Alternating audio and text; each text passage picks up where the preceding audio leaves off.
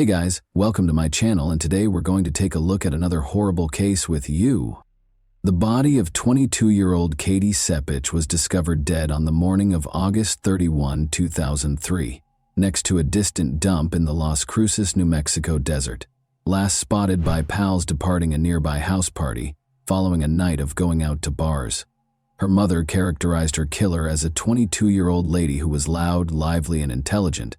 It would take almost 4 years to identify her. Carlsbad, New Mexico is where she was raised. Out of her 3 siblings, she was the eldest. After graduating from New Mexico State University with a business degree, Katie planned to enroll in graduate school to earn an MBA in the fall. She was employed at a nearby Mexican restaurant as a waitress. Katie was an extremely gregarious individual. She met Joe Bischoff while she was a student at the institution. They soon developed a more romantic relationship from their friendly one. Katie expressed her happiness with Joe to her mother, Diane. When Joe offered Katie a diamond ring a few months later, Katie understood that her dream of building a future with him could actually come true. There were issues in their relationship after Katie and Joe graduated from college in the summer of 2003. Joe went back to live with his parents in Gallup, New Mexico, a little town roughly 350 miles from Las Cruces, while Katie chose to continue her education at the university. Joe's departure caused Katie a great deal of distress.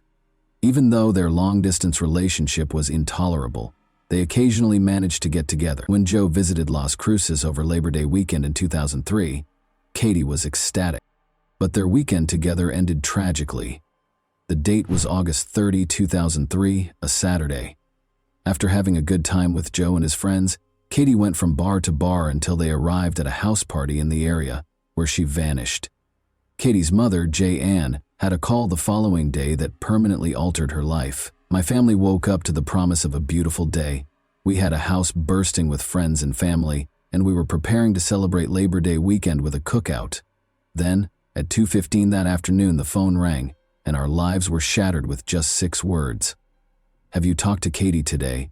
Ann later wrote about the morning she learned her daughter had vanished on August 31, 2003. "My daughter Katie was brilliant, lively, vocal, and amazing. Our firstborn Katie brought joy and sunshine into every space. Her roommate wanted to know where she was, so he called. Even the nearby hospitals and all of her friends had been contacted, but Katie was nowhere to be found." Ann was informed by Katie's roommate, Veronica, that Katie had left the party by herself that evening. In the house where the party was being held, Veronica and Joe dozed off. Katie was nowhere to be seen in the morning, despite their belief that she had gone home. Her relatives reported the disappearance to the police. A half-naked woman's body was found near to a desert landfill at the same time. The police officers who arrived at the scene came to the conclusion that the body had been laying there for little more than a day based on the exterior evidence, even though there were no documents close to it. Additionally, they recognized right away that the victim's death was not due to an accident. The victim looked to be between 20 and 25 years old. Since she was completely nude, the motivation behind this crime was clear. Her arms bore wounds from self-defense. She was scratching the assailant in an attempt to save her life. Under her fingernails were bits of the criminal's skin. Thus, the DNA sample of the individual who killed her was in the possession of the police. Her neck showed evidence of strangulation, which initially appeared to be the most likely cause of death. Since there were no indications of a struggle close to the body, the detectives were able to determine that the young woman passed away elsewhere. In the hopes that it would take a long time for someone to find her, the criminal apparently transferred her remains to the isolated desert landfill. The victim's back and arms had burn marks, which was another startling discovery. It suggested that the offender set the victim on fire in an attempt to get rid of the body or destroy any evidence. The police made a rapid connection between the body of a young lady they discovered and Katie's disappearance. Diane, Katie's mother, said of the body when her father visited the morgue to identify it, "A few agonizing hours later, our worst fears were realized. There are no words to describe the agony, no way to express the pain. We fell into a deep black hole with no way out. There was no tomorrow, all joy was gone." In order to identify his cherished daughter, Katie's father had to visit the mortuary. He later told me that he knelt down and prayed to God to take him, as well as they peeled back the sheet, and he saw her lovely face twisted in agony and bruised. The people who lived in the formerly tranquil town of Las Cruces were afraid. Katie's experience was horrifying. Since there was no assurance that the offender would not conduct another crime, the police made every effort to apprehend them as quickly as possible. When the police started looking into Katie's case, their initial goal was to learn as much as they could about her final hours, including where she was, who she was with, what she was doing, whether she had any enemies, and whether she had argued with anyone. The house where Katie lived was roughly a mile away from the location of the party. The investigators first spoke with her roommate Veronica and her boyfriend Joe in order to determine whether or not she had arrived at her house. The fact that these two remained at the party while Katie went home by herself in the middle of the night appeared odd. Joe didn't seem interested in helping the cops. He said that Katie had departed, leaving behind her keys, phone, and purse. The investigators began examining Katie's path. In an attempt to gather hints, they interrogated the locals as they went from door to door. Unfortunately, though, it was ineffective. Nobody heard or saw anything. Based on one discovery, it was assumed that Katie arrived at her residence but never entered. She departed without her keys, in case you forgot. After looking throughout the property, the investigator discovered Katie's shoes outside her bedroom window. Someone apparently attacked her as she attempted to enter the residence through the window. This was further supported by footprints found in the gravel around the home. Although Katie battled for her life, the assailant ultimately proved to be more formidable. The investigators hypothesized that the offender transported Katie to the desert landfill and attempted to burn her after killing her. They began to wonder, was it someone she knew and trusted, or was it a complete stranger? There were maybe 40 people at the gathering. Perhaps Katie was attacked by someone who followed her home. Is this someone who might be her boyfriend? These were the questions the investigators sought to answer. After interviewing all of the guests, they learned one important element that Joe had forgotten to include. Katie reportedly witnessed Joe kissing another girl, according to many witnesses. They later witnessed them fighting. That's why Katie went home by herself and left her handbag behind.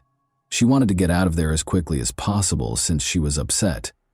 On the other hand, Joe made no mention of it during his initial police interview. Additionally, he kept it a secret from Katie's parents, who were curious as to why Katie had left that party unaccompanied. Joe was questioned once more by the investigators. Joe acknowledged that it was true when they told him that they knew he and Katie had argued because Katie had witnessed him kissing another female. He claims that he drove after Katie when she went home. Joe allegedly pulled up to her house, but he didn't enter. He thought she was already asleep when he noticed the light in her bedroom was off, so he went back to the party. As a result, Joe was not there at the party when Katie was attacked. When Joe returned, none of the people the detective spoke to could say for sure.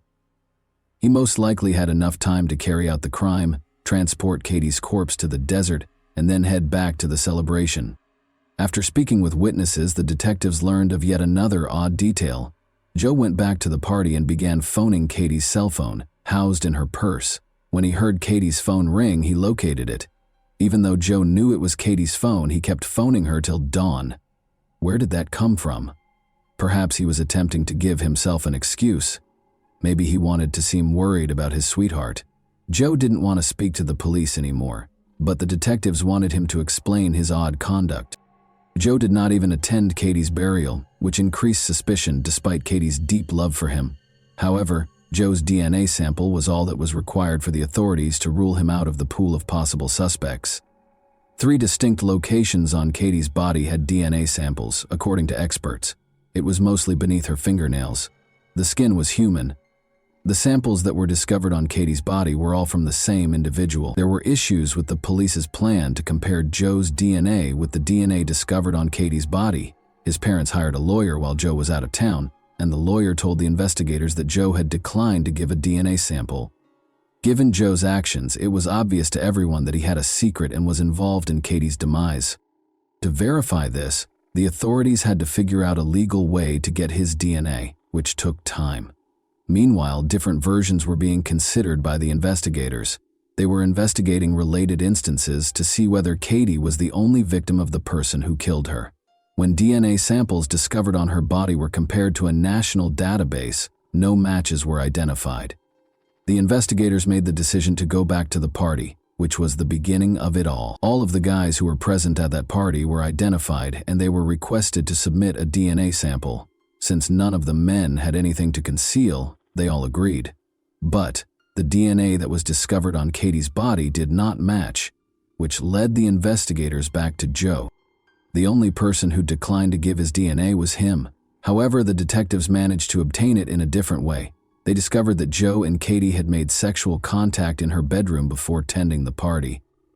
The police were correct when they went to the residence and removed the sheet from Katie's bed in the hopes of finding Joe's DNA there.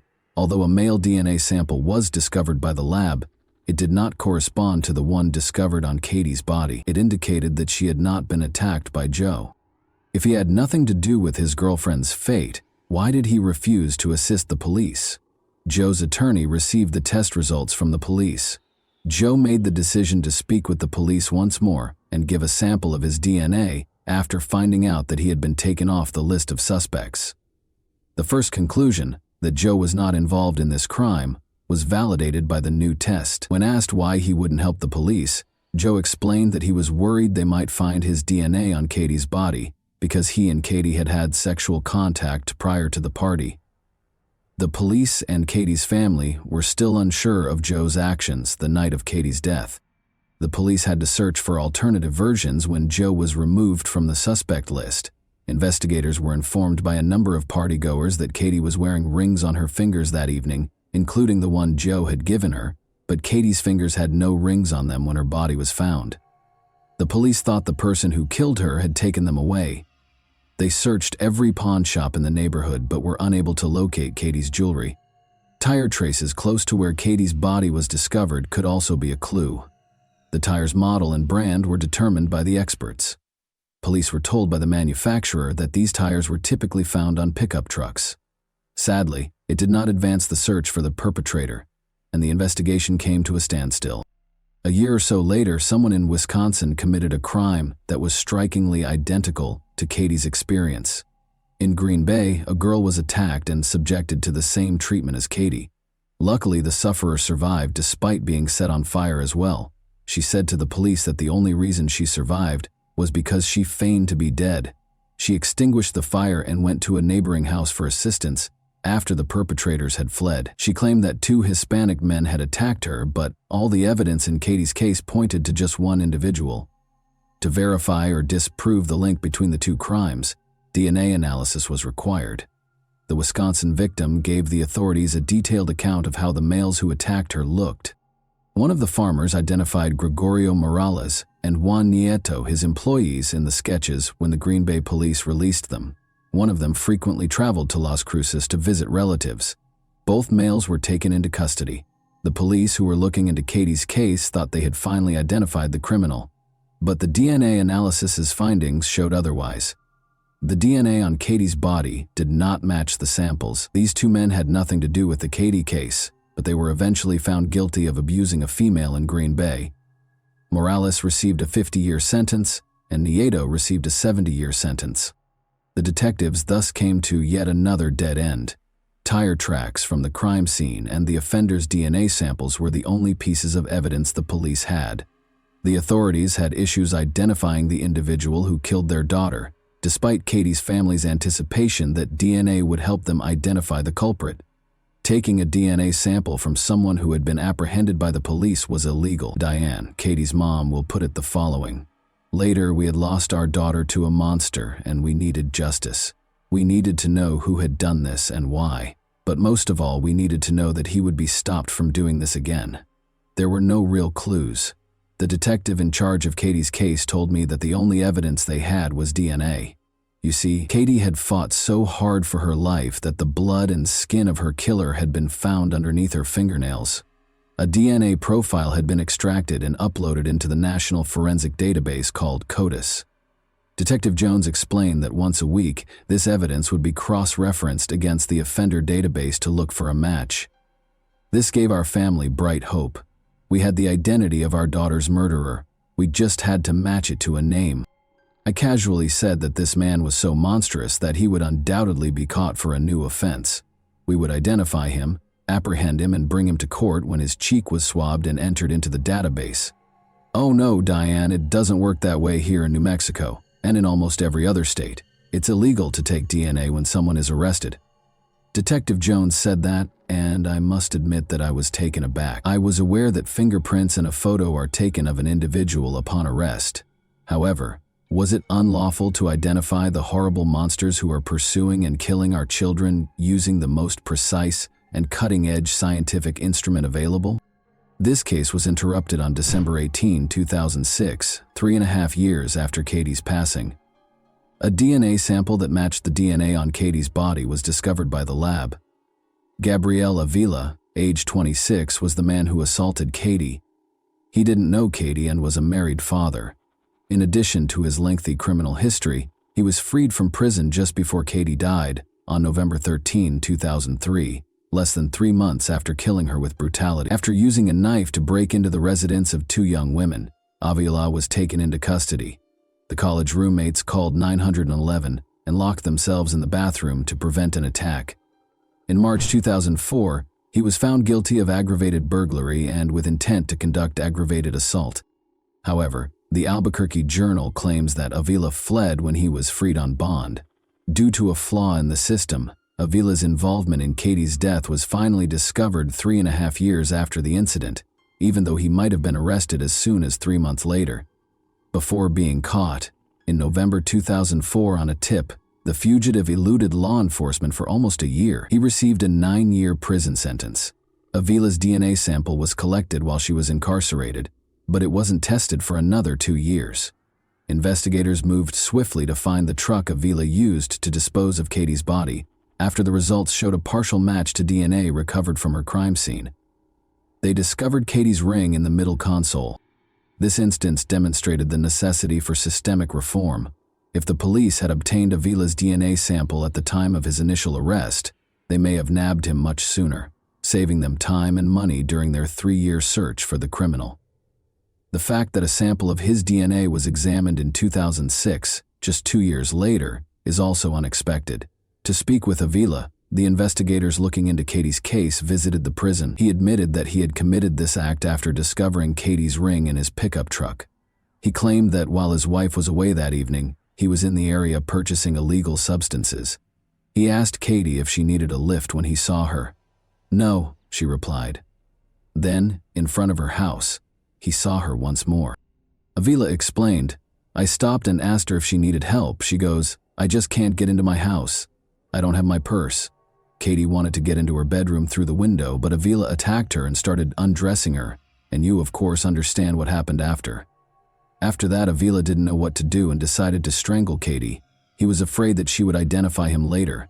She put up a little bit of a fight, and for some reason, I decided I was going to strangle her. Had my hands around her, I locked and I couldn't let go," Avila said. Katie's body was then placed on the ground in a desert waste after he loaded her into his pickup vehicle. He was mistaken to believe that burning her body would eliminate all the evidence.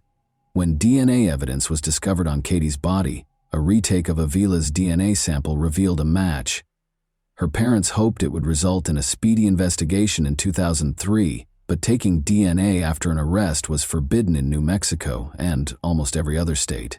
Only those convicted and imprisoned had their DNA added to the system.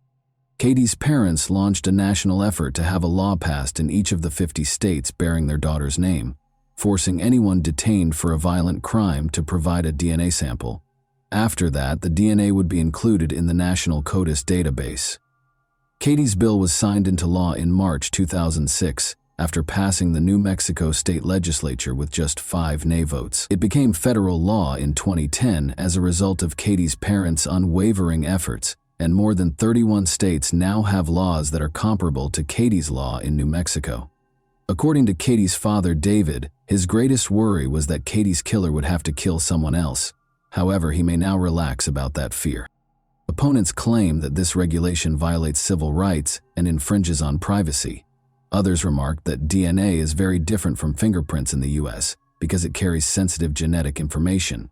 In the case of versus Poole, a federal district court affirmed that there is no constitutional infringement of the federal statute permitting the gathering of DNA samples prior to conviction for inclusion in the National DNA Database. The court explicitly said in its decision that the collecting does not constitute a Fourth Amendment infringement. In 2007, Gabriel Avila's trial got underway. Avila expressed regret to Katie's relatives. His attorney claimed Avila was sorry and asked the judge to be forgiving. Susana Martinez, the district attorney, contended that Avila did not confess until officers approached him with DNA evidence, more than 3 years after the murder. David, Katie's father, pleaded with the judge to impose a severe penalty during the sentencing hearing. He said, "We do not get another chance to see her in this life, and it is only right that the person who did this to her not get a chance to experience freedom again in his life." Gabriel Avila was convicted in May 2007 and given a 69-year jail term. He will serve 30 years of his sentence before being eligible for release in about 2043. Jan stated that although she is prepared to move on, there is no such thing as closure. "We've been healing. We've been going forward with our lives. We have 2 other incredible children we love so much," Jan added. In honor of their daughter, Jan also promised that she and her husband would keep pushing for the passage of Katie's Law in each of the 50 states. And that wraps up today's chilling story. If you enjoyed this video, don't forget to like and subscribe so you never miss a new upload. Also, let me know in the comments what part of this story shocked you the most. Thank you for watching, and I'll see you in the next video.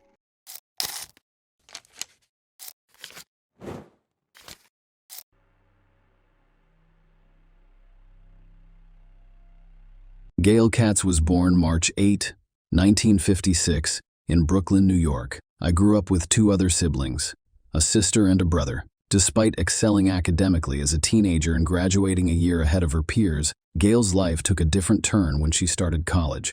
Instead of focusing on her academic success, she became involved in a partying lifestyle, which led to her decision to drop out. This decision deeply disappointed her conservative parents, who held traditional beliefs about life. They believed Gail's only chance for a successful future was to marry a wealthy man. Gail's mother, who worked in the hospital emergency department, strongly encouraged her to pursue a doctor as a life partner, but Gail refused, preferring socializing and dating over a committed relationship. Gail eventually lost control of her life, dealing with depression and attempting suicide several times. Despite her family's initial surprise, Gail introduced them to a man named Robert Birnbaum, who they had met through mutual friends. Dr. Birnbaum, a young and promising individual, seemed to be the perfect match for Gail and her family. Coming from a successful cardiologist father, he pursued a career in medicine and completed his plastic surgery residency at Brooklyn Maimonides Medical Center. Aside from his impressive educational background, Robert had charm, linguistic skills, and a passion for skiing. But his greatest passion was aviation. He had a pilot's license and frequently planned romantic airborne dates for Gail. She enjoyed these adventures, and he appreciated her genuine interest in his hobbies. As a result, their bond grew rapidly, ultimately leading to their marriage. However, like many love stories, theirs did not end happily ever after. On July 7, 1985, a Sunday, Robert Birnbaum arrived alone at his sister's home in Montclair, New Jersey, USA, around 6:30 p.m. It was his nephew's birthday, and his sister had organized a celebration for him. Robert and his wife, Gail Katz, were invited to the event. However, Robert informed his sister and father that Gail would not be accompanying him due to a disagreement they had earlier that day.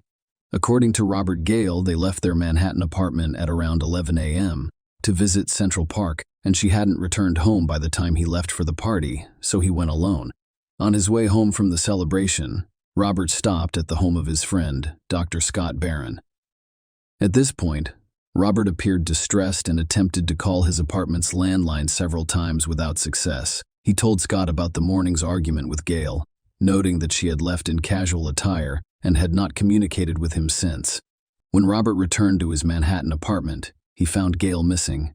He contacted her former psychology teacher, Dr. Yvette Face, to talk about the argument. Robert informed Yvette that Gail had left earlier that day to sunbathe at Central Park. Yvette advised him to contact the police and inquire with the apartment complex's doorman about Gail's whereabouts, which Robert agreed to do. The following evening, July 8, at 9 p.m., Robert contacted Detective Virgilio Dalsauce for the first time. He informed the detective that Gail had left the apartment at 11 a.m. He had last spoken with her the day before and had not heard from her since. Robert explained that he waited for Gail at their apartment until 5:30 p.m., but she did not return, so he left for his nephew's party at his sister's house. Robert was the last known person to see Gail. The detective urged him to provide as many details as possible to help find her. Robert mentioned to the detective that Gail had previously attempted suicide. He also expressed concern to friends that Gail may have harmed herself, citing information from her therapist, Dr. Sybil Baran, who allegedly informed him of Gail's suicidal tendencies.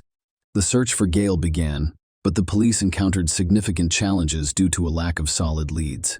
Despite their efforts to obtain additional information from Robert, he did not respond to their repeated messages until July 10 days after she was reported missing. During his conversation with Detective O'Malley, Robert inquired about the status of the investigation and agreed to meet 3 days later to go over the details of the last time he saw Gail. As time passed, police became increasingly concerned that Robert was withholding critical information. Several incidents concerned them, including an encounter on July 14 when some of Gail's friends, including Marian S.R., were actively looking for her and distributing missing person posters. During this conversation, Robert mentioned to Marianne that he thought Gail was on a week-long shopping spree at Bloomingdale's, which raised red flags for investigators. On another occasion, he made an odd remark to Gail's mother about the cats becoming ill and the need to clean the rug. They found it peculiar. The details he recounted about the events of July 7 differed depending on whom he spoke with. Interestingly, he did not notify the police about the argument he had with Gail on Sunday morning before her departure at 11 a.m., despite telling his family and some friends. Instead, he told the police that the argument occurred the night before she went missing, citing financial issues as the reason. He claimed that they reconciled afterward. He even mentioned a romantic dinner he prepared for Gail when they returned to their apartment on July 6, stating that she went to Central Park the next morning at 11 a.m. Despite repeated questioning by police to ensure he disclosed all events of July 7, he maintained that he remained in the apartment until leaving for the party at 5:30 p.m. This contradicted what he told Gail's friends, who claimed he searched for her in Central Park between 11 a.m. and 5:30 p.m., even after claiming to have found her towel and suntan oil. Despite the importance of this information in Gail's disappearance, he did not inform the police. Robert informed the detective that he had spoken with the doorman at their apartment complex, who remembered seeing Gail leave around 11 a.m. However, I will not be returning. However, when confronted by the police, the doorman claimed he had not seen Robert or Gail that day. Furthermore, when Detective Dalzis requested a search of Gail's apartment in July following her initial disappearance report, Robert only responded on September 12 and allowed entry on September 30. However, due to limitations, the police were not permitted to search for blood or hair samples. As suspicions grew about Robert's possible involvement in Gail's disappearance, police investigated their marriage and discovered a far from perfect relationship, described as toxic by acquaintances. The relationship was not always turbulent. They met in the early 1980s while Gail was a college student and Robert was a surgical resident in Manhattan. Robert initially went to great lengths to impress Gail, demonstrating his skills as a pilot and his fluency in multiple languages, which appeared romantic. The relationship was initially described as magical. However, things changed, and they began arguing more frequently in the months preceding Gail's disappearance. Gail's sister, Elaine Katz, told the police that she witnessed Robert forcefully feeding Gail food at a restaurant, which deeply disturbed her. This was only one of several concerning incidents discovered by the police. Both friends and family described Robert as controlling, and Gail confided in a neighbor that she was uncomfortable at home. Gail had previously filed a police report alleging that Robert choked her unconscious after catching her smoking on the balcony. Although Gail stayed with Robert after he agreed to see a psychiatrist, the psychiatrist later sent her a letter warning her that Robert could be a serious threat to her life. Gail had begun a new relationship and decided to leave shortly before her disappearance was reported. Robert told a friend that she planned to inform him of her decision to leave and file for divorce on July 7.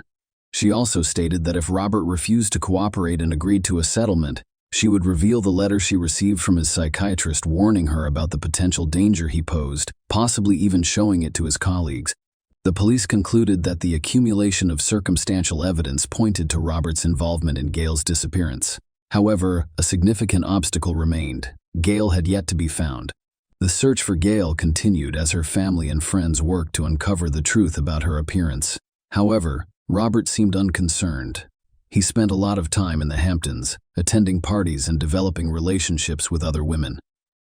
In September 1985, a woman named Dr. Roberta Karnofsky moved in with him at their marital home, and they were together for about a year. Despite ongoing efforts, no trace of Gail could be found, and no arrests were made. Although no arrests had been made, Chief Investigator Detective Andy Rosenzweig was still conducting an active and ongoing investigation into Gail's disappearance. Detective Rosenzweig revisited the evidence, aware of Robert's love of flying and his license as a pilot, and focused on checking flight logs at the New Jersey airport. It was known that Robert frequently rented planes. An investigation into the records revealed that on July 7, 1985, at 4:30 p.m., he rented a Cessna 172 plane from Caldwell Airport in Fairfield, New Jersey, and returned it after 1 hour and 56 minutes.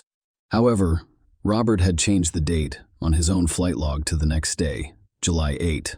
Detective Rosenzweig's discovery sparked concerns. Why did Robert try to conceal the flight? Detective Rosenzweig suspected Robert of killing Gail and disposing of her body in the Atlantic Ocean. Robert's flight record showed that he had enough time to fly 165 miles across a portion of the ocean. However, without Gail's body, the district attorney's office believed there was insufficient evidence to secure a conviction. For years, after Gail went missing in May 1989, a torso washed up on Staten Island. At the time, DNA testing was not available. Instead, an X-ray technician compared an old chest X-ray to the torso and determined it belonged to Gail. The torso was released to Gail's family, who held a funeral service for her. Despite this identification, no charges were filed, and Robert moved to Las Vegas, where he established a successful plastic surgery practice, continued to date, and became well known in the community. He married Janet Sally in 1996, and the couple later moved to North Dakota, where they have a daughter. Despite Robert's apparent departure, Detective Rosenzweig was haunted by the unsolved case of Gail's disappearance and decided to reopen it a decade later when forensic DNA analysis was available. With Gail's family's permission, the torso was exhumed for testing, which eventually revealed that it did not belong to Gail. Despite the absence of Gail's body, the police and DAs believed they had enough evidence to arrest and charge Robert with second-degree murder. Robert pleaded not guilty to the charges. The case against Robert was based solely on circumstantial evidence. No eyewitnesses, forensic evidence, confessions, or bodies were present. Nonetheless, the prosecution claimed that, despite the circumstantial nature of the evidence, it clearly pointed to one conclusion. They contended that Roberts murdered Gail in their apartment after learning of her intention to leave him.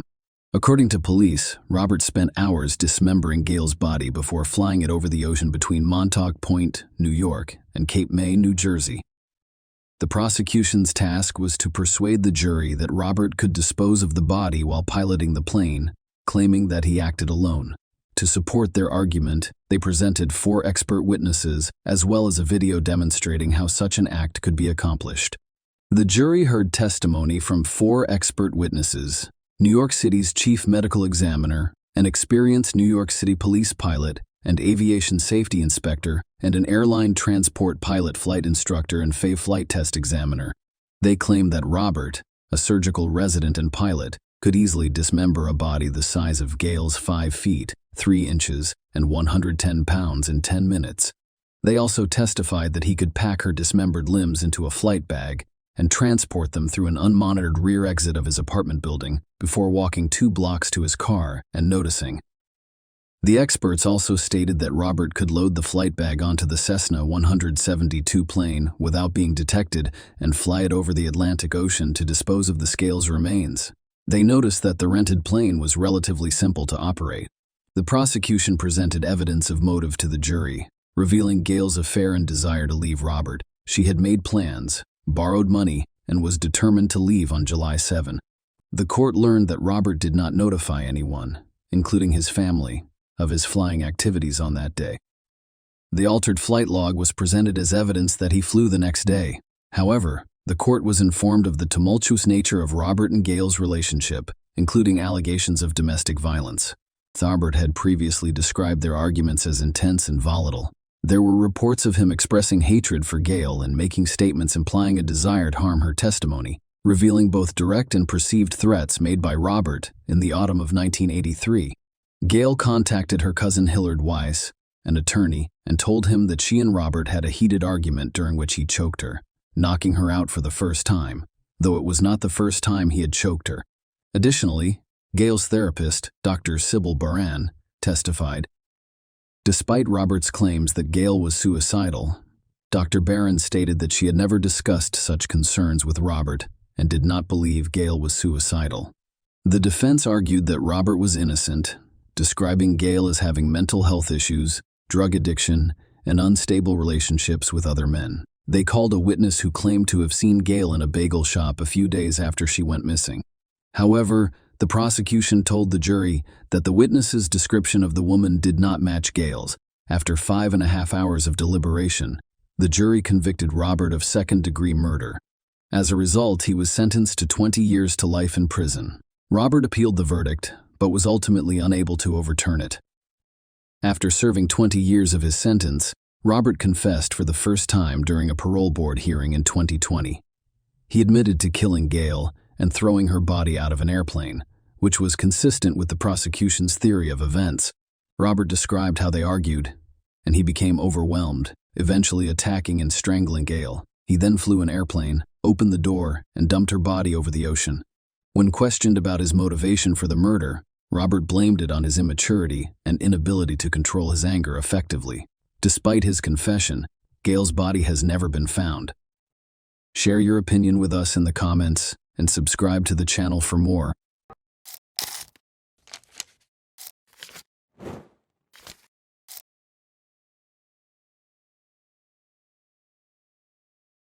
On a Saturday evening in December 2019, a horrific event took place in the peaceful town of Arklow, Ireland, leaving the community stunned. Nadine Lott, a young beautician and mother, was the target of a brutal attack that changed everything.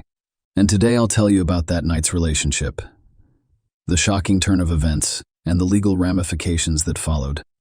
Claire and David Lott gave birth to Nadine Lott on October 6, 1989, in Arklow, Ireland. She was the oldest of 3 children. On December 14, 2019, she always tried to help her parents and care for her family. On Saturday, around 4:25 a.m., Amelia Kalinovich called the police to report an urgent situation involving her neighbor Nadine Lott, who had been stabbed. The police arrived at the apartment of Nadine Lott, a 30-year-old beauty therapist in Arklow, Wicklow, Ireland, and discovered her unconscious on the kitchen floor with severe injuries. Dean's mother, Claire Lott, was attempting to help her daughter. The police immediately called for an ambulance, describing the Dean's condition as if she had been beaten to a pulp. Amelia Kulinovic told the police that she rushed to Nadine's apartment after hearing screams. Upon entering, she noticed Dean's ex-partner, Daniel Murtaugh, hunching over her and delivering violent blows while growling. Amelia described Murtaugh as being consumed by rage and resembling a wild animal. She immediately alerted the police and contacted Nadine's sister, Phoebe Lott, who arrived at the scene with her mother Claire in minutes. When the police arrived at Dean's apartment at night, Daniel was not there. Investigations revealed that Daniel and Nadine first met in 2012 while working in Darwin, Australia. Nadine enjoyed her job as a beauty therapist in a salon, but she returned to Ireland after a year there. Daniel moved home a few months after Nadine. Initially, the couple intended to keep their relationship going, even considering moving in together. However, the relationship eventually faltered. Nadine and their daughter Kaya then moved to an apartment in Arklow, while Daniel moved to Dublin to live with his parents. On the night of December 13th, police discovered that Daniel had gone to Arklow and spent the night in Nadine's apartment while out celebrating her aunt's birthday. What happened when Nadine came home? When paramedics arrived the next morning, Nadine was quickly transported to the hospital. A few hours later, Daniel was arrested. At 7:30 a.m., Daniel collided with a tree while driving his Volvo, causing the vehicle to end up in a ditch. Laura was crossing Bookie's Bridge when she noticed the car in the ditch, and Daniel standing by the side of the road. A concerned passerby stopped to offer help.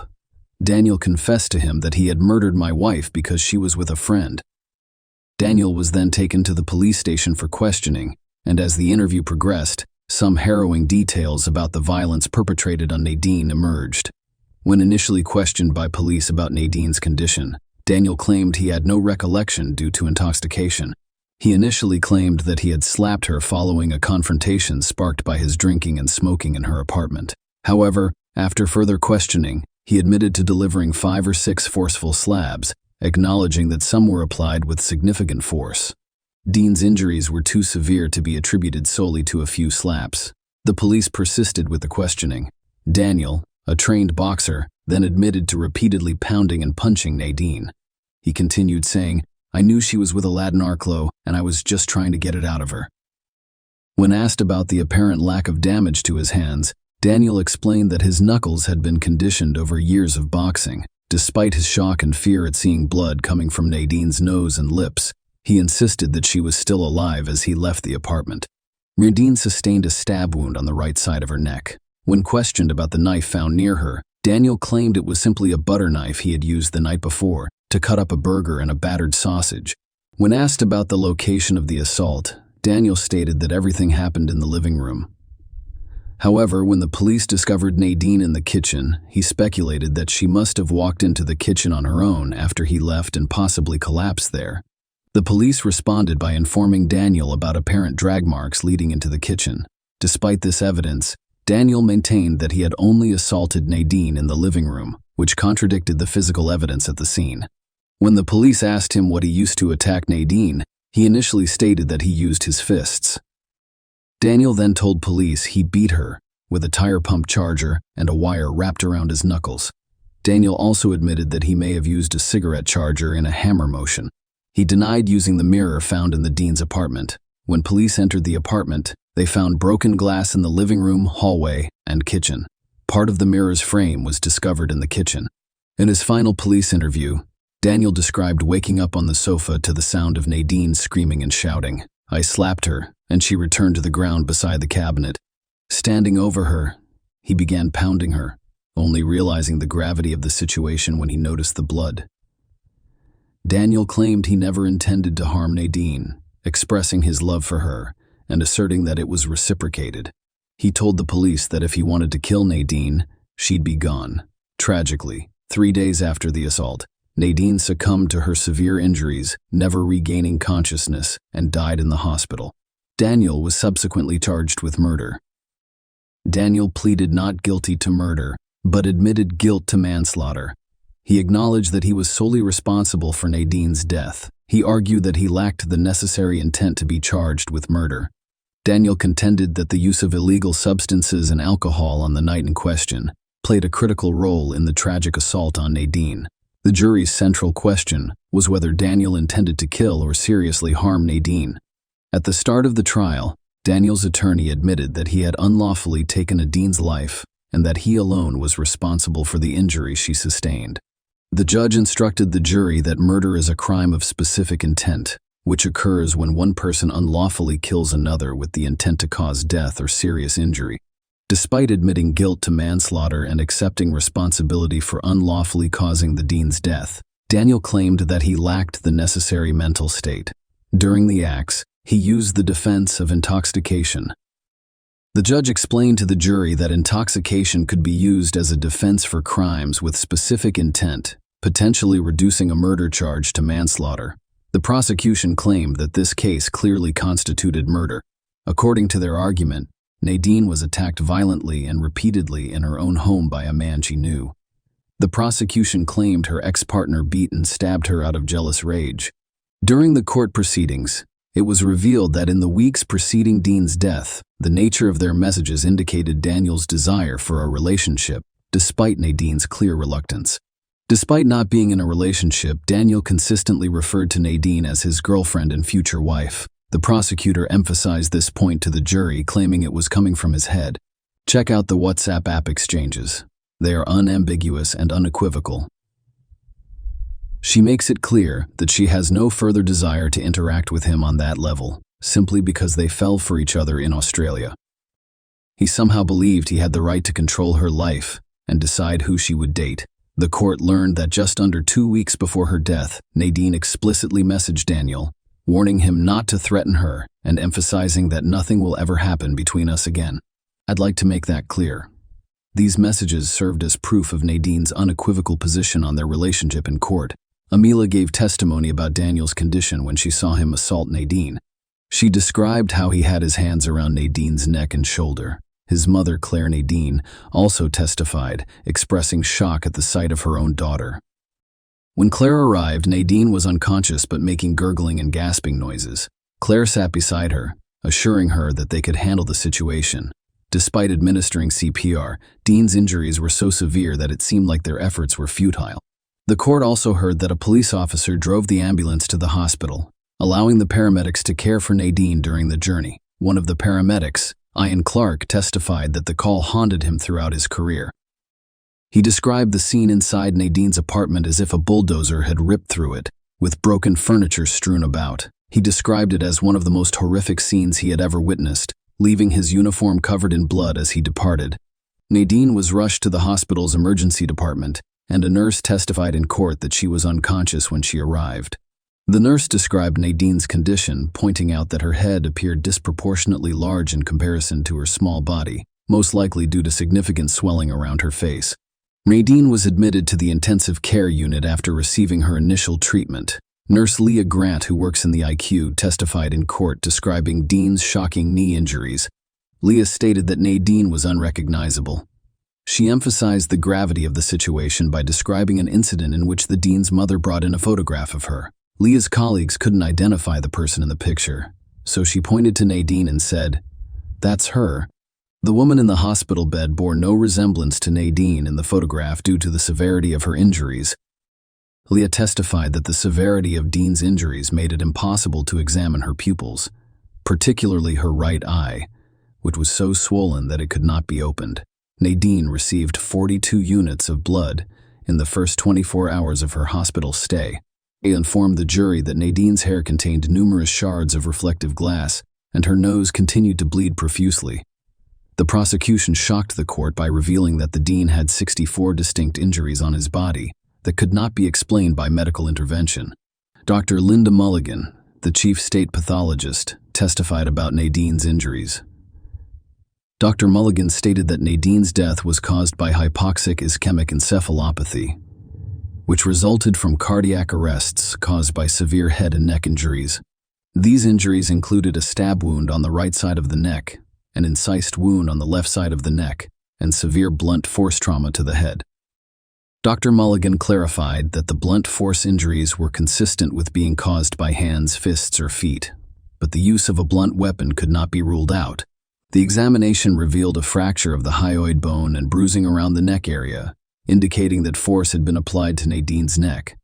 Nadine's injuries also included an incised wound on the left side of her neck that ran from the left earlobe to the left side of her neck, Dean also had a stab wound on the right side of his knee. The 5-centimeter depth of the stab wound indicated that a knife was used on a knife-shaped object. The court was informed of Nadine's additional injuries, which included nasal bone fractures, lower jaw fractures, and blood oozing from both nostrils. Blunt force trauma caused bruising around the right eye and side of the head, severe swelling, lacerations around the left eye, and polarization of the left-sided facial muscles. Nadine's brain showed diffuse swelling, limited expansion, nerve cell damage, and brainstem discoloration. Dr. Mulligan summarized her findings and concluded that the injuries were the result of a sustained assault with both blunt and sharp force trauma. Dr. Stephen Clifford, a forensic scientist, testified that the amount of blood splatter found in the kitchen indicated a sustained assault. Nadine was on the floor there. The prosecution claimed that Nadine was attacked both in the living room and in the kitchen. The defense claimed that the violent incident that resulted in the bloodbath would not have occurred if Daniel had not been under the influence of alcohol and illegal drugs in court. Daniel claimed that he and Nadine had reconciled several times since their return from Australia and were together when she died. Daniel stated that they had been in a relationship for several weeks and planned to tell their families about it during Christmas. Daniel admitted to using substances in the hours before the incident. He claimed that his brutal and violent attack on Nadine was motivated by his substance abuse. In the closing arguments, the prosecutor urged the jury to find Daniel guilty of murder, emphasizing the apparent clear intent demonstrated by his actions. On the other hand, the defense urged the jury to focus on the intent aspect, presenting it as the case's central battleground. They asked the jury to consider the degree of intoxication on the night of the incident as a mitigating factor. On August 5, 2021, a jury at the Central Criminal Court unanimously convicted Murtaugh of murdering Lot, rejecting his defense after nearly 6 hours of deliberation over 2 days. He was then sentenced to life imprisonment on October 4, 2021, as required by law. Claire Light delivered a victim impact statement during the sentencing, describing how the Latz family has been haunted by Nadine's terror, fear, and panic during the prolonged and evil attack that fateful night.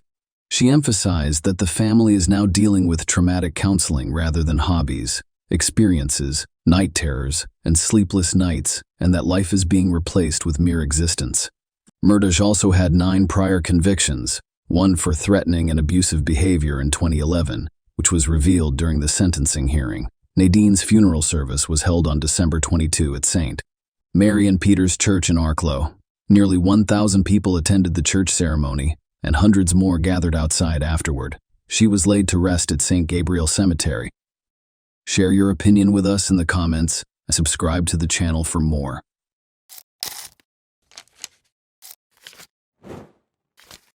Hey guys, welcome to my channel, and today we're going to take a look at another horrible case with you. We'll explore what happened in 2004 in Scott County, Kentucky, USA in this video. Chris Lyons went in search of his younger sister Ashley, who was 18 years old, after she stopped returning his calls. Less than 1,000 people call Stamping Ground where the Lyons family resided home. Although it looked like a nice spot to raise a family, the events of January 7, 2004 permanently altered the Lyons family's course in life. On July 21, 1985, Ashley Renee Lyons was born. She was a Scott County native and the youngest of her parents' 3 children. She graduated from Scott County High School in 2003, where she was very involved in the FFA program, and she was a member of Cedar Grove Baptist Church. Future Farmers of America is represented by the letters FFA. Through agricultural education, FFA is a vibrant youth organization that transforms lives and equips members for success in the workplace, personal development, and premier leadership. Chris, Ashley's brother, was just a year older. They owned a modest auto repair business. They grew up fixing everything with an engine, even cars. Ashley enjoyed fast cars in particular. Ashley's best buddy, Bobby Gibson, however, was aware that Ashley had other interests outside cars. Roger Macbeth was the object of her affection. Although they remained close friends, the infatuated youngsters broke up soon after the prom. Ashley continued to believe that Roger was the greatest despite their breakup. When she graduated from high school, she was ecstatic because she thought a better life was ahead of her. Nevertheless, young people's lives don't always go as planned. Ashley discovered that Roger was the father of her unborn child. She told her relatives about it. Her entire family was behind her, anticipating the birth of the child. But January 7, 2004 was a life-altering day for many. Although the day began flawlessly, it ended terribly. Ashley learned she was expecting a son at her doctor's checkup. Sharing this news with her mother, Carol, made her joyful. She even decided on a name and intended to give her son the name Landon. Ashley was eager to tell everyone about this wonderful news. She showered and did her hair and makeup after giving her mother the ultrasound image. Ashley announced her trip to Lexington to her mother, Carol, and brother Chris. Based on the map, Lexington is roughly 20 miles away from Stamping Ground, and it would have taken Ashley 35 to 40 minutes to get there. She mentioned that she was going to a restaurant there to meet Roger and his folks. Ashley was going to present the ultrasound image to them. That night was chilly, and snow was predicted for later. Carol, Ashley's mother, offered to use her car, but Ashley declined, stating that she would return before the snow started and that she wouldn't be gone for long. Sadly, that night altered the Lyons family's life forever. Carol recalled that day and stated that her daughter's final words to her were, "I love you, Mom. I'll be back soon." They heard their home phone ring after supper. When Chris responded, he heard Roger's voice inquiring as to Ashley's whereabouts. "She's already gone," Chris said. Roger informed Ashley that he would not be able to meet. He claimed to have called her, but she didn't pick up. Chris thought Ashley had gone to the restaurant and left her phone in the car. No one was able to contact Ashley during the course of time. She didn't pick up when her mother called her multiple times. Ashley still wasn't home at 8 p.m., but she indicated she wouldn't be gone for long when she left. Carol informed Roger's mother over the phone at around 9 o'clock in the evening that Ashley had not come home from their rendezvous at the restaurant. Carol was taken aback by Roger's mother's response and became even more concerned. She claimed that because the meeting had to be rescheduled, they did not see Ashley that day. Carol was appalled to hear this. Where was her daughter if she wasn't at the restaurant? Carol sensed something was wrong. Ashley wasn't picking up her phone after all. As she sought to determine Ashley's whereabouts and whether she was okay, a lot of ideas were racing through her head. Chris and his father decided they couldn't wait about 10 o'clock, so they went in search of Ashley. They were aware of the restaurant where Ashley was to meet Roger and his parents. They didn't see Ashley's car when they got there. After several hours of searching, they were unable to locate Ashley. Chris knew Ashley enjoyed Scott County Park, so he made the decision to check it out eventually. She frequently went there with Roger when they were dating, and she fed the ducks there all the time. Scott County Park is roughly 10 miles away from Stamping Ground according to the map. Chris and his father were traveling through the park when they noticed an automobile that looked like Ashley's. The lights were on and the automobile was moving. As they approached, they saw that it was in fact Ashley's vehicle. It's difficult to imagine what was going through their minds at the time. The driver's side window was down as Chris rushed to the vehicle. Ashley had her head down as she sat in the car. She was not responding and had on a seatbelt. Chris began shaking Ashley as he opened the door. Chris thought she was simply sleeping, but then he noticed blood on his hand. He dialed 911 right away. Unfortunately, Ashley had passed away by the time Chris dialed 911, and medical professionals were unable to assist her.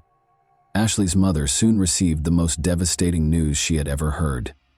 She was shocked that Ashley was no longer there. The investigators arrived at the crime scene while Ashley's family was in the throes of grief. Ashley's body was left in the car until the detectives looked over the scene for any evidence, because she had already passed away before the ambulance came, and it was clear that a crime had caused her death. The driver's side window was down, the radio and heater were on, and the engine was running when they initially arrived on the scene. Ashley's cause of death was promptly ascertained. On the ground beside the vehicle were 3 shell casings measuring 9 millimeters. Ashley suffered head and neck injuries from bullet wounds. Despite searching the area, the authorities were unable to locate the weapon used in the crime. It said a lot that Ashley was shot through her car's open side window. The window was down, which seemed suspicious because it was cold that night. She was sitting in a way that suggested she was not attempting to flee or defend herself. After combining all of this information, the investigators came to the conclusion that Ashley was acquainted with the shooter. Ashley slid down the side window when someone she knew came up to her car because it was cold and the heater was on. Beside the driver's door was the person who had shot her. The detectives instantly ruled out the notion that it was a robbery because her phone, wallet, and purse were all in the car. There were ultrasound images strewn all over the car, and it seems that Ashley was looking at them in her final moments. Ashley and her son Landon were killed by the offender while she was 5 months pregnant. Scott County had never seen anything like this before. As a result, the community called on the police to track down the person who killed 2 people so ruthlessly. Ashley's parents told the investigators that on the day of her death, she intended to meet with her child's father, Roger. When they spoke with Roger, he expressed his sadness over Ashley's and their unborn son's deaths. Roger said that he and Ashley experienced highs and lows. They were no longer a couple, though. Roger broke down in tears when he spoke to the investigators after Ashley said she was expecting. The man didn't know who could have harmed his ex-girlfriend and their unborn child in this way. He was hauled in to be questioned. Roger informed the investigators that he had to reschedule their planned meeting at a restaurant because he had other commitments when they inquired about the circumstances leading up to Ashley's murder. Ashley didn't pick up her phone when he tried to tell her not to come to Lexington. She didn't answer when he called her twice. As a result, Chris answered the phone when Roger called her home. Roger claims that he requested that Ashley call him back when she got home. What Chris had informed the detectives about his sister's plans for that night aligned with Roger's account. Carol did not think Roger could be connected to this incident, until she learned that he had been questioned by the police. According to Carol, Roger was a kind man. Their families got along well. Roger always assisted in clearing the table after supper at their residence. When he and Ashley were dating, he was frequently at their house and got along well with Chris. As a result, nobody thought Roger could have killed Ashley and Landon. Ashley's family attempted to determine who might have done it while the investigators looked for clues in a suspect. In her daughter's room, Carol discovered a diary. She documented her experiences in it. Carol read the diary and saw that one name appeared repeatedly: Dina Williams. Ashley and Dina were of the same age. They rode the school bus and went to school together. Because Dina was raised in a low-income household and wore the same outfits all the time, Ashley felt terrible for her. In talks with her friends, Dina confirmed the claims that her parents mistreated her and even physically assaulted her. Dina and Ashley were initially friends, but it soon became clear that Dina was envious of Ashley and desired everything Ashley owned, especially Roger. Ashley reported having multiple arguments with Dina in her diary. Carol discovered something new from this diary. She was unaware that Ashley and Dana were having issues together. Carol began to accuse Dana Williams of being involved in Ashley's death as a result. Dana dated Roger right away after Ashley and Roger split up, and maybe she was concerned because Ashley became pregnant with Roger's child. She didn't want to tell anyone else about Roger after all. Dana desired to have him exclusively. Perhaps this would have forced Dina to take an irreversible action. Ashley's diary was given to the investigators by Carol so that all of the entries could be examined. Carol was certain that the diary's pages held the secret to solving this case. Ashley's description of her friendship with Dina piqued the curiosity of the investigators when they looked through her journal. Dina Williams was subsequently brought to the police station. She denied having anything to do with Ashley's ordeal. Dina had an alibi because she worked at a bank and said that on the night of the crime they attended an office party. Dina made no effort to conceal from the investigators her animosity toward Ashley. The fact that Ashley was pregnant really annoyed her. Nevertheless, the detectives let Dina to leave after the talk because it was insufficient to file charges against her, because she had no feelings over Ashley's death. In the meantime, the ballistic examination findings were received. Ashley's wounds, the posture in which she was discovered, and the location of the casings were all examined by the experts. They were able to estimate the shooter's height based on the angle at which the bullets entered Ashley's body. They estimated the offender's height to be around 5 feet and 10 inches. Dina Williams was probably not the one who shot Ashley because she was only about 5 feet and 5 inches tall. Nevertheless, Thomas Williams, Dana's twin brother, was as tall as the accused offender. Rumor has it that Thomas had questioned multiple people about how to induce a miscarriage a few months prior to Ashley's passing. Additionally, it was reported that Thomas fulfilled all of his sister's requests.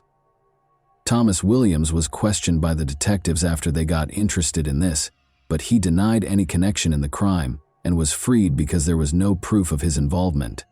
Residents wanted to do something to help Ashley's family while the police compiled all of their evidence to identify the offender. They used candles, teddy animals, and flowers to make an impromptu monument. 2 crosses were presented, one bearing Landon's name and the other Ashley's. Ashley's family was getting ready for the funeral while the investigators searched for fresh evidence.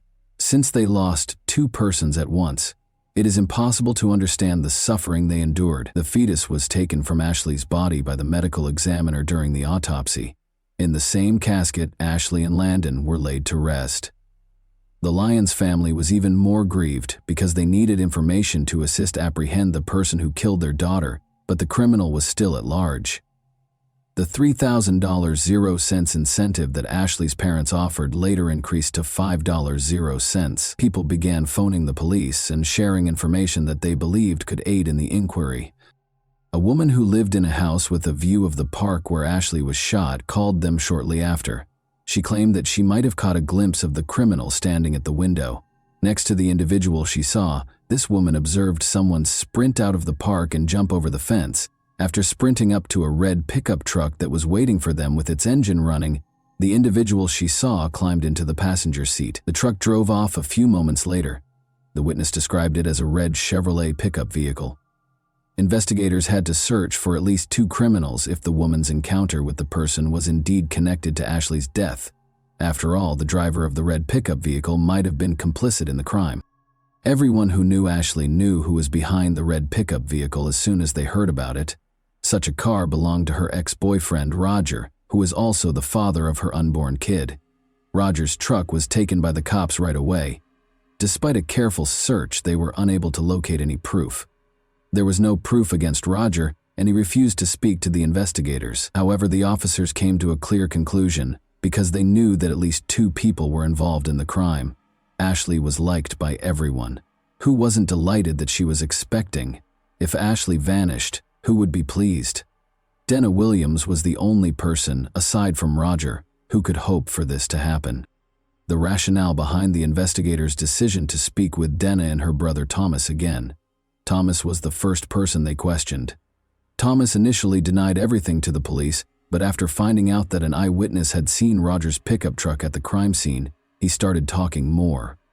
In response to the question of who shot Ashley Lyons, he said without hesitation that it was Roger McBeath. In the end, Thomas Williams agreed to cooperate with the inquiry in order to receive a less sentence. He admitted that he had handed the revolver to Roger, who then shot Ashley. Additionally, Thomas informed the detectives that Roger dropped the weapon into Elkhorn Creek after killing Ashley. Although the 6-hour dive search was successful, it took a long time for the police to locate the crime weapon. The police discovered a gun, which the ballistics analysis verified was the weapon used in the crime. Ashley didn't match the perpetrator's height. Therefore, the investigators understood that Dina wasn't the one who shot her. But when they asked her again, she admitted to being the getaway driver. Roger McBeath, Dana Williams, and her twin brother Thomas were taken into custody by the police on the night that Roger committed the crime. Ashley was pleased, but it soon became apparent that Roger did not want her to have the child. Her family encouraged her to have this child since she wanted to become a mother. Roger therefore devised a cunning scheme. To entice Ashley to Scott County Park, he asked her to join him and his parents at a restaurant. After being driven there by Dina Williams, he approached Ashley's vehicle brandishing a revolver. Ashley rushed into her purse to retrieve the ultrasound images after noticing the father of her unborn child. She was surprised that he shot her. Ashley and Roger's own son were killed when Roger pulled the trigger 3 times. Subsequently, he hurried out of the park, climbed into the pickup truck, and instructed Dina to press the throttle pedal. They came to a halt and threw the firearm into the river. The people of Stamping Ground were astonished to learn who was responsible for this tragedy. They were surprised that someone they knew could commit such a heinous act. The fact that other persons were participating in this was equally disturbing. A not guilty plea was entered by Roger McBeath. The authorities erred in their preparation for McBeath's trial, which eventually affected the outcome. However, I'll explain this to you at the conclusion of the video. Thomas Williams was given a 7-year prison sentence by the court for his role in this crime. Williams acknowledged in the plea deal that he took $1,000, 0 cents, from Roger McBeath, Jr. to harm Ashley Lyons in a way that would result in her miscarrying. Williams then consented to provide McBeath the gun used in the murder, but the act was never completed.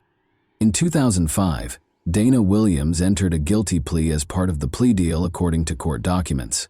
According to the prosecutor's requested sentence of 20 years in jail, Williams will be eligible for parole after completing 17 years, or 85% of her sentence. Prosecutors would call a number of witnesses during the trial who stated that Williams had desired Ashley Lyons dead, had conspired with McBeath to poison Ashley, and had offered $1,000, 0 cents to beat Ashley up in order to induce a miscarriage. Prosecutors claimed in the court filing that after their initial plans failed, Williams and McBeath turned to more extreme means. Williams claimed that public defender Rodney Barnes, her lawyer, informed her that a jury would likely have convicted her guilty. "I'm hurt and I'm scared because I pleaded guilty to something that I didn't do," she stated. Williams admitted that she drove McBeath around the Colony community when they first met and then came to pick him up, but she also admitted that she took him to the park the night of Ashley's murder so he could see the ultrasound images of the couple's unborn son.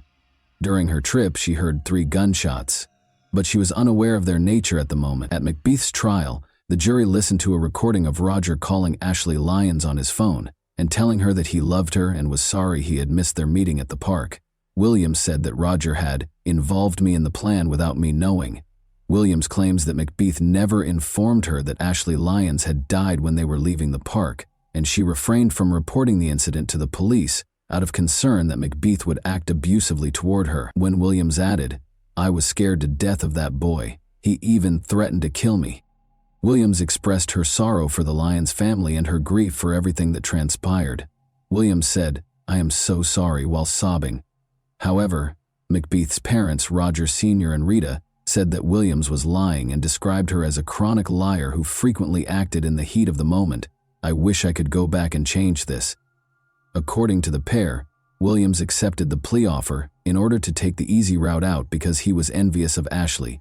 "She was obsessed with my son," Rita McBeath claimed. Roger McBeath Sr. claimed his son was shocked when they received the news of Ashley Lyons' death, but Williams remained unmoved. "She was the one who had the motive," he said. "It didn't bother her," in reference to Williams. "It didn't bother her a bit." Dina Williams was given a 20-year prison sentence by the court in August 2005. In 2021, she was granted parole. Williams claimed in the written motion that she was too young and susceptible to being influenced by her ex-boyfriend McBeath. Williams added that she was unaware of McBeath and Lyons' relationship. Williams added that she had already completed about 70% of her sentence for her involvement in the crime, and that she was not the primary perpetrator. In the court document, Williams stated that she had taken classes on anger management, resident legal aid training, landscaping, horticulture, and being a certified Braille transcriber, among other programs while inside. Roger entered a not guilty plea to the murder allegation after being taken into custody. Although the jury found him guilty, he was able to get his conviction reversed by the Kentucky Supreme Court, because the defense was not permitted to examine the jail informant, who had overreached himself by questioning McBeath about the shooting while he was in custody. Police ordered jail informant John Romano to refrain from questioning Roger McBeath about the alleged crime. The informant was given permission to speak with McBeath about common topics like movies and sports. Without using leading questions, the detectives anticipated McBeath would begin discussing the crime on his own. In 2009, the Kentucky Supreme Court reversed the verdict, ruling that prosecutors had utilized unlawfully obtained evidence. Roger was retried and entered a guilty plea to tampering with physical evidence and involvement in murder. After that, the court sentenced him to 42 years in prison with a 16-year parole eligibility period. Alongside his prior sentence, the court also sentenced him to 5 years in prison for involvement in evidence tampering. In December 2023, McBeath's parole hearing was held. "She was my high school sweetheart. She was the mother of my child. She was someone I loved," stated McBeath. After declining his parole eligibility, McBeath told the parole board he was not interested in parole. "I'm not here to convince y'all to grant me parole. I know I don't deserve it," McBeath said. "But I do want to use this time to say that I'm truly sorry for what I did. I want to tell Ashley's family that I'm truly sorry for what I did. And there's not a day that goes by that I don't think about it." He is still incarcerated as a result. The Angel Garden at Scott County Park, where Ashley Lyons passed away, now features ceramic angel statues in her honor. Following Ashley's passing, Carol and her husband Buford Lyons assisted in enacting a state and federal statute against fetal homicide. A pregnant woman who is abused is charged with 2 offenses under the bill, one against the lady and one against her unborn child. And that wraps up today's chilling story. If you enjoyed this video, don't forget to like and subscribe so you never miss a new upload. Also, let me know in the comments what part of this story shocked you the most. Thank you for watching, and I'll see you in the next video.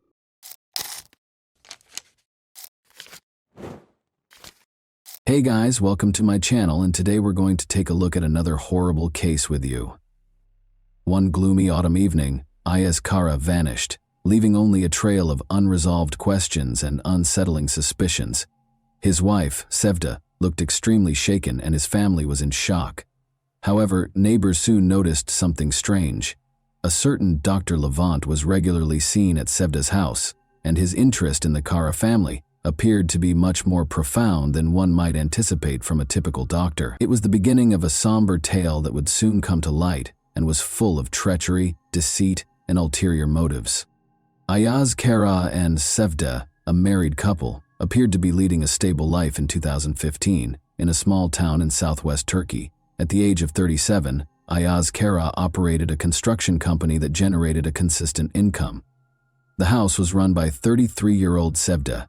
They had first met in college, where Sevda was pursuing a degree in literature and Ayaz Kara was studying engineering. With the exception of one major challenge, the inability to conceive, their lives were comparatively calm and devoid of major crises. This reality had turned into a very personal heartbreak. They made many attempts and sought advice from a variety of experts, but their dream of parenthood never came true. Their marriage was constantly strained as a result of this failure, leading to arguments and continuous disappointment. Despite the painful realization that their happiness was lacking children, Sevda and Ayaz Kara tried every medical treatment without success. They were both on the verge of emotional exhaustion as a result of the additional strain from their family members. They first learned about Dr. Levant during this trying period. Levant was known for being an accomplished doctor who focused on infertility problems. He was 42 years old and highly respected in the medical community for his knowledge and non-traditional methods of treatment. His approaches attracted patients who had given up on conventional treatments by fusing aspects of alternative therapies with conventional medical procedures. Despite its small size and location on the outskirts of town, his clinic was very popular with the locals. Sevda thought this might be their last chance when she heard about Levant from a friend. At first, Ayaz Kara wasn't convinced, but he decided to give it a try after seeing his wife's anguish. They turned to Dr. Levant for assistance. After carefully listening to their story and performing comprehensive examinations, the doctor presented a treatment plan that included both medication and lifestyle modification. After several months of treatment, Sevda finally found out she was expecting a child. For the couple, this news was nothing short of a miracle, and they were incredibly appreciative of Levant. But the doctor stayed active in Sevda's life, keeping an eye on her health and offering constant support. He was more than just a medical helper. He helped Sevda deal with the difficulties of her pregnancy by coming to their house on a regular basis. His visits became more frequent over time. Sevda and Levant's relationship gradually started to conflate the characteristics of a normal doctor-patient relationship. Ayaz Kara was devoted to his job and did everything in his power to provide his expanding family with a secure future. Levant, meanwhile, was there for Sevda when she most needed assistance. His visits became routine, and his presence in the house felt almost natural. Sevda had grown used to having him around, and what began as professional interactions gradually transformed into something more personal. Ayaz Kara first grew suspicious when he unexpectedly returned home one day and found Levant in their living room. The doctor explained that he had stopped by to check on Sevda's condition. Although the explanation made sense, a nagging feeling lingered in Ayaz Kara's mind. He soon began to notice that Levant's visits were becoming more frequent, and his wife's behavior grew more distant. Conversations between Ayaz Kara and Sevda became strained, and the initial joy of expecting their baby started to give way to an unsettling sense of anxiety. Sevda and Levant continued to meet.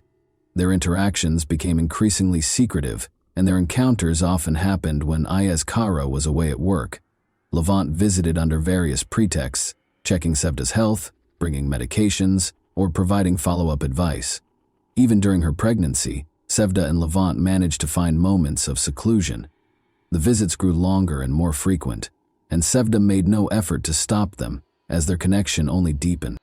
Meanwhile, Ayaz Kara could not shake the feeling that something was amiss.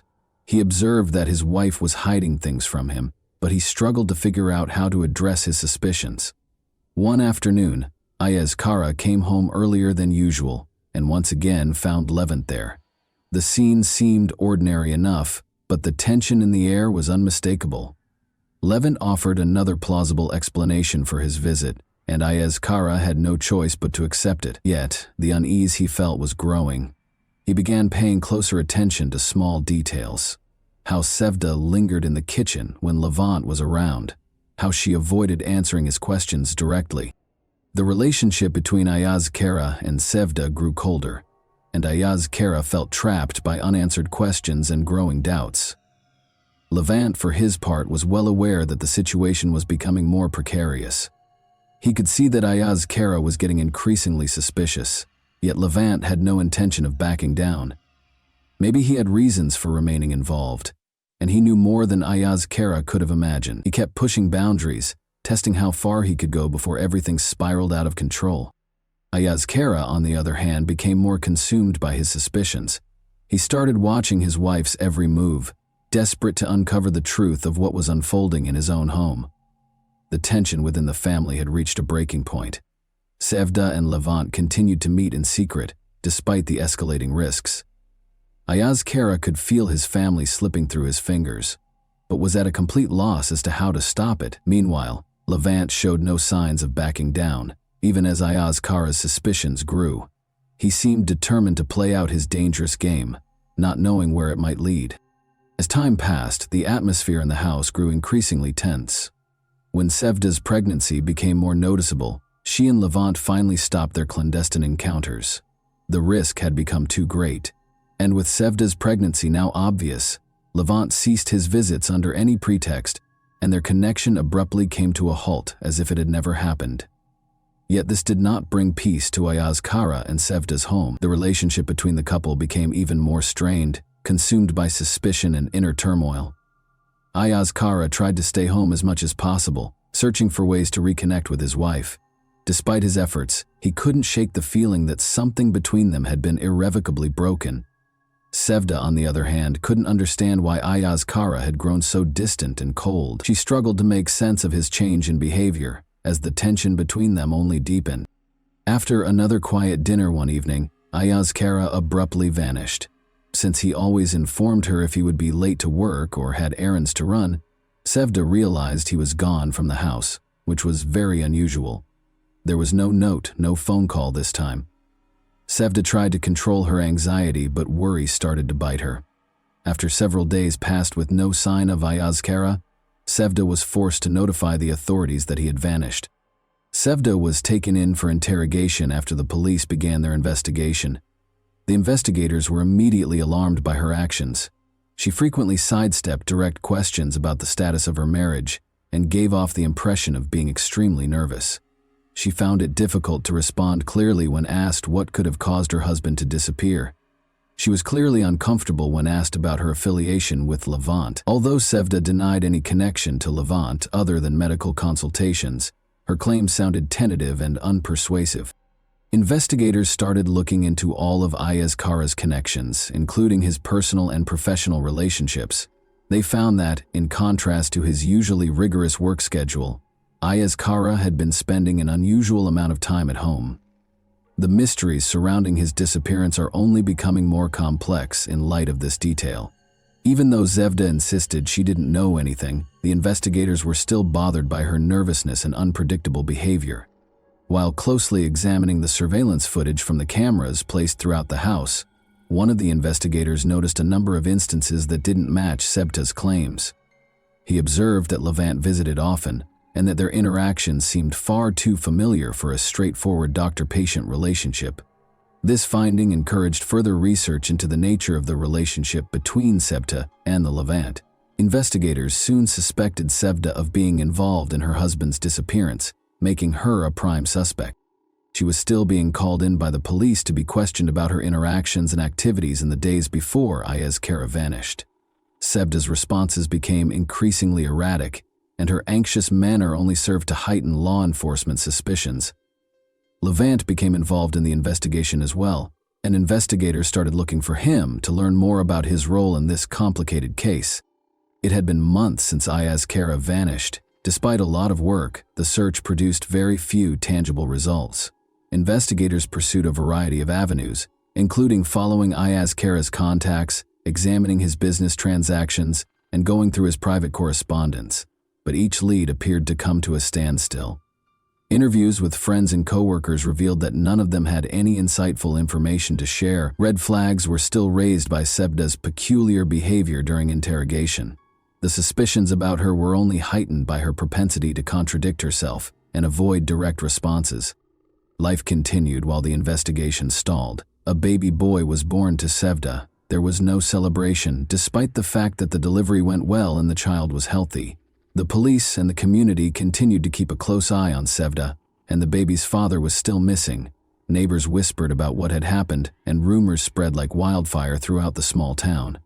Sevda was frequently spotted with her baby, but there were always signs of worry and stress on her face. In an attempt to avoid attention, she maintained a low profile, but her actions only fueled further rumors. Soon after, neighbors noticed that Dr. Levant, who had previously only come to Sevda's house for medical visits, was now frequently there.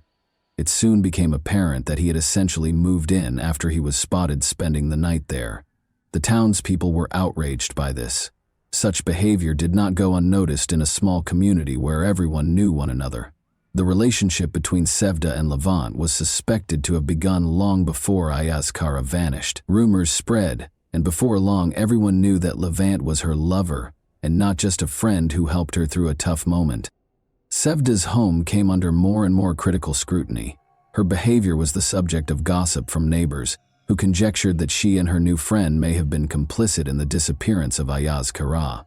Some even said they had witnessed Levant visiting Sevda often while she was pregnant, and that his visits had appeared much too frequent for a mere doctor.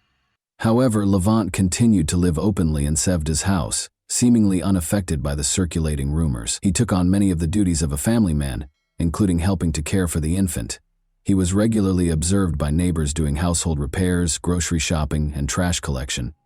He pretended to be the legitimate head of the household, which only served to increase the indignation in the town. When Levant and Sevda were seen together at the neighborhood market shopping for things for the baby, the disapproval peaked. They were seen holding hands, which sparked a wave of condemnation. Levant's increasingly noticeable presence at Sevda's house became a crucial piece of the puzzle as the police investigation into Ayaz Kara's disappearance continued. Investigators started closely observing the property, following Levant and Sevda's every step and every visit. Although there was growing suspicion that they were somehow connected to Ayaz Kara's unexplained disappearance, authorities were unable to establish a direct connection that would link them to the case in the absence of any hard evidence. Sevda made an effort to keep things somewhat normal, but it was almost impossible. Her residence was continuously monitored by both the police and nosy neighbors. Every action she took was closely watched, and rumors about her were constantly spreading. She could not avoid the judgment. Women who once greeted her warmly and engaged in conversation about daily life now completely avoided her when she took her infant for walks. Families that had previously been friendly with her started to distance themselves from her after some even made mean comments, such as, "Her husband's barely gone, and she's already found his replacement." Levant, on the other hand, avoided any conflicts. He carried on with his life as though nothing out of the ordinary had occurred. He never bothered to defend himself, he never engaged with the neighbors, and he ignored the whispers. The situation became even more tense because of his disregard for public opinion. His assurance was evident, and Sevda found herself depending on him more and more as she drew courage from his unwavering poise.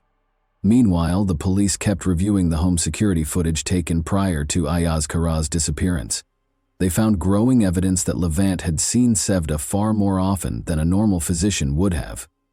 This made Levant a prime suspect, especially since he was now residing in the missing man's house. Investigators started getting the paperwork ready so they could call Levant in for formal interrogation. Sevda insisted that Levant stay, but Levant began to consider leaving town for a while to avoid attracting any more attention. Not with the intense and inevitable looks of suspicion and condemnation from those around her. She could no longer handle it all alone. There was a knock on the door one evening. The police were involved. To answer some questions, they invited Levant to come down to the station. He had been aware that this day would eventually arrive. He composed himself and assured Sevda that he would return shortly before stepping out to meet the officers. With 1,000 concerns racing through her head, she watched as the police car drove off. She was aware that life would never be the same and that they would be constantly monitored. Levant tried to remain calm at the police station. The detectives questioned him about his frequent visits to Sevda, his relationship with Ayaz Kara, and why he was now residing in her home. According to Levant, he was merely a medical professional who had been supporting Sevda during a challenging pregnancy and the months that followed. Although he denied any involvement in the disappearance of Ayaz Kara, his answers did not satisfy the investigators. They persisted, looking for contradictions in his account. Meanwhile, fresh rumors started to spread around town. There were rumors that Levant might even be arrested and that the police were finally taking the case seriously. Some neighbors said that Sevda's actions had long struck them as strange, and that they had always suspected something was wrong. The community's judgment became more obvious. People shunned Sevda, and those who had previously supported her now abandoned her. After being questioned for several hours, Levant went home. He attempted to hide the fact that he was tired. At the door, Sevda greeted him with a strained and pale face. Even though she didn't ask any questions, it was clear that she was afraid. Levant realized that the situation was more serious than they had anticipated and that they were now in actual danger. Every action they took would be closely watched by the police, who obviously weren't going to let them off the hook. The tension only increased in the weeks that followed. Levant made an effort to continue as though nothing had changed, but the community's and the authorities' pressure was getting to be too much. Sevda avoided interacting with neighbors and rarely left the house. She was aware that their lives had devolved into a never-ending anticipation of catastrophe. They no longer felt safe, and their fear only grew with each new encounter with the police. Levant and Sevda came to the conclusion that there was no use in continuing to deny their relationship after weeks of incessant interrogation. Their lives had become intolerable due to the police pressure, the critical looks from their neighbors, and the never-ending barrage of suspicions. They made the decision to come clean. They maintained that they had nothing to do with Ayazkara's disappearance, despite the fact that they were living together and had become romantically involved. They freely admitted during a follow-up interrogation that they were now a couple and that Levant had moved in with Sevda to assist with babysitting. They denied any involvement in Ayazkara's disappearance and stated that their feelings for one another had become too intense to ignore. They also asserted that their relationship had only started after Ayazkara disappeared.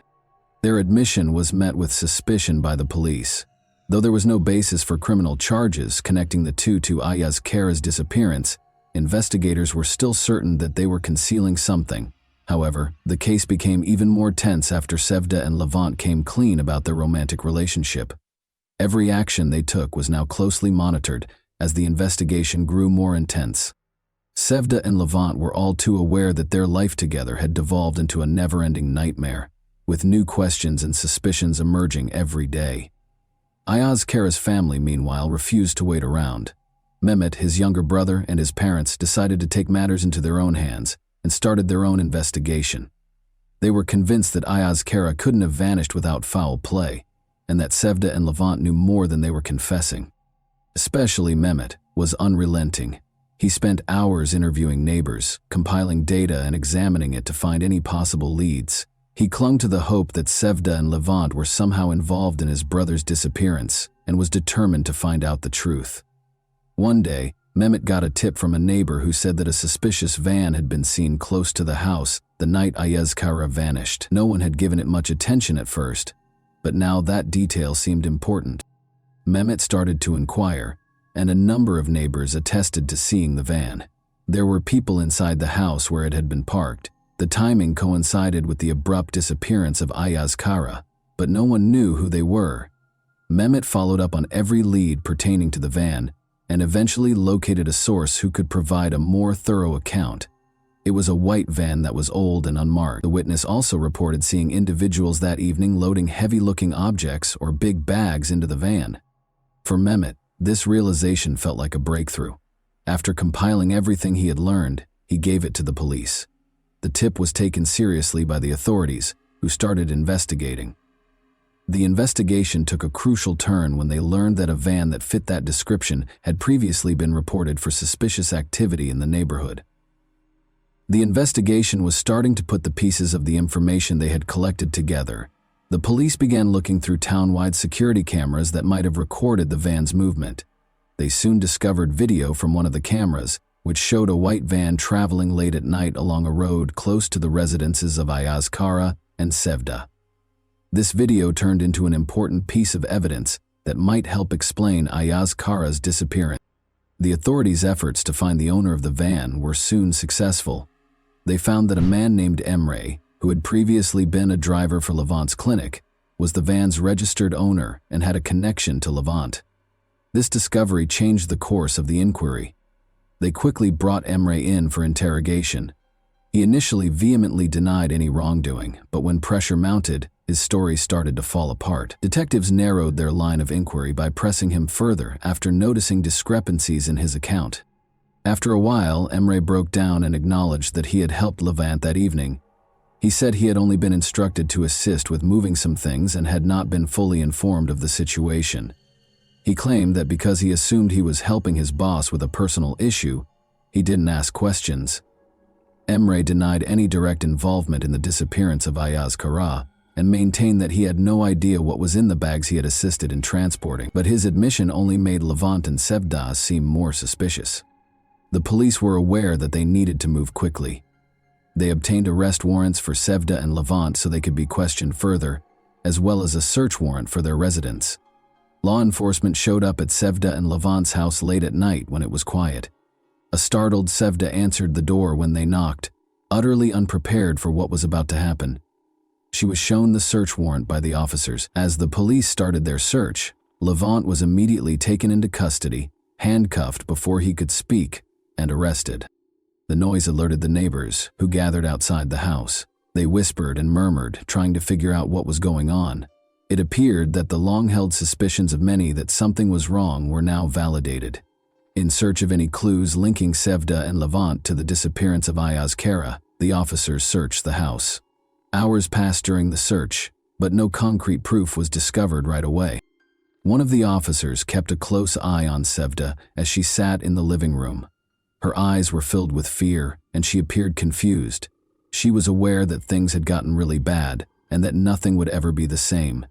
After Levant was brought to the station, Sevda realized he would now have to answer a flurry of questions. Levant came to the conclusion that lying was pointless after he was arrested. He eventually admitted to everything that had transpired during the subsequent interrogation while seated in the police station. The investigation took an unexpected turn with his admission. He explained how the whole plan had come to pass, how he and Sevda had intended to get rid of Ayaz Kara, and how they hoped to start a new life together. The puzzle pieces fit together with every word, and the reality of what had happened was eventually exposed. Levant acknowledged that learning that Ayaz Kara couldn't conceive was the catalyst for everything. When doctors confirmed this, Sevda was devastated, but Levant saw an opening. He started providing Sevda with emotional support and positioned himself as the answer to her problems. They developed a romantic relationship over time. Sevda told Levant she no longer wanted to live with Ayaz Kara after she became pregnant with his child. Levant agreed to assist in getting rid of her husband because he was obsessed with Sevda and wanted to start a new life with her. Everything had been meticulously planned for the night Ayaz Kara vanished. Levant had made arrangements for Emre, his old driver, to help with the ride. They had picked a night when Ayaz Kara was returning home later than normal, and the van was parked close by. They moved quickly after Levant entered the house, pretending to check on Sevda. Levant hit Ayaz Kara in the head while he was in the living room, knocking him out. Ayaz Kara was never given the opportunity to comprehend the situation. Then Emre arrived at the house, and he and Levant loaded the body of Ayaz Kara into the van. Sevda watched over them in the meantime, making sure no one saw what they were doing. To conceal Ayaz Kara's body and prevent any evidence from being discovered, they wrapped it in big plastic bags. Levant and Sevda had already prepared a shallow grave in an abandoned area on the outskirts of town, which they drove to. There, they buried Ayaz Kara's body in a secluded wooded area as part of their disposal. Neighbors had seen the bags being loaded into the van, and they were used to hide any evidence and make sure the body was not in direct contact with the bags. They did it to be together, Levant clarified. Sevda had been extremely dissatisfied with her marriage, and he would stop at nothing to help her and their unborn child. He believed that there was no other way to get rid of Ayaz Kara. He and Sevda both wished that no one would ever connect them to the crime, and that Ayaz Kara's disappearance would go unsolved. The police started getting ready to arrest Sevda as soon as they heard Levin's confession. Levin appeared resigned, realizing that the instant they made the decision to commit the crime, their lives were over. Knowing that there was no defense for what they had done, he made no effort to defend himself. After he confessed, Sevda was arrested after the police searched her house once more. The neighbors gathered outside to watch the events as Sevda was arrested just outside her home. Sevda couldn't handle the pressure and ended up confessing as well when she found herself at the police station. She talked about how she had become increasingly resentful of Ayaz Kara and how their relationship had soured after she found out he couldn't conceive. She disclosed that her child was actually Levant's, and she acknowledged that she wanted to start over with him. Sevda explained how they had meticulously planned to kill Ayaz Kara, narrating how Levant offered several ideas to get rid of her husband before they ultimately agreed on a scheme that included kidnapping and a last violent act.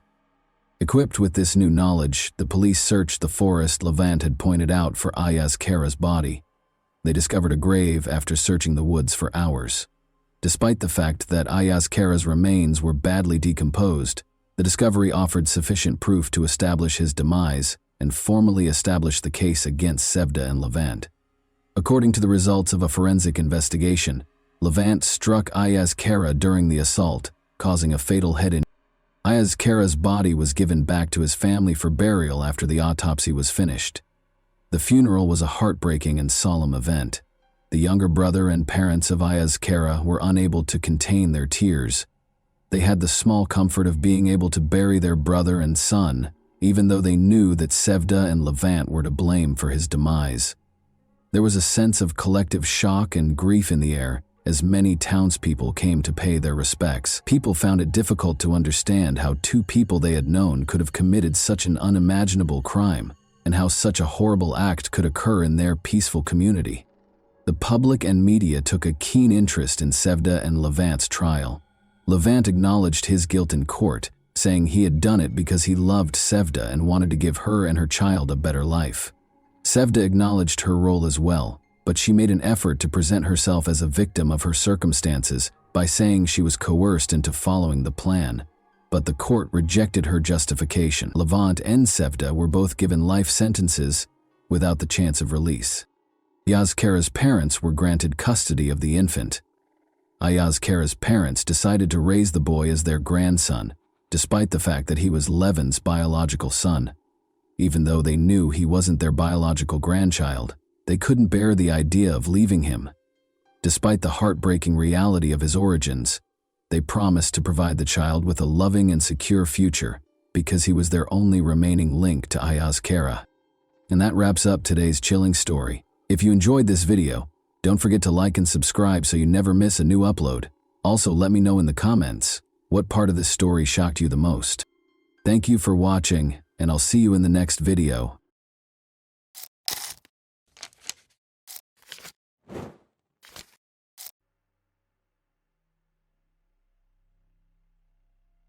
This story is about a pair of lovesick maniacs from England who have dedicated their lives to murdering children. Working together, the lovers would lure them into a deserted location and subject them to hellish torments. Even after their arrest, the criminals found ways to torture the teenagers, while prominent British politicians lobbied for their release. Ian Brady and Myra Henley were born on January 2, 1938, in Glasgow, Scotland.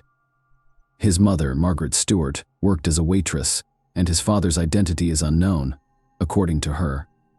He was a local journalist who died 3 months before her son's birth. Margaret gave 3-month-old Ian to the Sloane family, who had 4 children of their own. Ian took their last name but continued to see his mother regularly. At the age of 9, he and his family moved to the town of Pollock, where he enrolled in the local school.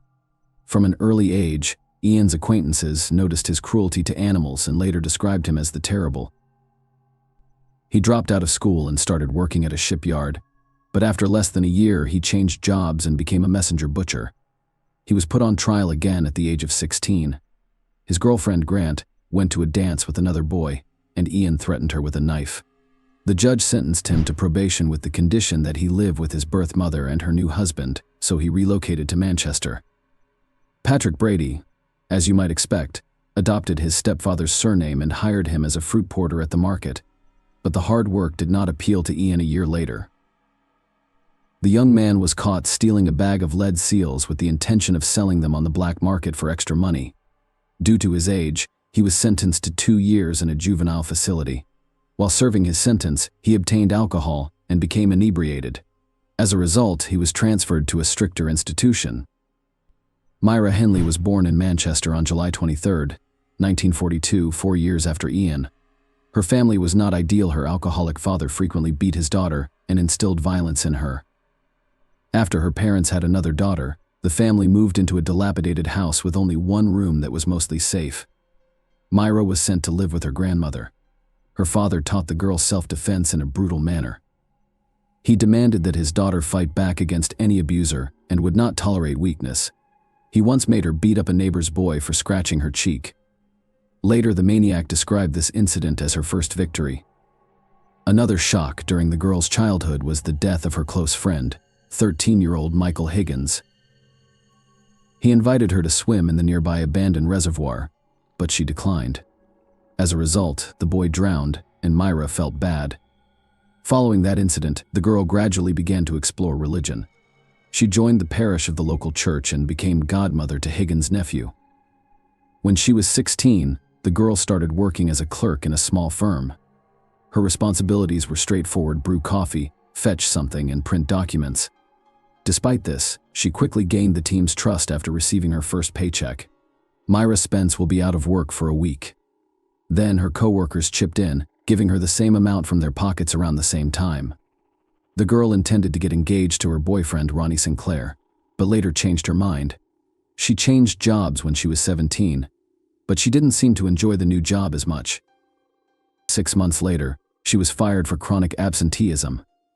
At the same time, Myra went to the judo section, where even the guys refused to fight her. Once she got a taste for it, she couldn't stop in time, causing serious injury to her opponents. At the same time, Myra colored her hair pink. The future maniacs met at Millward, where they both found jobs. Myra was 19 years old when Ian turned 23. According to the young woman's diary, their first conversation occurred on July 27, 1961. Myra initially sympathized with the young man despite his criminal record, but eventually lost interest. However, 6 months after they met, Ian asked her out to a movie, and the young woman agreed that the choice of a movie for a first date was as strange as possible, a documentary about the Nuremberg trials, and that the couple continued to go to the movies for the most violent films. And soon Brady instilled in Myra an enduring interest in Nazis. They frequently sat down together to read materials and books about the atrocities of the Third Reich while drinking German wine, which piqued her interest.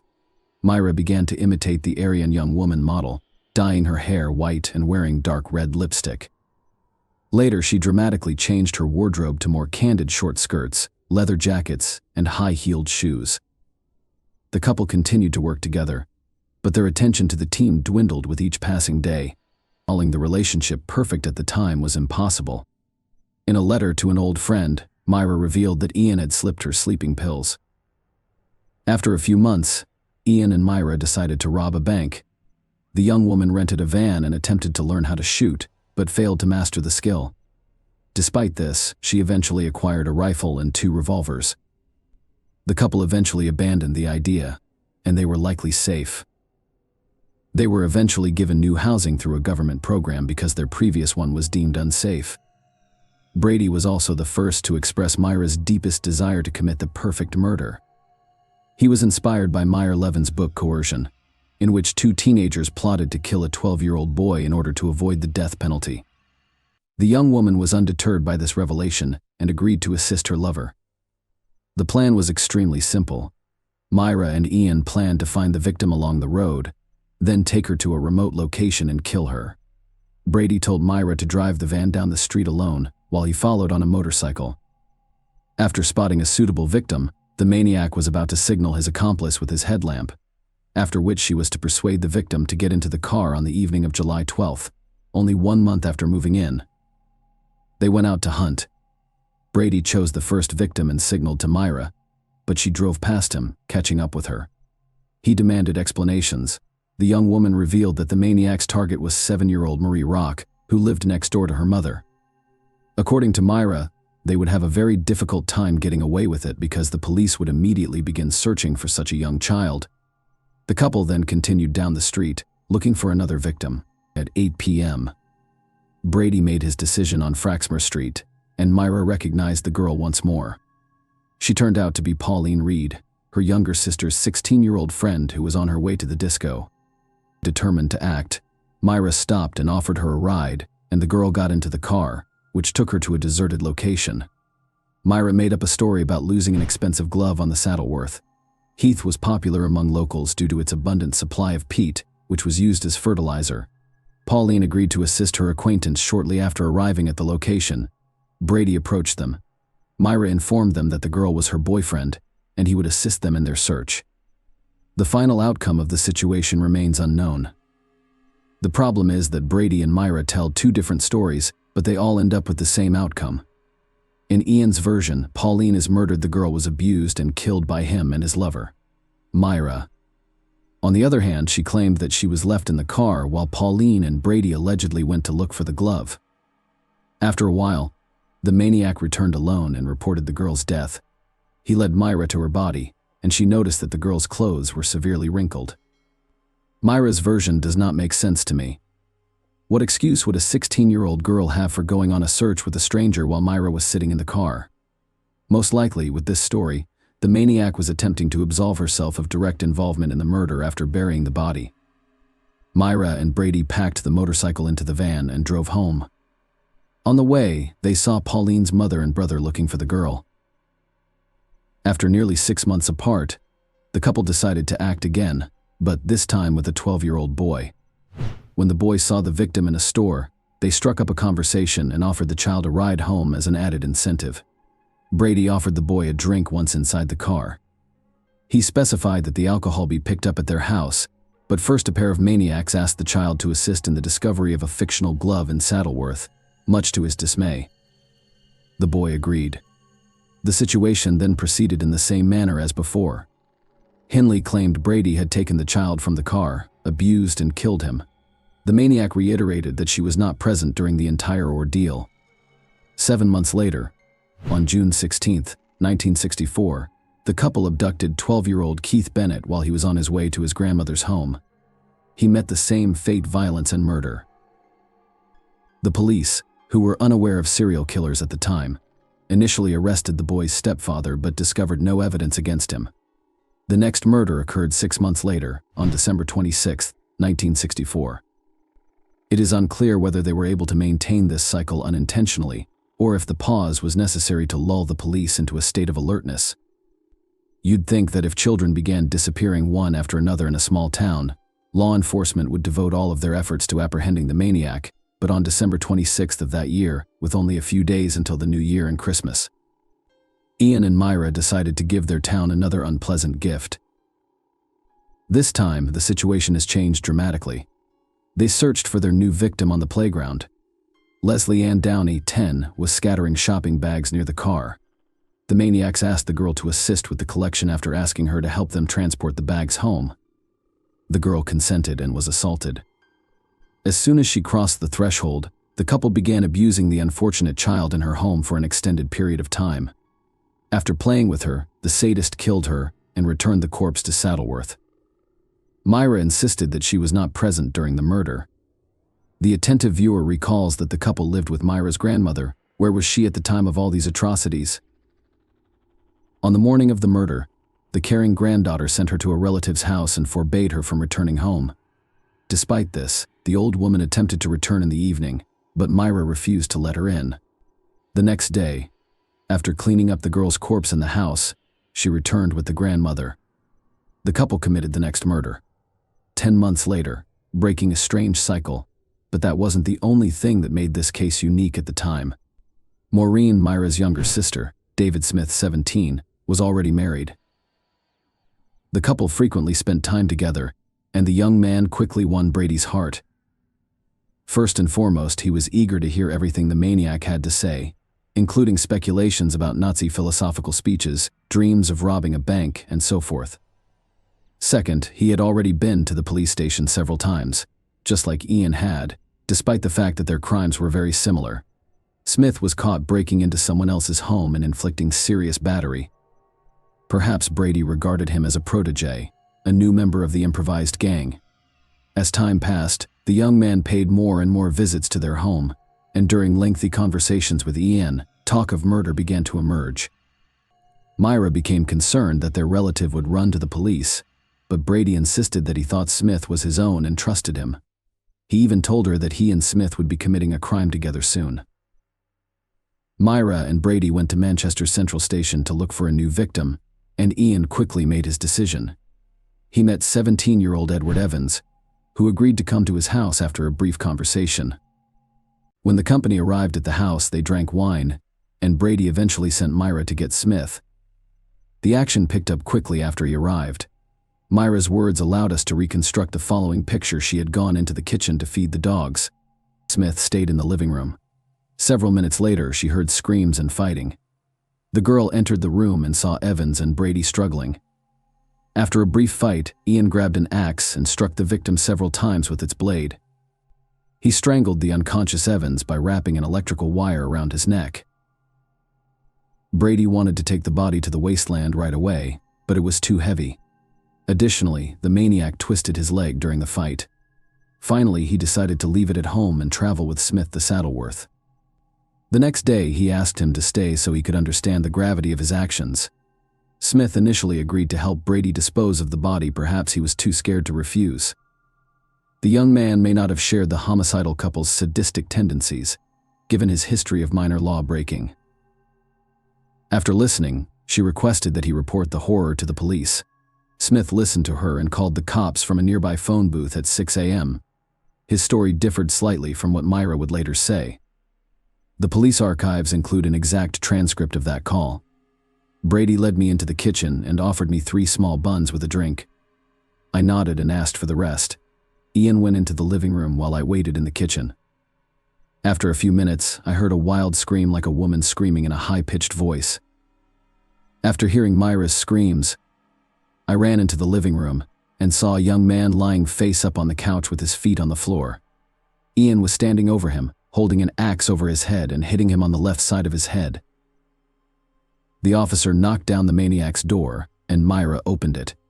He took out his identification card and quickly made his way into the house, where he caught Brady, who was writing an explanatory letter to work and asking for time off due to an injury. The officer told a made-up story about investigating gun cases and asked to see the house. Myra agreed, and he inspected all but one room. The young man described how Ian bragged about killing 3 or 4 children and even gave the approximate location. Brady allegedly met Evans in a bar, and a fight ensued, and somehow the boy came to his house. Smith had also testified against Brady at the time, and the police believed his testimony much more. There, the police found many interesting finds. Notebooks, lists of names, photographs of Brady and Myra Simpson, and explicit pictures of them. The notebooks contain lists of coded words, which the police were quickly able to decipher. It turned out that Brady kept records of burial sites, weapons, and methods of killing. As it was impossible to assert the exact location of all the victims on the basis of this information, it was rather superficial. Another book contained a list of names including all the victims of the couple, but here's the strange thing: in addition to the victims we know, the list contained the names of other children. With all this information, the investigators questioned Brady again, and his story was once again very weak. Allegedly, the list contained the names of his friends, and he had joked about killing children in his conversation with Smith. At the same time, the police managed to find the very suitcases, the contents of which shocked everyone. There were photographs of a naked girl. Also found in them were audio tapes, one of which would soon become perhaps the most damning evidence in history. It contained cries and pleas for help. The tapes contained recordings of Nazi plays, and one of the mothers recognized her daughter Leslie Ann Downey's voice. The suitcases also contained photographs of the marshland backdrop, various batons, lashes, and erotic magazines. A recording of the girl screaming and a photograph of her would have been enough to PR. On October 10th, police discovered a child whose hands were sticking out of the ground due to the body's composition. The child's identity will not be confirmed until after 150 officers were involved in the search for bodies in the swamps. Initially, they focused on the area near Route 628, but later, based on witness statements, they moved to Route 635, where they made their first discovery. On April 19, 1966, Myra and Brady were charged with the murder of Edward Evans Lessell in one of the most high-profile trials in British history. He did not deny taking them, but claimed that the girl was brought to their home by 2 men and then taken away to an unknown destination. The police temporarily halted their search of the swamps due to the onset of winter. During the trial, David Smith, the main witness, signed a contract with a local newspaper to give an exclusive interview if Myra and Brady were convicted. The newspaper paid him a significant sum of money for this. Shortly after his transfer to Wormwood Scrubs, Brady, who had been placed in solitary confinement, went on a hunger strike. He was unhappy with the ban on socializing with other inmates. Prison officials have decided that a child killer is going to afterlife rather quickly as a result of his dramatic weight loss. The maniac was transferred to the hospital wing, where his life took on new colors. He was allowed to watch television and do house cleaning work. At the same time, juvenile delinquents with mental disabilities were admitted to the hospital wing of the prison. In 1981, one of these teenagers said that Brady had forced him into intimate contact. Later, similar statements by the victims surfaced, repeatedly taking advantage of access to secluded corners of the prison. As a janitor, Ian led his victims there. When prison officials learned of this, he was banned from cleaning, but no further charges were filed. More interestingly, he was left in the hospital wing next to the same teenagers. It would seem like such a thing was possible, but there was nothing the chief medical officer of the prison could do about it. British law mandates the prisoners be assisted, and Brady used this skillfully. He threatened to resume his hunger strike every time he talked about being transferred back to a cell. In 1982, a harsh decision was made to transfer the maniac to another prison with stricter conditions. However, 3 years later, in 1985, Brady was declared insane. Thanks to this, another transfer awaited him at Ashworth Psychiatric Hospital. Many of you may have wondered how such a violent sadist managed not only to establish a comfortable life in prison, but also to do his dirty work with teenagers. The answer might surprise you. He was helped by the Earl of Langford. Frank Pakenham, one of the leading politicians of the time, gave favors and privileges. Brady approached him while in prison, and soon the Earl actually sided with him. Of course, there was no talk of helping to get the charges dropped, but Ian didn't count on that. Pakenham helped him stay in the hospital by appealing to Britain's Home Security himself. After that, the politician repeatedly bailed out his newly minted friend by pulling the right strings in the British upper echelons. But the main request to Brady was that he could not fulfill the maniac dream of a date with Myra. On that note, let's move back a bit to Hindley's story. Her life behind bars was much less intense, but not without interesting moments. While in prison, she managed to have a mistress, but more interestingly, she was able to get out of there for a while, not long after beginning her sentence. Henley began a torrid affair with the warden, Patricia Cairns. Together, they planned an escape but were caught by the police in the preparation stage. As a result, Cairns went from a prison employee to a prisoner for 6 years in November 1986. Keith Bennett's mother wrote her a letter begging her to tell her about her son's fate. It was filled with pain and despair, and the last lines were clear. "I am a simple woman working in the kitchens of Chrissy's hospital. It took me 5 weeks to write this letter because it is very important to me that it be accepted by you, as it is a plea for help." Myra was taken to Saddleworth Heath, which was cordoned off by 200 police officers along its perimeter, and her task was to locate the bodies of children whose fate was still unknown. The detective couldn't tell if Henley was moved by this or if there were other motives, but she agreed to participate in the investigation under tight security.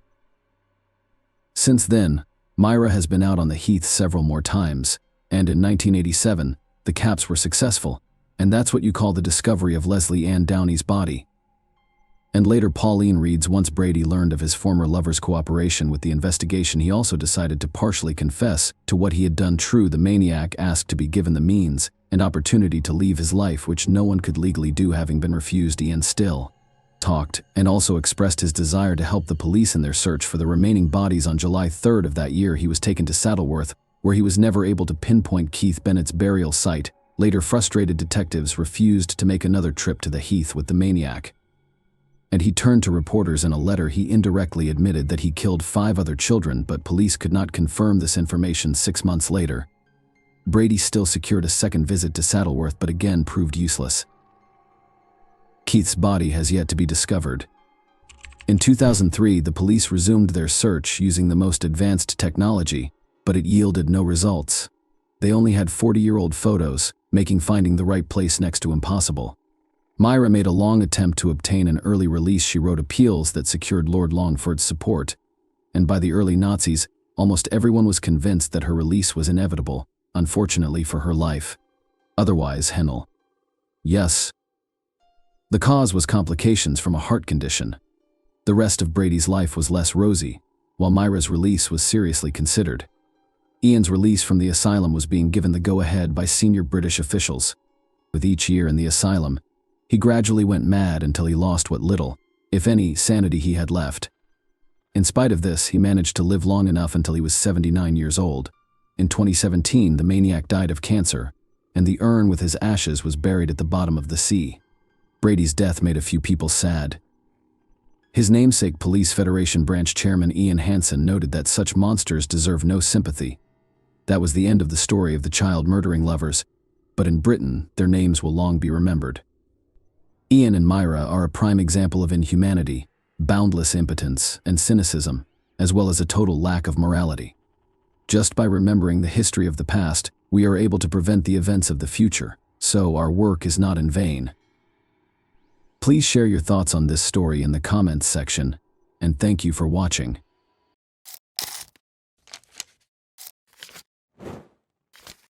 Hey guys, welcome to my channel, and today we're going to take a look at another horrible case with you. After making a late-night roadside help call in January 2013, 26-year-old Texas father Brandon Mason Lawson disappeared. When his car was discovered abandoned, what had started out as a typical night took an enigmatic turn. Brandon's voice shook in terror as he called 911 in a panic, whispering that he was being pursued and desperately needed assistance. Brandon remained a mystery despite a great deal of searching and investigation, leaving his friends and family in a desperate search for answers. What actually transpired that evening, and who was he fleeing from? Let's investigate the enigma. Brandon Lawson was an oil field worker from San Angelo, Texas at the time of his disappearance. According to reports, he was a devoted partner to his girlfriend, Ledessa Lofton, whom he had dated for 10 years and a loving father to 4 children. Ledessa was the stepmother of Brandon's oldest daughter and the mother of their 3 children. Brandon's recent drug relapse, which resulted in his inexplicable absences, caused Ledessa great concern. Their bond was forged over years of shared experiences and the difficulties of raising a family together, despite the usual ups and downs in their relationship. But Brandon, like a lot of young people, had his share of difficulties. He had previously abused drugs, particularly methamphetamines, but according to reports, he had been clean for roughly 6 months prior to the night of his disappearance. His friends and family knew him as a strong, industrious man who was trying to change his life. However, he had previously been overcome by the hold of addiction, and he was burdened by the strain of juggling his demanding work in the oil industry with his family life. The events leading to Brandon's disappearance began on the evening of August 8, 2013, when he and Ledessa got into a fight. It started off like any other evening. After a long day of work, Brandon got home in San Angelo between 10:45 and 11 p.m. Brandon and Ledessa got into a heated argument. Although it was initially unclear what specifically started the argument, Ledessa later disclosed that she became irritated and suspicious when Brandon failed to come home the night before. After the argument grew more heated, Brandon made the decision to leave the house at 11:30 p.m. About 3 hours' drive from San Angelo, he called his father and said he was coming to his home in Crowley, Texas. He left Ledessa behind and climbed into his silver Ford F-150 at 11:54 p.m. At the time, she didn't think much of it and assumed he would calm down and come back. Ledessa later reflected on the altercation in a 2018 interview, explaining that it was caused by a number of factors: the recent birth of their youngest son, which created additional stressors between them, and Brandon's rigorous work schedule, which involved more than 60 hours per week, were major contributing factors. Ledessa acknowledged the emotional weight of her words and conveyed her sincere regret for the argument. She acknowledged that she put a lot of the blame on herself. The memory of their most recent altercation still plagued her, and she remarked, "I will never get those words back." Brandon called his brother Kyle at around 12:30 a.m. on August 9 to let him know that he had run out of gas on Highway 277 close to the tiny town of Bronte. The town of Bronte is surrounded by a broad, rocky region of desert and hills.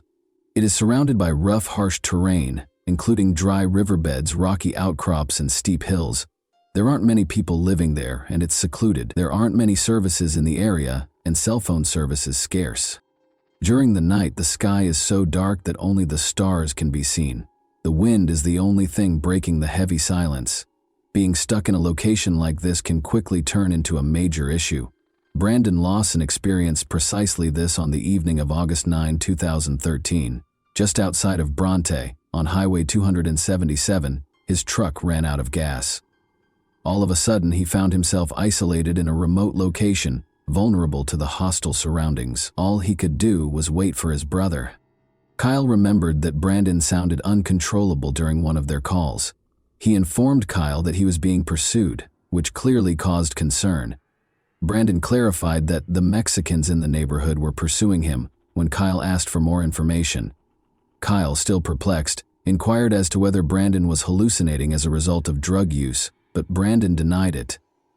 Kyle didn't know what was happening, but he was worried. In order to assist Brandon, he hurried to Ledessa's house with his wife and their 4-year-old child to get a fuel can. Kyle continued to try to contact his brother while they were driving. However, Brandon never seemed able or willing to engage in a full conversation when they spoke. Kyle tried his hardest to communicate and gain a comprehensive understanding of Brandon's predicament, but their brief and fragmented exchanges added mystery to an already perplexing situation. One of the most important and perplexing pieces of evidence in the case is the distressing 911 call that Brandon made at 12:50 a.m. Due to routing errors, the 911 call was sent to a nearby nursing home in Robert Lee, Texas. Brandon's voice was erratic and panicked during the call. Some phrases stood out among his difficult-to-understand words. The dispatcher tried to question Brandon, who was obviously perplexed by the call, but his answers were jumbled and ambiguous. He appeared to be in a panic and said that he was being chased into the woods and that he needed help right away. Even though the call was unclear, it was clear that Brandon was upset and thought someone was chasing him. The phone logs that precede Brandon's disappearance are broken down as follows. Kyle left a voicemail at 12:51 a.m. after Brandon claimed he was being pursued. After their argument, Brandon attempted to call Ledessa, but was unsuccessful because she had left her phone in her car. When Kyle's wife called Brandon as well, and Kyle called him again without getting a response, the urgency increased. Brandon called his neighbor at 12:57 a.m., but this did not provide any answers. Brandon was contacted by a nursing home dispatcher regarding his previous 911 call at 1:04 a.m. Brandon then called Kyle 3 more times at 1:09 a.m. He informed Kyle that he was bleeding while running through a field during one of these calls. In a subsequent interview, Kyle stated that he didn't believe Brandon was gravely injured. He thought his brother had just tripped or been in a small mishap. Brandon then called Kyle one last time at 1:15 a.m. This would be the final calls he made from his phone before it became silent. That night is depicted as chaotic by this series of calls. Brandon was obviously in distress and was attempting to contact his neighbor, brother, girlfriend, and even 911.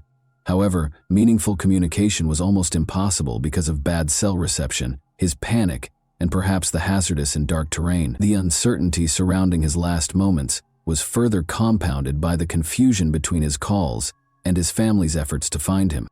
When a truck driver called to report that Brandon's truck was parked dangerously on the side of the road, a Coke County Sheriff's deputy arrived at the scene at around 1 a.m. Kyle had also arrived at the scene by the time the deputy did, but Brandon was nowhere to be seen. During a phone conversation with Kyle at 1:18 a.m., Brandon claimed to be able to see both Kyle and the deputy from his hiding place, saying, "I can see you. I'm right here." However, neither Kyle nor the deputy were able to see Brandon anywhere near the truck or the surrounding area, which further complicated the situation. Kyle believed Brandon was attempting to elude the police because he had an active warrant for his arrest in Johnson County on a charge of drug possession with intent to deliver. Brandon didn't want to be caught, he reasoned, especially since the deputy was already there.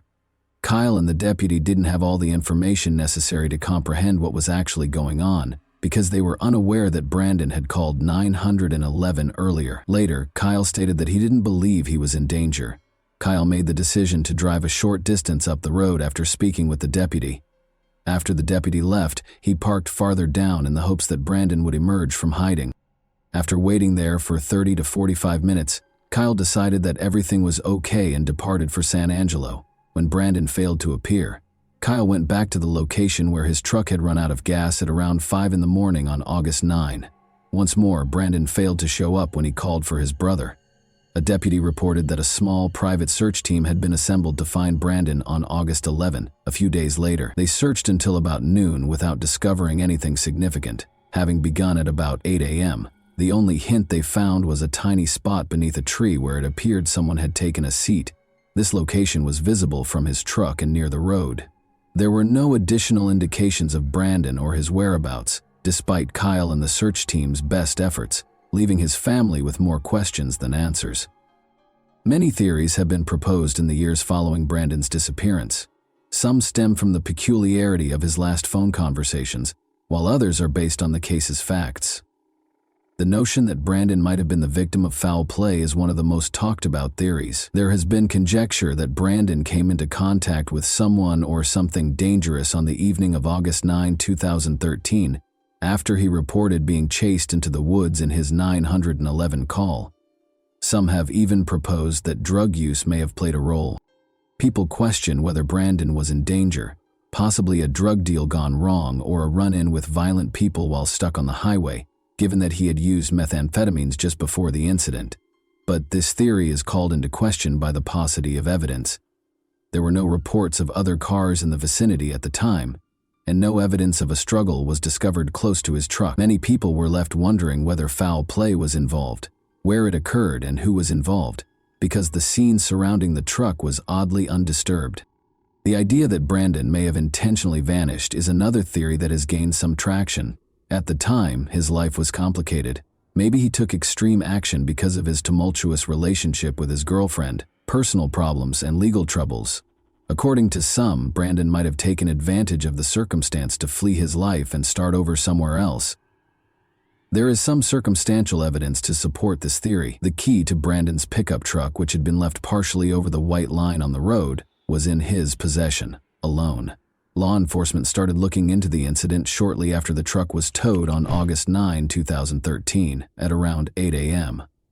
Assigned to the case, Deputy Neal looked for indications of activity at a number of nearby properties. The deputy wanted to find out if Brandon might have sought shelter or water on any of these properties, many of which were only used during certain seasons, but Neal couldn't find any evidence that Brandon had been there. After LaDessa formally reported missing on August 13, Texas Ranger Nick Hanna, who was now in charge of the case, searched the area in a helicopter.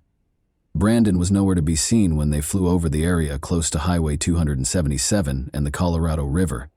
One intriguing finding from the helicopter search was that there was enough exposed ground for someone who was lying down or hiding to have probably been seen from above. Deputies came to the conclusion that Brandon Lawson had left Coke County as a result of this. The deputy wrote in his final report that he didn't think Brandon was hiding or lost in the area. He based his conclusion on several factors. According to Kyle Lawson, Brandon was probably hiding in the brush close to his truck so the deputy wouldn't find him.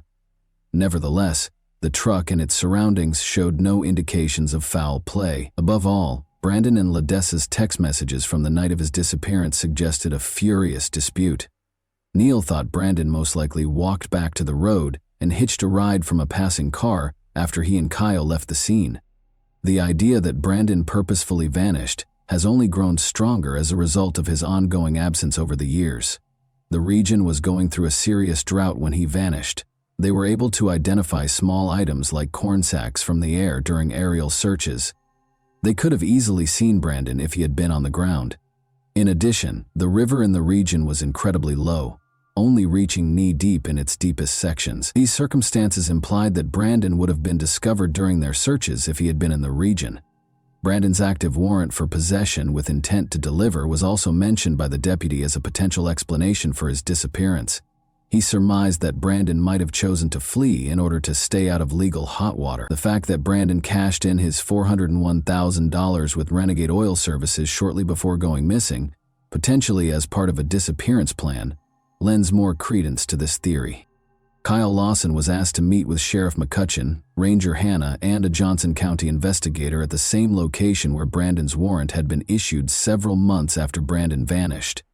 They interrogated Kyle about his role, asking whether he had hurt or assisted his brother in getting away.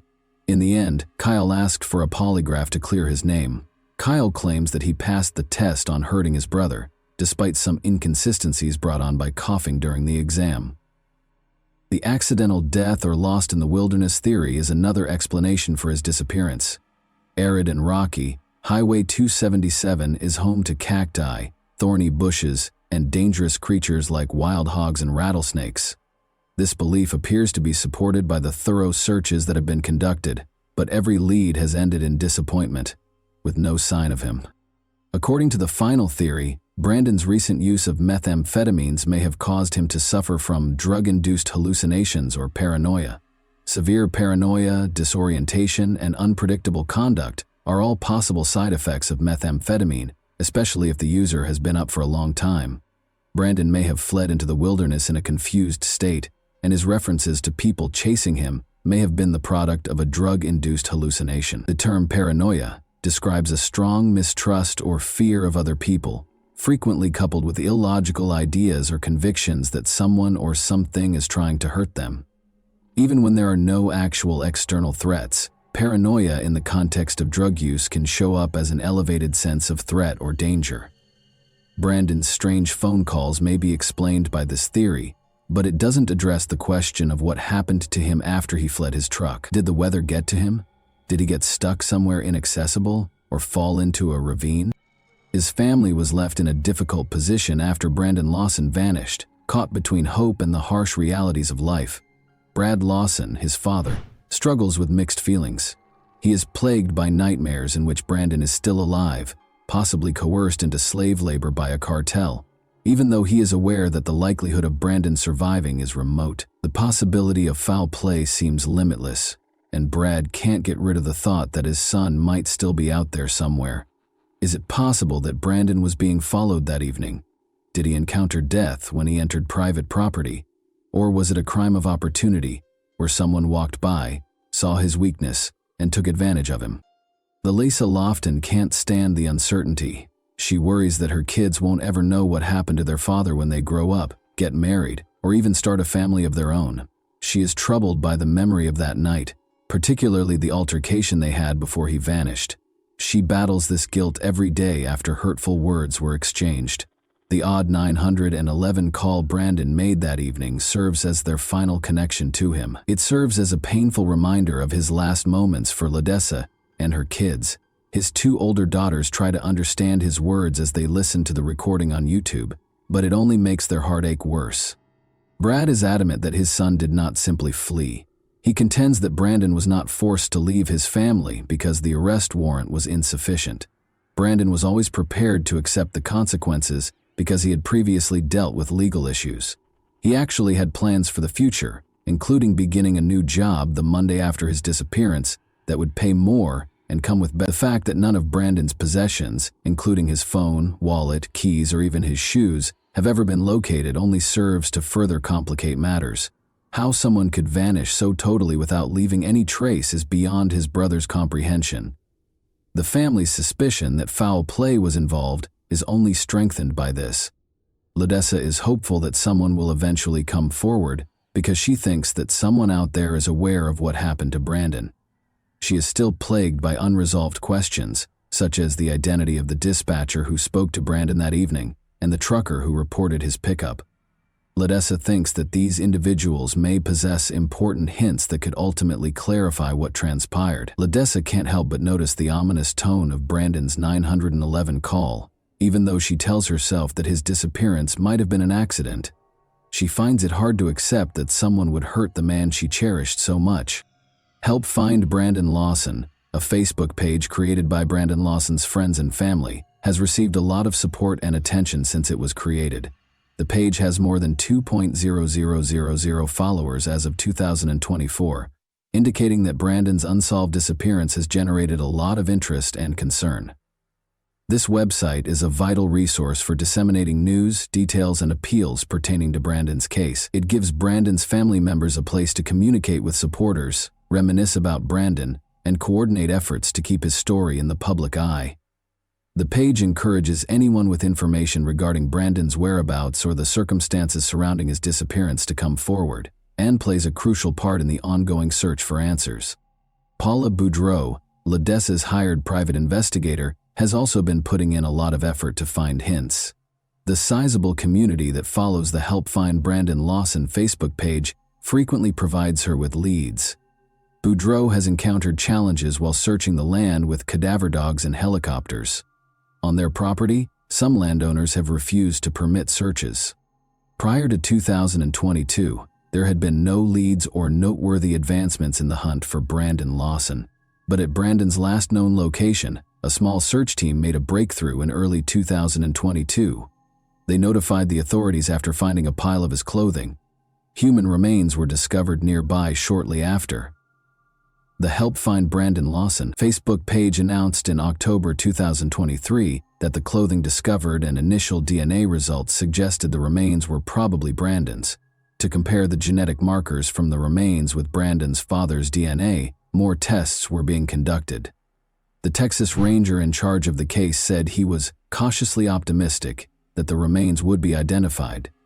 There have been no new developments regarding the identification as of October 2024. 11 years have passed since Brandon vanished, and his family is still looking for answers. Unfortunately, because of their advanced state of decomposition, these remains have not yet been definitively identified, leaving little material for identification. A portion of the remains are destroyed each time a sample is taken out and examined. For upcoming DNA testing, it is therefore imperative to preserve as much as possible. In an attempt to extract enough DNA, the remains have been sent to 2 labs, but the results have been negative thus far. The family is unable to provide additional information regarding the investigation's current status or the other options the Texas Rangers were considering in June 2023 for identifying the remains. The finding of Brandon Lawson's remains is likely to put an end to the tragic and enigmatic case of his disappearance. Even with this possible resolution, there are still a lot of unsolved questions regarding what happened that evening. Even though they are thankful for some closure, his family might never find all the answers they are looking for. The anguish of not knowing a loved one's fate and the unpredictability of life are both highlighted in Brandon's story. It highlights the necessity of continual enhancements to search and rescue operations, particularly in isolated regions such as West Texas.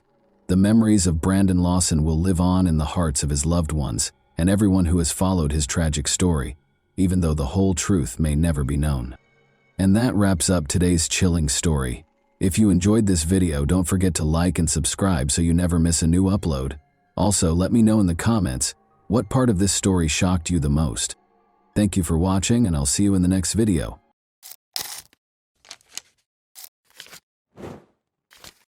Hey guys, welcome to my channel, and today we're going to take a look at another horrible case with you. It can seem like everything around you is predetermined when the shadows of the past start to close in. Will anyone ever be able to fully avoid what fate has in store for them? The family that disappeared overnight, leaving a trail of unresolved questions and the eerie echoes of unfinished phone calls, is the subject of today's story. This is the tale of Melissa Wolfenbarger, whose abrupt and inexplicable disappearance sparked a true tragedy.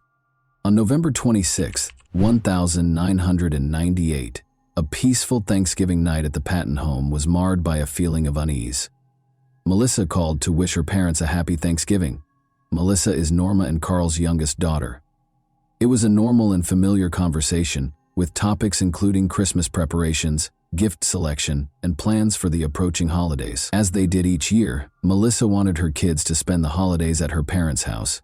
She smiled and said, "Mom, don't forget that old picture of Grandma. I'd love to have it framed under the tree." However, there was neither a phone call nor a knock on the door on Christmas.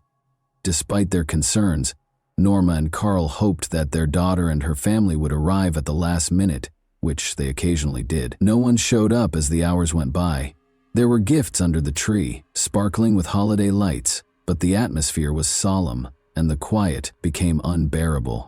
It all began on a typical day, but after a few days passed with no communication from their daughter, Norma started to worry. This time it seemed different, but Melissa had always managed to get in touch, especially if plans had changed. When the parents tried to call, no one picked up. Additionally fruitless were attempts to contact their son-in-law Christopher. Melissa's parents continued to reside in their comfortable home in Last Grove, Georgia, while Melissa and her spouse and children lived in Atlanta. When the long period of silence became intolerable in January, Norma and Carl got into their car and drove to Atlanta. Their hearts sank when they arrived at the duplex on Brooklyn Avenue after following the well-known streets. Although the apartment doors were open, the interior felt eerily deserted and lifeless. It appeared as though their daughter and her family had never lived there because the rooms were immaculate and well-organized. It appeared as if someone had purposefully removed every indication of their presence. Asking neighbors if they had seen Melissa or her kids, Norma went door to door. No one knew where they were going or why they hadn't left a message or forwarding address, but one man remembered seeing them packing things into a moving truck just before New Year's. It appeared as though they had made the decision to depart suddenly, without warning, and with no intention of coming back. It was intolerable to Carl and Norma. They were aware that Melissa would have contacted them if something had gone wrong. If plans had changed, their daughter would not have concealed it. She had always been forthright and honest. Norma concluded that this could not be ignored. Someone had to know something if Melissa and her family had left. They located the glass manufacturing company where their son-in-law worked, and the management verified that Christopher had worked there as a truck driver, but had recently been fired. He was fired because he was involved in an accident involving one of the company's vehicles. They were unable to respond when questioned about Christopher's future plans. Like his family, he had just disappeared. January and February saw no updates, but time went by. Norma continued to make an effort, but every day only brought more disappointment. Her February birthday was particularly painful. Despite her busy schedule, Melissa had always called to wish her well, but this time the phone was silent. At last, Norma started to understand that her daughter's silence wasn't a coincidence. There had been a horrible incident. What might have caused Melissa to leave her former life behind? Carl and Norma had a hard time understanding it. Their youngest daughter was always happy and affectionate, they recalled. She distinguished herself from her peers early on by actively competing in school pageants and lending a hand with her older sister Tina's projects. Their dreams of starting a veterinary clinic and helping as many animals as they could were dashed when Melissa's adolescent misbehavior landed her in legal troubles, running away from home and falling in love with Christopher for the first time. During those tumultuous years, when she was caught between her desire to discover herself and her parents' expectations, he became her only source of stability. She was altered by marriage. Everything appeared to be coming together at last. She and Christopher seemed to have a happy life together after they moved to the city and had kids. However, her parents continued to feel a subtle, unnerving feeling, as though there was a deep crack beneath the surface. The calm. Those uneasy feelings had now become a terrifying reality as I stood in that empty apartment on Brooklyn Avenue in January 1999. The questions continued to mount. How had their daughter and her family fared? Why did their searches for answers only result in dead ends? And why did all the leads go nowhere? Where had Melissa's kids disappeared to? And why hadn't any of the neighbors seen her since New Year's? What did that picture she had requested for Christmas represent? These small, unimportant details assumed a sinister tone, giving the impression that something much more significant was going on. It would have felt like betrayal to leave everything unsolved, so Norma continued to look for any information, clinging to the tiniest hints to figure out what had happened to her cherished daughter. Nothing could have prepared her for the truth that lay ahead, a truth that would completely upend their lives, and a story that had started out as a straightforward family vacation had evolved into a grim, desperate search for light in the dark. Melissa's disappearance also perplexed Tina, her older sister, who worked alongside her at a small bakery. Their co-workers said Melissa just stopped showing up, as if she had disappeared into thin air, and the management at Denny's where they worked reported that she hadn't been there for more than a month. If she had found another job, no one knew.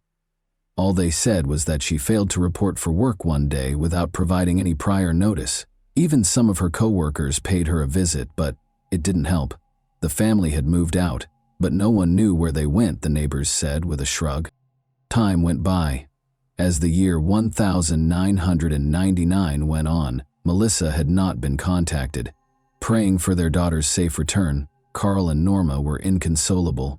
Their hope dwindled with every month, but they held on to it as if it were a lifeline. Since Melissa had always remained close to them, despite her turbulent upbringing, they were unable to think of a good reason why she wouldn't call. They thought they would soon awaken from the nightmare. However, Reality only became more grim, and the nightmare continued. The Patton family had run out of patience by January 2000. Norma reported a missing person to the authorities. After starting an investigation, detectives quickly located Christopher Wolfenbarger, Melissa's husband. He had also been out of touch for some time at the time of Melissa's disappearance, but he eventually made a comeback, but there was no sign of his wife or children. Melissa had gone out on her own, according to Christopher. He claimed that one day she simply made the decision to fulfill her dream of starting over and relocating to California. Carl and Norma, however, knew their daughter. They were positive that she would never simply vanish without a word, and that she would never do that. The parents were adamant that Christopher was concealing something, but the police could find no reason to take any further action. Melissa was an adult, and she had every right to travel to California if she so desired. Without any proof of a crime, the police had no reason to declare her missing because her husband had not filed a missing persons report. The inquiry came to a standstill. According to Christopher, Melissa had been preparing the move for some time. In order to save money, she worked double shifts at the bakery. After long, exhausting days, she occasionally even rented a hotel room to avoid the lengthy commute home. He claimed that this was how she was getting ready for the next phase of her life. When she simply disappeared one day, Christopher assumed she had finally carried out her plan and departed for California alone. He maintained that it was nothing out of the ordinary, citing Melissa's wish to make a new beginning. By bringing up Christopher's past, detectives attempted to exert pressure on him. Wolfenbarger had a very turbulent childhood. "Melissa and I were like Bonnie and Clyde, just on a smaller scale," he grinned while being questioned. They did encounter some minor issues. Even before they were married, their lives appeared to be a succession of snap judgments. However, it quickly became apparent that Christopher was lying. Melissa filed complaints, according to the records. She had repeatedly reported instances of domestic violence. It wasn't just him lifting his hand against her, she said. He allegedly gave her illegal drugs and, despite her protests, pulled her down the street by her hair on one occasion. Christopher filed a counterclaim after learning of these reports. The court case became increasingly complex. Christopher requested authorization to speak with Melissa alone during one of the hearings. Melissa backed off from her complaint and went home with him after a brief, private conversation. That was all she said. "We have kids, after all." Following Melissa's disappearance, Christopher took an unexpected action. He left the house they shared and went to live with family. Christopher rarely paid them a visit. The children lived with their paternal grandmother. He appeared to be making an effort to put his former life behind him. Joy and little Christina adapted to life without their mother very fast, and they only ever thought about their father when he would arrive at his mother's house. Christopher had never been liked by Norma Patton. She thought that shortly after graduating from high school, Melissa fled her home because of him. She saw this marriage as nothing more than a source of heartache and disappointment. "He was never who he pretended to be," she would frequently say while gazing at pictures of her daughter. It felt like a terrifying prophecy now that Melissa was gone. Her parents found it hard to believe that their daughter had just up and left her life behind. Why were people who might have known the answer keeping quiet? And what actually happened to Melissa? A darker and more unsettling image of the Wolfenbarger family, where happiness was merely an illusion, began to take shape as the haze of the past gradually cleared. During an interview with detectives, Tina Patton recalled a previous incident. She had seen a handprint-like bruise on Melissa's neck. Normally calm and collected, Melissa started crying and pleaded with Tina to keep it a secret. Following that, one of Tina's friends attempted to speak with Christopher directly, but it was never successful. Things appeared to have calmed down, but this was a facade. The thought that their daughter had just decided to disappear without saying anything was unacceptable to Carl and Norma Patton. Melissa would have found a way to get in touch with her parents even if she had felt the need to leave them. However, days and months stretched into years, and Melissa was nowhere to be found. It appeared as though a young mother of two had vanished into thin air. Melissa's husband, Christopher Wolfenbarger, was constantly rephrasing his claims. When questioned in the spring of 2000, he abruptly revealed that he had seen Melissa on the street close to their house in March or April of 1999, despite initially claiming that he had last seen her in December 1998. This discrepancy did not clarify the case. Rather, it only increased suspicions. The Patton family returned to the public eye in 2003, 5 years later. This time, Carl Patton himself was at issue, not Melissa. They had taken him into custody. As it happened, Carl had already had a run-in with the law in the middle of the 1980s. He was released on parole after serving a brief sentence for theft. He had made an effort to avoid trouble ever since, but over 20 years after the crime, his past finally caught up with him. His participation was verified by DNA analysis. Carl was taken into custody on February 23, 2003, in connection with the death of Liddy Mae Evans, age 31.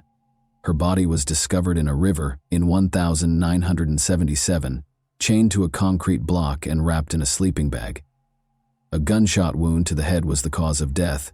However, Carl was linked to other crimes as well. Carl's wife, Norma, made the startling declaration that she would testify against her husband in exchange for immunity as soon as he was arrested.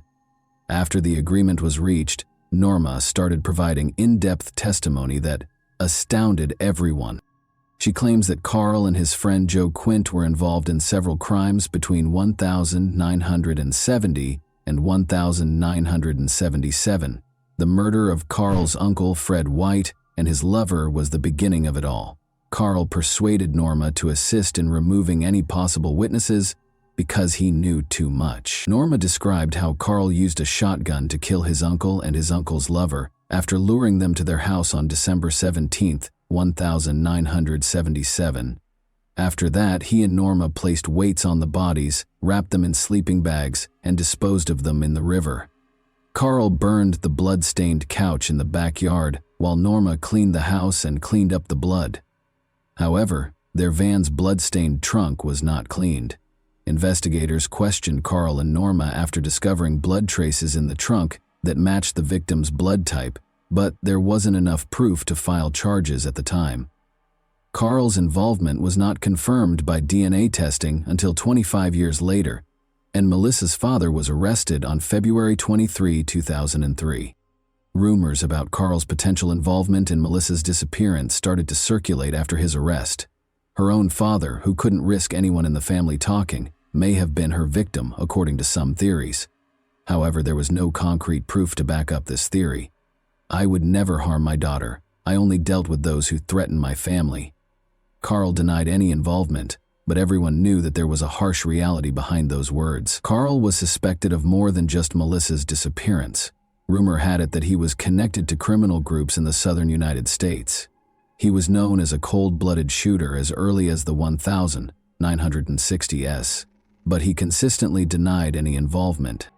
Carl acted out of greed, according to Norma, who made this revelation in 2003 during the investigation into the deaths of Fred White and his lover. In addition to hiring Carl to look after her unfaithful husband, Fred White's official marriage entitled his wife to an insurance payout. Detective Bruce Jordan handled these old cases. He managed to apprehend and convict Carl Patton after 25 years, but it was insufficient. Now, while incarcerated, Carl pleaded with Jordan, "Find my daughter, find Melissa." This was a surprising statement from a man who seemed to have no remorse. All of a sudden, his daughter's disappearance caused concern. This gave Norma and Tina hope, but it also sparked a wave of new anxieties. They were concerned that Melissa's disappearance was not an accident, and that the mystery that had been hidden for so long might become even more horrific. Detective Bruce Jordan became interested as soon as the reopened Wolfenbarger case made the news. The story appeared to be set in stone for years, but everything changed when a sudden lead came from the Atlanta morgue. Jordan was contacted by a forensic specialist who told him that they had been storing unidentified remains in their facility for 4 years. These remains were body parts discovered in various months of 1999 in the neighborhood where Melissa's family resided. A severed head had been found close to the Wolfenbargers' residence back in April of that same year. Legs and arms were discovered in a nearby wooded area 2 months later, wrapped in garbage bags. The remains were initially identified as belonging to a male because they could not be properly identified, and the torso was never recovered. These graphic findings were unrelated to Melissa's disappearance because she had not yet been reported missing at the time. Only later did the terrible truth come to light. Those were her remains. Bruce Jordan noticed important details when he got the information. Near the glass company where Christopher Wolfenbarger used to work, the head and limbs were discovered.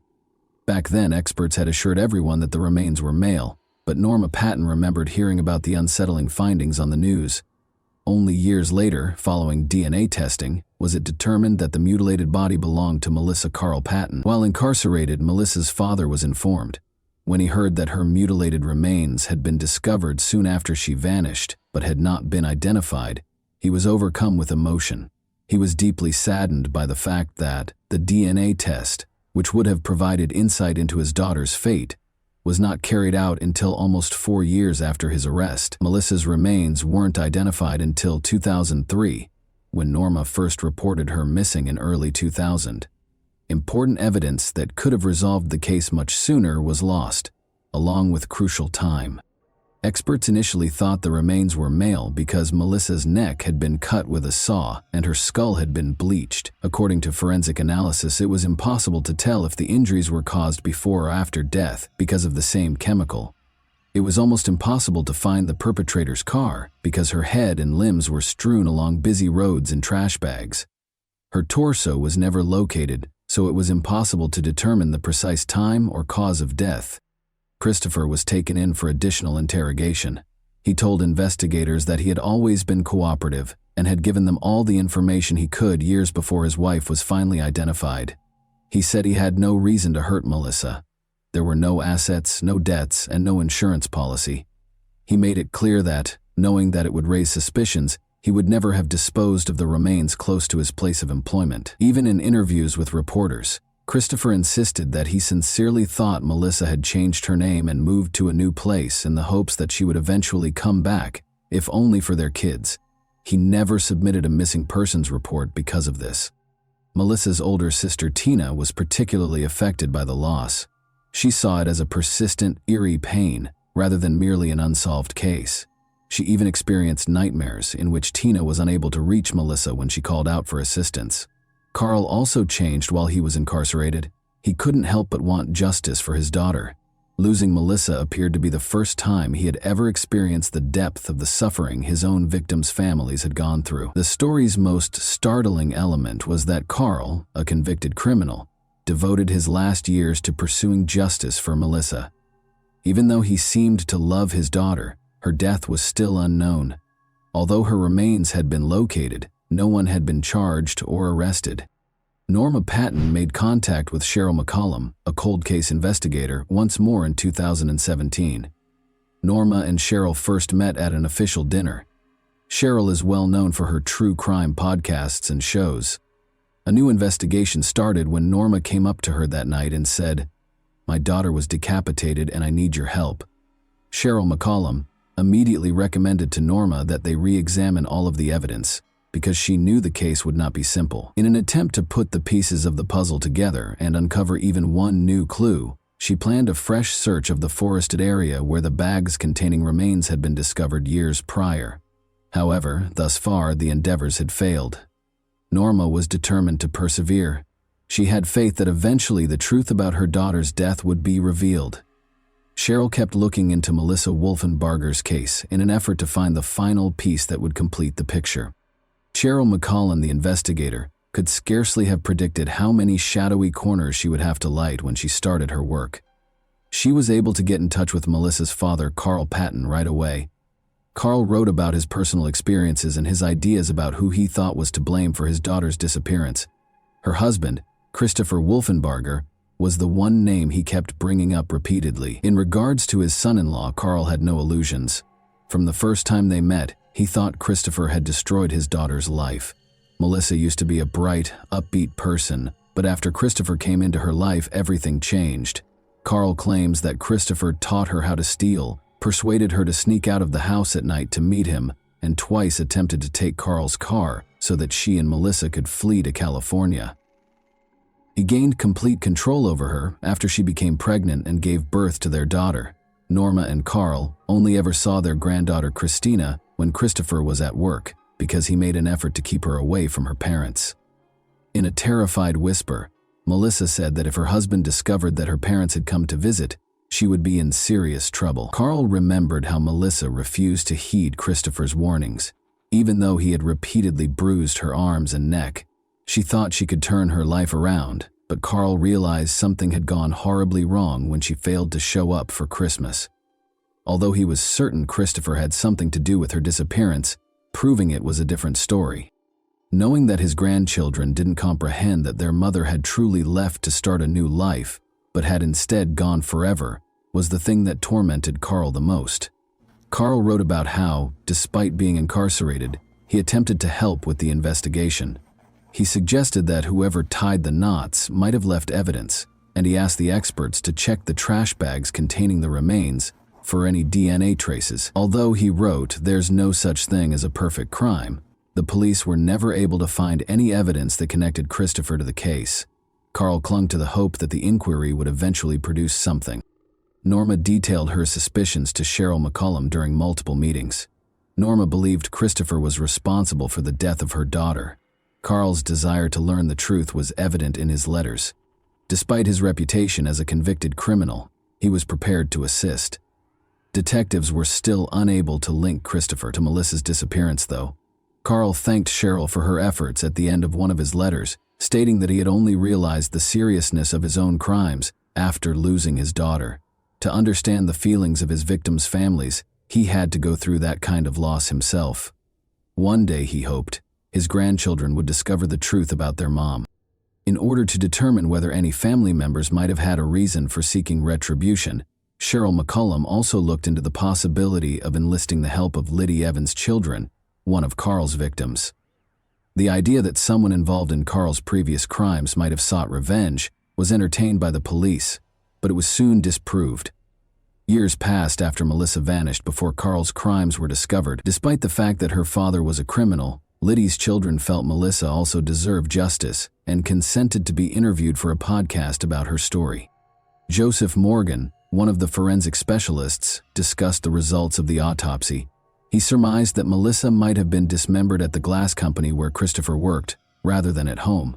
All the equipment needed to carry out such an act was on hand, and the remains were discovered at a landfill close to the building. The police were unable to verify this theory, though, because they did not discover any blood or DNA traces at the facility where the crime had occurred, and more crucially, who was behind it were still unknown. Cheryl was careful to pay attention to every little detail. She reviewed all the case materials, brought in experts, and communicated with Carl on a regular basis. One thing appeared to be universally accepted by the experts: Christopher was still the most likely suspect. McCollum declared that she was prepared to risk her reputation in order to bring the offender to justice. When Melissa's podcast debuted in February 2023, her story was the first one she discussed. Then, in April 2024, she received a call from a listener who said she had seen Melissa and Christopher fight at a party. The case gained new life and momentum as a result of this information. With newfound vigor, investigators resumed their work. After over 20 years of uncertainty, Christopher Wolfenbarger was taken into custody on suspicion of a serious crime in early August. To piece everything together, detectives re-interviewed witnesses, followed up on old leads, and employed new technology. He attempted to hide behind a dryer when the police arrived at his house, which one of the officers remarked was not the conduct of an innocent man. Although Christopher insisted he was innocent, the charges had already been filed. Tina and Norma attended the press conference. When Norma heard the news of the arrest, she clasped her hands together and prayed in private. "Now he's behind bars," she said, in front of the cameras, "and I hope he stays there." Christopher's motivations remained unclear, and the police did not reveal all the evidence that led to the arrest. However, one thing was for sure: 25 years after Melissa vanished, her family was at last hopeful that justice would be served. I told you this story because the truth always finds a way to come to light, even after years have gone by and everything seems lost. Despite all the difficulties and public scrutiny, the Patton family persisted in fighting for their daughter, and their efforts were rewarded. This case demonstrates that misconduct cannot be disregarded. Families that experience abuse frequently find themselves in dire circumstances, but keeping quiet and concealing the truth won't help. Don't let yourself be broken. Seek justice. Melissa would advise you if she could talk to you right now. And that wraps up today's chilling story. If you enjoyed this video, don't forget to like and subscribe so you never miss a new upload. Also, let me know in the comments what part of this story shocked you the most. Thank you for watching, and I'll see you in the next video.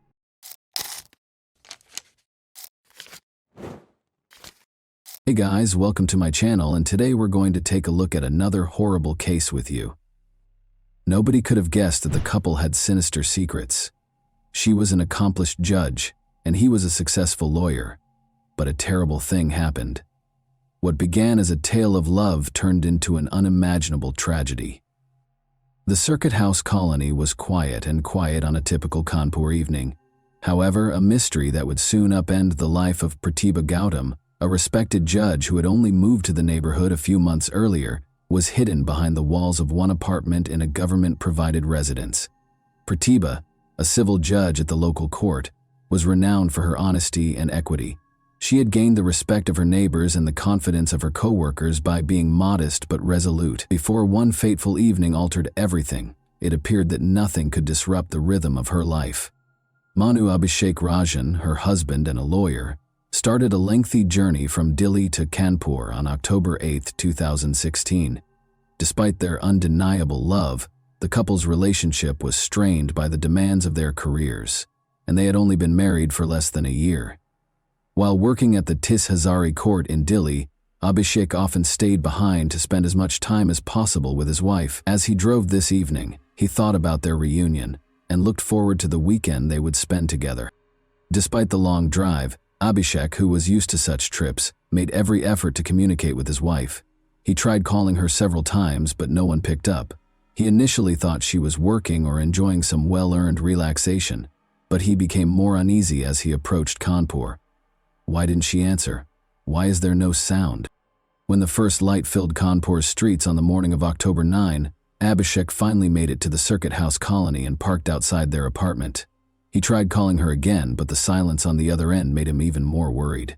As he caught his breath, he hurried to the door after getting out of his car and pressed the doorbell. However, there was only a spooky silence within. Again and again he rang, then knocked, softly at first, then more urgently as panic set in. Since the door was locked from the inside, Pratibha ought to be at home. Abhishek became aware that something was seriously amiss. He made the tough choice to break in with a heavy heart. The door flew open after a series of hard blows. The lock gave way, and Abhishek stepped inside while holding his breath. He was paralyzed by what he saw in the living room. His wife was hanging from the ceiling fan. The air was heavy with an unpleasant smell. Her skin was darkened with dried blood, and her wrists were cut. Abhishek's entire world fell apart in that moment. Everything else became inconsequential. He walked cautiously toward her. The rope gave way when he touched her, and Pratibha's body dropped to the ground. Fear and sadness tightened his chest. He stood over her, finding it difficult to believe what he was seeing. Then, as if in a daze, he knew he had to do something. Ignoring the neighbors' shocked looks, Abhishek ran out of the apartment. He got into his vehicle and drove quickly in the direction of Kanpur Kant, the closest police station. With a trembling voice, he reported that his wife had probably committed suicide. The officer sent a team to the scene right away after listening carefully without interjecting. This signaled the start of an inquiry aimed at answering the numerous mysteries surrounding Pratibha Gautam's last hours. What had become of this powerful woman? Why had her life ended in such a terrible way? There was a spooky silence in the Circuit House colony as officers pushed their way into the apartment. They were shocked by the scene at once. The body on the ground was different from what Abhishek had first said. He claimed to have discovered his wife hanging from the ceiling fan. He clarified that he had taken her down in an attempt to assist in his panic. However, the bloodstains on the furniture and floor only strengthened their suspicions, and this particular detail raised more questions. Senior officers and forensic specialists soon showed up to start gathering evidence. While Abhishek watched, his hands shaking and his face displaying a mixture of shock and fear, they took pictures and collected tangible evidence. Neighbors were beginning to congregate outside, whispering and glancing nervously at each other about what might have happened in the judge's house. The small Uttar Pradeshi town of Orai is where Pratibha Gautam was born. Her mother taught her and her younger sister to be independent and persistent, and she grew up in a middle-class family with a father who worked at a bank. Early on, Pratibha showed an interest in law, and she relocated to Lucknow to attend university after high school.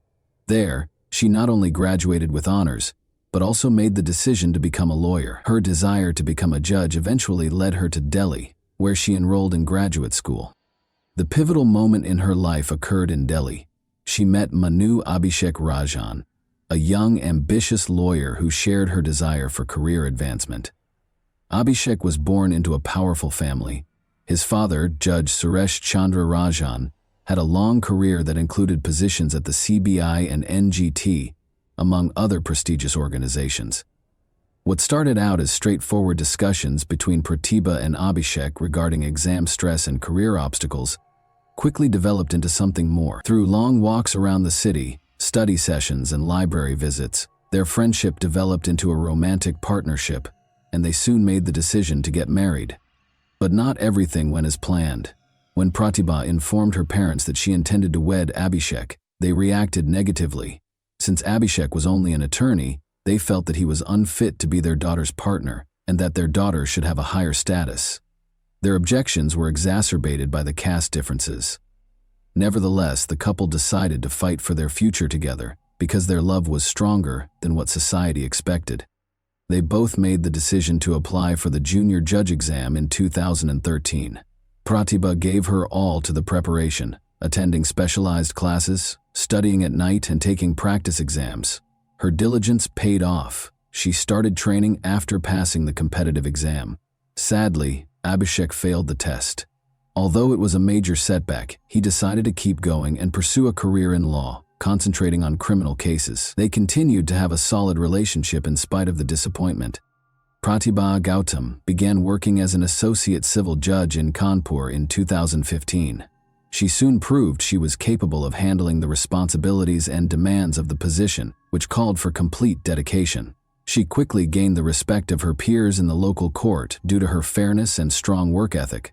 Abhishek Rajan, meanwhile, pursued his legal career at Delhi's Tis Hazari Court, where his professionalism and tenacity won praise from peers. On January 29, 2016, they took a risky move. They got married in secret at Delhi's Arya Samaj temple. This was a planned move to take charge of their future rather than an act of impulsive behavior. They chose not to tell them since they were aware that neither family would be happy about their union. Only a few close friends who assisted in planning the event attended the low-key ceremony. They kept their marriage a secret from their families until shortly after it was formally registered. The couple made an effort to patch things up with their family after the wedding.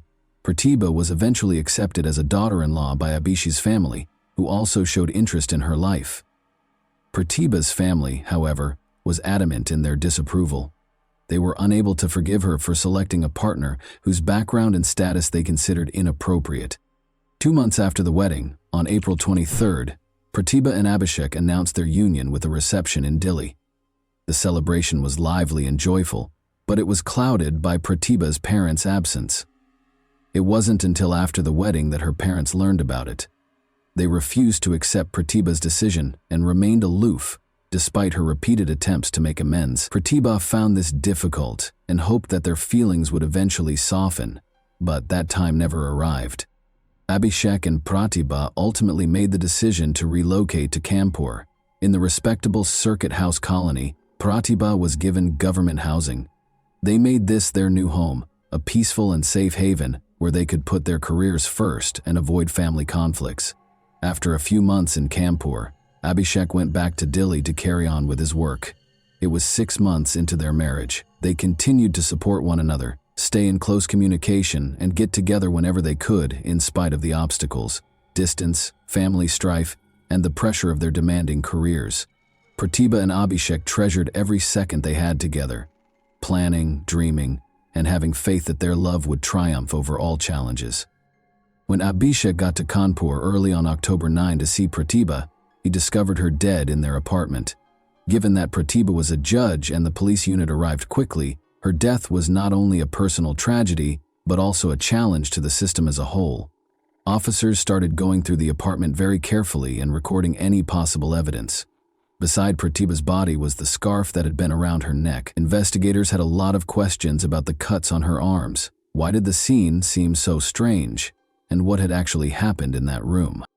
Shaking from shock and sorrow, Abhishek gave his first statement, explaining how he had discovered Pratibha.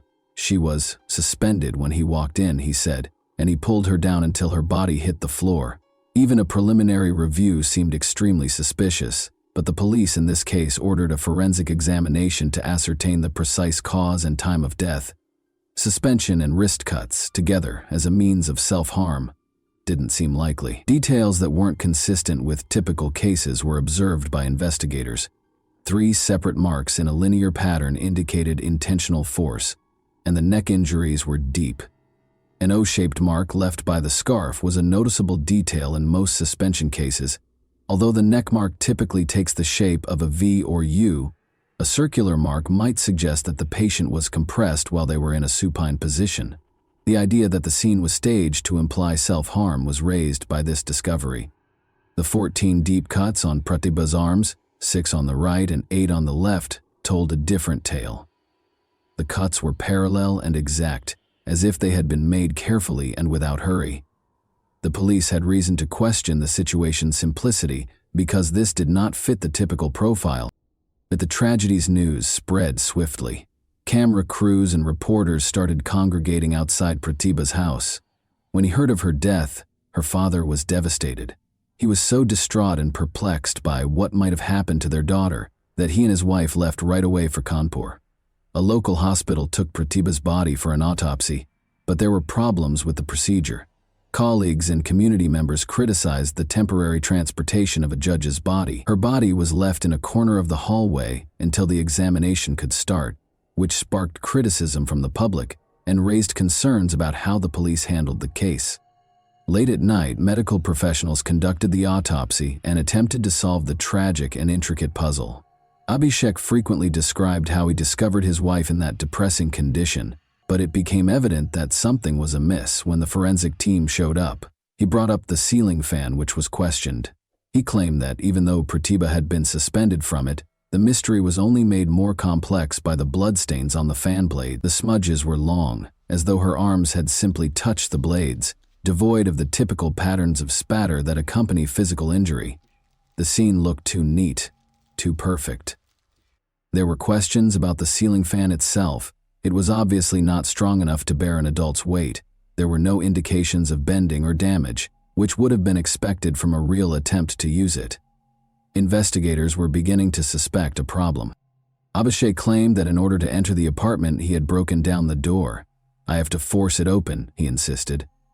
Investigators soon discovered, though, that the lock was merely minor damage and was still operational. He claimed a forced entry, but the door opened and closed without any problems. It wouldn't have worked so well if it had been disassembled. The police's suspicions of Abhishek were strengthened by this detail. The physical evidence didn't seem to support his version of events. The lead officer concentrated on getting all the details straight during the interrogation. Abhishek meticulously detailed his journey from Delhi, including every stop and piece of evidence, including his call logs, toll receipts, and surveillance footage. He said that during his journey, he made several calls to Pratibha. It seemed suspicious that he provided so much information without much prodding, as if he had foreseen the questions and had prepared his responses beforehand. The police demanded that Abhishek stay for additional interrogation, despite his repeated requests to be released, claiming that he had done everything in his power to aid the investigation. Being an accomplished attorney, he was aware that there might be many details at the crime scene that could be important, and his in-depth familiarity with these details made his story seem too polished and well-rehearsed. But when investigators learned that Abhishek did not call the police right away after finding Pratibha, the real questions started to come to light. The police station was a mile or two from the apartment, so he got in his car and drove there instead. Most people would automatically contact emergency services right away in such a circumstance, but Abhishek would not. He clarified that he wasn't sure what to do and was in shock and confusion. Although he only went to the station once, he said he had attempted to get help twice. Investigators thought they were dealing with something much more complicated than it initially seemed because of the contradictions, strange details, and disparities in his story. Even with his assured answers, Abhishek was beginning to come across as someone who knew the answers to every question, but the reality of what actually transpired on that fateful day was still unknown. Investigators understood that Abhishek might hold the secret to solving the case, and that the solution was still a ways off. Security kept a close eye on everything that took place in this residential colony. It had security posts and guarded entrances, and was inhabited by senior government officials. But Abhishek didn't ask the guards for assistance when he realized the apartment door wouldn't open. Why not? Investigators were immediately drawn to this question, because anyone else in a similar circumstance would probably turn to those around them for help. In addition to the increasing number of troubling details regarding his behavior, this lack of action seemed suspicious. When he drove to the police station after locating Pratibha, another odd detail surfaced, according to Abhishek. When he left, he didn't tell the guards at the colony's entrance what had happened. He could have gone up to them, which probably would have sped up the police call. Rather, he just climbed into his vehicle and left. His account was further called into question by investigators, who saw this as yet another warning sign. Pratibha's parents were horrified by what they saw when they got to the scene. Their sorrow soon gave way to rage. They publicly charged Abhishek and his family with being behind her death. They said Abhishek had made her living conditions intolerable, put her under continual pressure, and limited her ability to communicate with her family. In order to substantiate their allegations, Pratibha's father submitted a report to the police asking that Abhishek be charged with coercion and causing harm. Either Abhishek was directly responsible for her death, he claimed, or his actions had caused her to die this way. As a judge, Pratibha was a successful and self-reliant woman who was used to running her own affairs. For 6 years, she had been independent. Her family found it hard to accept that she would voluntarily hurt herself. She had never displayed any signs of distress or malice, they remembered. This made one wonder, what might have motivated her to do this? 4 seasoned medical professionals performed the autopsy on the evening of October 9 and came up with startling results. Asphyxiation was the cause of death, which suggests foul play. Her body had marks that suggested she had been struck by a metal object. In addition, she had 3 deep cuts on her neck and 14 cuts on her arms and wrists. Everything pointed to a struggle, a last-ditch effort to resist. The most unexpected discovery made about Pratibha before her death was that she was 3.5 months pregnant.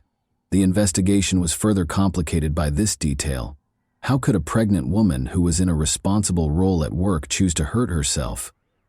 The presence of bruises and other marks didn't fit the scenario where she may have caused the injuries and suffocated herself. Why did her body show so many signs of damage? Abhishek started to exhibit signs of discomfort as the questioning went on. His answers, which had been confident, became uncertain. Investigators took notice of his hesitation and self-contradiction. He might be concealing something, and these were obvious clues. He was eventually arrested for additional interrogation. The police were aware that this case needed to be handled carefully. Abhishek practiced law. His brother-in-law was a prominent figure in the judiciary, as was his father, a retired judge. Any mistake could have dire consequences. Public pressure and his family's influence were major factors when Abhishek appeared in court to set bail terms. The judge restricted his confinement to 7 hours rather than the usual amount of time. Investigators and Pratibha's family members were not happy with this decision, because they thought Abhishek was treated too lightly, considering the seriousness of the charges. Pratibha's body was given to her family after the autopsy was finished. Her parents, siblings, and other family members were devastated. They remembered how Pratibha had sounded quiet when she called home in recent months. She avoided talking about her personal life and shared few details, and now all those little clues seemed like warning signs they might have missed. The case became more complicated every day, and the solutions appeared farther off. After seizing Abhishek's phone, the police started going through all of his emails, calls, and messages. They found that during the past few months their relationship had becoming more tense. Nearly every message from Abhishek was tinged with annoyance, and they frequently argued about their plans for the family and the future of their child. Although no one was yet certain of the extent to which these sinister undertones would spread, this increased the investigators' suspicions. Abhishek had to endure hours of interrogation while the investigators watched him. With every new question and piece of evidence, the pressure increased and his burden grew heavier. Abhishek finally broke down and said the words that changed everything one day. When he was so tired and on the verge of an emotional collapse, he admitted it. The words were a painful, unwilling admission that came reluctantly, as if drawn from deep within. It was shocking and horrifying to hear him admit his part in Pratibha's demise. Abhishek disclosed that his thoughts and feelings were distorted by years of internalized jealousy and resentment. It all began when he failed the exam and continued to practice law, while Pratibha earned her place as a judge. This status difference turned into a major source of internal conflict. He found it hard to believe that his wife had accomplished more than he had, and that her family publicly disapproved of him. His emotions became more destructive with every day that went by. Then she found out she was pregnant. It represented their love and their hope for the future for Pratibha. She thought the baby would improve her relationship with her parents and strengthen their marriage. Pratibha's mother was ecstatic and intended to help her daughter, even meeting to talk about their future together. However, this news felt like yet another setback for Abhishek. He experienced fear and a greater sense of alienation in place of happiness. He saw the pregnancy as a further erosion of his independence, an increase in his responsibilities, and a widening of the gap between him and Pratibha. Abhishek's friends knew him as someone who liked to live a carefree life. He was known for his parties, independence, and lack of responsibility. Now, he was overcome with fear at the thought of becoming a father. He started to coerce Pratibha into thinking about getting an abortion, but she adamantly refused.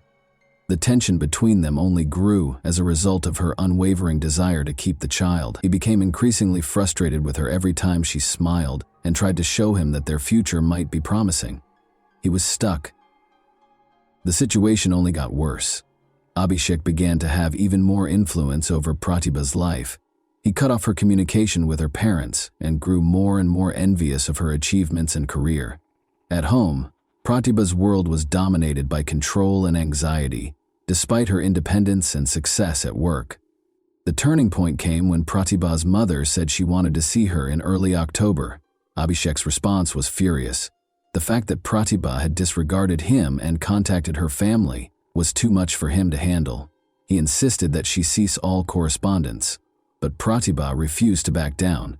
She vowed to stand up for her rights, keep her child, and refuse to compromise. For Abhishek, those words were the last straw. His fear of losing control, his sense of failure, and his jealousy all came to a head. Her strength and independence were too much for him to handle anymore. On that fateful day, things got out of hand. Now that he was seated across from the investigators, Abhishek talked about his anxieties, his overwhelming jealousy, and how he couldn't tolerate her independence and success. The investigators, however, believed there was more to the story even after his admission. The deeper secrets of their relationship had not yet been revealed, and it appeared likely that Abhishek had only told a portion of the truth.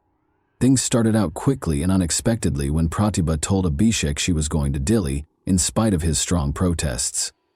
On October 7, Abhishek was at a resort unwinding with friends. He was startled by the news. He made the decision to go back to Delhi right away. He left his friends behind, gave up his break, and went home. Pratibha reached Delhi by train on October 8. In the hopes that a face-to-face discussion would improve their relationship, she was met by an irate and agitated Abhishek. He loaded her into the car, and as they drove, the tension increased and turned into a furious dispute. Shouting broke out during the exchange, and Pratibha finally had enough. Declaring she was going back to Kanpur, she got out of the car in the middle of the road and started to walk away. Abhishek's eyes were burning with rage as he watched her. "Do as you please," he yelled after her. However, his feelings overcame him after a short while, and he chose to follow her. It took Abhishek about 9 hours to drive to Kanpur during the night and arrive at Pratibha's apartment in the posh Circuit House colony. On the morning of October 9, it was around 5 or 5:30 in the morning. Since most neighbors kept to themselves and the colony was known for its security, he had some leeway to act undetected. The tension that had grown over the previous few months exploded when Abhishek walked into the apartment. He started slapping a stick at Pratibha. She tried to stop him, but he persisted. As the blows did not satisfy his rage, he cut her arms, body, and neck with a blade. Despite her best efforts, Pratibha lost consciousness and fell to the ground.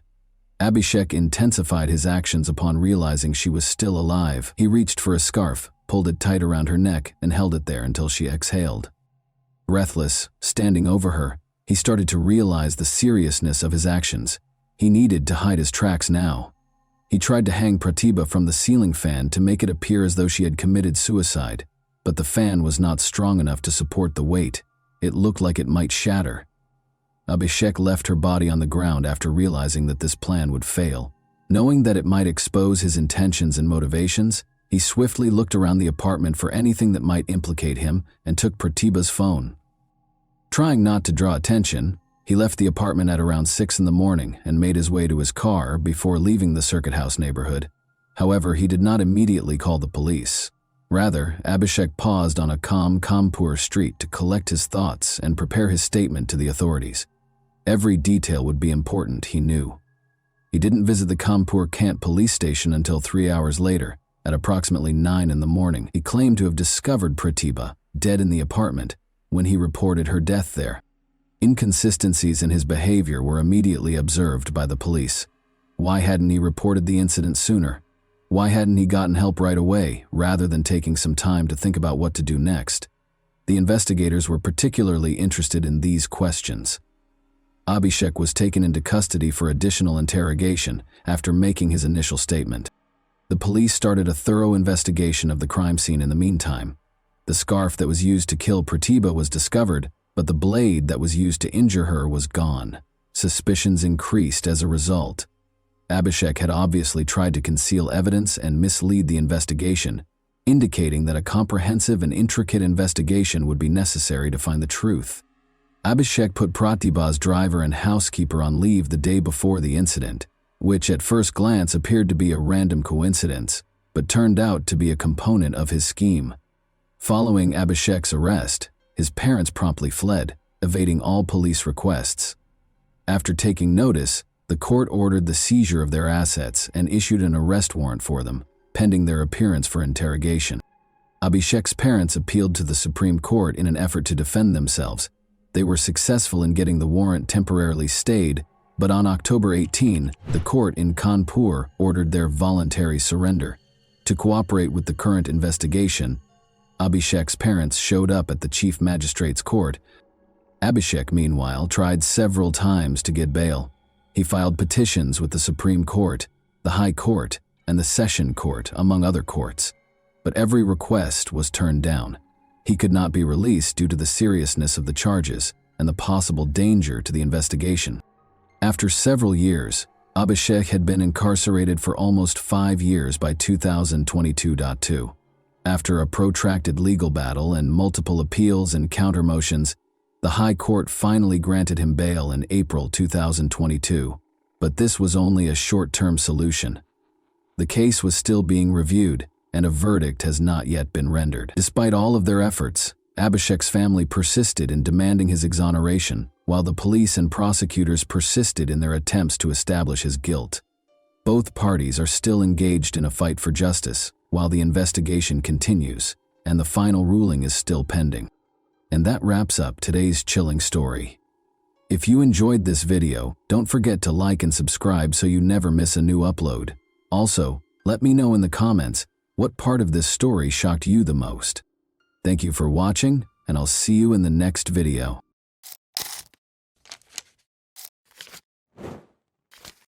Hey guys, welcome to my channel, and today we're going to take a look at another horrible case with you. Till death do us part doesn't often last that long. Feelings of sweetness and tenderness can rapidly give way to disappointment, annoyance, and even hatred. The most sensible course of action in certain situations is to break up, if not as friends, then at least not as enemies. However, when big quantities of money and the opportunity to become wealthy quickly come into play at the expense of an ex-lover's life, an innocent person's destiny may be decided. The example of Gary Bentley is hardly unusual.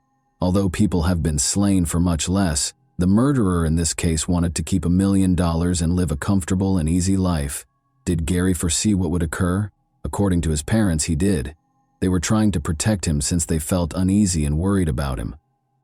However, Gary found it hard to accept that his child's mother, the love of his life, was truly capable of murder. Even though his mother was still alive, he battled valiantly to keep his failing marriage intact for the sake of his kid. But ultimately he died and the youngster was left an orphan. What is known about Gary Bentley's early life then? On August 31, 1984, Gary Lewis Bentley was born in Louisville, a small rural hamlet in Jefferson County, Kentucky. He was the youngest of Gerald and Lisa Bentley's 2 children. From a young age, Gary and his older sister Amy had a tight and trustworthy relationship. The Bentleys owned their own farm and put a lot of effort into providing their children with a quality education and other necessities. The children helped out as well and weren't afraid to take on the physical and labor-intensive tasks involved in farm management. The family was close-knit, supportive, and always looking out for one another. Gary spent a lot of time with his father, Gerald, from an early age. They frequently went hunting, fishing, and camping together and were quite close. His father showed him where to collect edible mushrooms and berries, taught him how to handle a pistol, and gave him survival tips, including how to survive in the bush. Gary became quite interested in guns as a teenager. He eventually began collecting firearms and understood how to use them. He was best friends with his father and they went fishing or hunting almost every weekend. Gary was a true handyman who could make or mend almost anything, making him the epitome of a small-town gentleman. He was described by many around him as gentle, laid-back, and always ready to provide a helping hand to those in need. Gary had no bad habits, avoided negative influences, excelled in school, and never ran afoul of the law. He was a calm, introspective child who prioritized his family. Gary majored in engineering in Frankfurt, the state capital, where he attended college after high school. He returned to his hometown of Louisville after graduation, where he began his career as a basic electrician before swiftly rising to the position of his one and only love. Gary fell in love with Tasha, a girl he met while attending college. They didn't mind the slight age difference between them, even though she was about 1.5 years older than he was. They moved in together in 2006, not far from Gary's parents' house, after dating for a while. Tasha was pursuing a nursing degree when she was hired by one of the city's hospitals, where she immediately gained the respect and admiration of her colleagues. But she didn't stop there. In order to further her profession, she continued to work and pursue further studies. Gary and Tasha ultimately made it official in 2012 by inviting all of their family and friends to their lavish wedding. The couple was ecstatic when Tasha became pregnant shortly after. They welcomed a child, whom they named Connor, in the spring of 2013. Both Gary and Tasha had successful jobs by the time their first kid was born. They were able to travel, purchase 2 automobiles, move into a larger, more comfortable house, and essentially live worry-free because they were earning a solid living. A few years later, Gary's plans to have a large family and at least 2 more children with Tasha began to fall apart. What did Tasha conceal? Their marriage was ideal for the first 4 years. They were viewed as a model pair. They held well-respected, lucrative careers. We are excellent guests, wonderful parents, and close friends. The couple frequently invited close friends and family to gatherings they hosted at their house. When someone needed assistance or support, they were always the first to offer it. Gerald and Lisa, Gary's parents, are ecstatic with their daughter-in-law and grandchild. However, things began to drastically shift in 2016. After going through a difficult period, the Bentleys' marriage started to suffer. It all began when Tasha started experiencing issues at work, which had never happened to her before. She was often griping about the terrible working conditions, her supervisor and her co-workers. Gary tried his best to help her, but he cautioned her against quitting too soon because it would be difficult to find another position that paid well. The couple made the decision to take a trip in the fall of 2016 in an attempt to decompress and release some stress. They flew to a vacation, leaving their son with Gary's parents, along with their long-standing friends Annie and Kevin Day, with whom they had been close for years. They traveled to Jamaica. The initial days of the journey were ideal. They all enjoyed one another's company, explored the island, and unwinded on the beach, but Tasha appeared preoccupied, as if her thoughts were elsewhere. She was often texting someone, and if someone asked her who she was speaking to, she became quite protective. Gary and Tasha began to quarrel more and more the longer they were on the island. Their pals claimed that Annie and Kevin felt uneasy since the disagreements seemed to start out of nowhere and swiftly turned into heated disputes. When Gary and Tasha got into a heated dispute one day while on a yacht, Kevin attempted to lighten the mood by cracking a joke. Gary splattered beer on his face in retaliation. Kevin didn't take it personally, since he knew that Gary's response was more about the stress that Tasha was causing than it was about the joke.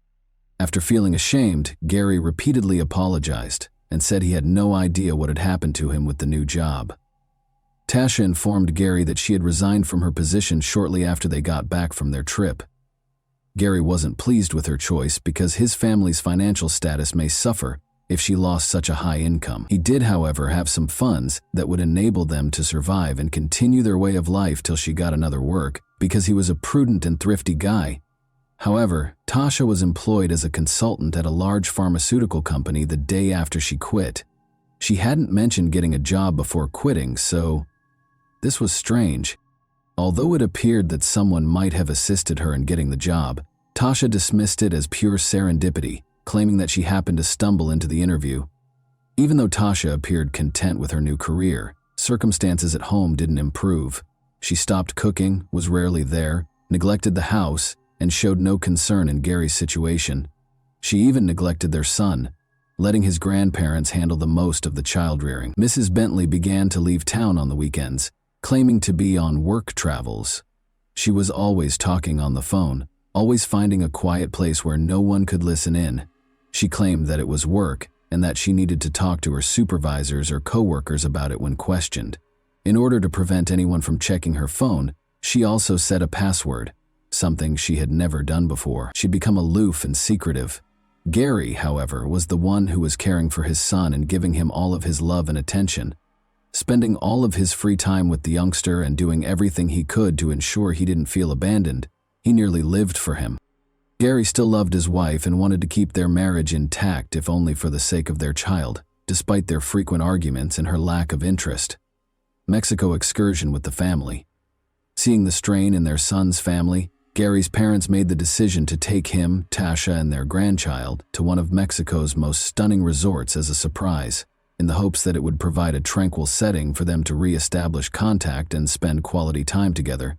They selected a comfortable hotel in a remote location. The internet was spotty and frequently interrupted, and cell coverage was scarce. This made it possible for the family to spend time together and enjoy one another's company at the beach and go for lengthy strolls. Tasha, though, was clearly annoyed by the lack of connectivity. She was always looking for a signal to send texts or make phone calls. She became enraged and screamed at Gary's parents and their young boy. Gerald, Gary's father, thought her actions were odd and made the decision to speak openly with his son. He expressed his concern that Tasha might be cheating. Gary attempted to laugh it off, but Gerald could tell by the expression in his eyes that his son was thinking the same thing but was feigning indifference. Because of their daily arguments, Tasha insisted that they end their vacation early and go back home.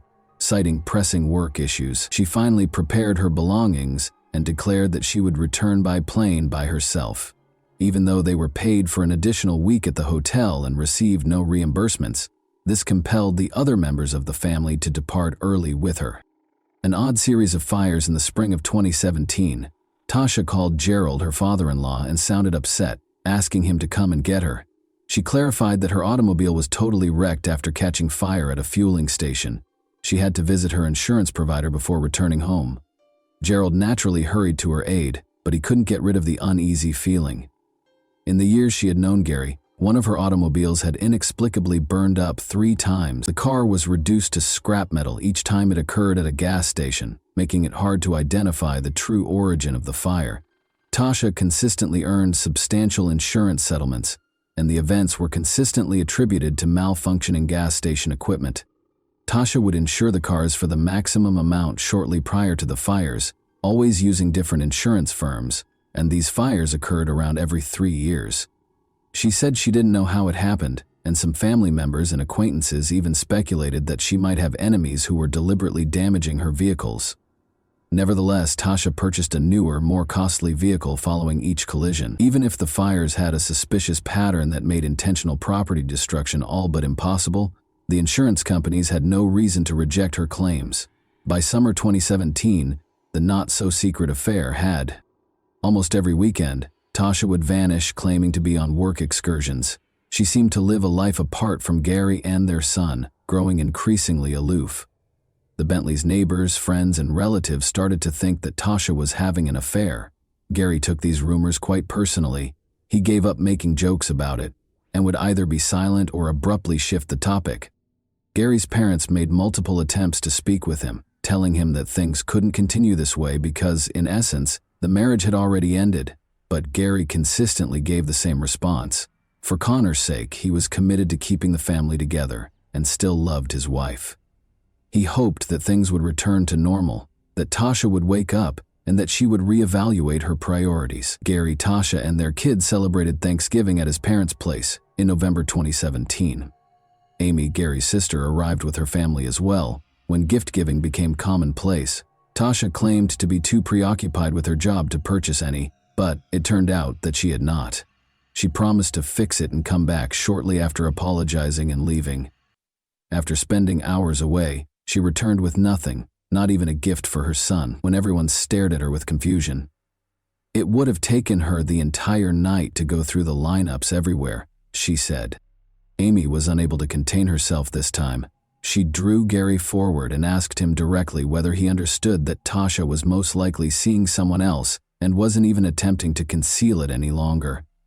With a gun safe in the bedroom, Gary merely replied that they would take care of it themselves. Gary called his father the next weekend to invite him over and bring some equipment. Gerald was glad to assist and arrived at his son's house with all the necessary supplies in less than 30 minutes. As previously stated, Gary had been a gun collector since he was a young man, and his home was stocked with shotguns, hunting rifles, handguns, and other firearms. He even had some rare objects strewn about in various areas. Gary, however, made the snap decision to create a safe in his home, collect all of his guns, and secure them. Gerald was a little alarmed by this abrupt decision, and inquired as to why Gary felt the need to conceal his gun collection. Gerald could tell his kid was scared of something, even if Gary didn't provide a clear response. It didn't appear like he was concerned about intruders. Tasha claimed that she came up with the idea because she was afraid and thought they would be in danger when she got home. Gerald didn't give it much thought at the time, but her words felt odd. The catastrophe, the unexplained home murder, was just a few days away. On Sunday, December 10, 2017, Tasha called her father-in-law to inform him that the garage door was open when she arrived home, and that she had been unable to get in touch with Gary all day. Concerned that burglars might have broken in, she begged Gerald to come over because she was too afraid to go inside. Fortunately, Gary was at home alone himself and Connor was safe, staying with his grandparents. Gerald ran as quickly as he could. Everything appeared to be in order at first sight. Although the garage door was open, there were no indications that the residence had been broken into. Everything appeared to be typical. There were no signs of an intruder and nothing seemed missing. Gerald repeatedly yelled at his son, but he never answered. He discovered Gary's lifeless body on the bed in shock when he entered the bedroom. Gary's body was already chilly and exhibiting symptoms of rigor mortis when Gerald attempted CPR. Still in shock that his kid had left, he dialed 911 right away. He didn't realize until later that the bedroom gun safe had been broken into and that several of the weapons were gone. The forensic results showed that Gary had been murdered by a single, close-range gunshot to the head when the forensic team arrived. It was possible that he was asleep and didn't even hear the killer approach because he was in a sleeping position on his side in bed and had no other injuries or indications of a struggle. Valuables, a jewelry box, and even cash left in plain sight remained unharmed, making the incident appear to be more than a normal heist. This suggested that the gun safe was the primary goal. Only a small number of guns, none of which were very valuable, were stolen nevertheless. These were not the murder weapon, nor were the remaining firearms. Tasha, Gary's wife, was the leading suspect from the beginning of the investigation, since she didn't appear to be a grieving widow. She carefully explained to the police what had happened during the day before she and her father-in-law discovered the dead. Second, every member of the couple's family and circle of friends attested to the fact that Gary and Tasha's marriage had been in trouble for some time and that a divorce was imminent. Third, two big dogs owned by the Bentleys growled at everyone but their owners. However, the neighbors had not heard any barking, and if they had, Gary probably would have awakened up. Tasha stated that she had left the house to run some errands because Gary had intended to go hunting that day. She claimed that after lunch she had attempted to phone him but had been unsuccessful.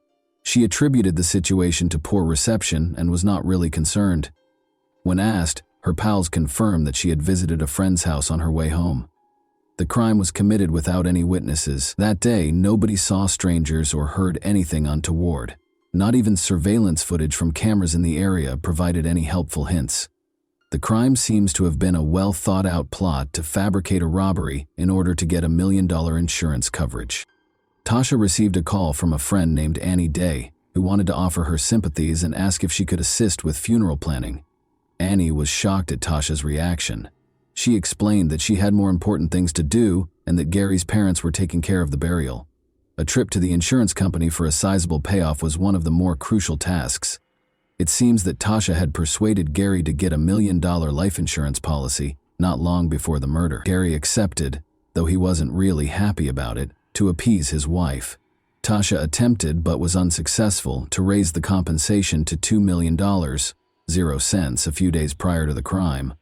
The motive was now obvious, but there was still no concrete proof that Tasha was responsible for the killing. Meanwhile, information about her 3 prior burned-out vehicles, all of which had caused significant damage, came to light.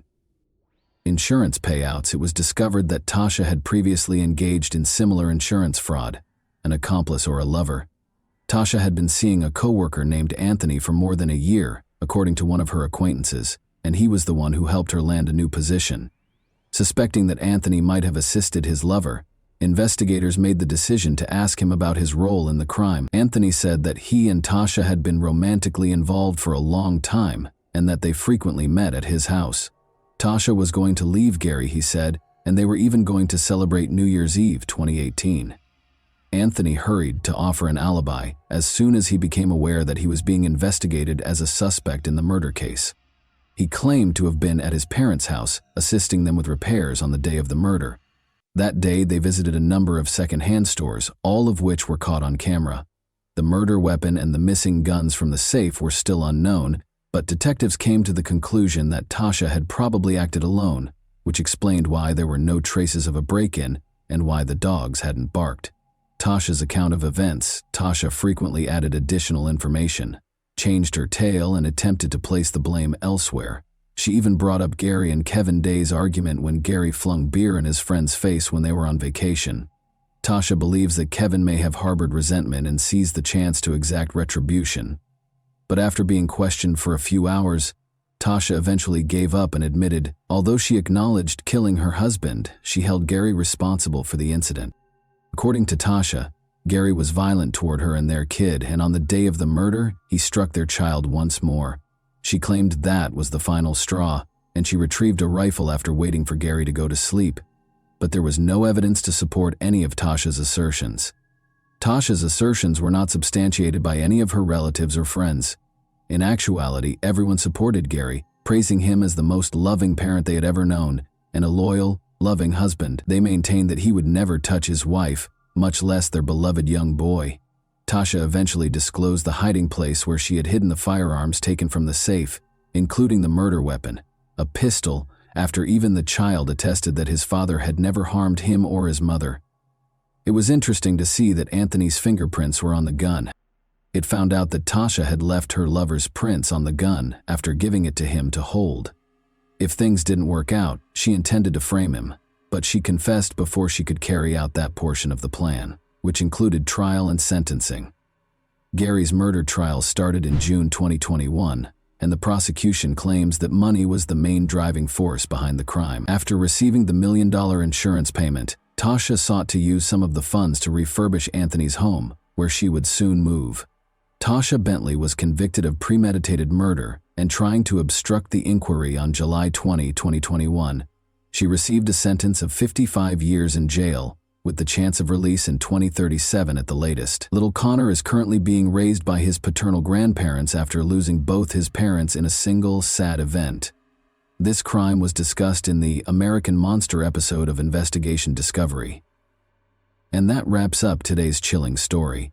If you enjoyed this video, don't forget to like and subscribe so you never miss a new upload. Also, let me know in the comments, what part of this story shocked you the most? Thank you for watching, and I'll see you in the next video.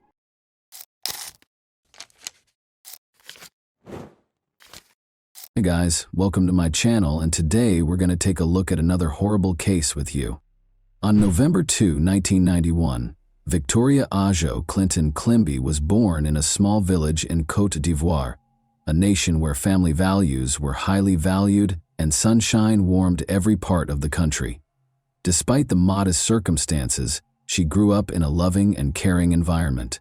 A young woman with a good heart and lofty aspirations for her daughter, Victoria's mother did everything in her power to make sure her only child was safe and happy. Victoria was a lively, upbeat youngster with a keen mind and an infectious laugh. She was the life of the party among her friends and neighbors because of her kind smile and insatiable curiosity about the world. Victoria had an interest in learning from a young age. Notwithstanding her limited means, her mother made every effort to guarantee her daughter's access to an education.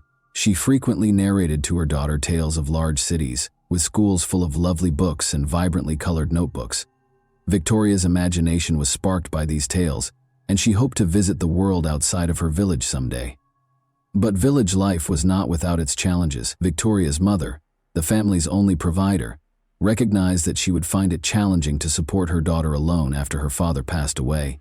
She continued to hold out hope that Victoria would eventually have a better future.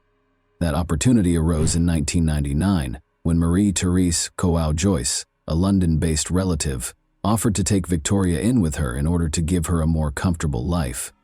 Victoria's mother's older sister, Marie-Therese, appeared prepared to assume the responsibilities of guardian and mentor.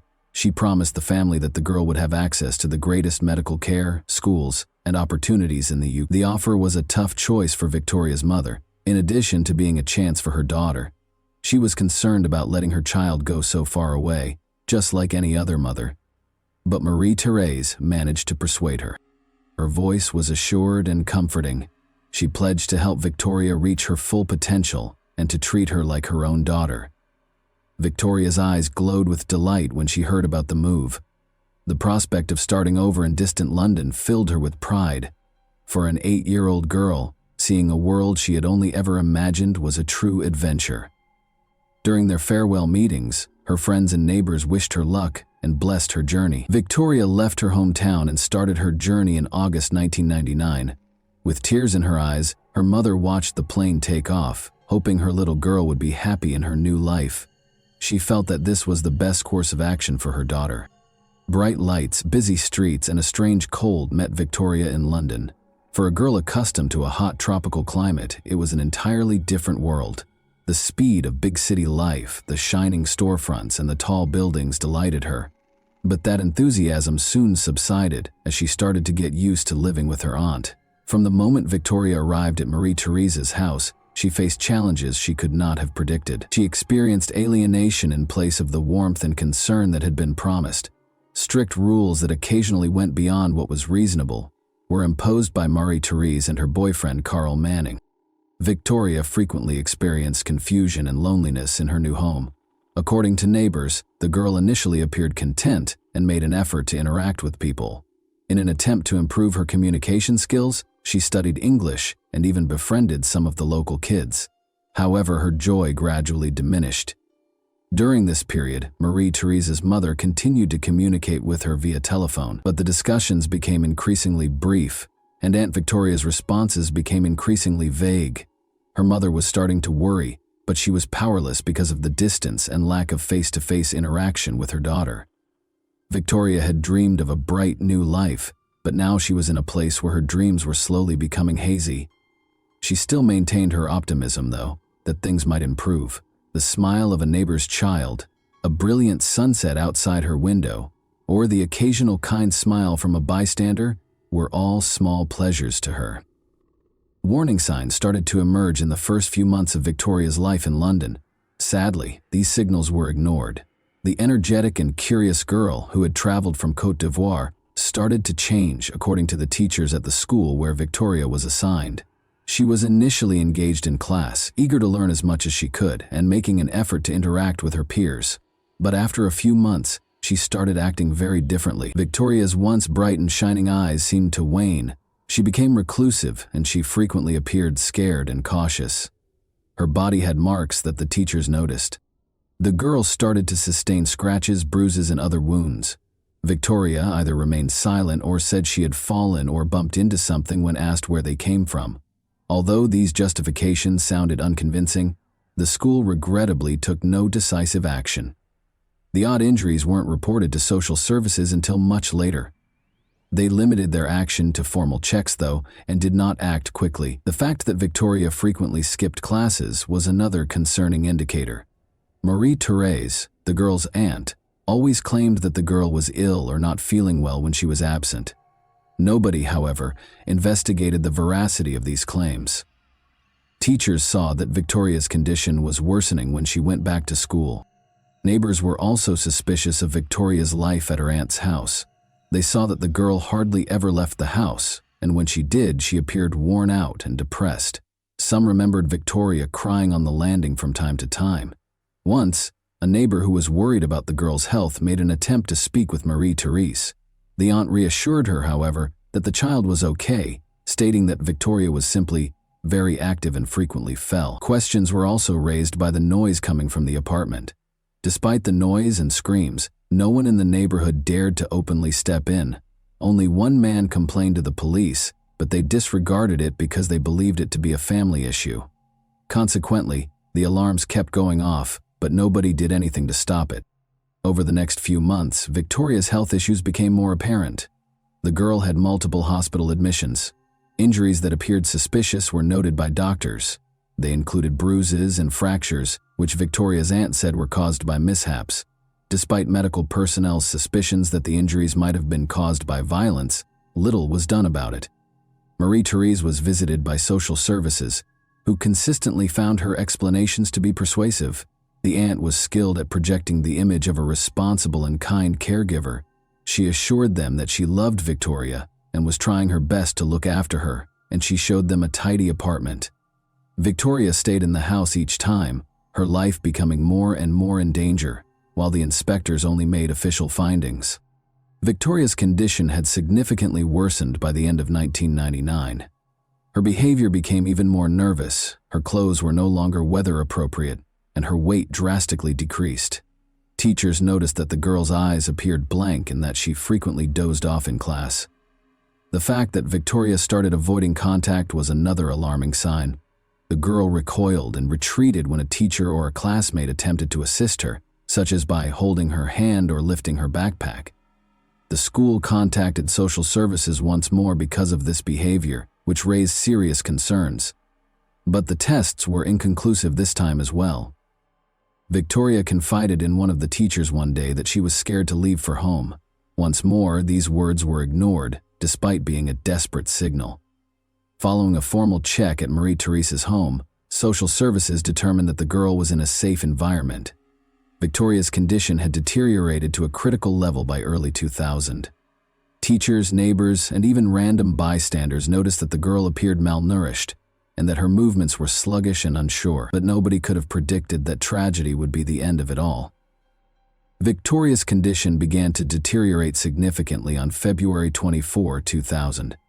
Her aunt and boyfriend, Carl Manning, reported that the girl was not moving and was no longer breathing normally, so they called an ambulance. The child's condition shocked the medical staff when they arrived. Victoria was extremely malnourished, and her body was covered in burns and bruises, among other traumatizing marks. Victoria was taken to the hospital right away by the medical staff. The girl's body was too weak for the doctors to save her. Victoria died on February 25, 2000, the following day. In addition to physical abuse, her death was caused by total body exhaustion. According to the medical professionals who examined Victoria's body, prompt action could have prevented such horrible outcomes. They were astounded to see a child in such critical condition while under the care of the school and social services. Victoria's death shocked everyone in the UK, not just her loved ones. People found it incomprehensible that a child with such obvious suffering had gone unprotected. This case came to represent structural issues with the way the police, social services, and medical fields operate.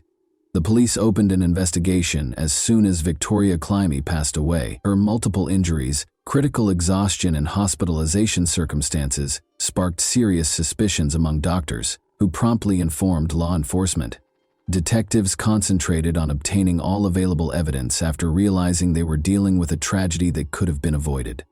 Finding out what transpired behind the closed doors of Victoria's home and prosecuting those responsible were their two main objectives. The investigators immediately proceeded to the apartment where Victoria had resided with her aunt, Marie-Therese Kouao-Joyce, and her boyfriend, Carl Manning, after securing a search warrant. The apartment appeared to be fairly typical at first glance, with a tidy interior, spotlessly clean surfaces, and fresh flowers on a little table in the living room. However, the seasoned investigators saw right away that the house appeared to have been specially prepared for their arrival. Everything appeared overly sterile, as though the proprietors were attempting to project an illusion of well-being. Their first observation was of Victoria's bedroom. It was a stark contrast to the other rooms. The girls' room literally screamed coldness and neglect, while the living room could be described as comfortable and well-kept. A teenager's room didn't even have the slightest hint of a childlike atmosphere. There were no toys, books, or vibrantly colored furniture in place of empty walls that were unadorned and uncozy. There was only a thin, tattered blanket on the bed, obviously unfit for the winter. There were absolutely no pillows. The room's sparse furniture had a worn-out, scratched appearance. Victoria's clothing, shoes, and school supplies were all in bad shape. It appeared as though no one had updated her closet in a while, because the majority of the items were either too small or badly worn. People were especially interested in the girls' shoes. Since they were light summer shoes, they were totally inappropriate for the severe winter weather. For the investigators, this was a warning sign. There was obviously a problem. The atmosphere in the room was one of neglect, if not apathy, rather than concern and care for the child. The signs of violence that the experts discovered upon closer examination, however, were the most terrifying finding. At first glance, the stains on the walls and furniture looked like filthy streaks, but the experts soon concluded that these were blood traces, partially obscured but discernible to the trained eye. Although the room's floor appeared to be clean, there were still questionable stains on it, which later proved to be attempts to conceal something awful. A tiny plastic container was standing in one corner of the room. The investigators discovered an even more sinister image when they opened it. There were broken toys inside. The only things that truly belonged to Victoria, it seemed, were these. They appeared to have been purposefully broken to prevent the girl from playing with them, or thrown there to get rid of them. The overall impression that the child was being treated like an unnecessary burden was only strengthened by this. There were also indications of neglect in the kitchen. There was almost nothing in the refrigerator. There was a juice box, a stale piece of bread, and a few cans of canned food. Marie-Therese had previously stated that she had always provided for Victoria's nutritional needs, which contrasted sharply with this limited food supply. Investigators questioned how the girl ate, given the scarcity of food in the home, or was it more likely that she was just not eating enough? When the detectives discovered multiple locked cabinets, the situation became even more concerning. Marie-Therese responded to the request to open them with blatant hostility and made an effort to avoid doing so by claiming private reasons. She only grudgingly gave up the keys after protracted discussions, and when she was threatened with having the entire cabinet seized, everyone in the room was shocked by what they saw when the doors opened. Belts, wires, and wooden sticks were among the objects in the cabinets that were obviously intended for physical abuse or punishment. The wires were coiled into tight loops, and one belt featured a metal buckle. These results, which presented a horrifying image of the potential abuse Victoria endured, spoke for themselves. Each of these objects was captured on camera, meticulously recorded, and confiscated for additional analysis. The investigators knew that every little detail from these findings could be important in revealing what was happening behind that tidy but dishonest facade. The state of Victoria's room revealed much more than the apartment's adult residents were willing to acknowledge. After compiling all the evidence, the investigators started to depict the girl's life as one of hardship, suffering, and possibly cruelty. Investigators were immediately struck by Marie-Therese Kouao-Joyce and Carl Manning's behavior when they were called in by the police for their initial interrogation. Despite their caution, they made an effort to project confidence. Although Marie-Therese appeared nervous, Her responses sounded practiced, as though she had readied herself for potential queries beforehand. She started to maintain her innocence right away, saying she loved Victoria and tried her hardest to look after the girl. Victoria was a difficult child, the woman said. Despite her temper, Marie-Thérèse characterized Victoria as a mischievous child who was allegedly prone to accidents. She was constantly sick, she didn't do well in school, and she and I always had difficulties, but I did everything I could to help her. I tried to be a good aunt to her. She claimed that the girl's clumsiness was the cause of the bruises and injuries on her body. The reason for her emaciation, according to Marie-Thérèse, was solely her lack of appetite. She was always falling, hitting the corners of furniture. She just always had some kind of trouble. And of course, she never listened. We offered her food, but she hardly ate anything. Conversely, Carl Manning made an effort to portray himself as an unconcerned bystander. He tried to downplay his involvement in Victoria's life. In his own words, "I had virtually no contact with her." As the interrogation went on, the investigators noticed inconsistencies in their accounts. "She was just Marie-Thérèse's niece to me, and I never really got involved with the child. My business was work and my own affairs. I saw her rarely and didn't notice anything strange." For instance, Marie-Thérèse claimed that Victoria had unintentionally spilled a kettle of boiling water on herself when questioned about the cause of the burns on her body. Carl, however, asserted that he had never witnessed any burns and that nothing of the sort had occurred. When the conversation shifted to the girl's personal items discovered in her room, both of them made a hasty attempt to change the topic, which was even more suspicious. Marie-Thérèse asserted that because they had little, Victoria had saved money by amassing a collection of old and worn-out items. The careful investigators did not overlook these contradictions, however, as Carl stated that he had no idea what Victoria's possessions were and added, "I'm not interested." It was always Marie-Thérèse's responsibility. The police chose to intensify the interrogations. After meticulously documenting the testimony, it was clear that neither of them was telling the whole truth, and more research was necessary to determine the true events that had occurred in this family. In order to get more candid responses from Marie-Thérèse Joyce and Carl Manning during the second round of questioning, the police started using the evidence gathered in the apartment. In addition to providing an expert report that unequivocally stated that the girl's burns could not have been caused by unintentional contact with hot water, the investigators displayed photos of the bloodstains discovered on Victoria's room's walls and furniture. The suspects' responses only served to heighten suspicion of their guilt because this evidence was indisputable. The situation became even more muddled with each of their new responses. Investigators started posing direct queries, such as, what caused the bloodstains on the furniture and walls? Why hadn't anyone gotten help if Victoria had actually just fallen? If the wounds were that bad? Marie-Thérèse was unable to provide a definitive response to these questions, either stating that she didn't think it was serious or citing memory problems. The facts put pressure on Carl Manning, who had previously claimed to have little to do with Victoria during the initial interrogation. He became irate after seeing the pictures and reading the experts' conclusions. He initially denied any involvement in the events, but he changed his strategy when faced with indisputable proof. The investigators were baffled by his justifications. "I knew what was going on," he acknowledged after a protracted silence. "But I didn't get involved. It's none of my business. She's not my child. I thought it was Marie-Thérèse's problem and let her deal with it herself." They emphasized that he was obviously a witness to what was taking place, even though he claimed not to be involved.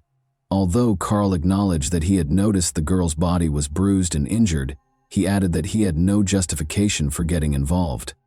Under the weight of indisputable evidence, Marie-Thérèse eventually acknowledged during one of the interrogations that she occasionally lost her temper and turned to physical punishment. She told investigators that these were common ways of raising children, that they were accepted in her culture, and that she didn't see anything wrong with them. "Children need discipline sometimes," she said. Investigators discovered, however, that beneath those words was a harsh reality. "I used the belt to show them what is right and wrong. It's not violence, it's education." Examining the belts in the locked closet revealed marks that might suggest they were used repeatedly for striking. Furthermore, Victoria's cuts, bruises, and burns showed that the penalties were far more severe than what could be referred to as discipline. Mari Tellez, Joao Joyce, and Carl Manning were arrested by the police on the basis of the evidence they had gathered, which included witness statements, forensic tests, and the suspect's own confessions. They were accused of abusing children and killing Victoria. Investigators worked diligently to piece together a horrifying account of the girl's life, filled with cruelty and suffering, which led to these charges. During her arrest, Marie Thierry made an effort to defend herself by stating repeatedly that she did everything in her power and never intended to hurt Victoria. Investigators interpreted her trembling voice as fear of punishment rather than sincere regret. She persisted in asserting that her parenting techniques were required because Victoria was a challenging child. But in light of the overwhelming amount of evidence discovered during the investigation, these justifications began to seem less and less credible. The way Carl Manning acted was different. He said nothing and made no direct effort to defend his behavior, but his actions showed that he wanted to completely shift the blame to Marie-Therese and absolve himself of it. The investigators were convinced that he was an accomplice, even though he did not start the violence because of his unwillingness to step in and his claims of fear of conflict. Investigators stressed that Victoria's death was the result of a protracted cycle of violence that was evident to those in her immediate vicinity and that, with greater resolve, could have been prevented. Both the girl's death and the inaction of those who could have stopped it were tragic aspects of this tale. When Victoria Climie's trial started in January 2001, it quickly rose to the top of the UK's discussion list. The horrific details surrounding the 8-year-old girl's death exposed the inadequacies of the social protection system, which had failed to stop the tragedy, as well as the brutality of her guardians. In addition to proving the accused guilt, the prosecutor's office had to explain to the court the full scope of Victoria's suffering, which was a challenging task. Victoria's aunt and her partner, the primary defendants, were put on trial for alleged child abuse and murder. Victoria had been subjected to months of systematic physical and psychological abuse, according to the prosecution. A forensic medical report, witness statements, and photos of the girl's injuries were among the evidence they presented from the investigation. A medical report that verified Victoria's injuries could not have been accidental was crucial to the prosecution's case. In addition to using violence, the prosecution contended that Marie-Therese and Carl purposefully denied the girl access to food, shelter, and medical attention. She died as a result of hypothermia and exhaustion. Marie-Therese maintained that she didn't intend to hurt the child and that her actions were educational. She was under the strain of life circumstances, according to her defense, and was unaware of the seriousness of the consequences of her actions. Carl, for his part, said he was just watching from the sidelines and never held out his hand to Victoria, denying any active participation. Prosecutors, however, provided proof that he was aware of the abuse and took part in it. The attorneys for the defendants made an effort to frame the case differently. They maintained that Marie-Therese's ignorance of her responsibilities as a guardian was the reason behind Victoria's tragic accident death. Although the girl's aunt had acted improperly, the defense maintained that her actions were unintentional. Carl Manning maintained that he only shared a home with Marie-Therese and the girl and had no involvement in Victoria's upbringing. He persisted in maintaining that his partner was the only one with knowledge of what transpired behind closed doors, but the defense was unable to persuade the judge that the defendant's acts were impulsive or poorly thought out. The prosecution provided indisputable proof that Victoria had endured unjustified, systematic abuse and deprivation. Strong emotions were present during the hearings. As she heard the horrific details of what her daughter had gone through, Victoria's mother, who was present in the courtroom, was unable to contain her tears. The trial was extensively covered by the media, which infuriated the public and led to criticism of the social safety net. The jury returned a verdict on January 12, 2001, following weeks of hearings. Carl Manning and Marie-Therese Joyce were convicted of Victoria Climie's murder. The judge stressed that they had intentionally caused the child to suffer and said their actions were cruel and premeditated. Marie-Therese Joyce received a life sentence without the possibility of release. Carl Manning was given a life sentence with at least 20 years to serve after the court found him guilty of murder and complicity in child abuse. And that wraps up today's chilling story. If you enjoyed this video, don't forget to like and subscribe so you never miss a new upload. Also, let me know in the comments, what part of this story shocked you the most? Thank you for watching, and I'll see you in the next video.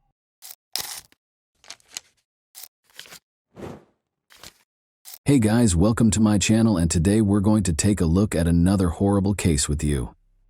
On a calm street in the Grapevine Hollow neighborhood early on January 1, 2012, the joyous mood gave way to fear and terror. Ashley Fallis, a young mother who had been shot in the head, was being transported in an ambulance to the hospital, her life in shambles. When her parents returned from a brief absence, they were shocked to see paramedics and police encircling the house. Only a few hours before, there had been a lot of happiness and celebration in the house. What had transpired on this particular New Year's Eve? Her husband Tom, who was present in the room when the tragedy occurred, was the only person who could know the answer. However, his account of what happened left more questions than it resolved. Although Ashley's family was certain they knew the truth, investigators had to deal with a lot of inconsistencies and odd information. Nobody could have predicted the depth of the mystery that existed behind those houses' doors. Ashley Fallis, then 28 years old, was shot in the head and taken to the hospital early on January 1, 2012. Ashley's family thought they knew what had happened right away. It was clear to them that her husband Tom was the only possible culprit. When the gunshot was fired, he and Ashley were in the room. Tom was Ashley's family's main suspect because of his short fuse and domineer. For the police, though, the story was less straightforward. A detailed investigation was necessary because contradicting evidence was discovered at the scene. Ashley's past turned out to be as complicated as her present, and witness accounts continued to change. It would be years before fresh information surfaced that would provide a new perspective on what happened that night. The festive evening that started on December 31, 2011, was intended to be peaceful and centered around the family. At their Zinfandel Street residence, Tom and Ashley Fallis threw a New Year's celebration. They celebrated, danced, and drank. Ashley and Tom appeared to be a contented couple. To the delight of their guests, they had been dancing together and gazing affectionately at each other just an hour before. However, as midnight drew near, Ashley made the announcement that she was going outside with her family, which infuriated Tom. Ashley's family was the last group of guests left at the house when the argument broke out. Ashley and her family attempted to defend her, but Tom started shouting at them. Tom demanded that the relatives leave after their attempts at mediation failed. Tom withdrew to the bedroom and slammed the door. The couple was left alone when Ashley's parents also made the decision to move out. Tragic events occurred several hours later. Ashley's family's intrusion into their private lives irritated Tom. Ashley and her parents had been drinking all evening, so he thought it was inappropriate for them to go outside.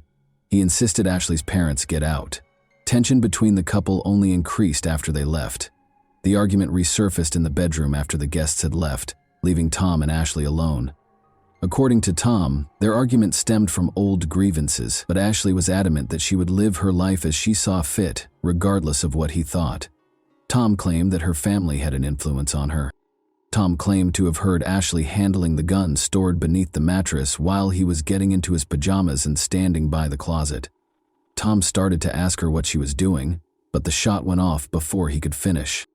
On January 1, 2012, early in the morning, emergency personnel arrived on the scene. After Ashley's family made accusations, the police enlisted the help of Colorado Bureau of Investigation investigators. Jenna Fox and Joe Ridden, her parents, blamed Tom for the incident right away, pointing to his hostility and rage earlier that night.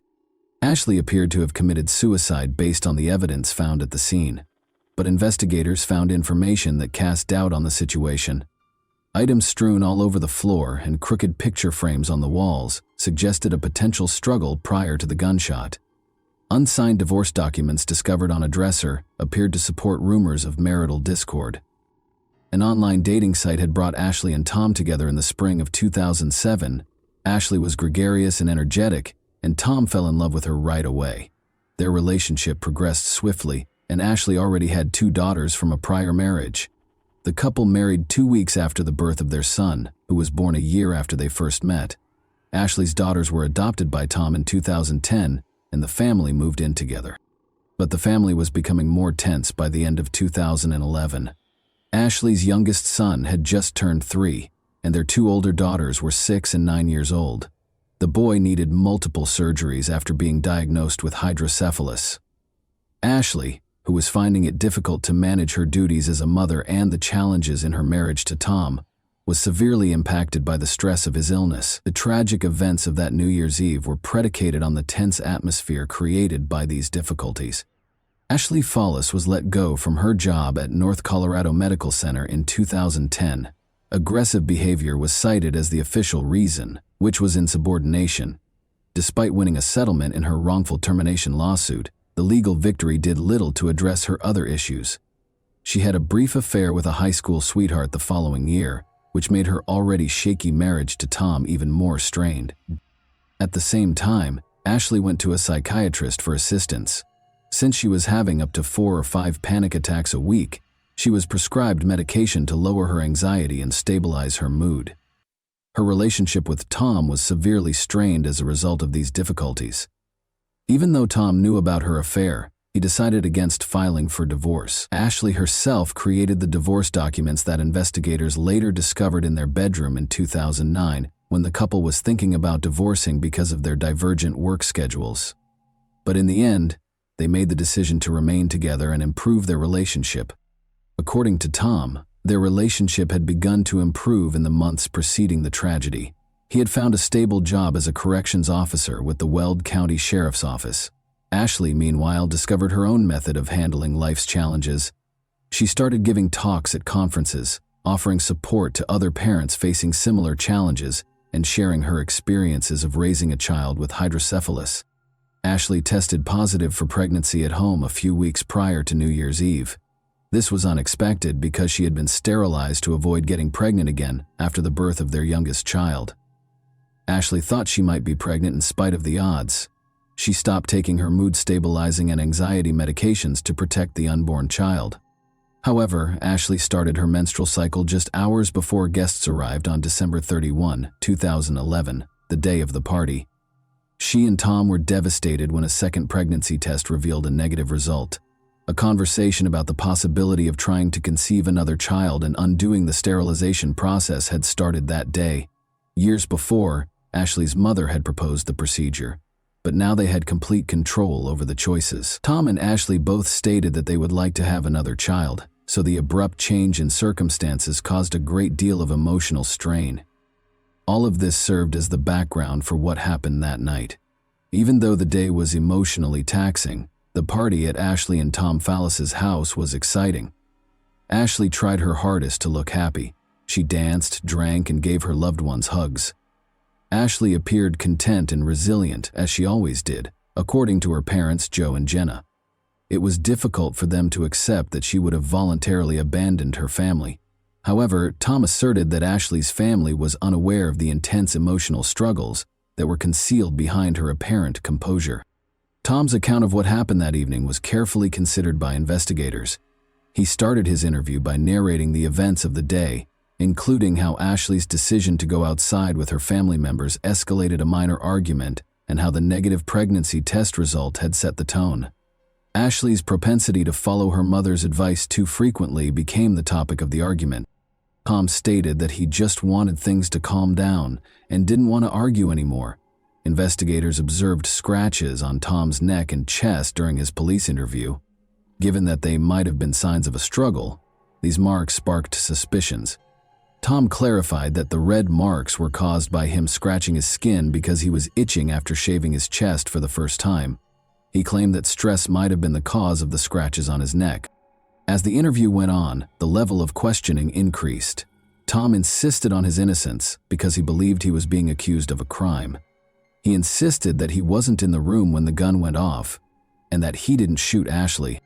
Investigators were inspecting the house and interviewing neighbors in the meantime. Chelsea Arriga, a neighbor, claimed to have heard Ashley yell, "Get off me," just prior to the gunshot. This story ran counter to what Tom had said. Tom denied that he ever made Ashley do anything against her will when investigators questioned him about the yelling. He clarified that he only requested that she cease following her mother's advice because it was straining their marriage. Investigators pressed him further, pointing out that Ashley was unlikely to have shot herself because of the wound on the back of her head. To prove his innocence, Tom insisted on having his hands tested for gunpowder residue. In order to ascertain whether Ashley was capable of firing the gun, he also demanded that her hands be examined. Because of the peculiar circumstances and contradicting evidence, investigators remained doubtful despite his explanations. Ashley Fawless was in the hospital, where medical professionals battled to save her life, while Tom was at the station. Unfortunately, they declared her dead a few hours after she was admitted. Tom was devastated to hear of her passing. After the incident, he said, he saw her breathing and thought she might have a chance to live when he held her in his arms. Despite not getting a confession from Tom after 3 hours of interrogation, investigators were unable to rule him out as a suspect. Tom grew more and more upset, insisting on his innocence and saying over and over that he could never hurt his wife. Ashley's death was declared a voluntary act 4 days after the incident. The medical examiner came to the conclusion that she killed herself, even though lab tests were not yet finished. Ashley's family was shocked and incredulous when the case was closed. They felt that the investigation was hurried and that Tom's employment in the county's correctional system had given him preferential treatment, which they felt affected the investigation's conclusion. It was challenging to demonstrate that Tom had any ties to the detectives working on the case, though, because of his employment with a different law enforcement organization that was unrelated to the investigation. Almost immediately, the Colorado Bureau of Investigation was called in to guarantee impartiality. However, errors were made. In contrast to standard procedure, Tom was not kept apart from possible witnesses at the scene. Furthermore, he did not cover his hands to protect any gunpowder residue that might have been important evidence. Tom's interrogation was handled poorly, according to Ashley's family, who felt that 3 hours was not enough time for the main person of interest in a case involving a suspicious death. They felt that until Ashley's parents, Jenna and Joe, pressed for it, investigators did not take Tom seriously as a suspect. Detectives changed their strategy only in response to their adamant demands. Even so, the investigation was only cursory. In the end, Tom was free to go. In order to be nearer to his sister, Tom relocated to Indiana after the tragedy, taking the kids with him. He seemed to be attempting to start over when he enrolled in college to obtain a bachelor's degree. Ashley's parents, Joe and Jenna, on the other hand, were uncompromising. They made a plea for justice to the media.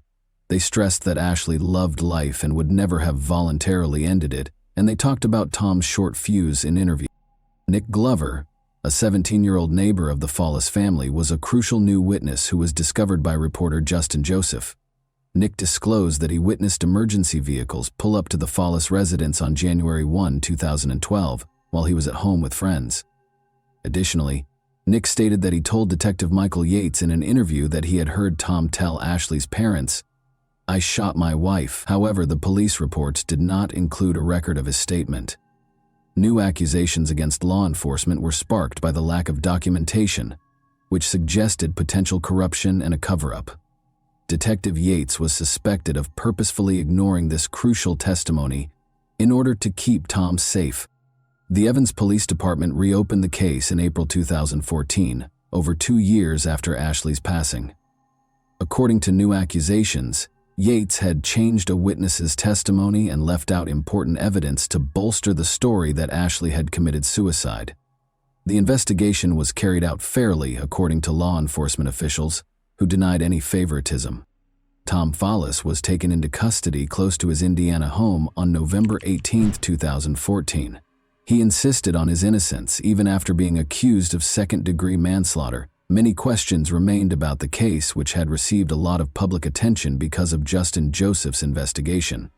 Ashley's leg bruises, for instance, raised questions about a flashlight that was discovered at the scene and possibly used during a fight. It was eventually discovered, however, that the flashlight was not connected to the crime and had belonged to an officer who had tried to administer first aid.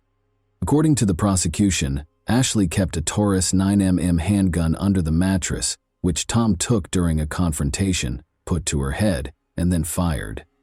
After that, he called emergency services and lowered her body to the ground.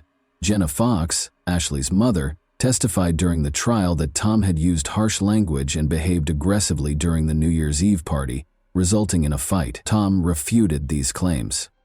Jenna revealed later in the trial that there was a family history of mental health problems. Both Ashley's uncle and grandmother had committed suicide. This evidence was used by the prosecution to bolster their hypothesis that Ashley might have taken her own life voluntarily. Ashley's psychiatrist, however, stated in her testimony that she did not exhibit any symptoms of depression as of December 2011.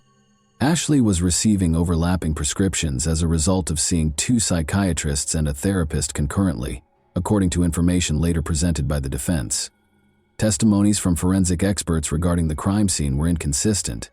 Tom couldn't have shot his wife, according to Dan Gilliam, who had devoted hundreds of hours to examining the evidence.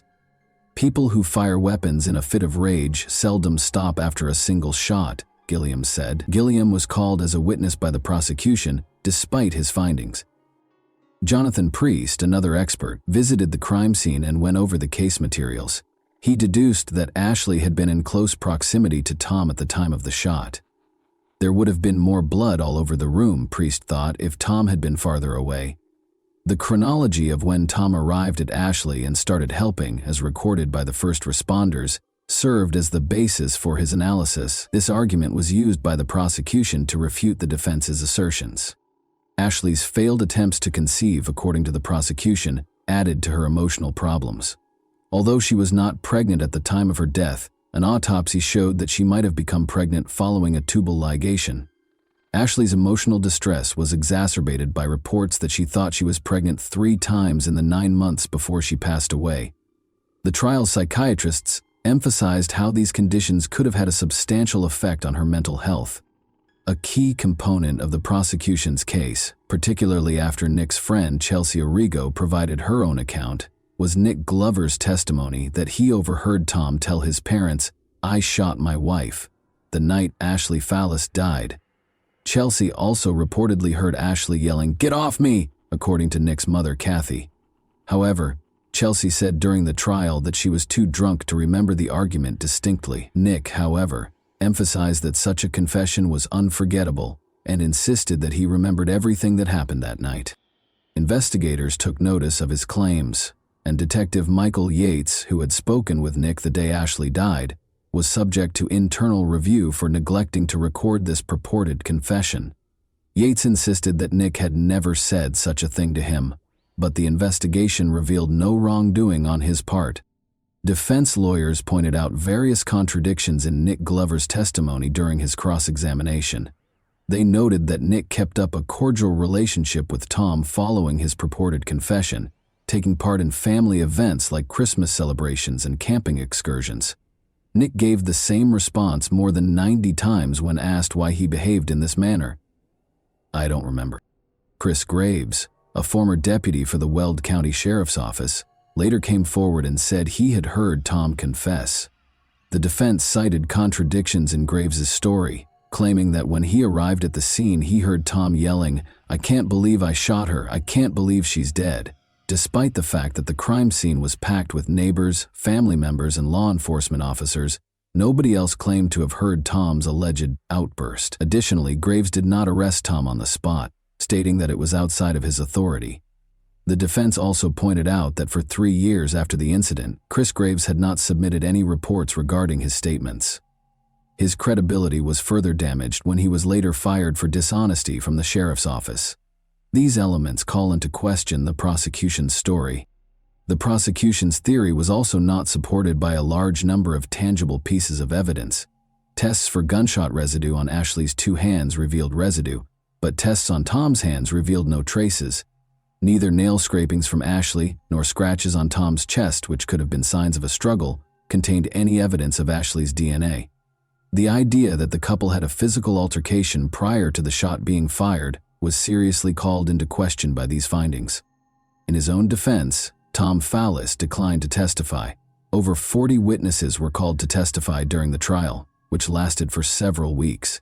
Ashley's mental health and the major obstacles she had encountered in the months before her death, repeated pregnancy tests, her son's illness, prescription drugs, losing her job, and having an affair, were the main topics of the defense's closing arguments. The defense argues that these elements may have played a role in the tragedy. Ashley's purported farewell letters were introduced during the trial, which was a startling development. She wrote that she could no longer live, called herself a failure, and apologized to Tom in these letters. Since they were only made aware of these letters years after Ashley's passing, her family questioned their veracity. According to her family, they thought the letters were fake and had never seen any indication that Ashley might have written them. The jury deliberated for 3.5 hours, including an hour for lunch, before rendering its decision. Tom Fallis was acquitted of all charges, including second-degree manslaughter. Ashley's family was devastated by the decision. Jenna Fox and Joe Ridden, her parents, were adamant about Tom's guilt and sued the Evans Police Department, alleging that investigators had fabricated or hidden evidence. They contended that other officers who may have heard Tom's purported confession stayed silent and that Nick Glover's 2012 testimony had been disregarded. In the end, their cases were dropped. Ashley's family remained adamant about Tom's guilt and insisted on accepting the acquittal. Nevertheless, they were able to keep up a relationship with the kids and obtain visitation rights that let them continue to be active in their lives. As he works to rebuild his life and further his education, Tom Fallis is still struggling financially as a result of legal fees. Tom continued to look after the children after the tragedy. To start over and be nearer to his sister, he relocated them to a different state. He informed them that their mother had died in an accident, but he would like to give them more information when they are older. The case is still cloaked in mystery despite every attempt to find the truth. Doubt seems to grow with each response, and questions persist. Ashley Fallis's story is one of those instances where it becomes difficult to distinguish between truth and deceit, leaving only suspicion and unsolved mysteries in its wake. And that wraps up today's chilling story. If you enjoyed this video, don't forget to like and subscribe so you never miss a new upload. Also, let me know in the comments what part of this story shocked you the most. Thank you for watching, and I'll see you in the next video.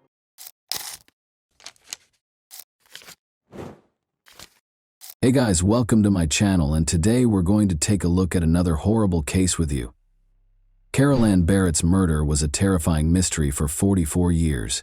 The 18-year-old high school student went missing on March 23, 1980, while she was spending spring break with her friends in her hotel room in Daytona Beach, Florida. Later, her body was discovered left on a highway. Carol's family and friends were left without answers when the case went cold, despite the fact that a sketch of the suspect was made based on witness descriptions. However, in a startling turn of events, a serial killer who had been convicted came forward and confessed. What made this predator come clean after all these years? And who was he? Could Carol's loved ones finally find closure as a result of this confession? When 18-year-old Carol Ann Barrett jumped in to save her 3-year-old niece Claire Gilligan from drowning during a family pool party in Zanesville, Ohio, in March 1980, she demonstrated courage and quick thinking.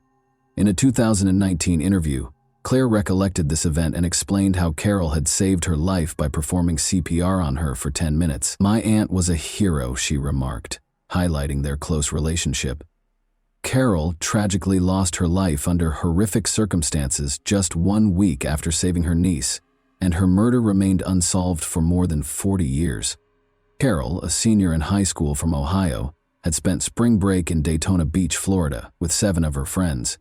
2 a.m., a stranger broke into the girls' hotel room on Sunday, March 23rd. With a gun in hand, he ordered the group to strip and threatened to murder one if they resisted. He chose to hold one of them hostage in order to guarantee his escape free from police intervention. The intruder initially targeted Carol's friend Pam, but he was provoked by her panic. Carol showed incredible bravery by offering to go instead. Before removing Carol, the attacker locked her friends on the balcony. Soon, the police were called. A police sketch of the suspect was made after speaking with Carol's friends, who had all gone through the ordeal and seen the kidnapping. Unfortunately for Carol, it was too late. Carol's body was found dead in a ditch beside I-95 in Jacksonville, Florida, on Monday, March 24, 1980. The back of her head had been shot execution style. The Jacksonville Sheriff's Office was unable to identify the murderer despite the kidnapper's sketches. Although the case was still pending, Carol's family was deeply affected emotionally by the crime's brutality. Carol was a happy, intelligent adolescent who enjoyed collecting watches before her life was suddenly taken from her.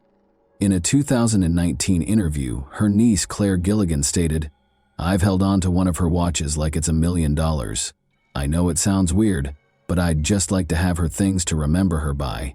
Carol's family was subjected to cruel prank calls following her death, with anonymous callers threatening, "You're next." This harassment added to their grief and made Claire more aware of the dangers in the world, which led her to pursue a degree in criminal justice. However, Carol's family was still plagued by the decades-long lack of answers. The unresolved murder of her aunt left Claire with a permanent wound. "I get so mad when I watch crime shows and they find the criminal. Those families have closure and I never will," Claire said. The mystery remained, despite attempts to rekindle interest in Carol's case, such as 2 stories broadcast by Action Newsjacks in 2017 and 2018, and the distribution of both computer-generated and hand-drawn sketches of the suspect. But the family remained hopeful that justice would eventually be done.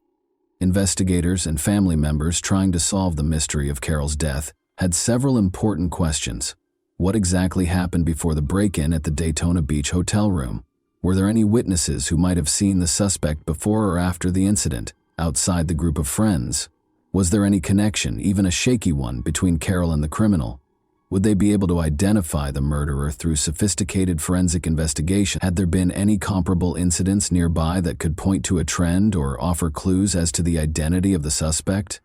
Could Carol's killer or someone with knowledge of the crime be connected to the spoof phone calls made to her family? Even as the investigation went on, the questions kept coming. Decades passed, but the murderer in the police sketch was never apprehended. Carol's murder was eventually deemed a cold case. The Jacksonville Sheriff's Office, JSO, obtained a confession from a convicted serial killer about the murder of 18-year-old Carol Ann Barrett in a startling turn of events that offered some closure to the long-running cold case.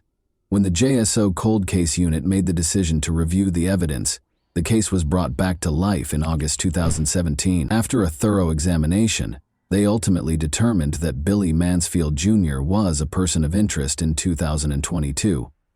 In September 2022, Mansfield, already serving a prison sentence for a string of murders, acknowledged after several interviews that he was the person pictured in the police sketch. He admitted to taking Carol from her Florida hotel room in March 1980 and killing her soon after. Convicted serial killer Billy Mansfield Jr. had been hiding in plain sight the entire time. However, who was he, and how did he spend over 40 years avoiding justice for Carol's murder? The oldest of 5 children, William Mansfield Jr. was born in Grand Rapids, Michigan, in 1956. His home life was far from perfect, even though he was said to have had a good upbringing. William Sr., his father, was a convicted child molester who fostered his son's erratic conduct. Mansfield's decision to forge his birth certificate and leave school at the age of 14 in order to enlist in the Army was probably influenced by this dysfunction. Mansfield's problems only got worse while serving in the military. He started experimenting with drugs and became severely addicted to alcohol, which led to treatment at a Tampa Veterans Administration hospital. He married Phyllis Spilemaker in 1975 in an attempt to lead a normal life, but by 1979, things had fallen apart. Phyllis decided to raise their 2 children alone in Michigan. In her unsettling portrayal of Mansfield following their divorce, Phyllis claimed that he was a closeted bisexual who brought men home from gay bars and had sex with them in front of her. Mansfield's terrible deeds were made possible by his traumatic upbringing and destructive decisions. He followed a startling and repulsive path influenced by his past, abusing and killing women and girls. Mansfield was accused of sexual misconduct by a babysitter in Grand Rapids, Michigan, in January 1977. He received a sentence of 36 months of probation and 6 months in jail. However, he violated his parole and was sent back to prison shortly after his release for assaulting 2 teenagers in a rural part of the city. Mansfield was housed in the same cell as fellow prisoner Albert Lee III, who admitted to Mansfield that he had kidnapped and murdered 11-year-old Linda Vander Veen from a Grand Rapids school crossing. Later, after serving a year, Mansfield would use this information to testify against Lee in exchange for a reduced sentence, which led to his release. However, these prison terms had little effect on his desire for violence. Mansfield forced 18-year-old Pamela Sherrill into his van and abducted her on June 19, 1980. After driving her to a rented trailer, He attacked and hurt her. Mansfield was evading capture when Sherrill called the police to report the assault. Mansfield was arrested in Santa Cruz, California on November 23, but was later freed after posting bail. Mansfield was then released once more to hunt down his next victim. The body of 29-year-old Renee Saling was found dead in a drainage ditch beside Buena Vista Road in Watsonville, California, on December 7, 980. The previous day was the last time her husband had seen Renee, a mother of 3. Her clothing was ripped when she was discovered, and there were obvious signs of assault. Her blouse and pants had been pulled down to her ankles. She had been strangled, according to the coroner's report. Police created descriptions of 2 suspects based on witness statements, young men in their 20s who were probably related to one another. 4 days later, a rookie police officer in Winnemucca, Nevada, brought Mansfield and his brother Gary, age 23, in for interrogation. Despite lying about their identities and ages, they fit the suspect profiles in terms of their physical characteristics. The brothers were arrested at California's Humboldt County Jail. The Mansfield brothers were charged with murder in connection with the death of Renee Saling and were arraigned in a Watsonville court on December 16. They were known as the Bag Brothers by the media because they covered their heads with paper bags to shield possible witnesses' statements. On February 4, 1981, Justice John Marlowe ordered the Mansfields to stand trial for Renee's murder, despite their not guilty plea.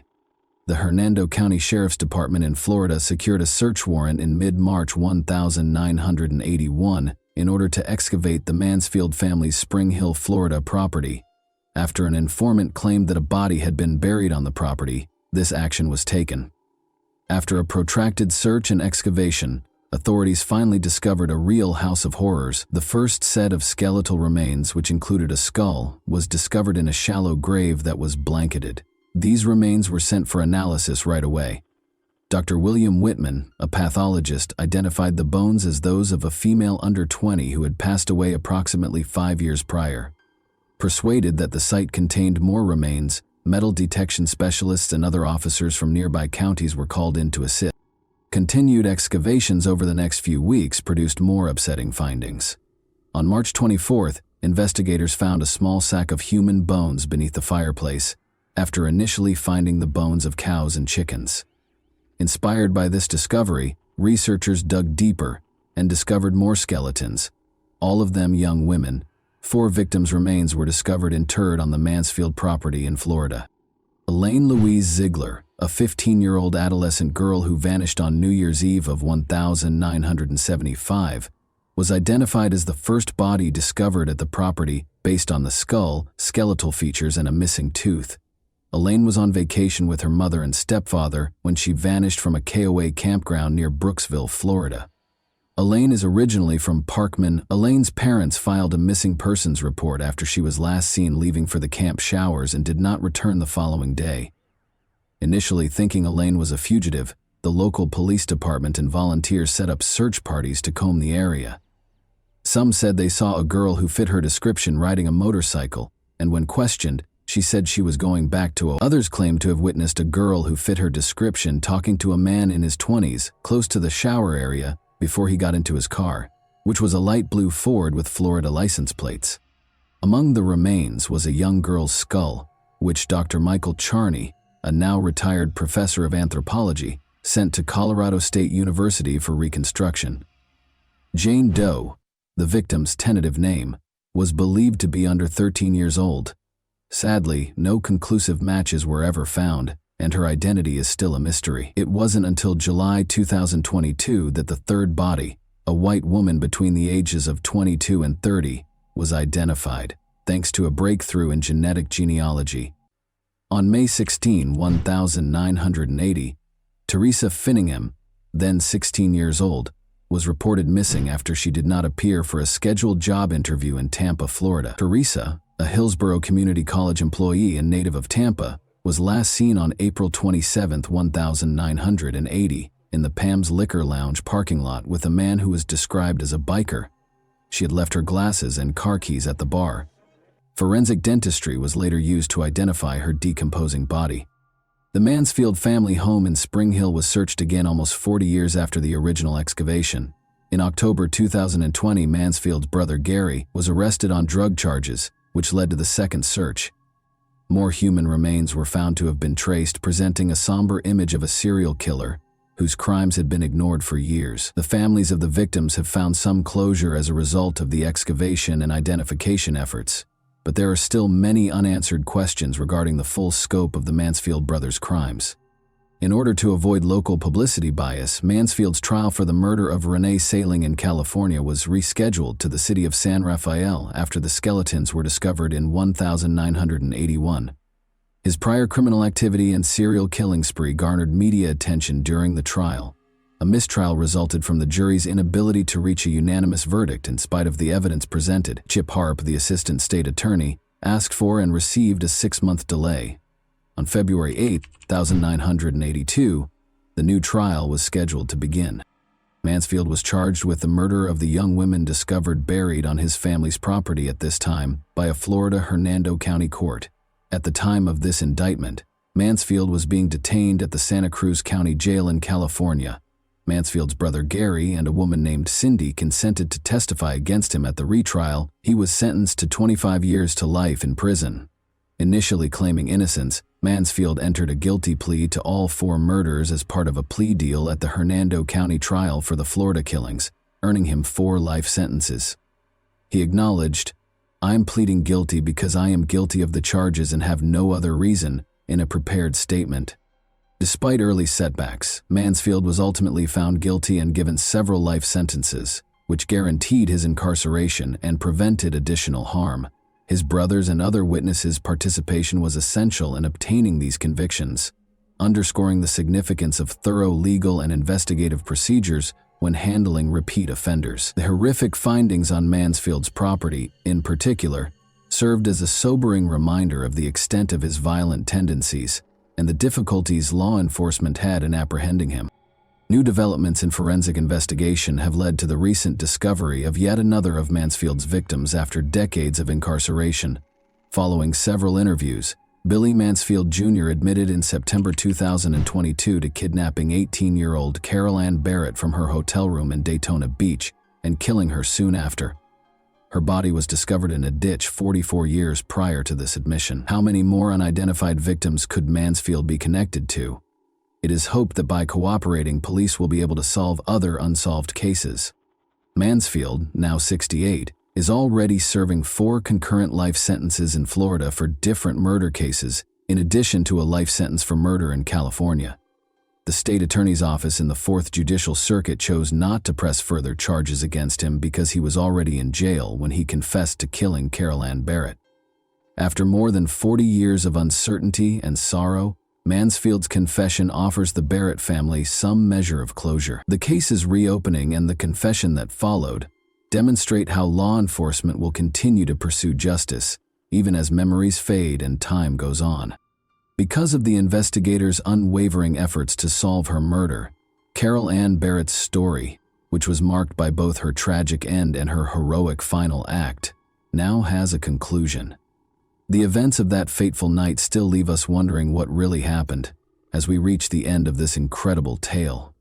What do you think of Carol's courage in offering to accompany Mansfield instead of her friend? Do you think there are more bodies buried elsewhere in Mansfield? And that wraps up today's chilling story. If you enjoyed this video, don't forget to like and subscribe so you never miss a new upload. Also, let me know in the comments what part of this story shocked you the most. Thank you for watching, and I'll see you in the next video.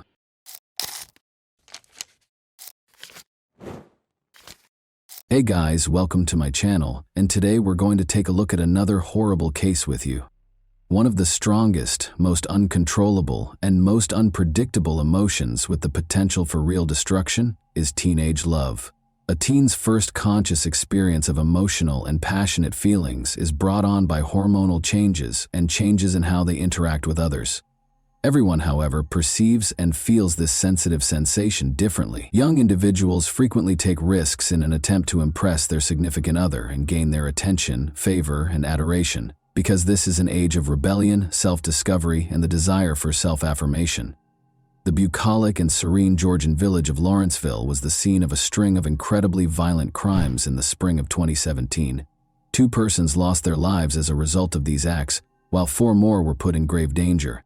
For financial gain, an elderly couple was tormented and beaten to death. Law enforcement's quick action helped put an end to the violent rampage, preventing the young criminals from finishing what they had begun.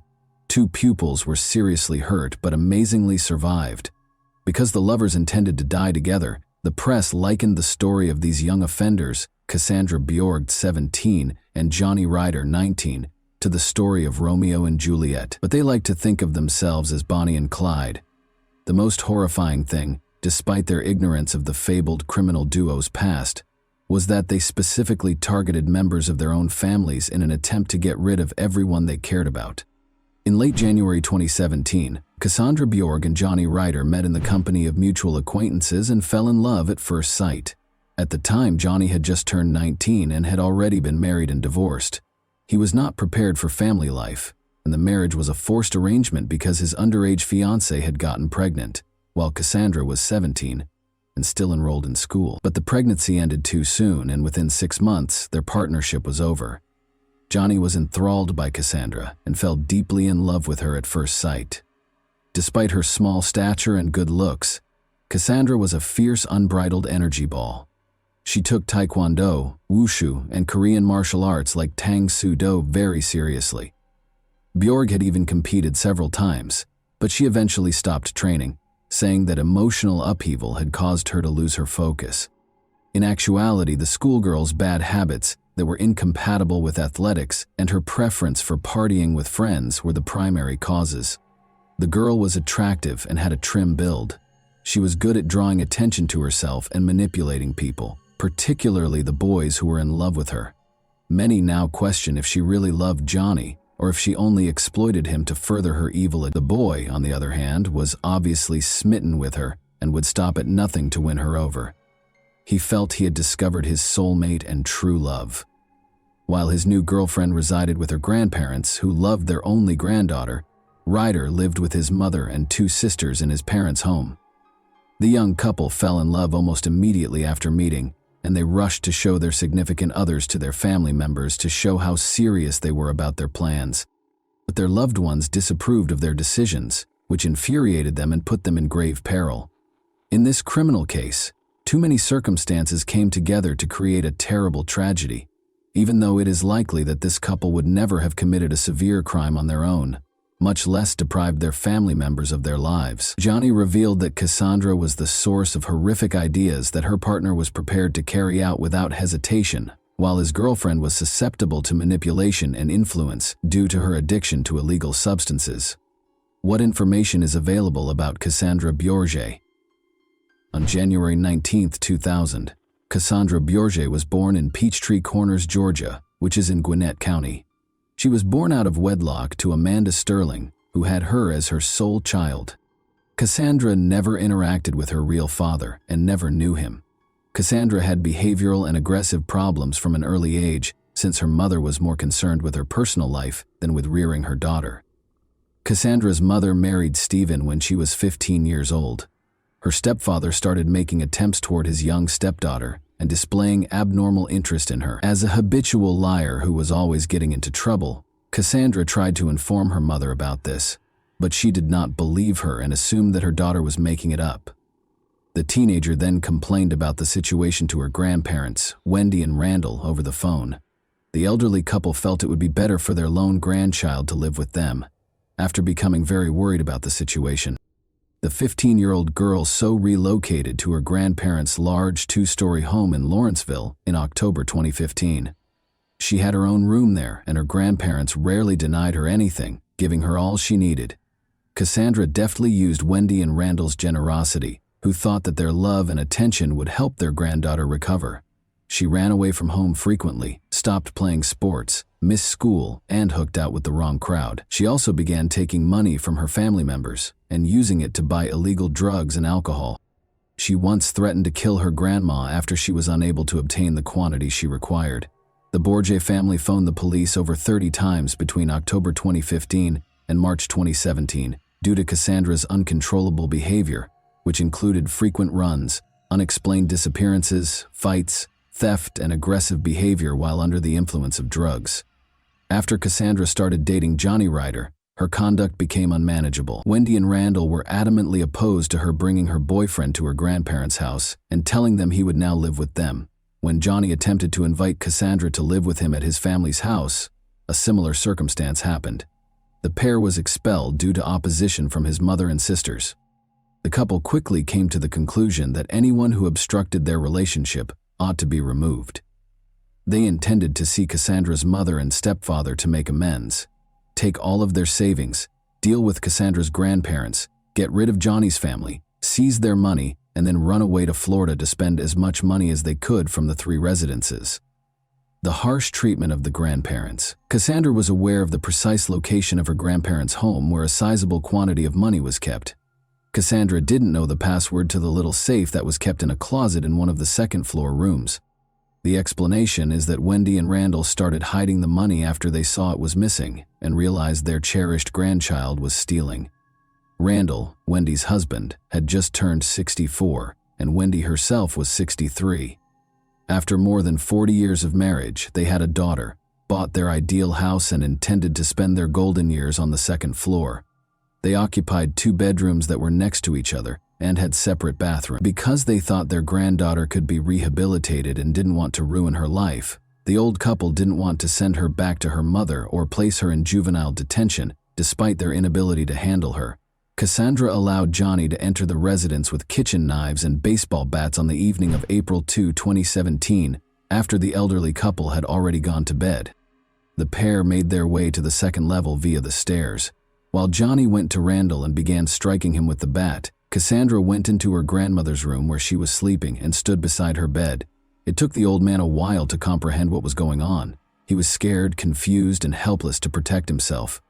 Johnny leaped onto the bed, stood on top of his victim, and kept striking him. Wendy, meantime, awoke to the commotion, hearing slow thuds and what sounded like a garbled cry in the shadows. She recognized the figure by her bed as her granddaughter. She was stabbed in the shoulder as soon as she attempted to stand up. Deep slashes on the woman's hands showed that she attempted self-defense, but the forces were not equal. In the adjacent room where Johnny was mistreating her grandfather, Cassandra pulled her grandma by the hair, demanding the code to the safe and threatening to kill them if they didn't comply. The young couple bound the elderly couple with tape and kept beating them. The elderly couple prayed their granddaughter wouldn't dare to take away the lives of her closest relatives, even though Johnny was holding a knife to Randall's throat. But when Cassandra Command's boyfriend began stabbing Randall in the stomach a minute later, Wendy screamed, pleading with them to stop, and revealed the code to the safe. In order to open the safe, Cassandra hurried to her grandmother's room right away. Then, with a victorious yell and a few fat envelopes of cash, she ran back to show her accomplice that they had succeeded. But the old couple's agony didn't stop there. In an attempt to obtain the bank card credentials so they could steal more money, Cassandra and her boyfriend persisted in beating them. It's possible that Wendy and Randall began saying farewell and declaring their love for one another after realizing they wouldn't be left alive. Later, when she was being questioned, Cassandra recalled this, and it made her laugh. A lot. Once they had all the information they needed, the young monsters pulled Wendy into the toilet after killing Randall with a knife to the neck in front of his wife. They were still dealing with her. Her own granddaughter killed her by striking her head with a baseball bat. Cassandra once bemoaned to Johnny that Wendy would not pass away and would still be alive. Then, to make sure the woman had no chance of surviving, Johnny cut her throat. Cut party on the bones. Their granddaughter and her companion remained in the house, while the 2 bodies rotted in the second-floor rooms, following the cruel treatment of the elderly couple. The young pair used the pilfered funds to purchase anything they want, including alcohol and any illegal drugs they could find. They admitted during questioning that they wanted to try everything and that they could now afford to do so. A few days later, Wendy's sister called the police to ask for a welfare check on her relatives, who hadn't spoken to her since April 1st. Wendy's bad vision made it unusual for her to simply send texts rather than answer the phone. The texts requested not to worry and said that everything was okay. However, this just made matters worse.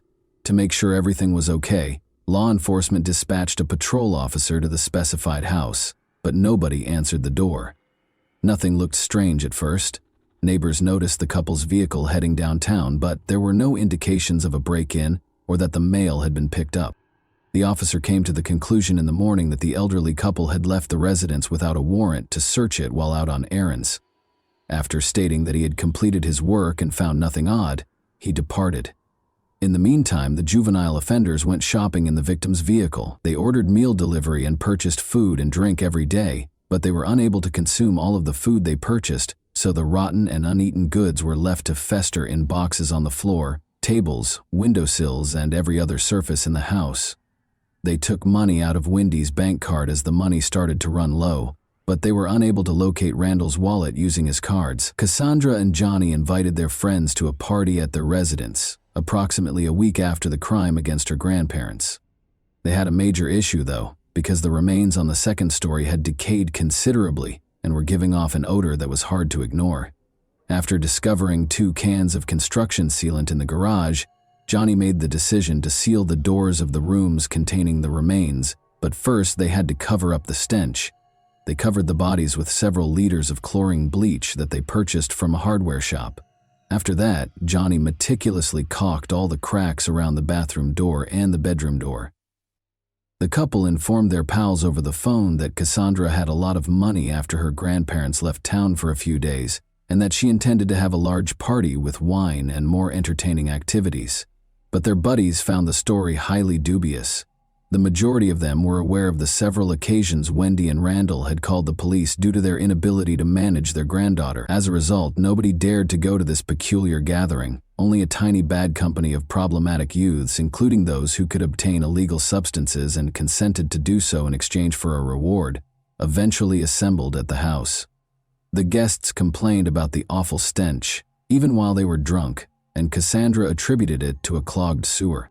It became intolerable for the criminals to remain in the residence, so the following day they decided it was time to depart. But they needed additional money for their getaway, because they were running low on cash and had almost used all the card's balance. The strategy to obtain it had been simmering for some time and now had to be put into action. However, more of their family members would have had to die for this. On Friday, April 7, 2017, the family was saved by an unintentional victim. The pair infiltrated the Ryder household.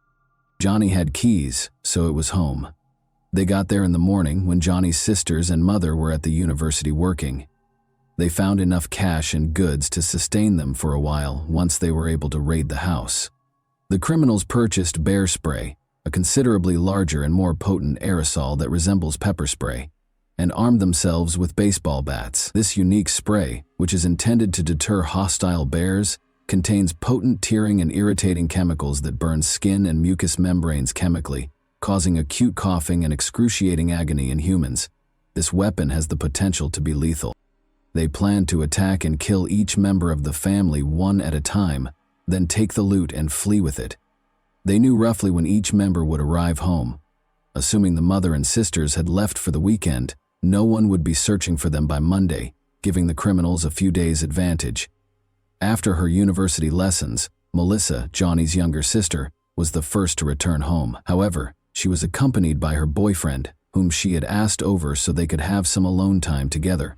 The thieves chose to follow their strategy and add another victim to their blacklist, despite the complexity of the situation. Melissa and her boyfriend realized there had been intruders, probably burglars, when they came in and saw the mess. Melissa rushed to the phone right away to call the police, but she was unable to do so. And bitter orange haze filled the room, causing their skin to feel like it was on fire, their throats to burn, and their eyes to water. Abruptly, 2 bat-wielding figures with scarfed faces emerged and started beating the pupils. The victims, however, surprisingly put up a strong fight. Unaware of the bear spray's potency, the attackers started strangling themselves during the ensuing altercation. The homeowner, Johnny's mother, who had come home from work earlier than normal, appeared as the front door opened abruptly. While the criminals were able to flee through the kitchen door, she shouted and dialed 911. Johnny took extra keys to his mother's car during the robbery, and they used them to escape, leaving behind the primary piece of evidence, a car registered to the late Randall, while Cassandra dropped the car keys they had brought with them during the attack. Although the crooks wanted to murder the additional witness right away, the couple didn't expect Melissa to return home with her boyfriend because it was difficult to attack and kill 2 strong young people at once. Luckily, they were unable to finish their plot. They obviously miscalculated the might of House of Horrors, their weapon of choice, and overestimated their own talents.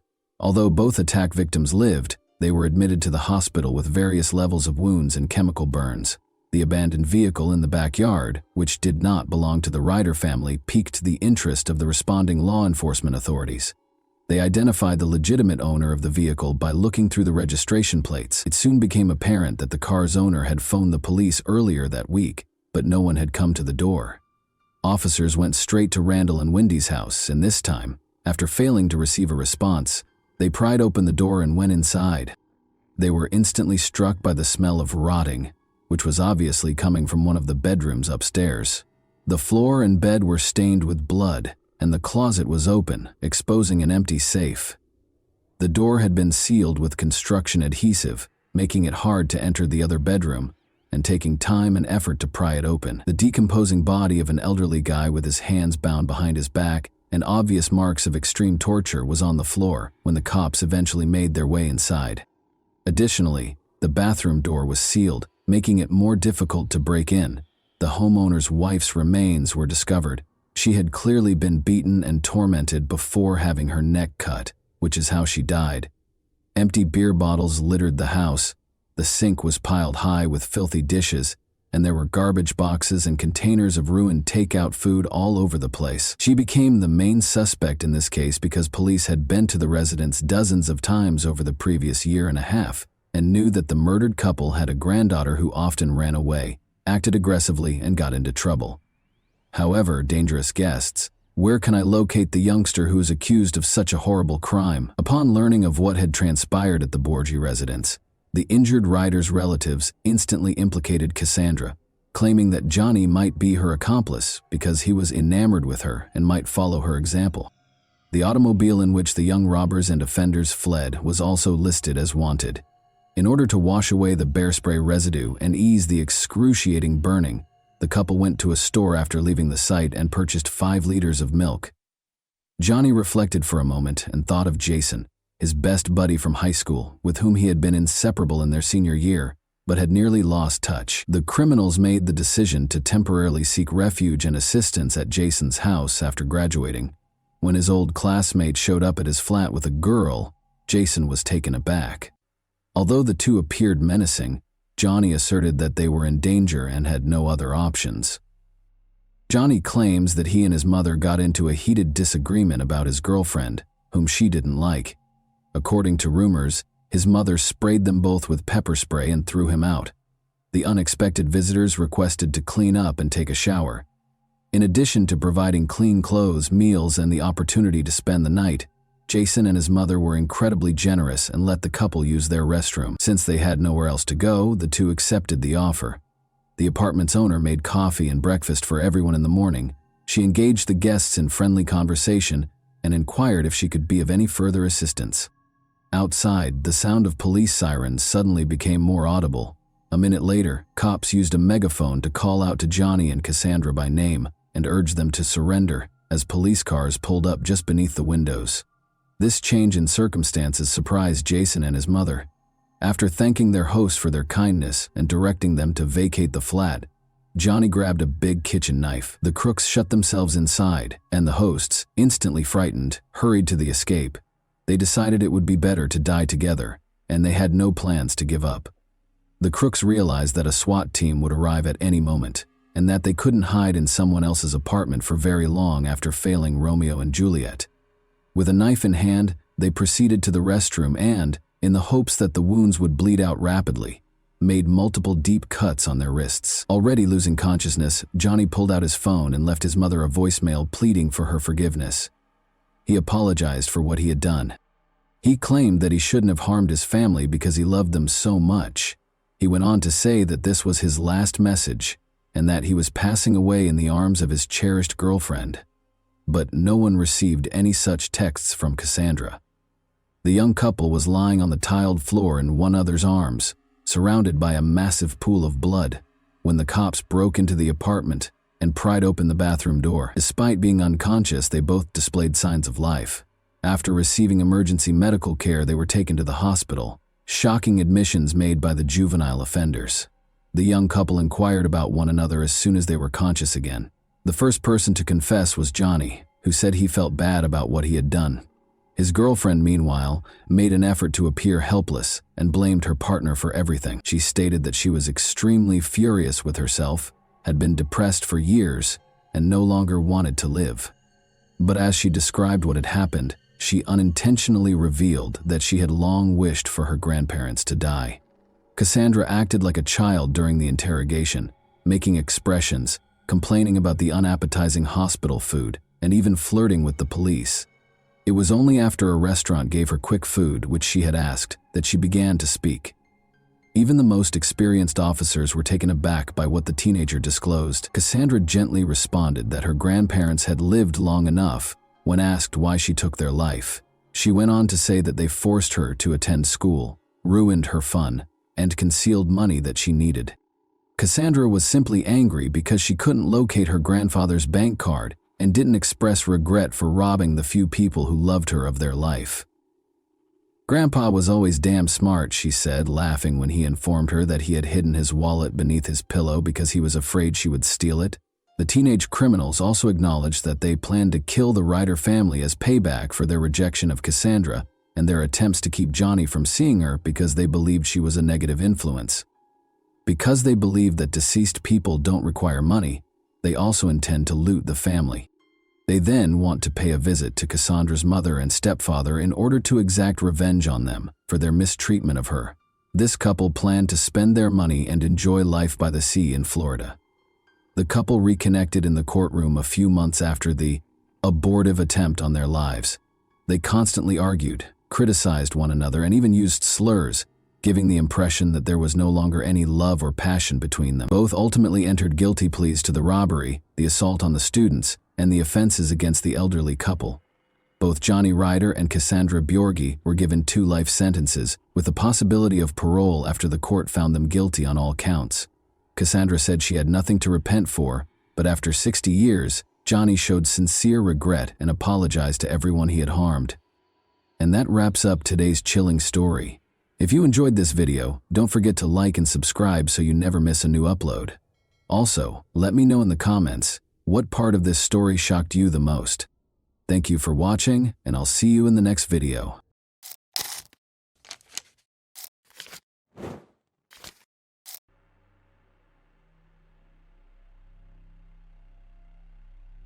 Hey guys, welcome to my channel, and today we're going to take a look at another horrible case with you. In this video, we will talk about what happened in 2007. Kelsey Smith, 18, mysteriously disappeared after going to the store in Kansas, United States. What happened to Kelsey drew media attention, and CCTV footage helped solve the case. Kelsey Ann Smith was born May 3, 1989 in Overland Park, Johnson County, Kansas. Kelsey was the 5th child of Greg and Missy Smith. She graduated from Shawnee Mission West High School on May 24, 2007, and was excited to start college in the fall. People recognized her as an outgoing and friendly individual. Her sense of humor left no one indifferent. She was a member of a marching band and played clarinet. Kelsey worked at an AMC movie theater on June 2, 2007. She had another shift.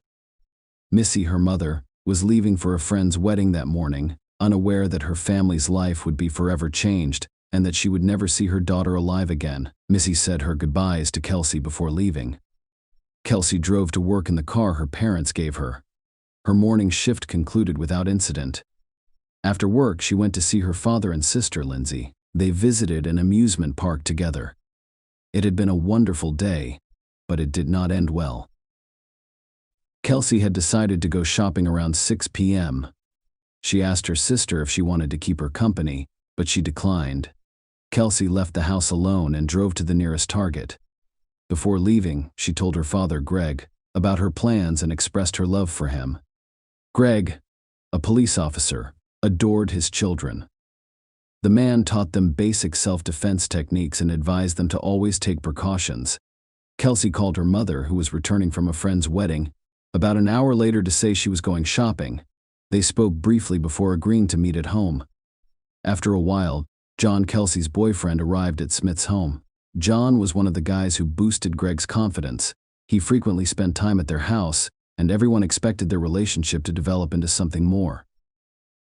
Kelsey went shopping that evening for a gift for John.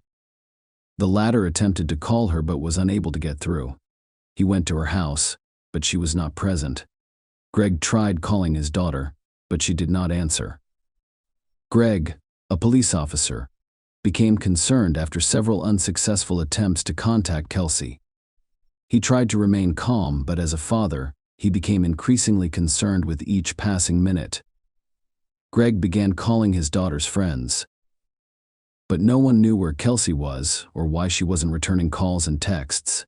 Kelsey was unlike her peers. She always called her family, even if she was a little late.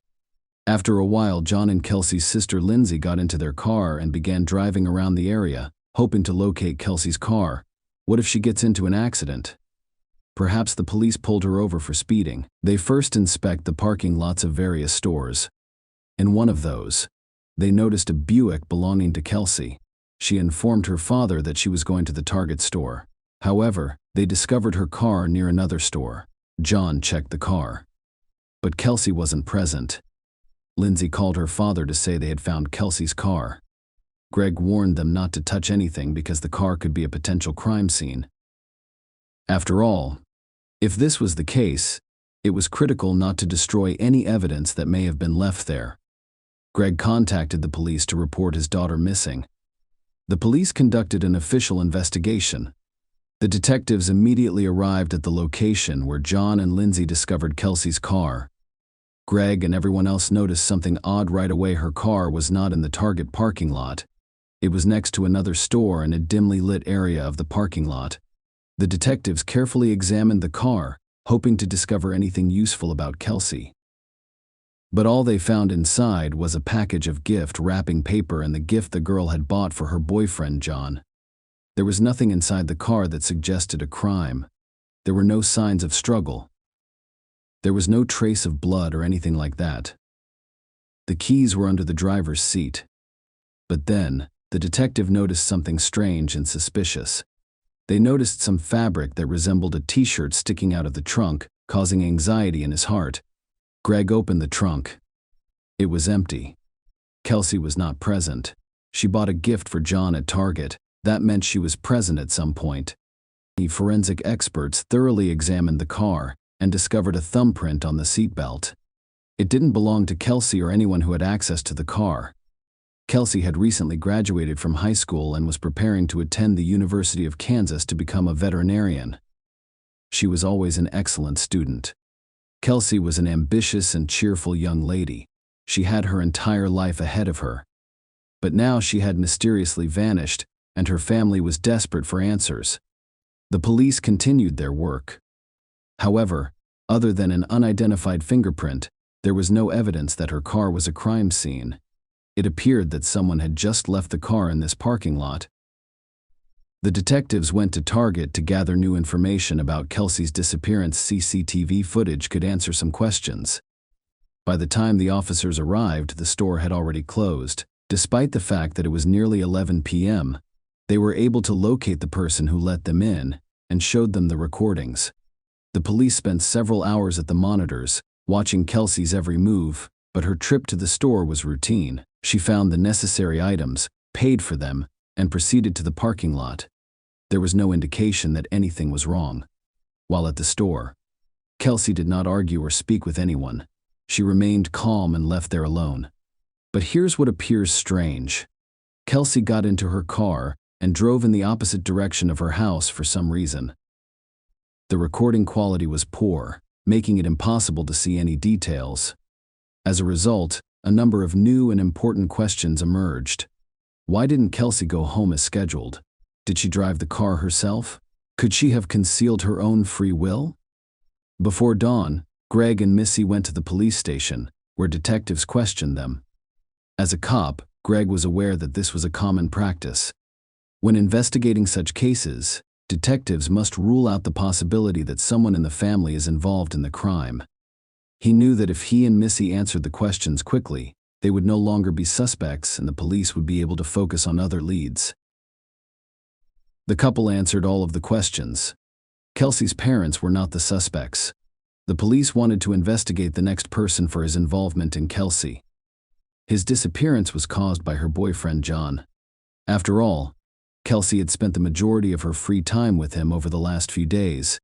He was the last person she had contact with. They needed to know where John had been before he went into Kelly's house and informed her father that he couldn't contact her partners, which is frequently linked to what happened to their soulmate. As a result, the detectives decided to put pressure on the suspect. They began asking him the same but differently phrased questions to see how he would respond and whether he would change his story. It lasted approximately 2 hours.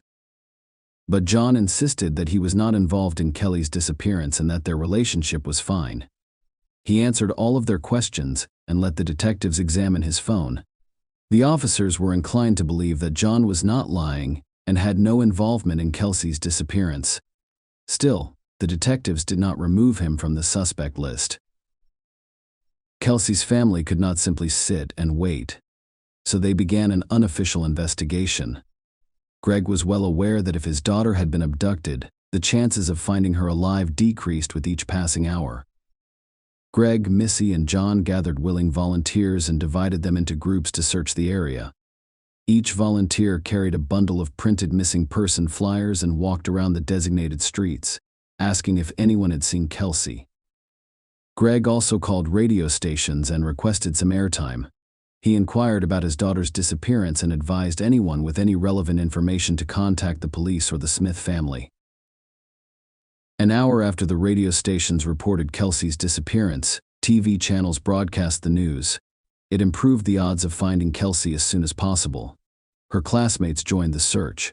They moved from one door to another. Perhaps someone from the house heard or saw something suspicious, or something that did not appear suspicious at first glance but could aid in the investigation. Any information was critical. One of the questions the police had to answer was where Kelsey was for the 3 hours between when she left Target and when John and Lindsay found her car. To answer this question, the investigators returned to the surveillance cameras. The parking lot where they discovered Kelsey's vehicle belonged to another store. Fortunately, there were cameras there as well. However, due to the poor quality of the recordings and insufficient lighting in that area of the parking lot, the detectives were unable to see anything that would help them determine where Kelsey had gone. They observed how her car drove into an unlit area of the parking lot, after which the headlights turned off.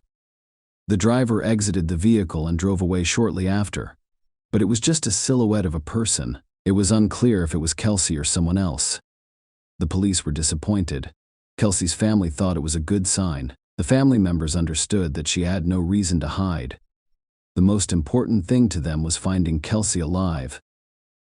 The police had no new leads yet, so they decided to look at the Target surveillance camera footage again.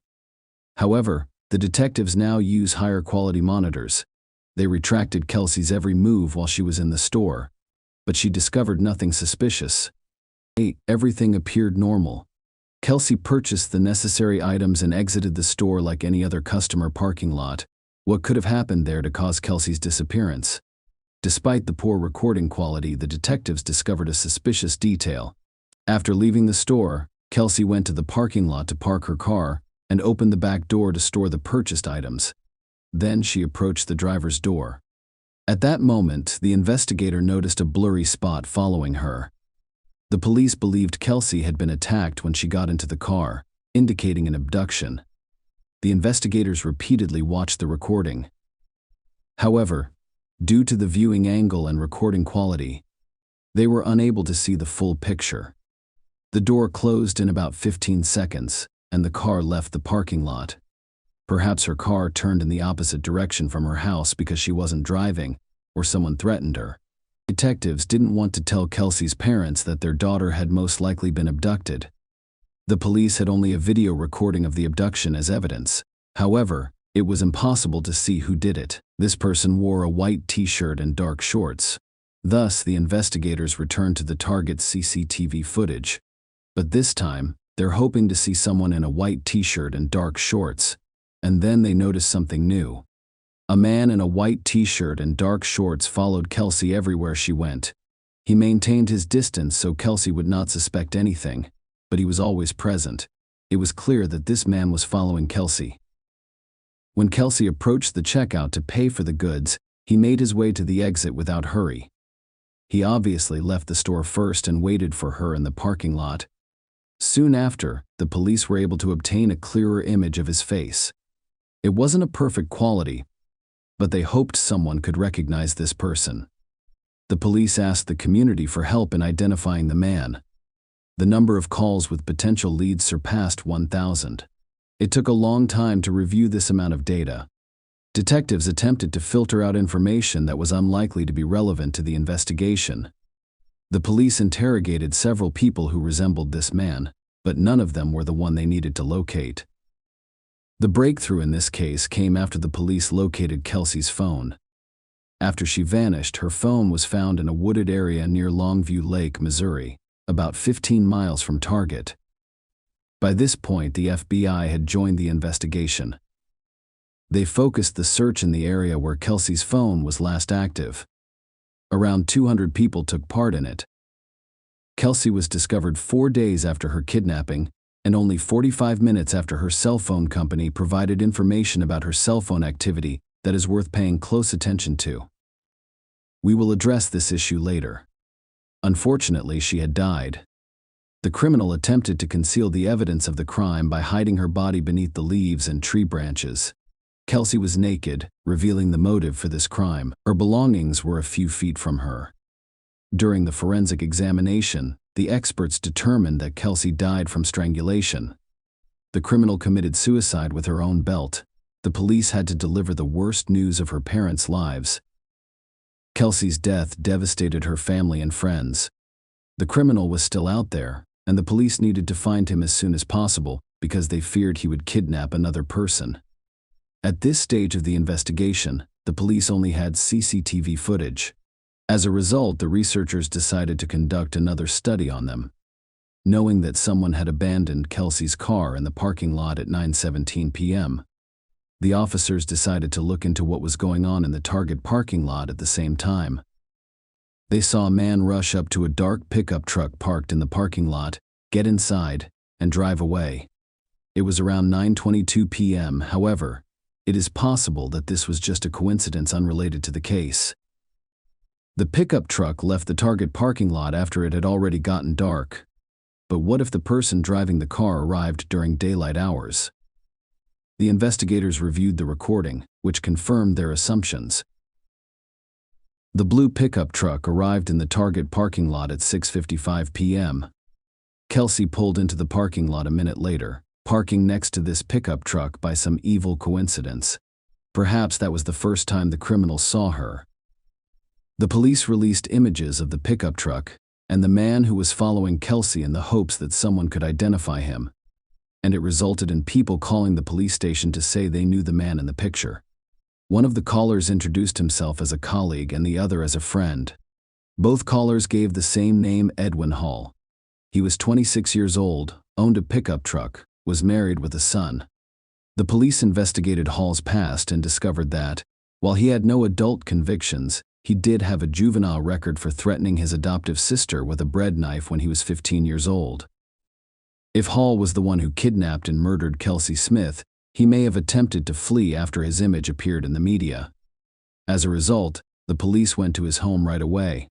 When the cops arrived, they noticed Hall packing things into his car. He intended to flee with his family, but the police apprehended him first.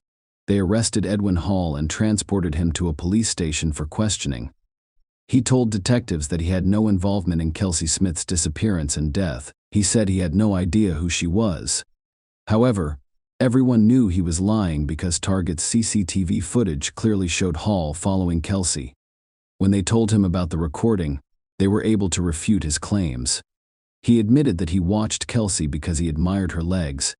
However, Edwin continued to deny any contact with Kelsey after she left the store. He agreed to give the police his DNA sample and fingerprints so that he would be removed from the suspect list. Hall was certain he'd left no trace. However, he was mistaken in believing that his thumbprint matched those found on the seatbelt and Kelsey's car.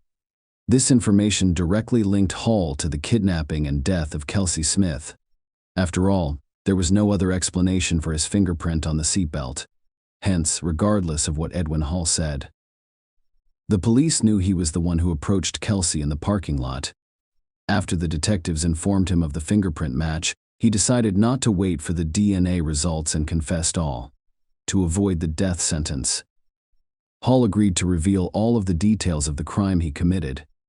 He stated that he liked Kelsey when he saw her in the Target parking lot. Hall began following her while she was shopping and then waited until she reached the car.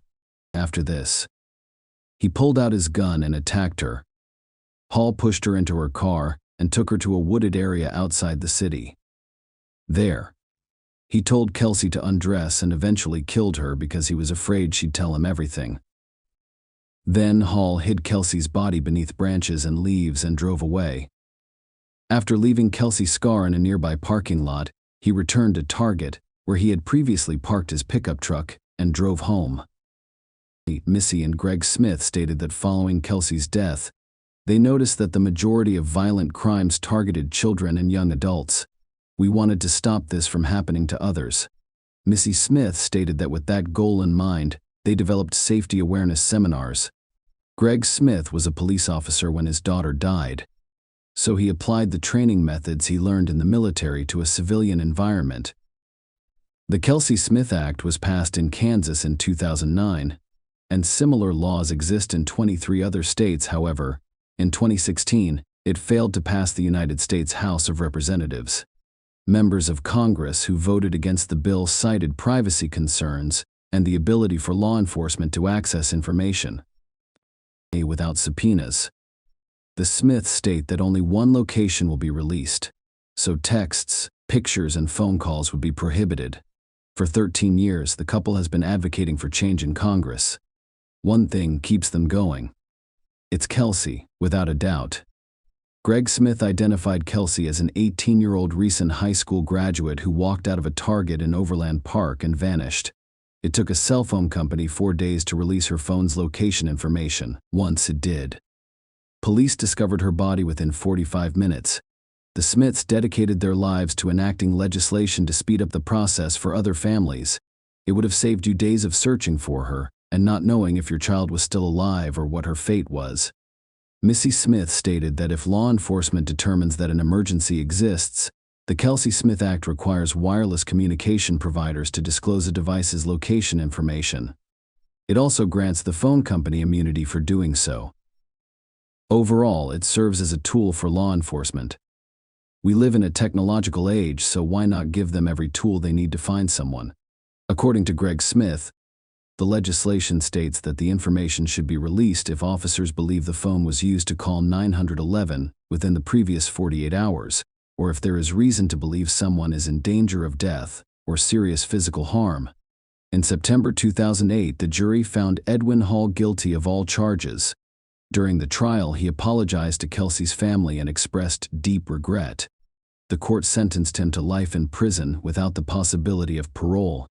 Kelsey, who would have turned 34 on May 3rd, has become the face of a movement to force telecommunications providers to be more responsive in emergency situations, particularly as GPS and cell phone technology have improved and evolved over the last 16 years.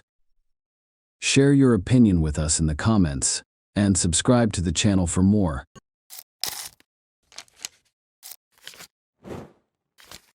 Hey guys, welcome to my channel, and today we're going to take a look at another horrible case with you. Crime is frequently associated with a particular motivation. Acts by people with mental health conditions, those under the influence of alcohol or other controlled substances, or incidents that happen during periods of severe emotional upheaval may be exceptions. Although the phrase motiveless crime is used, criminologists contend that the majority of these cases have unidentified hidden motives. Ohio as a whole was rocked by the disappearance of college student Emily Murray in 2000. The individual who caused Emily's terrible demise had been hiding in plain sight, helping law enforcement with their investigation and even providing tips to implicate others, until she was discovered dead a few weeks later. Authorities encountered a bewildering dilemma when they eventually took him into custody. There didn't appear to be any clear reason. Many theories were put forth, but none of them were supported, to explain why he did this. To make things even more confusing, the suspect seemed to like Emily and even to be protective of her. But then something changed, and he became a predator. The perpetrator has never disclosed the reason behind his killing of a helpless young woman, even though it has been almost 25 years since the incident. On February 19, 1980, Emily Miranda Murray was born in Sleepy Hollow, a small town in Westchester County, New York. She came from a wealthy family and was the youngest of 4 siblings. Growing up with her 2 older brothers and 1 sister, Emily remained close to them all of her life. Emily's family moved to Shaker Heights, Cuyahoga County, Ohio, when she was 2 years old. Her father quickly rose to the position of head of one of the scientific university's departments after receiving an offer of a distinguished position there. The family's financial stability allowed them to live comfortably, and her mother devoted herself to raising the kids and providing a cozy home environment. The Murray children achieved academic success, graduating with honors from high school and attending prestigious universities. Emily in particular had a strong interest in biology and medicine and hoped to work in these fields. She frequently placed at the top of her class and was acknowledged as a gifted student. Interestingly, Emily was also able to work part-time jobs and donate her earnings to worthy causes. Emily's parents' strong Christian beliefs had a significant impact on her upbringing. Emily followed the family's example by attending church on a regular basis and being always willing to lend a helping hand to those in need, both verbally and physically. She spent a year traveling the world with different humanitarian organizations after graduating from high school. She visited New Zealand, Australia, Japan, and a number of European nations during this trip. Emily Murray moved into the campus residence halls at Kenyon College in Gambier, Ohio, in 1998 to start her studies. According to those who knew her, she was a positive influence on everyone around her, full of vitality. Emily was very driven, kind, sympathetic, and personable. She did, however, have a sensitive side and frequently displayed moments of melancholy and vulnerability. She wrote down her deepest worries, dreams, and thoughts in a private journal. Emily was in her junior year of college by 2000. She continued to be actively involved in church-based charitable work and worked evening shifts as a waitress at a nearby restaurant in addition to her rigorous academic schedule. She appeared to manage her enormous workload with poise. She even managed to make time for her personal life, going to events that she loved. But soon, it would be evident that her life was more complicated than it seemed. Emily's bed was empty when her 2 roommates in the dorm woke up on Tuesday, November 3, 2000. They couldn't figure it out. Emily was always thoughtful and informed them if she would be spending the night somewhere else. They thought she might have gone straight to class or stayed late at work because her restaurant shift had ended at 2 in the morning. However, things started to feel strange when they discovered that her notes and textbooks were still on her shelf. The roommates asked friends if anyone had seen Emily before leaving for their lectures in the morning. As it happened, she hadn't been seen since the day before and hadn't attended any of her classes. Her friends initially attempted to explain the situation in the hopes that there would be a plausible explanation, even though her absence was disturbing. Emily had been anticipating the celebration of a close friend's 20th birthday for weeks, and it was scheduled for that evening. She had picked out a thoughtful present and even assisted in planning a surprise for the birthday person.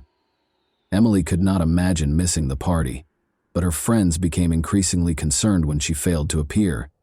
They contacted Emily's family in a desperate attempt to get answers, believing that she might have returned home because of an emergency. When her parents learned that she had disappeared, they became very upset. Desperate to learn what had happened to their daughter, they drove to Gambier that same evening to participate in the search. The Murrays and their older children had reached the campus by morning, and they were desperately attempting to determine what might have happened to their youngest daughter. By then, the college community had become aware of Emily's disappearance. She was not found despite the efforts of several volunteer groups, friends, and classmates. She appeared to have disappeared completely. Emily's car, a dark green Subaru Outback that her father had given her for her 20th birthday, was also found to be missing. The Murrays immediately contacted campus security to report the missing student and ask for assistance in setting up a search, but their worries were dismissed with indifference. Security personnel waved away their concerns, speculating that Emily was probably hanging out alone with a boyfriend and would be back shortly. The family was told to wait a bit longer, even though they insisted Emily would never leave without telling anyone. Emily had not been seen for over 24 hours, and her family was becoming more and more desperate. They reported a missing person to the local police after realizing that campus security would not be able to assist. They were shocked to learn that police initially appeared to minimize the incident as well, assuming Emily might have taken an unplanned break or gone off on her own. She was a 20-year-old college student after all, and they didn't have to explain her every action. Nevertheless, the police finally consented to check Emily's dorm room. At that point, they learned she had forgotten her identification, bank cards, and personal items. It appeared that she hadn't changed since leaving her job because she had last been spotted in her restaurant shift uniform. This cast doubt on the notion that she had taken an unplanned break or gone off to hang out with a boyfriend. It was improbable that Emily would depart without cash or necessities. Emily was officially listed as missing on the second day following her disappearance, which was also her last day of employment. By that point, her friends, family, and community members who were worried were already searching on their own, distributing flyers featuring her picture throughout the town and searching the neighborhoods. The investigation started at the eatery across the street from the campus where Emily was last seen. The Pirates Cove was a well-liked hangout for students because of its convenient location and reasonably priced menu. Emily's shift that night turned out to be her final one. Overburdened by her demanding schedule, she had resigned from her job that evening. She had made the decision to reduce her workload. She had been finding it difficult to balance her rigorous coursework, her part-time evening shifts, and her volunteer work at the church. Her personal life had suffered as a result of her hectic schedule. She had broken up with her boyfriend Adam just a month prior because they hardly ever had time together.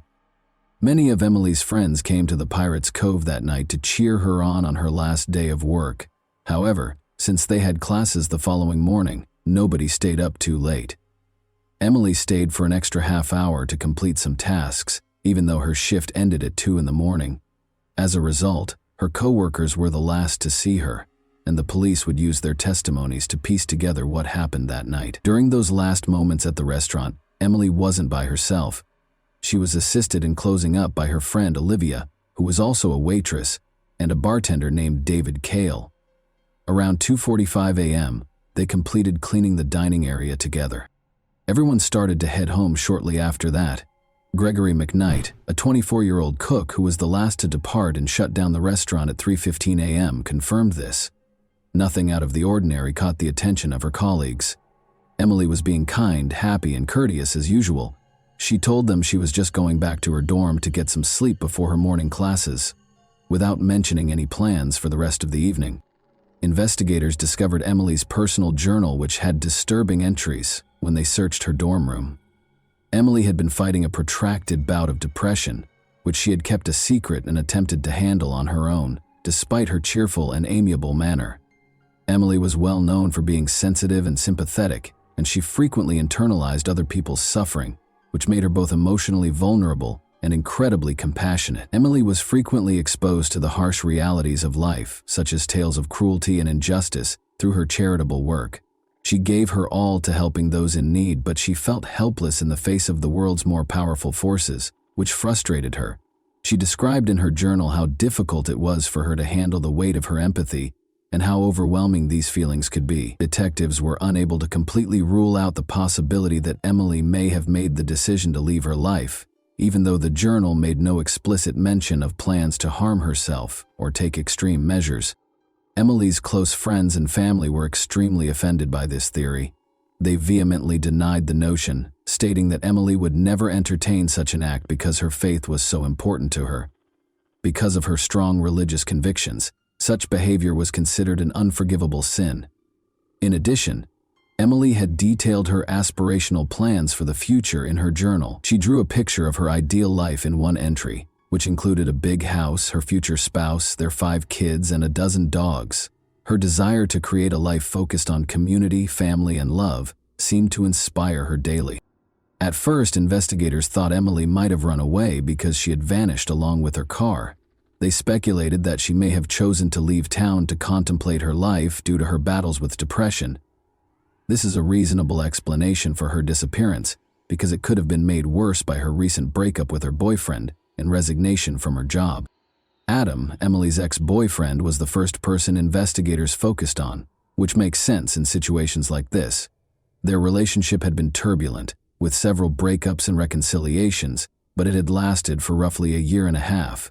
But this time, Emily had made the decision to permanently break things off, and she had told Adam so in what seemed to be a peaceful and friendly exchange. Investigators couldn't help but wonder what if Adam hadn't been able to let her go.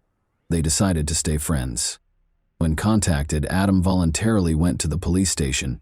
He seemed truly upset and genuinely concerned about Emily's welfare. He clarified that he and his roommate had visited the Pirates Cove the night before Emily vanished, but they had departed at midnight.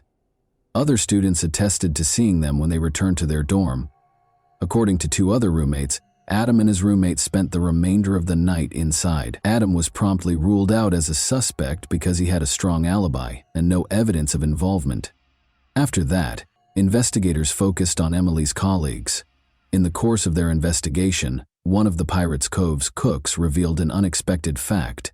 Emily was rumored to have rejected the romantic feelings that the bartender David Cale had for her. Emily and Cale worked the same shift, stayed late to close, and left the restaurant 10 minutes apart on the night of Emily's disappearance. After she turned him down, could Cale have waited for her outside and hurt her in some way? They brought David in for another round of interrogation. He acknowledged that he had once asked Emily out, but he had never brought up the subject again after she declined. He insisted that their relationship was merely cordial and business. In addition, David gave what investigators considered a very strong alibi. He was picked up from the restaurant by his father after his shift, and they immediately drove to another state to attend his sister's wedding. Investigators had no evidence to connect him to Emily's disappearance after the alibi was confirmed. The same cook, Greg McKnight, gave detectives a new lead after the bartender was ruled out as a suspect. He implied that Dave Yoakum, another cook, was also strangely attracted to Emily. Dave had a reputation for having trouble relating to women. When rejected, he was prone to losing his temper and was awkward and rude.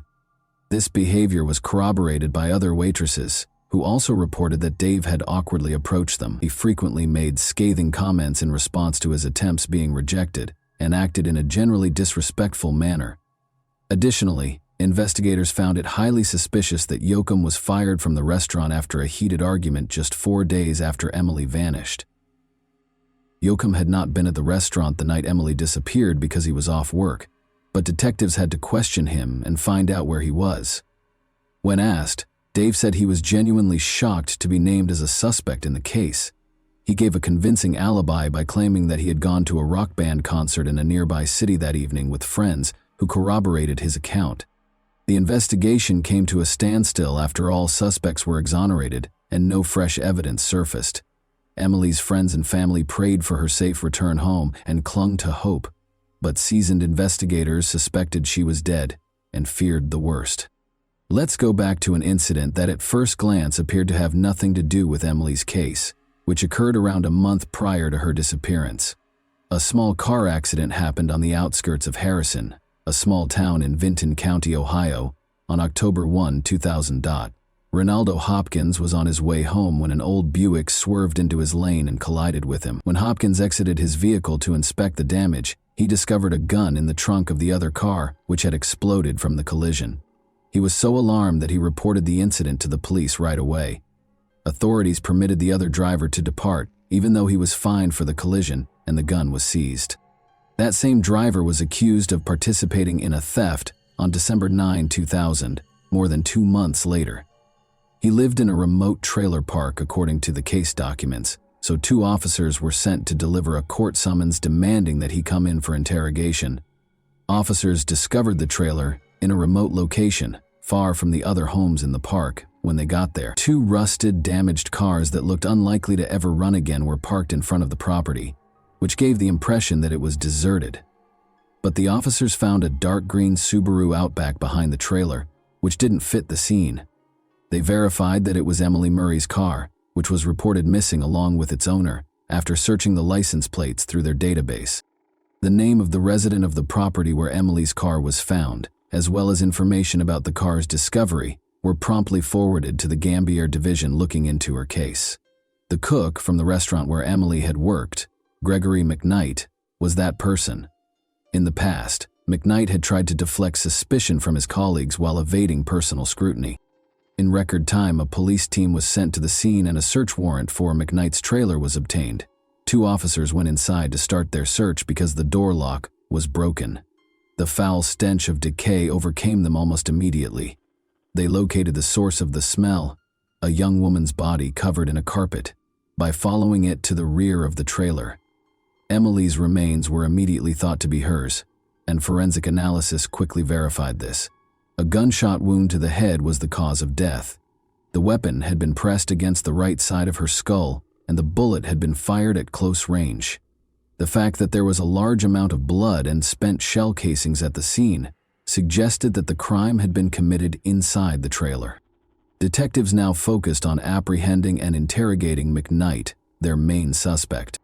Later that day, Gregory McKnight was arrested on suspicion of participating in an armed robbery, which was initially unrelated to Emily's death.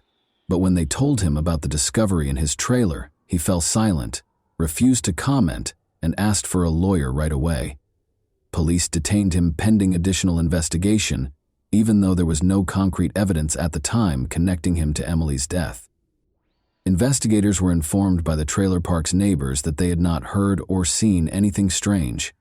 Considering how far away McKnight's trailer was from the other houses, this wasn't shocking. The property itself was in poor condition, with rusted, dilapidated cars all around it and trash all over it. Investigators searched the area extensively in the hopes of finding more evidence. They soon discovered a small, overgrown well beneath a sheet of metal that was weighed down by a fallen tree. After draining the well, researchers found a human skeleton at the bottom that seemed to be that of a man. Other bone fragments were discovered nearby, dispersed throughout the property. All of the remains belonged to a single person whose identity was still unknown, according to forensic analysis. Police quickly linked the discovery to a 6-month-old missing person case, though McKnight's friend, a 20-year-old student named Glenn Julius, had disappeared. According to Glenn's girlfriend, he was planning to go to a party with McKnight the last time she saw him. Following the start of the Glenn Julius search, Gregory McKnight emerged as the main suspect, but according to McKnight, Glenn and he got into a fight at the event, and Glenn drove off with a few new friends. No one saw him again after that. Although they couldn't find any hard evidence to link McKnight to the disappearance, investigators also couldn't find any evidence to back up his story. Thus, he was set free. Later, pieces of Glenn's belts and clothes that were found in the well were recognized by his girlfriend. Dental records from his family attested to the fact that Glenn's remains were present. Inside McKnight's trailer, a number of his personal belongings were also found. Shortly after Glenn vanished, McKnight sold his car illegally, according to additional investigation. Associates who were also connected to an armed robbery case purchased the car. The car's license plates had been replaced with fake ones, and it had been hurriedly repainted. Authorities found the car after one of McKnight's accomplices was taken into custody. They discovered sizable amounts of cleaned-up blood in the trunk, which forensic analysis verified belonged to Glenn. This implied that Glenn had been carried in the trunk, either injured or dead. The work had been done sloppily, probably with homemade tools, and Glenn's body had been partially dismembered. The bones were deeply scratched, like saw marks. Investigators discovered an axe, a shovel, and several other tools inside McKnight's trailer. These were all removed for forensic analysis. Although unidentifiable marks were left by other tools, it was definitively established that the axe had been used during the dismemberment. On November 12, 1976, Gregory McKnight was born in a poor Columbus, Ohio suburb. He was raised in a big, impoverished family without a father, where everyone was left to fend for themselves. McKnight began stealing when he was a young boy, and at the age of 14 he first came to the notice of the police. He had committed his first deadly crime at the age of 15, a poorly executed robbery. The jury was lenient toward McKnight because his accomplices were older, and he was given a comparatively light sentence. He was placed in a juvenile detention center and given a sentence of only 6 years. After being freed in 1997, he quickly wed Catherine, who went on to have 2 children. Before McKnight saved up enough cash to purchase his trailer, the couple briefly resided with Catherine's parents, but they never made the move to their new home. Gregory McKnight killed Glenn Julius in May 2000 and concealed his body in the well behind his trailer.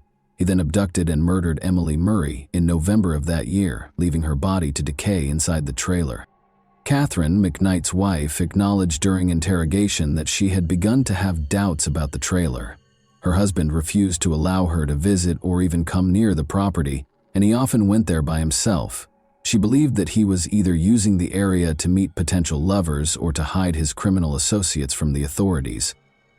She had thought of a lot of things, but she had never thought of him keeping human remains there. The majority of the evidence against McKnight was circumstantial, despite the fact that it was substantial. The precise manner and location of Julius's death were unknown to the authorities. Consequently, the prosecution was unable to pursue the death penalty for that specific offense. Emily's case appeared to be simpler. There were obvious traces connecting her and McKnight to the trailer when her body was discovered at the scene, but there was no apparent reason for such a heinous act, and the murder weapon was never found. Emily had not been robbed, she had not been assaulted, and even her car had been left behind the trailer. Why McKnight would perpetrate such a heinous act against the young college student was still a mystery. Several colleagues attested that McKnight had consistently treated Emily with dignity. He was said to be courteous, and once he had even intervened to shield her from an inebriated patron who had mistreated her. Even McKnight declined to assist investigators. He gave no information about either crime and denied all charges. The prosecution contended that McKnight had tricked Emily into falling into a trap following her work at the restaurant. Given her kindness and trustworthiness, he may have asked her for assistance, and Emily, oblivious to the danger, was powerless to refuse. He may have shown romantic feelings for her once he was inside the trailer, but he went into a rage and committed the crime after she rejected him. A psychiatric evaluation found that McKnight was fully aware of his actions and could be held accountable, despite the defense's attempt to claim that he was mentally unfit. By changing strategies, McKnight's lawyers attempted to portray Emily as a suicidal person with severe depression, alleging that McKnight only helped her carry out a purported death wish. Emily's loved ones were incensed by this argument, but it didn't change the court's decision. Gregory McKnight was convicted of 2 indictments of first-degree murder, kidnapping, and armed robbery in 2002. He was placed on death row to await execution after being given a death by lethal injection sentence. Every appeal and clemency request was turned down. Gregory McKnight, who said in 2015 that he would sooner die than rot in prison while awaiting execution, asked that his sentence be carried out. He quickly had second thoughts, though, and made another unsuccessful attempt to appeal the sentence. McKnight filed a lawsuit in 2020, claiming that he was subjected to unfair treatment and racism during his trial. He maintained that the punishment was unduly severe because the jury and the judge were both white and had acted biasly against him. Gregory McKnight is still waiting to be executed on death row as of right now. And that wraps up today's chilling story. If you enjoyed this video, don't forget to like and subscribe so you never miss a new upload. Also, let me know in the comments what part of this story shocked you the most. Thank you for watching, and I'll see you in the next video.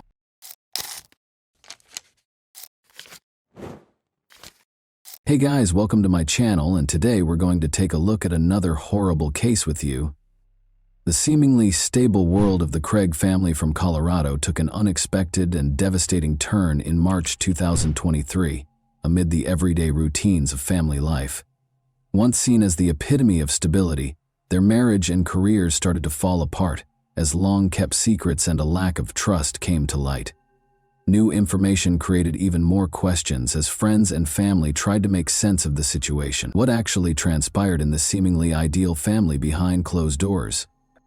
On March 15, 2023, at approximately 11 a.m., Angela Craig was taken to the hospital due to severe headaches, nausea, and dizziness. She was admitted to the hospital for the 3rd time in 10 days, but this time the circumstances were much more concerning. In an attempt to stabilize her condition, which was rapidly declining, medical personnel put her on life support.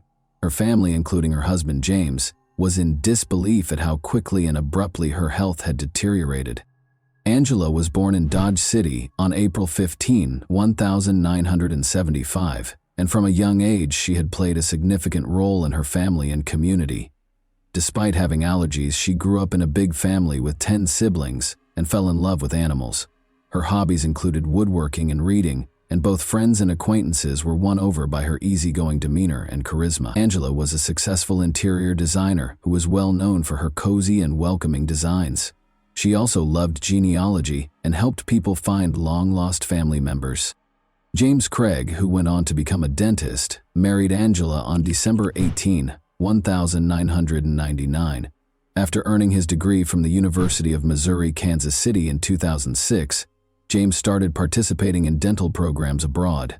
They established a life together in Colorado, where James opened an Aurora dental office. Despite her hectic schedule, Angela remained close to her siblings, especially her sister Toni, with whom she spoke on a daily basis. The couple had 6 children together. Angela's life appeared to be ideal. She oversaw a choir, ran youth programs, and was very active in church activities. But everyone was taken aback by her unexpected health problems in March 2007-23. She had complained of a headache only a week before, but the symptoms had gone away quickly, so there was no reason to be concerned. The doctors and her family were unable to explain why her condition was now getting worse so quickly. James, meanwhile, stayed by her side, as always attentive and considerate. 2 p.m., Angela experienced a severe episode that same day, leaving her loved ones feeling scared and powerless. The cause of her condition was still unknown despite the medical team's tireless efforts to save her, which increased the already existing stress and anxiety. Doctors put in endless effort to stabilize Angela after she lost consciousness, but things got out of hand. Her stroke on March 15, 2023, was a pivotal moment in her life. She was already in a serious condition when they got to the hospital, according to her brother, who had driven her there that day. Her symptoms, which included severe nausea, excruciating stomach pain, and dizziness, had gotten worse. She had visited a hospital 3 times in 10 days, but this time the situation seemed to be very serious. Just 1 day after returning from a trip to see her sister Toni in Utah, Angela was admitted to the hospital for the first time on March 6. Her symptoms were considered minor by the doctors at the time, and following an evaluation, she was released. But on March 9, she went to the doctor once more. James, her husband, a longtime dentist with years of experience who had always been there to support her through tough times, was very worried. He turned to the wife of his doctorate-holding colleague and friend, Ryan Redfern, for advice. Ryan and his spouse continued to be involved in the days that followed, keeping tabs on Angela's health. They suggested more tests and consultations, offered their support, and shared their knowledge of possible causes of her symptoms. James shared test results and updates with them on a regular basis. MRIs, ultrasounds, blood tests, and CT scans of different body parts were among the tests that were performed on Angela. All of the results were within normal ranges in spite of these efforts. Despite receiving intravenous fluid therapy, Angela's abnormally low blood pressure remained the only consistent anomaly. James realized how serious the situation was by the time Angela had a stroke on March 15th. He sent Ryan's wife pictures from the hospital room as he broke the heartbreaking news. The pictures showed Angela surrounded by medical equipment while being watched closely by a group of experts. Even so, the doctors were unable to come up with a conclusive diagnosis, which left everyone feeling overwhelmed and powerless. A desperate phone call on the morning of March 15 would make James even more anxious. Angela's brother told him that her condition had drastically worsened and that he was taking her to the hospital. James was treating patients at his clinic at the time. He left as soon as he heard the news to be with her. Desperate for answers, James decided to speak with Ryan's wife once more, after realizing that the traditional diagnostic techniques were not working. The events leading up to March 15, 2023, were tense and unnerving because Angela's health was continuing to deteriorate at an alarming rate. Angela was admitted to the hospital for the second time on March 9 and was monitored overnight. Doctors hoped she would get better, but they couldn't figure out what was causing her symptoms. Even though the test results were always normal, the growing anxiety among her family and the medical staff was concerning. Despite all of these changes, Ryan and his spouse remained influential. James's longtime friend and financial partner Ryan had previously helped him through difficult times, including rescuing James's dental practice in 2021 during a financial crisis. Their help was equally important this time, since Angela's life now depended on it, and the cause of her pain was still unknown. At James's dental clinic, Caitlin, the new office manager, couldn't get rid of the feeling that something strange was going on with her boss. After multiple incidents in the days preceding March 15, when Angela's condition deteriorated to a critical level, her suspicions started to grow. After speaking with James's close friend Ryan, she was able to piece together her observations and uncover an unsettling pattern. Everything began on March 6. Caitlin was working late that night when James showed up at the clinic out of the blue. He had no appointments with patients, and his actions appeared unusual. James went into one of the exam rooms and used the computer there rather than using his office computer.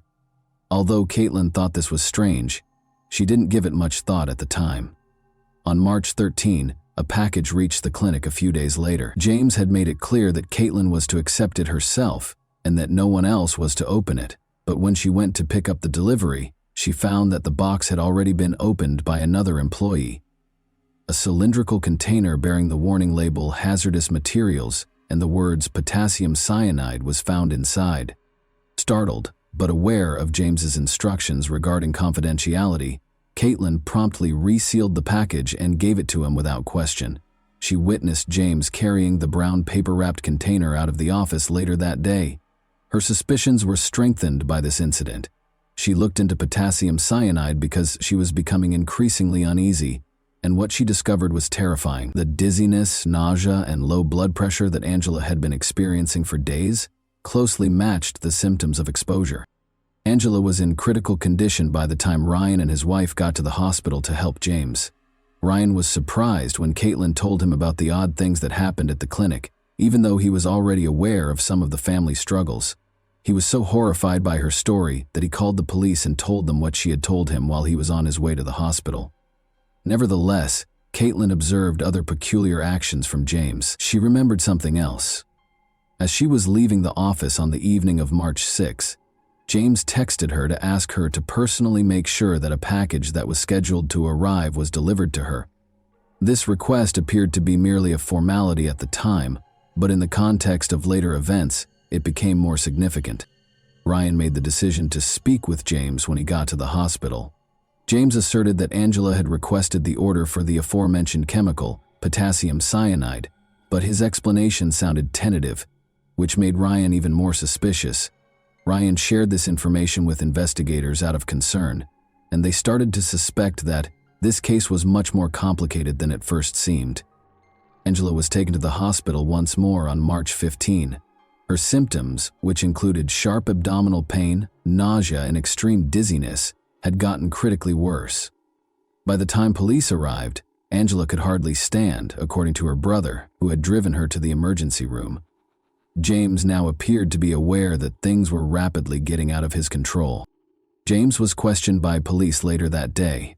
Investigators focused on a crucial question even before the official interview began. How would James explain the link between his purchase of potassium cyanide and Angela's abrupt and serious health decline? Interviews with the hospital's medical staff, where Angela was receiving treatment, marked the start of the investigation. Ryan's worries alerted a nurse, who confirmed that Angela's test results revealed odd markers, or symptoms, which include seizures and rapid deterioration, may be consistent with exposure to a toxic substance, according to her attending physician. Investigators turned their attention to the circumstances surrounding Angela's hospitalization as a result of these statements, which turned into crucial pieces of evidence. Detectives went to James's dental clinic the next day. The office manager, Caitlin, made a number of observations that added to the mystery. She remembered James talking about looking after Angela and making her a protein shake on March 6. Angela's health started to deteriorate shortly after, which was a coincidence that investigators noticed and led to further inquiries. In the days that followed, Caitlin added, James frequently seemed nervous, shunned social interactions, and talked on the phone a lot. She was especially drawn to his request that she sign documents pertaining to the purchase of clinic equipment. Investigators suspected possible financial misconduct after examining these documents and finding that the amounts listed were significantly greater than the equipment's true cost. James regularly used the office computer for personal purposes, according to one of the clinic staff members. The employee remembered in February that James had visited a website about chemical reagents that contained references to potentially very dangerous substances. These findings were consistent with the identification of James's potassium cyanide purchase. James's financial activities were soon the subject of the investigation. Investigators discovered that James had sent a sizable amount of money to an unidentified supplier connected to the sale of chemicals on March 4. James was able to conceal the order from his family because it had been shipped to the clinic's address. Investigators linked the package Caitlin had seen to the delivery when they tracked it down. She explained the warning-labeled container and mentioned that James had retrieved it and taken it home. The focus soon shifted to James's clinic office. James has been locking his office door during lunch breaks, which is not something he usually does, according to another employee. Investigators discovered traces of packaging materials that seemed to match the delivery of the potassium cyanide while searching the office. Hospital personnel persisted in trying to save Angela's life in the interim. Doctors ruled out accidental poisoning because of the high levels of toxic substances in her system. The foundation for additional accusations against James was established by this crucial detail. In the hopes of discovering more evidence connecting James to Angela's declining health, detectives secured warrants to search James's house and car. In her additional testimony, Caitlin noted that Angela's symptoms were consistent with those of potassium cyanide poisoning, which include nausea, vomiting, and low blood pressure. She added that even in tiny doses, the chemical could be fatal. Investigators' suspicions grew stronger with each new piece of evidence, which led them to believe that intentional actions caused Angela's health crisis. James's computer was examined as part of the inquiry. Detectives discovered notes on it that listed the times and dates that Angela's symptoms worsened. The nature of the records suggested that James may have been using them to track and control her condition, even though the entries seemed to document her health problems. Further information was uncovered by looking through the couple's messages. Angela thanked James via text on March 6, 2023 for making her coffee. She reported feeling weak and lightheaded shortly after. In response, James advised her to take her blood pressure.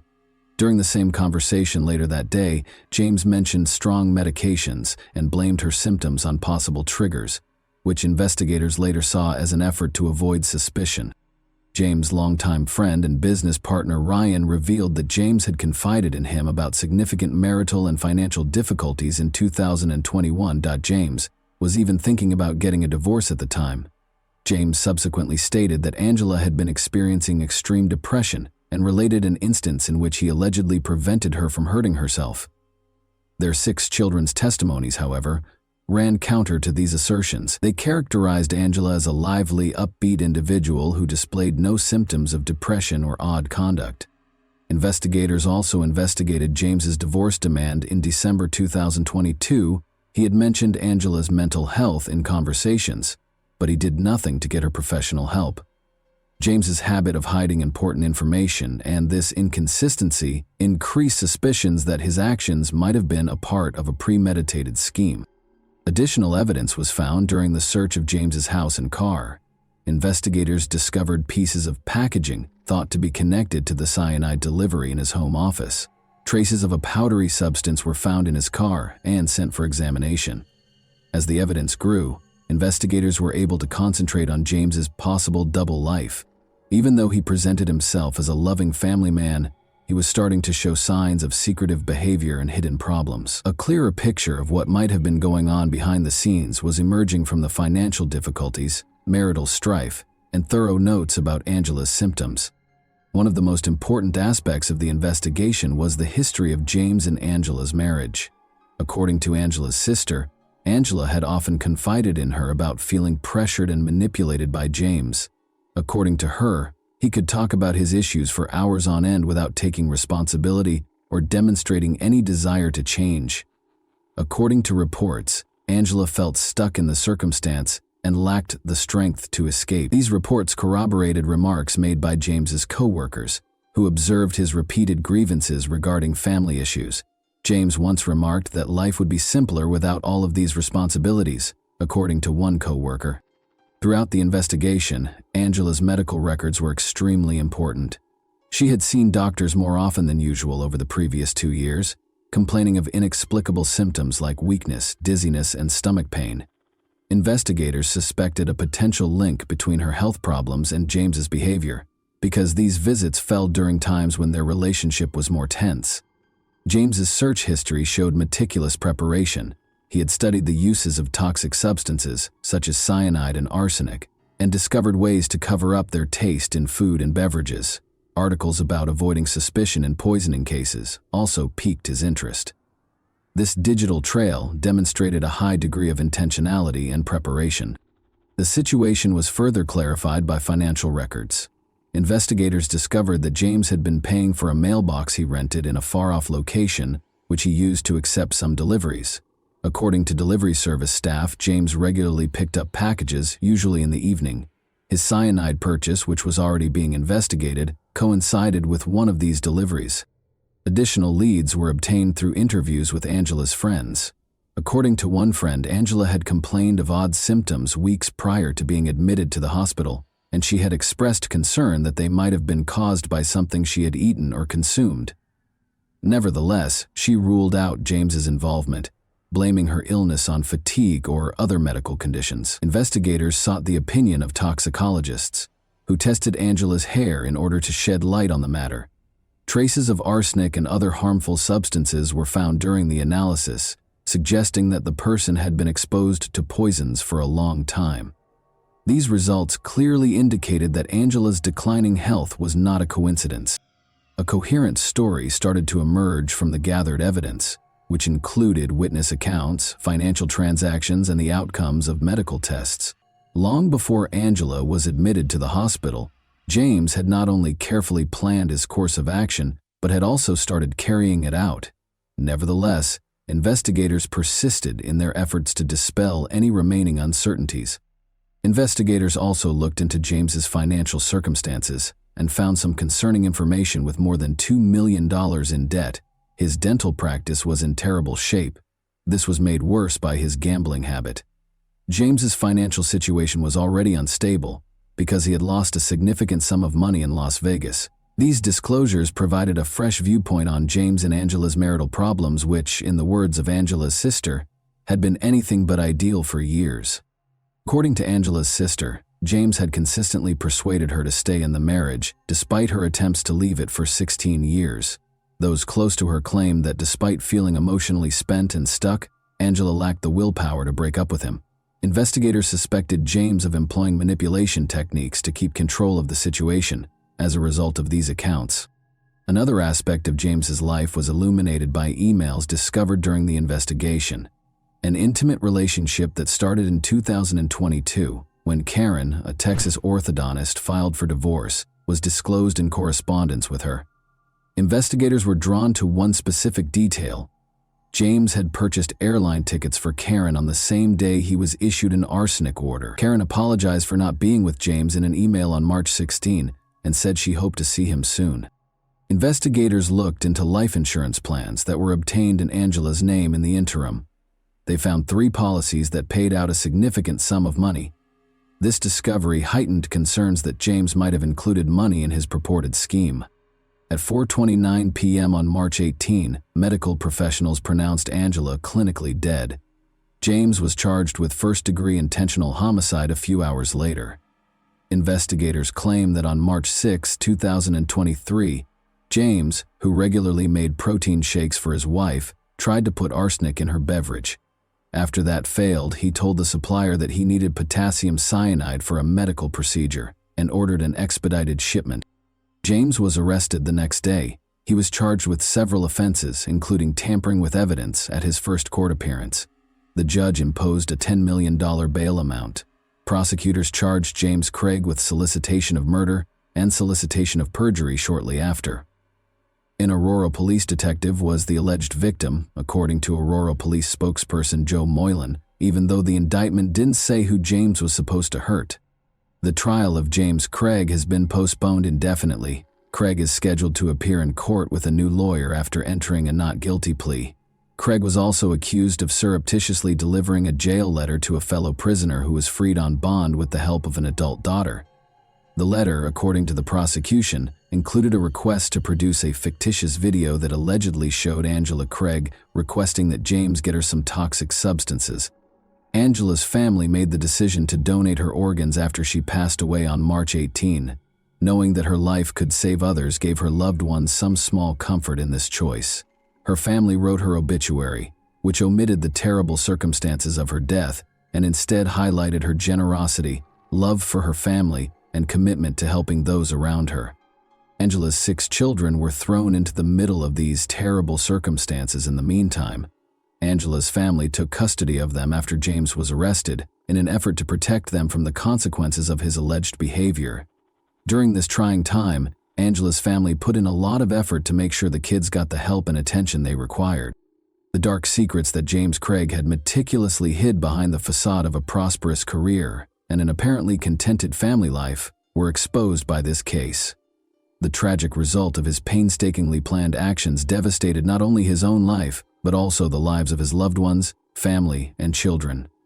This story is a sobering reminder that appearances of success and stability can conceal deep conflicts and hidden agendas, leaving many lives forever altered and many questions unanswered.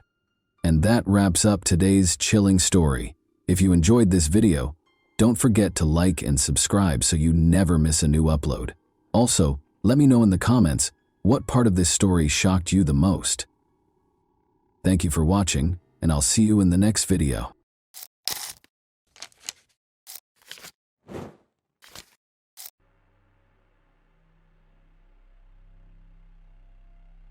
Hey guys, welcome to my channel, and today we're going to take a look at another horrible case with you. In this video, we'll talk about a story that happened in England. On Sunday, November 14, 2020, one surveillance cameras caught 34-year-old Alexandra Morgan at a gas station near Cranbrook, Kent. Nobody has seen her since. 4 days later, her parents reported her missing to the police. The investigation revealed many secrets that were hoped to remain hidden. The truth turned out to be far more terrifying than anyone could have anticipated. Alexandra Morgan, as she was known to her friends and family, was a single mother with 2 children ages 4 and 11. They lived in Wellesley, Cranbrook, in Kent. She did not maintain relationships with her children's fathers. It wasn't easy for her to raise them alone. According to some sources, Alexandra was a dog groomer. People described her as a dynamic and ambitious woman who wanted her children to have everything they required. She wanted a better life for them and took several steps to make it happen. Alexandra arranged a meeting with her parents on November 13, 2021. She left her 2 children with them, claiming she was going on a spa vacation with friends. She said she'd be back in 3 days. Alexandra's parents became concerned on November 17 when she failed to pick up her children. She did not respond to any calls or texts. It was not like her.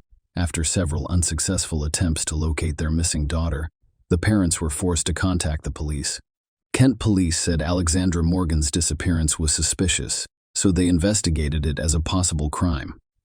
At the start of the investigation, the police attempted to determine which spa Alexandria planned to visit. She told her parents she was going with friends, and the police wanted to know who they were. At the time, the investigators had no idea what they would face while searching for Alexandria. While searching for the woman, police obtained video footage from a gas station in Cranbrook. That was the last place anyone saw her. Her white Mini Cooper was the key to determining her location.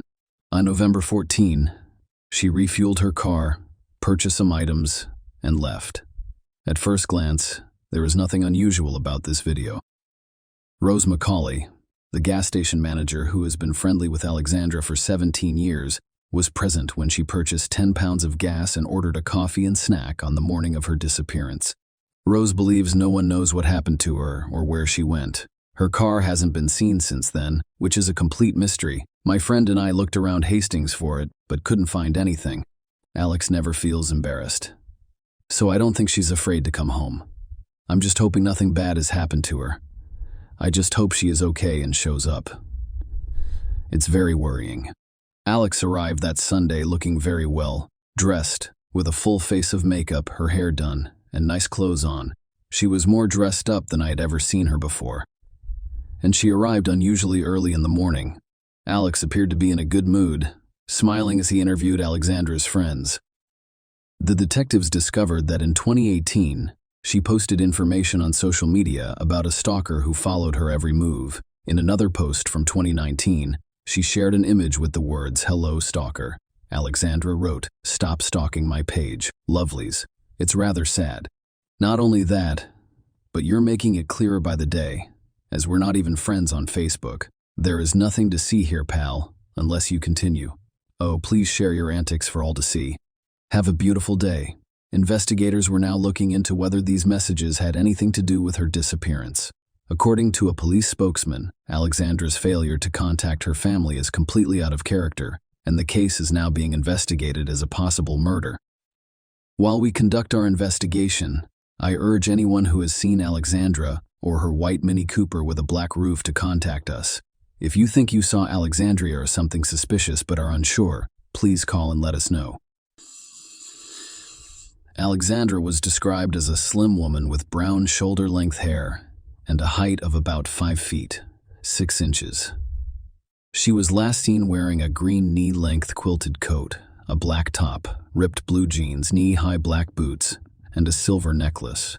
People can disappear without leaving any traces or clues for the police. Many missing person cases remain unsolved. But this time, things were different. Alexandra Morgan left a digital trail that eventually led the police to discover what happened to her. Furthermore, it revealed some shocking information. Alexandra hoped to improve her financial situation. To accomplish this, she began working as an escort and advertised her services on the internet. However, her family and friends were unaware of it.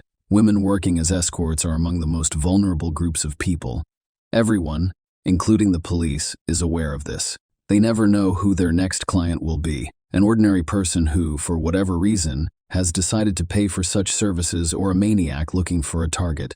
The investigators discovered that Alexandra had scheduled a meeting with her regular client prior to her disappearance. They arrested this man. At the same time, the police representative's statement made it clear that Alexandra had died. According to a Kent police spokesperson, detectives from the Kent and Essex Serious Crime Directorate are investigating the disappearance of a woman from Sissinghurst and arrested a man on Thursday, November 25, 2020. 1. A 40-year-old man from East Leonards-on-Sea has been arrested on suspicion of murder. Kent police officers with assistance from Sussex Police are conducting searches in 3 locations in Hastings and East Leonards-on-Sea as part of their efforts to locate Alexandria. Residents can expect a heightened police presence in the area as investigations continue. They arrested Mark Brown. He was a construction worker who married and had a son. His family was unaware that he was leading a double life. Before she disappeared, Alexandra had met him several times. According to Sussex Police, he intends to buy her a Mini Cooper. Their first meeting occurred on June 8, 2021, after Brown discovered her on an adult website. It happened at her home in Sissinghurst, near Cranbrook, Kent. Everything went well at the time, and they saw each other occasionally on June 21. Almost 2 weeks later, they met again. Alexandra went to a small bridge farm near Hastings, Kent, that Brown rented for meetings with women and other purposes. Throughout August and September, they met 7 more times, and Alexandra had no idea she was falling deeper into a trap. On October 23, 2021, Brown texted her to see if she was interested in a risk-free business transaction he was offering. The proposal was for £100,000 for 3 to 5 days at a hotel, where he would guard a new ID, a straight car, and shopping money. All he needed her to do was go out for a cigarette, grab some cash, and buy some things. This is a testament to her character. Alexandria's online searches following this proposal demonstrated her desire to improve her children's lives. One of the searches was for the minimum deposit on a house in 2021. A variety of other searches revealed Alexandra's desire to start new businesses with the money she would make. Among the internet searches were, how much can you make running a sunbed shop in the UK? How much tax would I pay on $100,000? Alexandra told her parents she was going to the spa with her friends, but she was actually going to meet Mark Brown on the farm. She left the house on November 14, and CTV footage showed her buying gas in Cranbrook at 7:20 a.m. She arrived at Little Bridge Farm at about 8 a.m. 8 a.m. 3 days later, on November 17th, Brown relocated Alexandra's car to her home on Hurst Lane in St. Leonards, having previously replaced her license plate with a fake one. Alexandra's mother contacted the police on November 18 after her daughter failed to pick up the children and stopped answering calls and texts. On November 23, the police discovered CCTV footage that showed Alexandra's car following Brown's Jaguar on the road to Little Bridge Farm. Kent police blocked access to the farm and began questioning Brown. He admitted he had met with Alexandra. However, he stated that she left after 45 minutes. He stated that the police could take his fingerprints in a DNA sample 2 days later, on November 25. They arrested Brown, the primary suspect in the Alexandra Morgan case. But before we go any further, and before I tell you what happened to her, let us go back to when Alexandra had no idea Mark Brown existed. Lee was 33 years old and a mother of 3, but she didn't have custody of her children. Leah was an animal lover who cared for a horse, 3 goats, 2 dogs, a mastiff named Duke, and a Pomeranian named Lady. On March 25, 2018, Mark Brown contacted Leah through an escort website where she advertised her services. Brown and Alexandra Morgan met on the same website. A few years later, at the end of 2018, Brown and Ware had begun dating and renting an apartment together. When her lease expired 6 months later, she moved into Brown's yard at Little Bridge Farm and lived in a shipping container. Brown compared their relationship to a roller coaster. As it turned out, Leah led a chaotic lifestyle. She was a benefit claimant who received weekly payments into her account, which Brown frequently withdrew for her. She had a history of illegal drug use and mental health issues. However, many people claimed she was working hard to obtain custody of her children. While describing her daughter, Leah's mother claimed she was an angel. She added that, while Leah had never enjoyed school, she had always preferred her animals.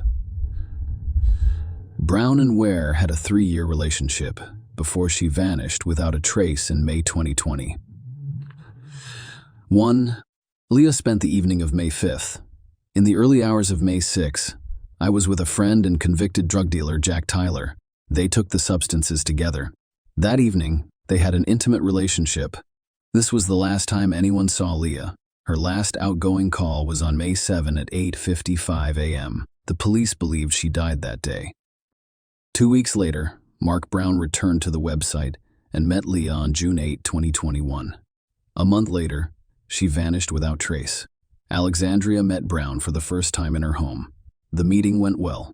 She regarded Brown as a reasonable and generous man, but Alexandria had no idea that just a month before, another woman in a relationship with Brown vanished without a trace. During the investigation, detectives discovered extremely revealing messages sent by Brown. He sent them to his high school girlfriend 5 days after meeting Alexandra Morgan.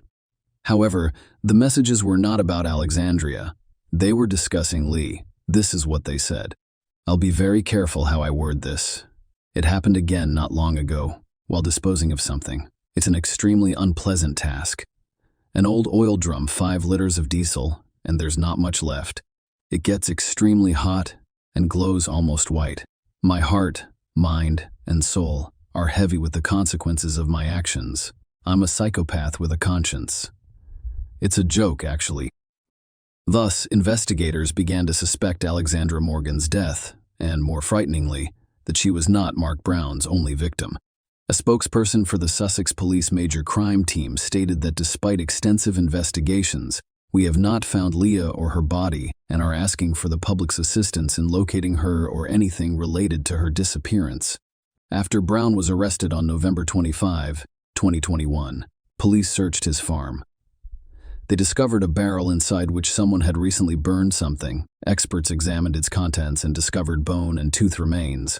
The laboratory examination confirmed that these were Alexandra Morgan's remains. In a joint statement, Neil Kimber of Kent Police and Andy Wolstenholme of Sussex Police said, "Our thoughts are with the families of Alexandra and Leah during this difficult time. While we have located Alexandra's remains, we have yet to find Leah, and our investigations are ongoing. We urge anyone with information about Leah or Alexandra to contact us immediately." Leah is described by police as a slim white female standing 5 feet 6 inches tall with very long black hair and blue eyes. They suspected she had tattoos of a dragon on her right leg, Chinese writing on her right leg, Chinese writing on her right hip, and a fairy sitting on a flower above the name Ryan on her right leg. The search at Brown's farm lasted approximately a month, concluding on January 7, 2022. The police discovered the bones of a Pomeranian in the pond, along with a weight tied to its collar. Investigators believed it was Leah's dog, which Brown cruelly abandoned following Leah's death.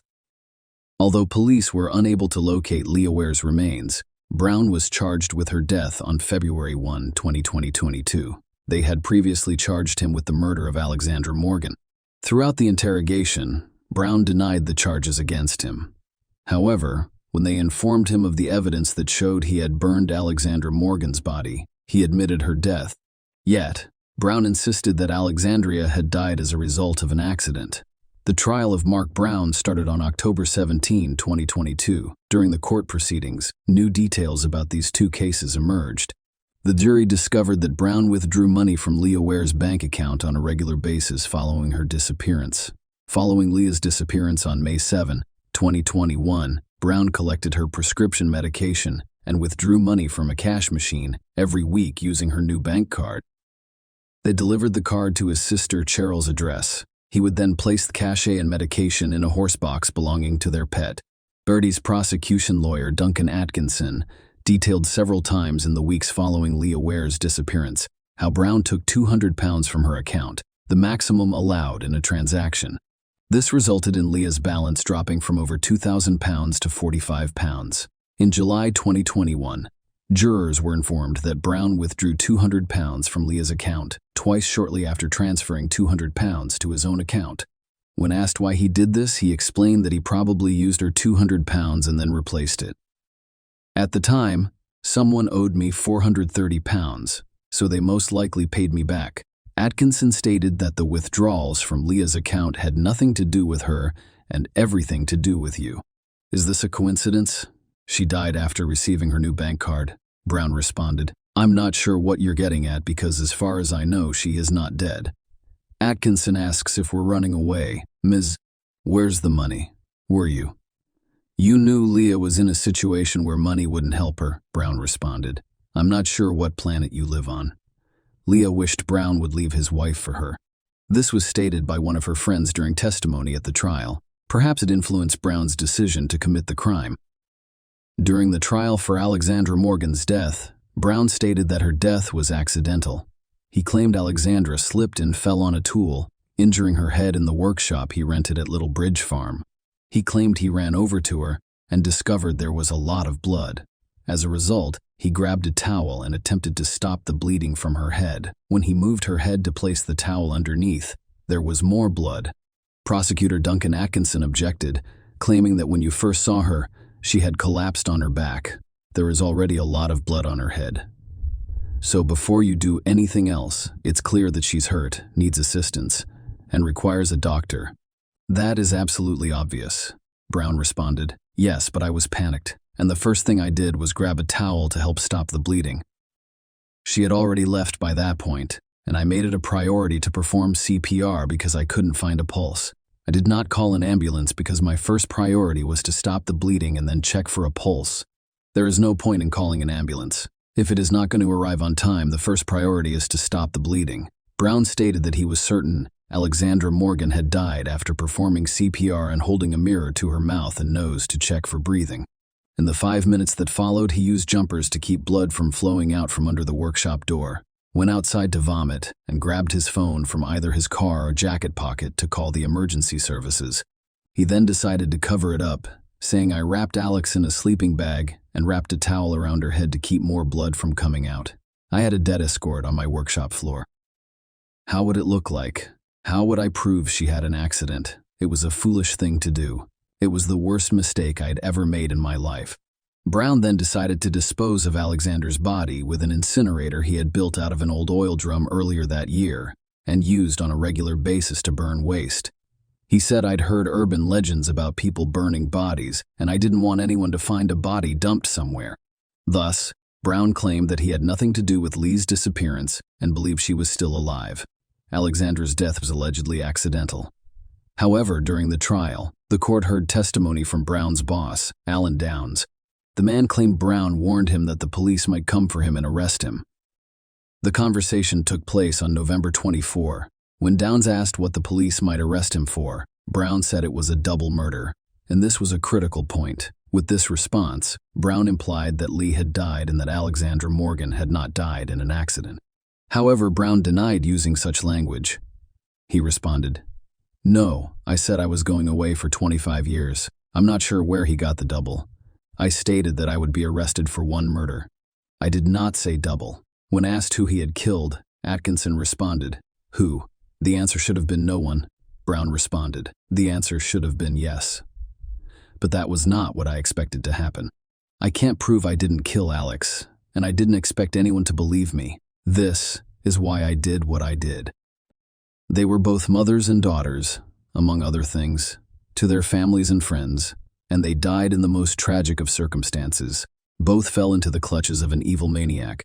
They abandoned children and devastated families. Throughout the murder trial in Hove Crown Court, the jurors learned about Leah Ware and Alex Morgan's lives, including their upbringing, children and relationships, work and passions. Jurors also heard attempts to change their names from Brown to, as the prosecutor put it, Black, creating a false picture of the women. People should remember Lee and Alex Morgan for smiling and enjoying life. Both deserve to be remembered by their loved ones for their many qualities. On December 1, 2022, a jury of 10 men and 2 women convicted 41-year-old Brown on all counts. Judge Nicholas Hilliard stated that this is clearly a serious case with devastating consequences for the victims' families. He stated that the court would sentence Brown to life in prison, and he would have to decide on the minimum prison term or whether he would ever be eligible for parole. The judge also stated that if Brown decided to reveal what he did with Leah Ware's body, he would consider it during sentencing. However, Brown passed up this opportunity. Before the judge handed down his sentence, Rebecca Martin, Leah Ware's mother, delivered a victim impact statement. She claimed Brown is continuing his sadistic torture of our family's lives by refusing to tell us what happened to her. She died because Mark Brown sought to satisfy his depraved desires. He dominated and manipulated every aspect of her existence. When he'd had enough, he discarded her like a piece of dirt. The court also heard from Alex Morgan's parents, who described her as bright, energetic, and determined to succeed. She faced challenges, but she was overcoming them and looking forward to the future with her 2 children, whom she adored, on January 13, 2023. The court sentenced Mark Brown to 2 life sentences. He will be eligible for parole in 49 years. Judge Hilliard, who sentenced Brown in his absence, after he refused to appear in court, stated, "No sentence I pass is any measure of the lives lost. Nothing can correct what the defendant has done. That's not possible. His conscience is unaffected by what he has done." Share your opinion with us in the comments and subscribe to the channel for more.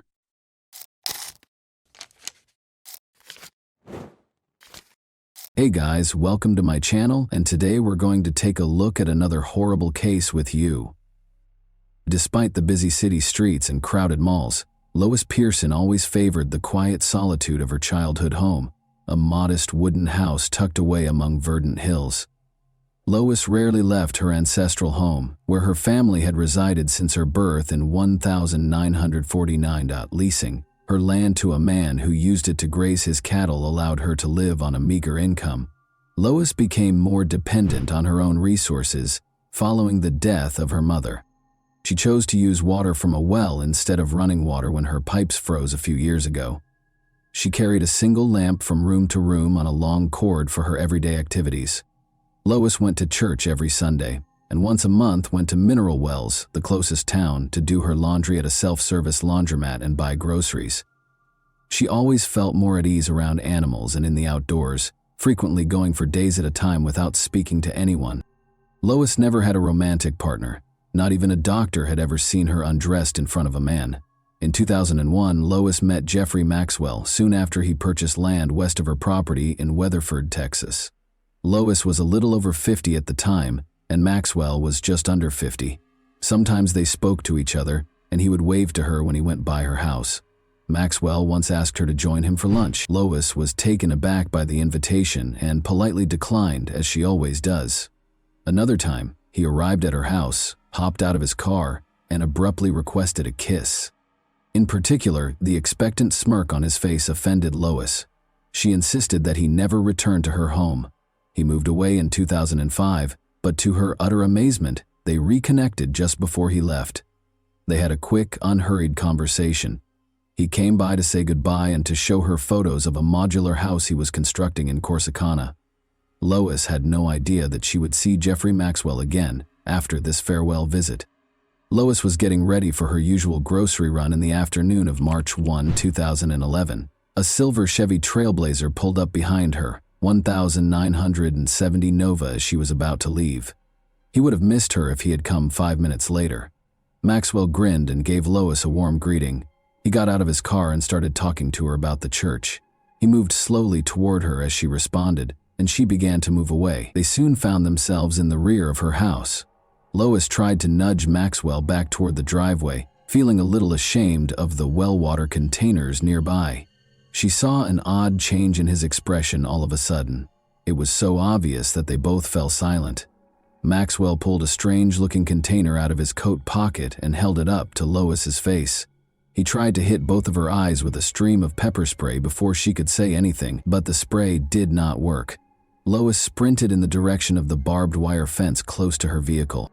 When he caught up to her, Lois had just made it to the fence and placed her hands on the top wire. He caught her and pulled her to her feet, but she clung to the wire despite the spikes digging into her fingers and the blood dripping from her hands. He was able to throw her to the ground in front of his SUV, though, because he was too strong. Lois tried to scream as loudly as she could, but nobody was around and her house was remote. Maxwell picked Lois up once more, placed her in what appeared to be handcuffs, and opened his car's rear door. He shoved her into the car and she fought to get out. He took her mother's wooden rolling pin off the kitchen table and hit Lois in the left side of the head. He struck her more forcefully on the right side when she failed to fall. The blow knocked her to the ground this time. Almost immediately, Lois's eyelids began to swell, but she persisted in trying to get away until he reached for a big kitchen knife. Silently, she sat down and felt the lightheadedness and blood.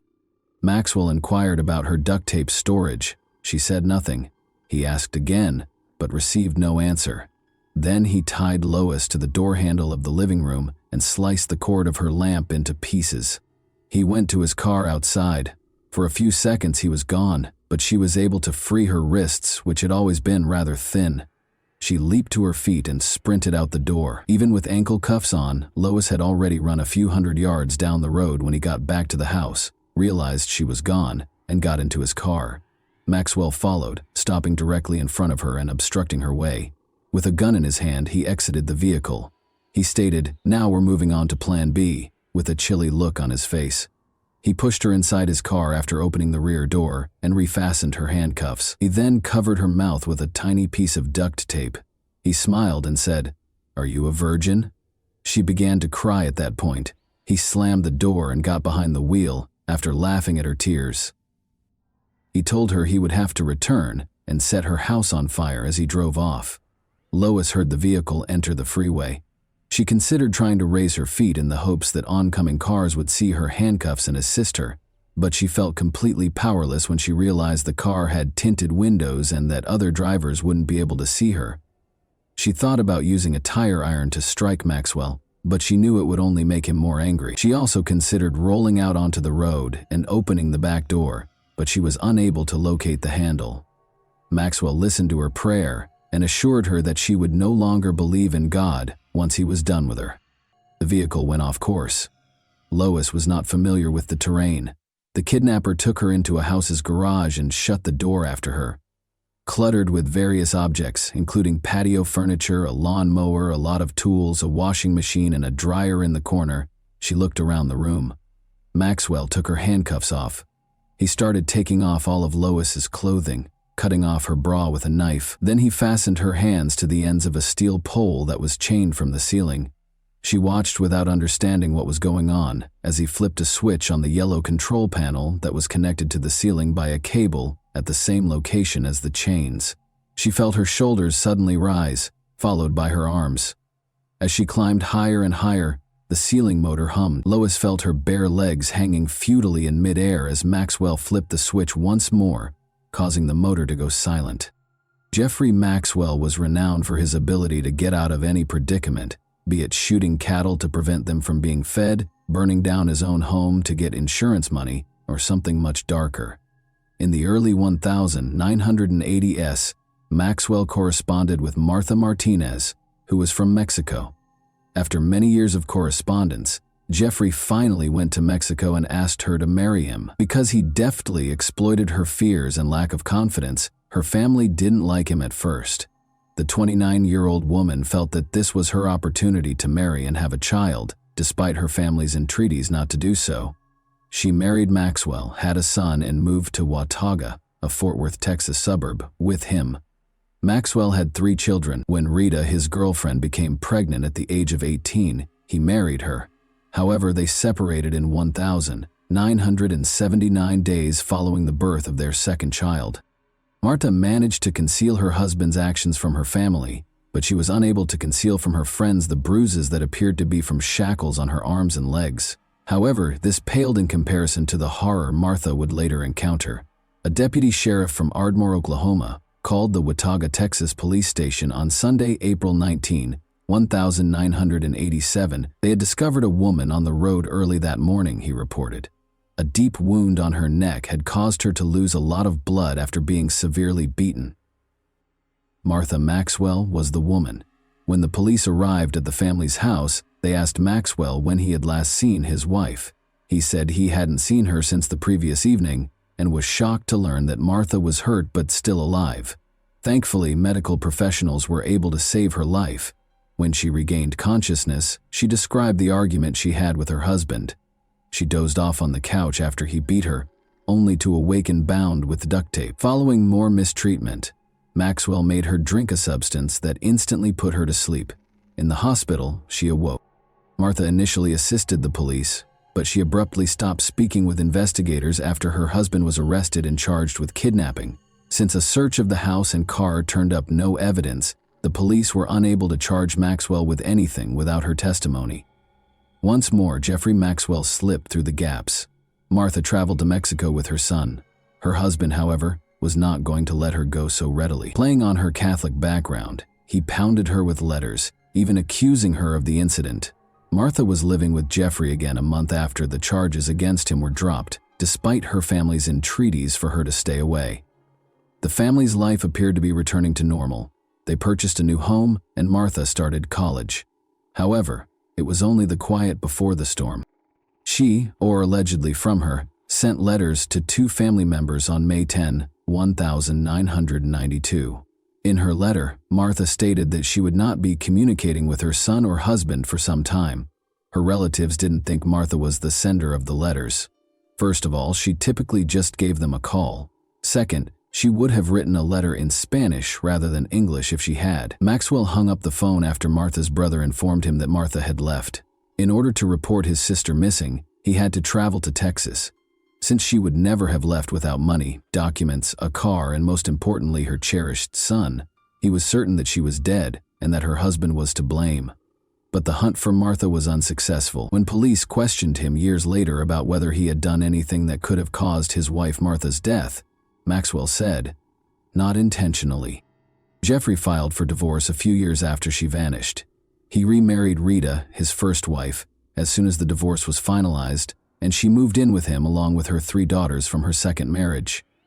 The girls soon started griping about their stepfather's advances at school, and Rita's best friend disclosed that Maxwell had beaten her 2 days prior to their wedding. But Rita didn't take the kids, leave the state, change her name, and flee, until the police came to the family's house after her youngest daughter complained about her stepfather's actions.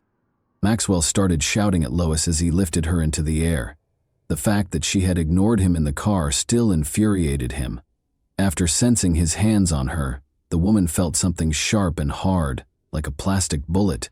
It was really painful, and it felt like he was attempting to hurt her with this vibrating object. Maxwell began striking Lois with rods of various sizes, after declaring that they would be together for 2 weeks. He hit her all over, including the painful spot on her chest. All Lois could do was scream in pain. She was barely able to stand when he finally lowered her to the ground. After guiding her to the restroom, Maxwell gave her instructions to wash up. She first noticed that she was covered in bruises.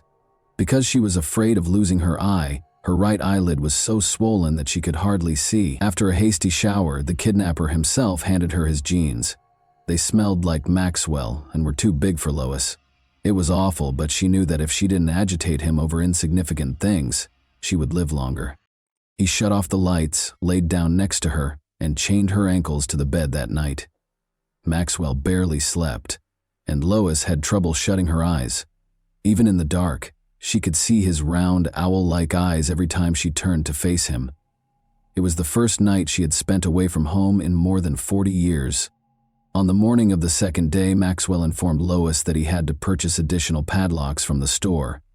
He took her to the garage and showed her a wooden box that he had made himself. The wood smelled and looked brand new. He gave her a choice between the box and a torture device. She made up her mind right away that she would stop at nothing to avoid getting on that machine. As a gag, Maxwell put a metal ring in her mouth and fastened it with a strap. Then he put Lois in shackles and handcuffs and told her to lie in the box. She inquired as to whether she would have enough air through the gag. With the lid slightly open, Maxwell positioned a wrench on the box's edge and walked away. After hearing the sound of his car's engine, Lois waited for a few seconds before attempting to exit the box. However, despite her best efforts, she was only able to push the key away and lock herself in total darkness. She didn't realize Maxwell had moved the box beneath a heavy workbench until he came back. When they got home, the kidnapper took Lois to the bedroom and took off her clothes. Lois didn't know what he was doing, and she felt uneasy because her parents had never talked to her about private matters. He asked her if she wanted to go to the garage and hang upside down after she let out a painful scream. Then she made an effort to be silent. After he was done, he once more chained her legs to the bed. She was so tired that night that she was able to sleep. Maxwell had to pay a bill for his son's repair in Dallas early in the morning. As usual, he chained her and placed a gag in her mouth. In the distance, Lois could hear motorboats, motorcycles, and cars. The gag prevented anyone from hearing her screams or calls for assistance. Lois didn't realize Maxwell had broken her front teeth until he came back and took the metal ring out of her mouth. However, she lost something far more significant that day. Maxwell let her watch the news after they displayed a picture of her driver's license on the TV.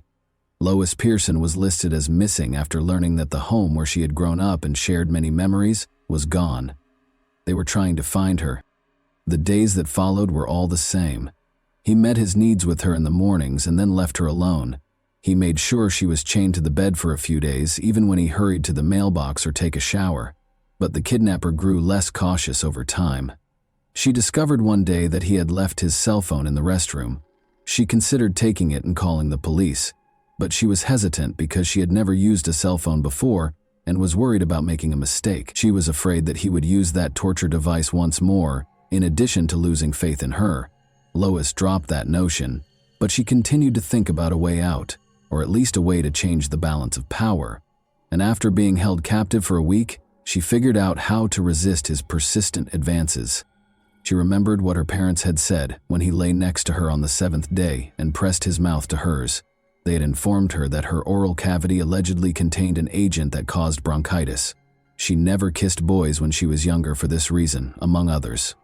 It's difficult to tell what actually happened at the time, but Maxwell woke up the following day with a fever and chills after she let him touch her lips, calling the move a battle of microbes. He could hardly move from his bed and was pale. He never tried to take advantage of her again. He insisted that she write him a check for $500 on the morning of the 8th day.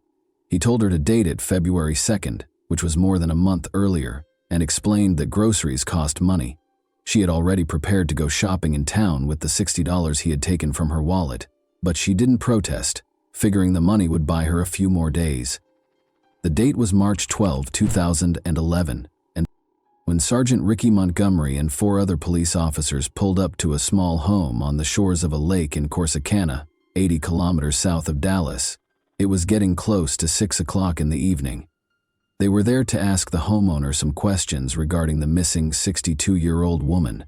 Search teams started searching the area after her house burned down and her remains were not discovered. After several days, the police concluded that Lois Pearson would not be found alive, despite the use of helicopters equipped with thermal imaging for the search. They brought in pumps to empty 2 ponds and used search dogs trained to locate bodies, but the woman was nowhere to be seen. Then, $500 was taken out of her account 8 days after the fire. The check was dated a few weeks earlier and was made out to Jeffrey Maxwell. Officers traveled more than 160 kilometers to question Maxwell after learning that he also owned a blue SUV that matched the description of the car a neighbor had seen the day of the fire. A judge then issued a search warrant for the vehicle. On Sunday, March 12th, the 12th day of Lois's captivity under Maxwell, everything went according to plan. Maxwell watched television while Lois prayed on the floor. The abductor jumped up and hurriedly led Lois to a far-off room, telling her to keep quiet when they both heard a knock at the door. They heard another more insistent knock before he could put a gag on her or handcuff her. The man rushed toward the exit. Although Lois could hear voices outside, she was unable to understand what they were saying. After escaping the room, she noticed the word sheriff on a car parked by the road through the window. She was shocked when fear first paralyzed her whole body, but she quickly realized it was her opportunity and took off running. Jeffrey Maxwell stepped out of the house and shut the door firmly behind him. His house was in a terrible mess, he said with an apologetic tone while grinning at the policeman. According to Sergeant Ricky Montgomery, they were interrogating anyone who knew Ms. Lois Pearson or had recently visited the area around her home. In response, Maxwell said that although Lois was his neighbor, he hadn't seen her in a while. He also mentioned that Lois owed him money, which is why she sent him a check. When the door swung wide open, Montgomery was still asking Maxwell if he would be willing to come to the sheriff's office. An older woman's feeble voice reached them. With her face bruised and her hair disheveled and tangled, the woman looked weak and stooped. She moved quickly past Maxwell and went up to the cops. Montgomery didn't recognize the missing woman, but he did have a picture of her. He said, "Who are you?" "It's her, Lois Pearson," cried one of the officers behind Montgomery before she could respond, and everyone in the room was momentarily stunned. The police officers collected themselves and put Maxwell in handcuffs. The woman initially claimed to the officers that Maxwell had been her friend and had not harmed her. Her only memory of her rescue is the fear for her life, even though she later learned about the concept of Stockholm Syndrome. Lois told the officers that Maxwell had abducted her, beaten her, and done things to her that she didn't want when he was removed a few minutes later. When she mentioned the machine, the officers were initially perplexed, but as soon as they searched the house, they discovered the machine she had described, along with a yellow control device that was covered in blood. In addition, they discovered 4 different-sized adult toys, a lot of adhesive tape, whips, handcuffs, and weapons all over the house.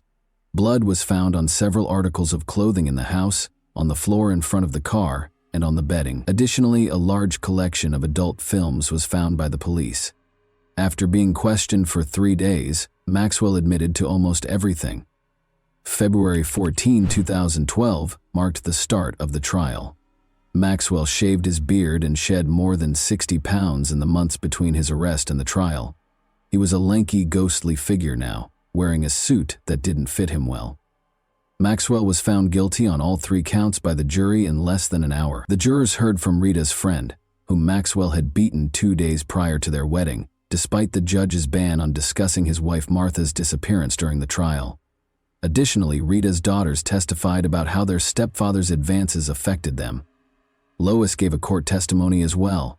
Although she had always been reticent to speak in front of others, she now spoke forcefully about the ordeal she had gone through during those 12 days of imprisonment. She recalled the 3 cats that had died in the fire, Bluey, Blackie, and an unnamed kitten, and detailed the wounds that still plagued her a year later. Above all, she believed that she would be rewarded in heaven if she remained innocent all her life. Once more, the defendant was given 3 consecutive life sentences by the jury in less than an hour. Maxwell would be eligible for parole no earlier than 119 years following the verdict, as the judge decided that he would not serve the sentences concurrently. A deputy sheriff led Maxwell out of the courtroom while shackling his ankles and handcuffing his wrists in front of the audience. After the trial, Lois told reporters that she wanted her story to be known so that everyone could hear how her faith had carried her through difficult times. Even though victims of such crimes typically don't want their names mentioned in the media, she occasionally questions why he picked her. Maybe Maxwell knew she would be the ideal victim if she vanished from home for a few days and no one would notice. Someone might have gone looking for her if he hadn't messed up and put her to sleep. She might have been noticed missing by someone. Lois had memories of her previous life after spending 12 days with Jeffrey Maxwell. Her home and the car she cherished were not the only things he took away. He took her mother's sheet music and her piano. She doesn't have a picture of her father anymore, and she doesn't even know if there is one. To purchase a small trailer for her, her church raised more than $17,000. Although it's not the house she grew up in, the trailer is warm and comfortable, and the old house was always cold in the winter and full of pests. She now has a phone, and the church even gave her a new piano. Lois Pearson loves spending time with her new friends, but she still prefers the peace and quiet of nature. She admits, "Before this, I never knew how much I loved people." And that wraps up today's chilling story. If you enjoyed this video, don't forget to like and subscribe so you never miss a new upload. Also, let me know in the comments, what part of this story shocked you the most? Thank you for watching, and I'll see you in the next video.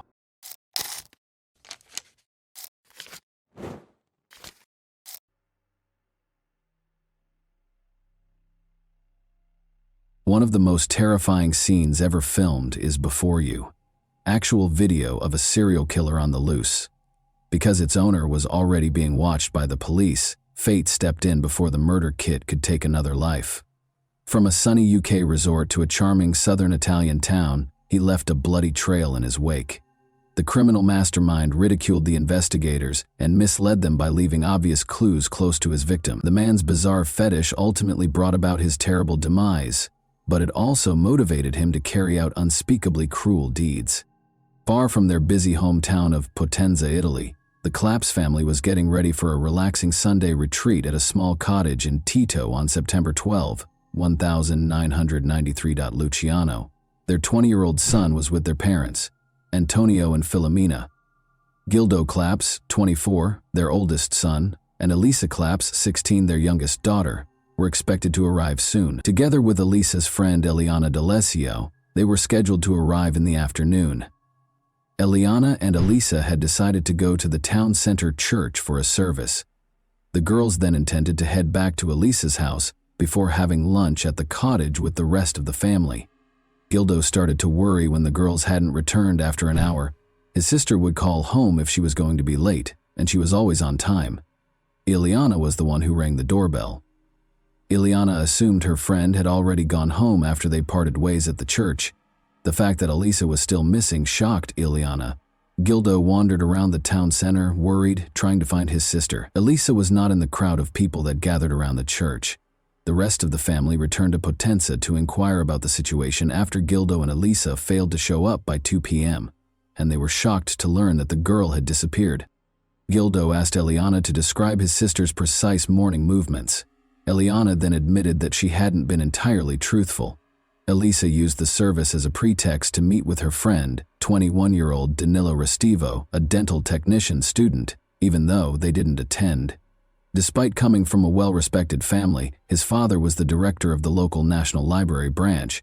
The young man was unpopular and frequently the object of jeering, particularly from girls. Being a good-hearted and sympathetic person, Elisa felt sorry for him, but she made it plain to him that they could not be together.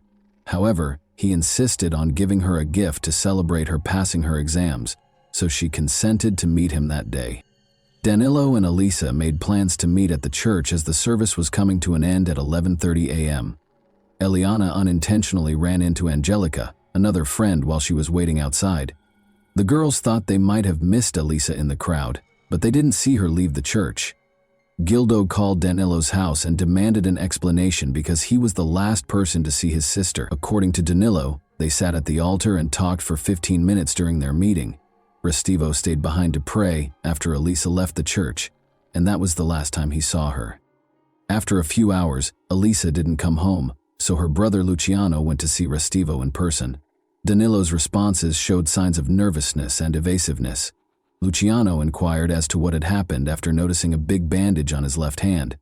Restivo described how he cut his hand after tripping at a construction site. "I don't know where the girl is," he repeated. After Elisa's family called the police to report her missing, they asked that Restivo be questioned. However, their request was denied, and they were told to return home and wait for the girl to come back on her own. Gildo went back to the church because he had run out of options, but the door was locked. He made arrangements to enter and conducted another search of the building. He saw another locked door behind the altar, leading to the church's upper floor. When Gildo requested that door be opened as well, he was told that the priest, Father Domenico Sabbia, who had gone to a spa resort for a few days, was the only one with a key. When the police eventually spoke with Danilo 2 days later, after the girl had not returned, he stated that Elisa was unhappy at home and wanted to flee to Naples, but he attempted to talk her out of this plan. According to his version, he remained in the church while she left after their brief conversation. He said he asked her for advice about Paola, another girl he wanted to date, but he didn't mention the gift for Elisa. He returned home after the talk via a construction site where he had been with Paola just days before, where he had cut his hand after falling from an unfinished escalator. Investigators questioned whether Danilo was telling the truth. First of all, his statements were surprisingly accurate. Second, Elisa's desire to flee her devoted family was not supported by any evidence. Lastly, it was unclear how he fell head first from the escalator that was still under construction, only cutting his hand and avoiding breaking his glasses. When the police came to the Restivos' house, they asked to see the clothes their son was wearing that day. But without a warrant, Danilo's father wouldn't cooperate. Persuaded that Restivo was concealing something, the police checked his name in the database before leaving empty-handed. When he attacked other boys while playing with them at the age of 14, it turned out that he had already run afoul of the law. And it wasn't just that. 3 female students who lived close to his home accused him of stalking a few months ago. By calling girls at home and describing their attire, or playing them spooky music from the horror film Profondo Rosso, he obviously enjoyed making them feel afraid. Additionally, investigators learned that Danielo had a very peculiar habit. He enjoyed chopping off random people's hair while they were on public transit. Despite hearing about these incidents, the police were unable to establish Restivo. Meanwhile, word of Elisa Clapp's disappearance spread swiftly across the nation, and pranksters kept calling the family to say they had the girl and she was okay. While some of the messages claimed to have seen the girl in a white Fiat Uno, the police ignored the majority of these calls. The problem is that on that particular day, Elisa's friend Angelica disclosed that Ercilio Gagari, a 20-year-old admirer of hers, was out and about in the city center. Ercilio and his family had just arrived from Albania. Ercilio denied attending the church when he was asked to testify, and he gave the police the names of friends who could verify his alibi. But not only did his friends not believe his account, they also claimed that he was in the city center on the day the girl vanished. Additionally, one witness named Ercilio as the driver of a white Fiat Uno, which is the same model of vehicle that multiple witnesses reported seeing Elisa in on the day of her disappearance. When the police discovered Elisa's diary, which was missing several pages, suspicions of Ercilio's involvement increased. After reconstructing pieces of those pages, forensic specialists found that some words were written in Albanian. Ercilio was questioned again, and each time his account was altered. He once asserted that Danilo Restivo gave him instructions to deny knowing one another. Ercilio was eventually accused of providing false testimony. The police received an anonymous call in December. According to the female caller, she saw Elisa in Rome. Elisa had reportedly been assaulted and coerced into a white Fiat Uno. "Please help her and help me," the voice said toward the end of the call. The recorded call was analyzed and the results were shocking. Eliana was the caller. Because she was known to alter her version of events, investigators had long been suspicious of her statements. She was accused of providing false testimony, just like Ercilio. Detectives eventually concluded that Elisa was dead and that Danilo was to blame for her disappearance, even though they could not totally rule out the possibility that the girl had fled from home. He might have forced other people she knew to tell lies to the police, but they had nothing to accuse him or any other suspect of, other than false testimony in the absence of a body. However, the Claps family believed that powerful individuals, such as Danilo's father's friends and the priest of the church where she vanished, were defending the reputation of their daughter's murderer, even though all other churches were happy to have a box placed in the building where anyone could anonymously leave a note with information about Elisa. Father Domenico Sabbia, in particular, forbade anyone from entering the church's attic. He even made an effort to deny ever knowing Danilo, but this was swiftly refuted when a picture of the two of them together on Danilo's 18th birthday appeared. Danilo Restivo was eventually taken into custody for providing false testimony after all the information was gathered. He received a 20-month prison sentence after being found guilty. Gildo was astounded by the legal system after the trial, questioning how someone could be found guilty of providing false testimony and still not be forced to tell the whole truth. However, Danilo was released after serving half of his sentence. There was nothing else the police could accuse him of. Because Eliana and Ursi allegedly gave false testimony out of fear for their own lives, rather than to muddle the investigation, the judge did not find them guilty of perjury. Numerous rumors surfaced on the second anniversary of Elisa's disappearance in Potenza, including claims that she was being sold by human traffickers, was in the hands of the Sicilian mafia, or had a covert relationship with a priest. People who demanded money in exchange for information about the girl harassed the family on a regular basis.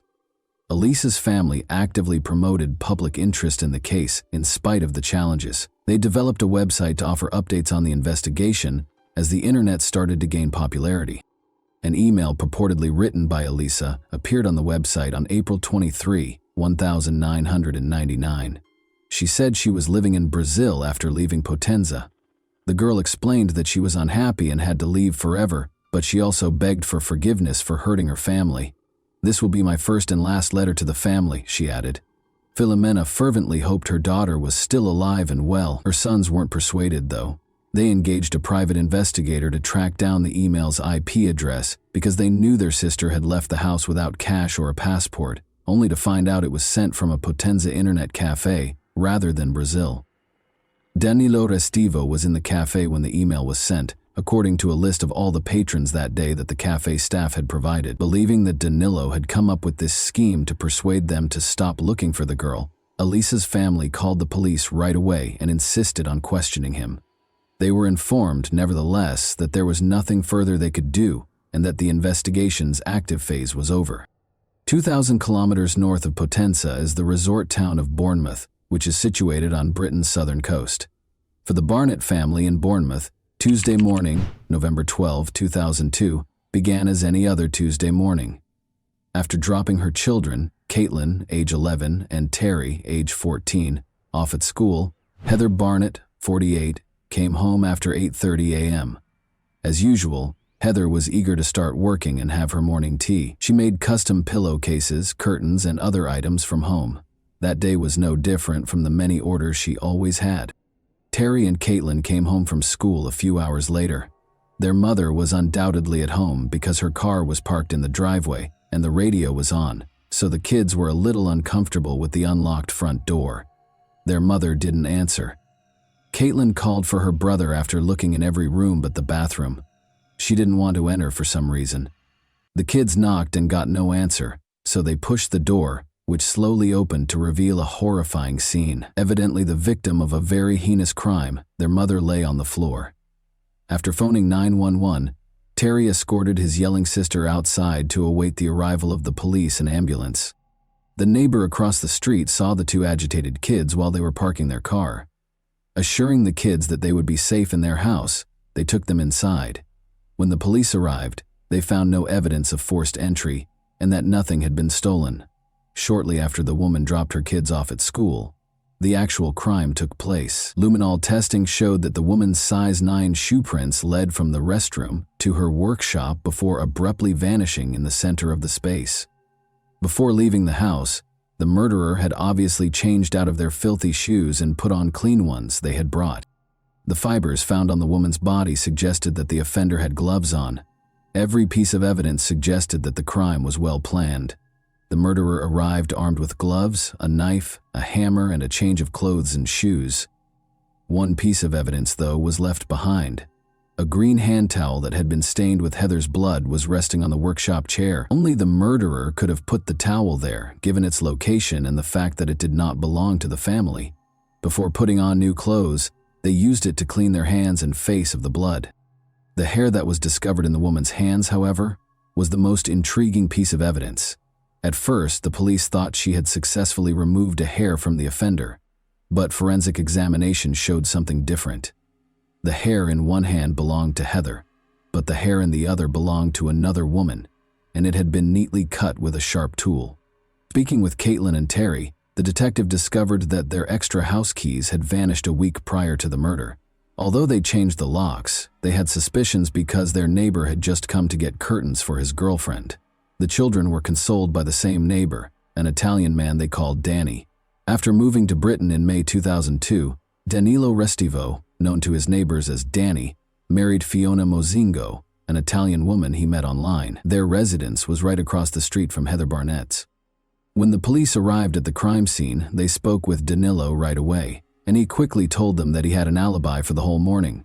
He said he went to classes at a computer center after taking a bus.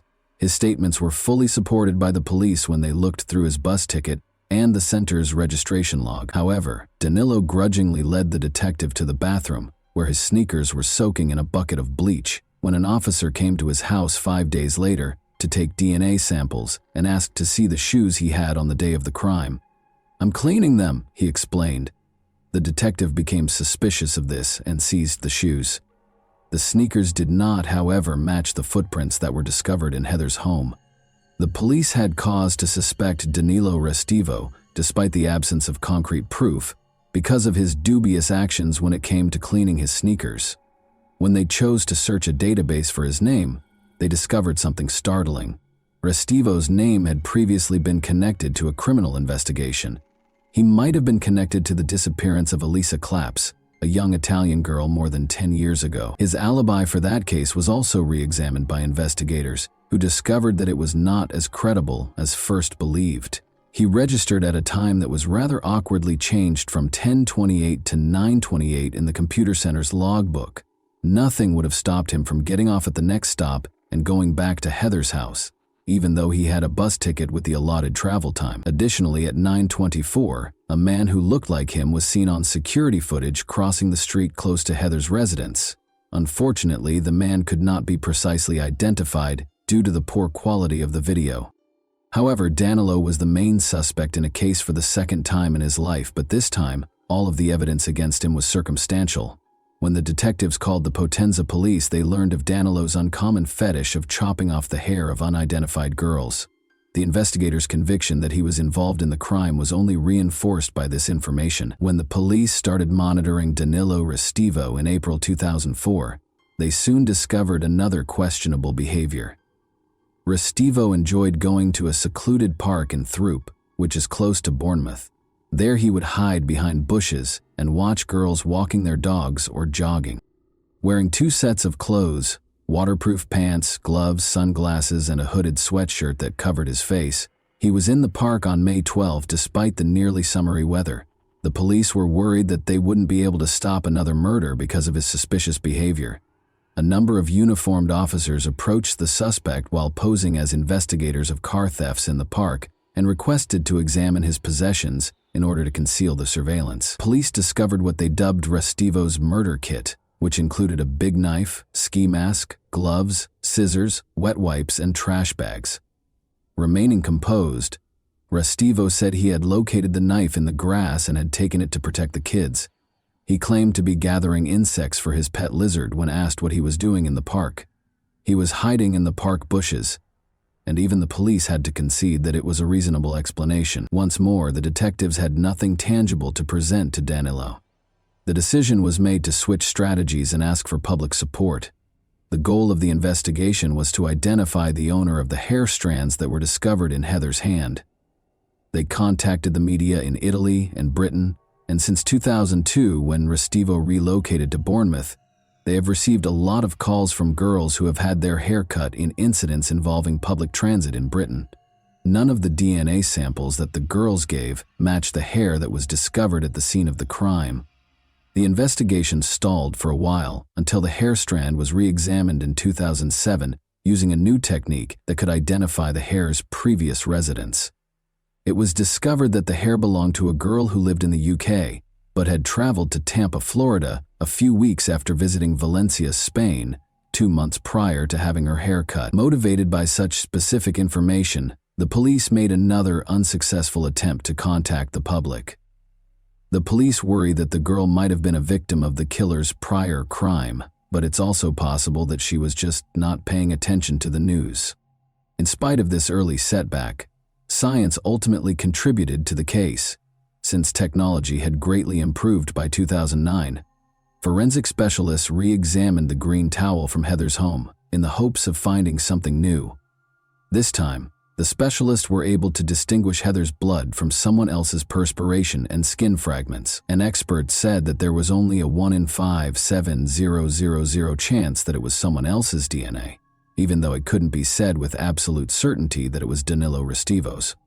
Blood traces were discovered on the insoles of Restivo's sneakers when they were inspected that year using more advanced methods. This meant that when Restivo put on the shoes, his socks had blood on them. It supported the detective's hypothesis that the offender had brought an extra pair of shoes.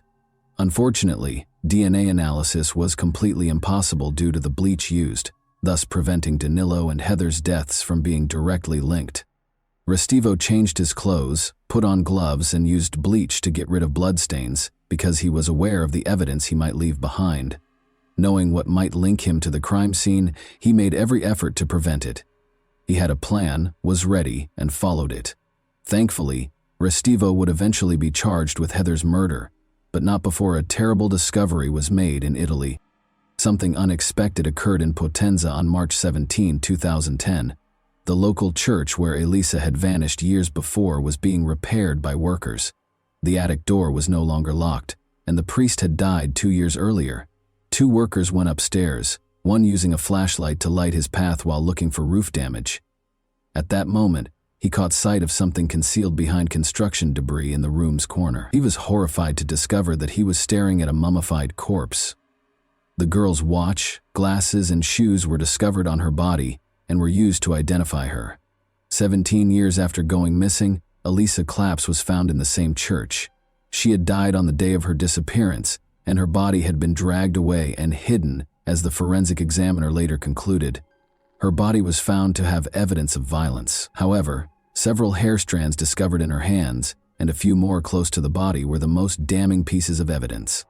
Professor Vincenzo Pascali in Rome was tasked with analyzing a sample of foreign DNA discovered on the girl's body, but, to put it mildly, he carried out the investigation rather sloppily and had ties to the church where the crime was committed.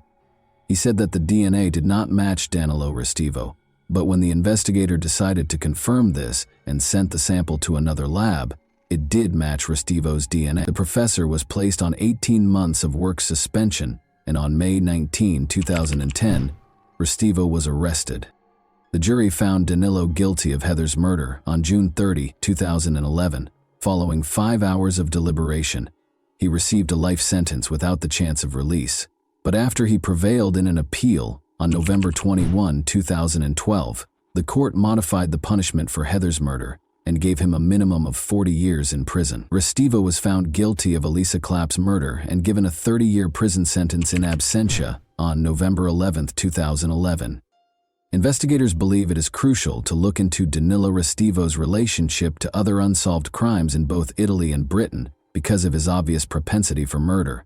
It is thought that he was most likely involved in the death of a 27-year-old North Korean student studying English in Bournemouth. 2 months prior to Heather's murder, on July 12, 2002, the girl, who went by the name Jung-uk Shin, Loki, was making her way home on foot following an evening spent with friends.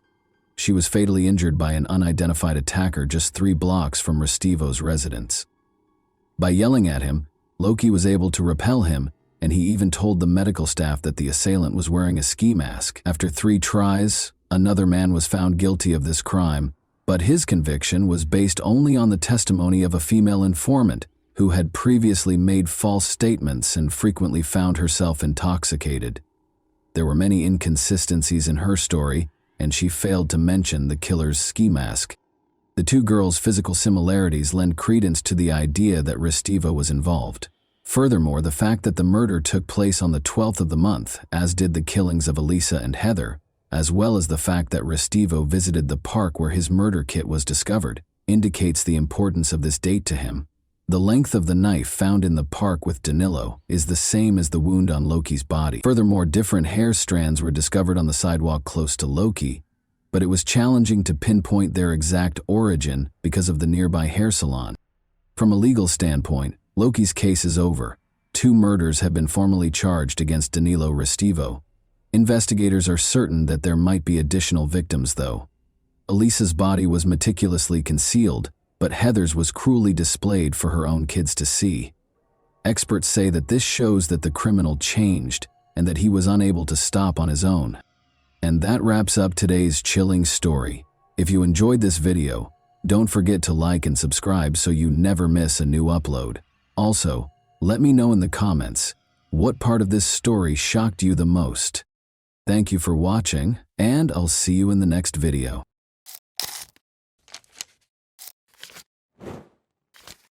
Hey guys, welcome to my channel, and today we're going to take a look at another horrible case with you.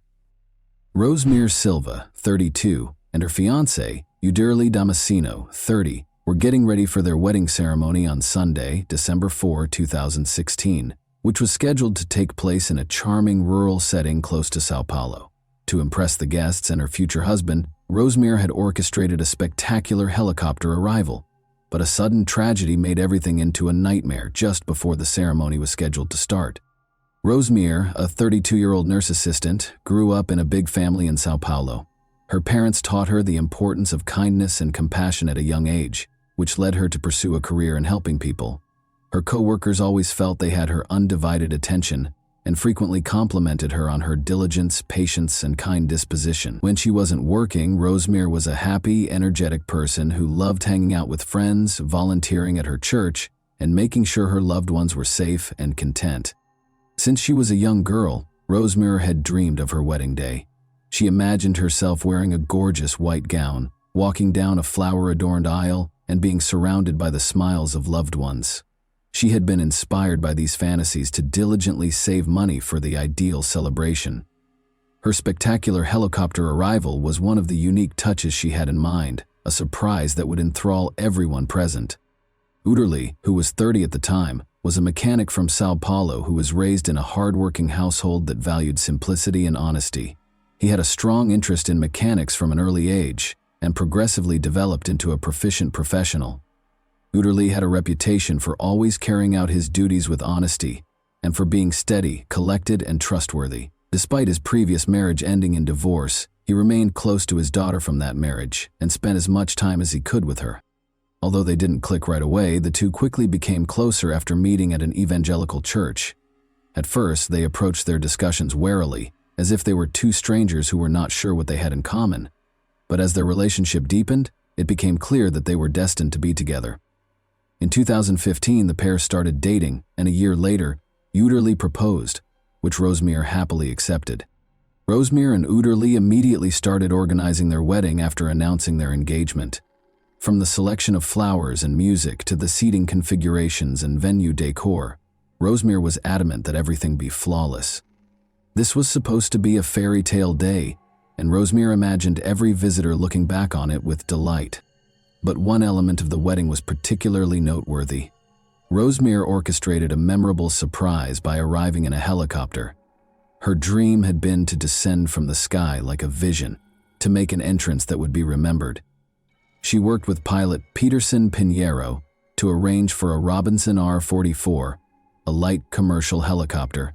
While keeping this information confidential, just 6 people were aware of the plan, including her brother Silvano Silva and photographer Nayla Cristina Neves, who was supposed to document the event. Rosemary couldn't sleep on the morning of her wedding because she was so excited. As the stylists meticulously worked on her hair and makeup, she was greeted with smiles and congrats at the beauty salon.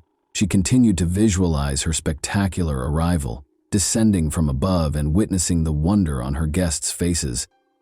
She had been thinking about this vision for months. She was aware that the day's high point would be this surprise. Rosemary arrived at a nearby town by 2 p.m., wearing her white wedding gown, to catch the helicopter's departure. She was accompanied by her 40-year-old brother Silvano, who had always been her rock. He couldn't refuse his sister's wish, even though he, like many members of their family, was nervous about the flight. They were joined by photographer Nayla, who was expecting a child and was prepared to capture every happy moment. The helicopter took off at 3:30 p.m. The flight went smoothly at first. In anticipation of seeing her fiancé and their guests, Rosemary sat next to her brother, smiling and holding his hand. Nayla made sure that every look and smile would be preserved in their wedding album by filming it all. However, things soon changed. The weather started to get worse. The air inside the helicopter became tense as clouds began to gather, then fog and rain. The pilot had to use instruments to guide him through the thick fog as visibility was fading. Already nervous about flying, Silvano displayed obvious signs of anxiety as he tightly grasped Rosemary's hand while she attempted to reassure him. The photographer Nayla continued to record, but her camera trembled every now and then, revealing the tension that had gripped everyone on board. The pilot approached the venue and tried to find a safe landing spot by descending, but the maneuver became dangerous due to the poor visibility. An uncontrollable descent was caused when the helicopter's tail abruptly clipped a tree. The helicopter crashed and caught fire just over a mile from the wedding location. Those involved in Rosemary's surprise plan started to feel apprehensive as time passed. The wedding coordinator, Carlos Eduardo, who had assisted in planning the flight, called the helicopter company to inquire about its progress. He was informed that the flight had left on time and ought to have reached its destination by now. His concern was heightened by this response, which led him to attempt speaking with the pilot directly. Not a single call was answered. When the phone rang and no one answered, Carlos and the other organizers frantically looked for other ways to find out where the helicopter was. Employees of the company also made unsuccessful attempts to contact the pilot. Meanwhile, as the guests became aware of Carlos's nervous manner, whispers and concerned looks began to circulate among them. The air became heavy with uneasiness, but nobody wanted to cause alarm. Anxious waiting gave way to growing panic after another 15 minutes. In an attempt to learn whether there had been any reports of an incident in the area, the organizers made the decision to contact the local authorities. At that point, they learned of a helicopter crash near the wedding site, which confirmed their worst suspicions. The fact that it was the same flight that was carrying Rosemary was not confirmed, but the information was enough to chill everyone. Carlos Eduardo confided in the pastor because he wasn't sure how to tell the groom. They went together to Uterly and told him what they knew. A few miles away, there had been a report of a potential helicopter crash. Uterly initially found it difficult to understand. He was unaware that Rosemary would be arriving by helicopter. The pastor kindly clarified that Rosemary had planned a surprise for both him and the guests. However, the words didn't seem to make sense.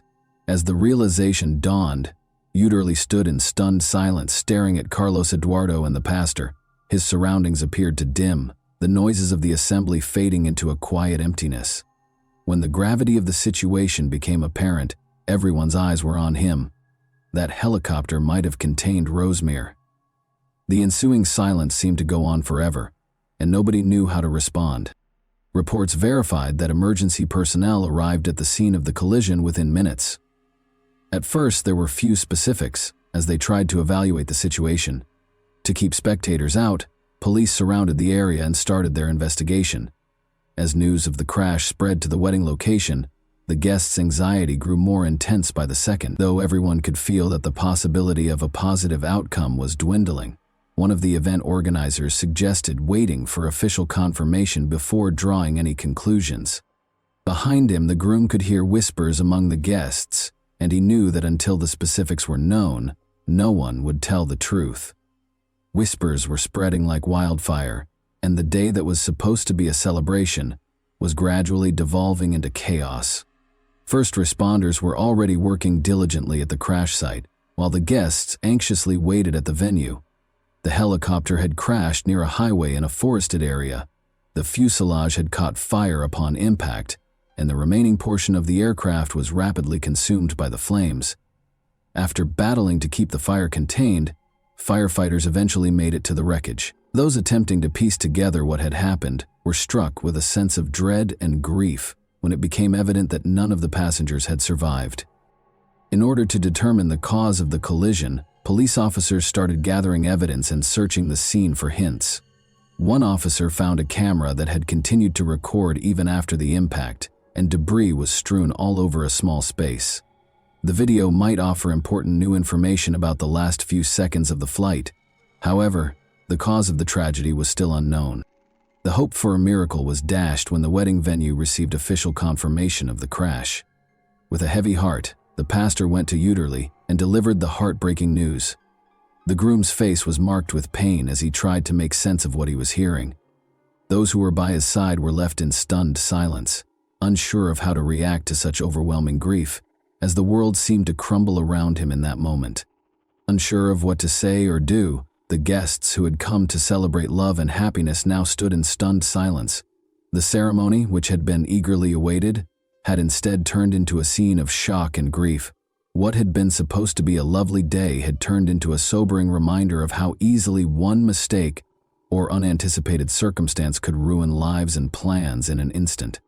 Brazilian National Civil Aviation Agency investigators started collecting witness statements and analyzing the flight data. Particularly interested were those who had been to the wedding or knew about Rosemary's intentions. In addition to determining the technical causes of the crash, the investigation sought to understand why she chose to arrive at such a high risk. Police and aviation safety specialists carefully inspected the wreckage. Retrieving the flight data and going over recordings that might offer important insights was one of their first tasks. It was crucial to figure out why the helicopter lost control and veered off course. There were several possible causes, including pilot error or mechanical failure, in addition to the possibility of heavy fog and deteriorating weather. The investigation was further complicated by witness statements from people who knew the pilot, Peterson Pinheiro. Pinheiro was a seasoned and well-respected expert who was renowned for managing each flight with care and responsibility. He had years of experience and had flown numerous times in difficult weather conditions. Before taking off, he carefully considered the risks, according to his colleagues. Those who worked with him found the news of the crash even more confusing because of this background. It was difficult for many to accept that he could have made such a serious error, but the facts were still indisputable. The helicopter had clipped a tree and spun out of control in dense fog and rain. In order to ascertain whether there had been a chance for a safe landing, investigators tried to piece together the last moments of the flight. The families of Rosemary and Udary were left to deal with unspeakable grief while investigators worked at the crash site. Close friends, parents, and siblings found it difficult to believe that this tragedy had truly happened. One of the few people who was aware of Rosemary's intention to arrive by helicopter, her sister, recalled their conversations. The idea of surprising everyone with her entrance had filled Rosemary with excitement and enthusiasm. However, nobody could have predicted that this would be her last flight. Udary stood by the wedding arch, still reeling from the loss. He witnessed organizers and attendees attempting to console one another, but it did not bring him any comfort. He was troubled by the fact that he had been unaware of Rosemary's surprise. He believed that by failing to protect her, he had let her down.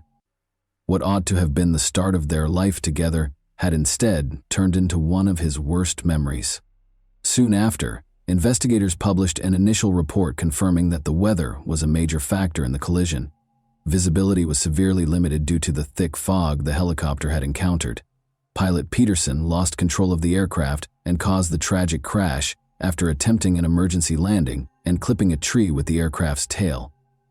But the inquiry was far from finished. Determining why the pilot was unable to prevent the collision and why the helicopter was flying at such a low altitude was crucial. Experts started analyzing the footage from the camera discovered among the wreckage because it might contain important hints for reconstructing the last moments of the flight. Even though it was painful, this step was essential to comprehending what had transpired in those final moments. An eerie silence descended upon the venue as the guests gradually started to depart. Nobody was strong enough to speak. While Udary's friends and family provided him with as much support as they could, the organizers worked to coordinate with the local authorities. But everyone was plagued by unanswered questions. Why did this happen? What might have led to such a disastrous result? Rosemary's family was also in shock and finding it difficult to accept what had happened. Her mother, who had always been her staunchest ally, was unable to believe that their morning chat would be their final one. She remembered how excitedly Rosemary had described her plan as a gift from the heavens that would astound everyone. Nobody could have predicted that her dream would become such a nightmare. Soon, fresh worries about the flight's actual safety surfaced. Investigators found that the helicopter lacked charter service authorization. Only private flights were allowed under its license. For what reason had the business consented to supply it for the wedding? Who was in charge of failing to notice the weather? These queries sparked additional research and became the main focus of the study. Some witnesses started to remember that bad weather had been predicted in the days before the wedding. However, these warnings received little attention. These circumstances would have needed to be taken into account by pilot Peterson Pinheiro, who is renowned for his meticulous attention to safety. The flight was nevertheless authorized. Who ultimately decided to go ahead with the flight in spite of the obvious risks was now the focus of the investigation. Uderli was trying to think, and every second of waiting was painful. Rosemere had filled his life with so much warmth and light that he couldn't fathom living without her. It was believed that their journey, which began with timid looks at church, would lead to a happy life together. It felt broken now, like a picture that would never be complete. A thick silence fell over the hall, which had once been intended to reverberate with wedding music and exuberant speeches. All that was audible were quiet sobs, consoling words, and reassuring hugs. Nobody knew how to comfort a man who had just lost everything he held dear, or what to say to Udarli. The helicopter crash that killed Rosemere, her brother Silvano, photographer Nayla, and pilot Peterson left a lasting scar on the hearts of their families and the community at large, even though the investigation went on for weeks. As more information became available, one emotion remained constant among those who knew the victims: a deep sense of injustice and loss. The Brazilian National Civil Aviation Agency finished its report a month after the tragic incident. It was verified that the severe weather and poor visibility were the main causes of the collision. When the helicopter lost control at a low altitude, pilot Peterson Pinheiro was in a dire situation after trying to navigate through heavy fog and rain. The collision with a tree, which resulted in the fatal crash, was the crucial moment. Additionally, the report disclosed that Rosemere's helicopter lacked authorization for charter flights. Its registration only allowed for private use, and it was against safety rules to let it be used for a wedding.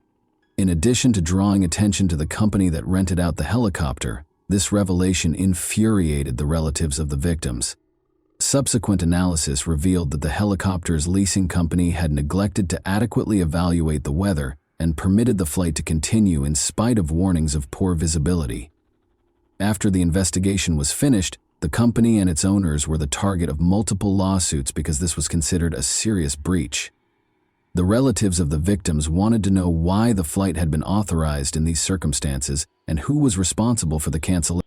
The pilot independently assessed that the flight could be conducted safely, according to the helicopter company. More investigation was necessary, though, after it was discovered that the business lacked permission to use the aircraft for commercial purposes. Their licenses were temporarily suspended as a result, and a thorough audit of their business practices was conducted. The families of Rosemere and the other victims got ready for the funerals while the investigation continued. None of them wanted to confront that moment. Seeing dreams dashed is one thing, but accepting the loss of loved ones is quite another. Hundreds of people came to pay their respects at the solemn funeral. Tears and silence conveyed more than words could ever convey. Unable to express his sorrow, Uderli stood by Rosemere's coffin. His spirit appeared hardened by the weight of his grief, and his eyes were hollow.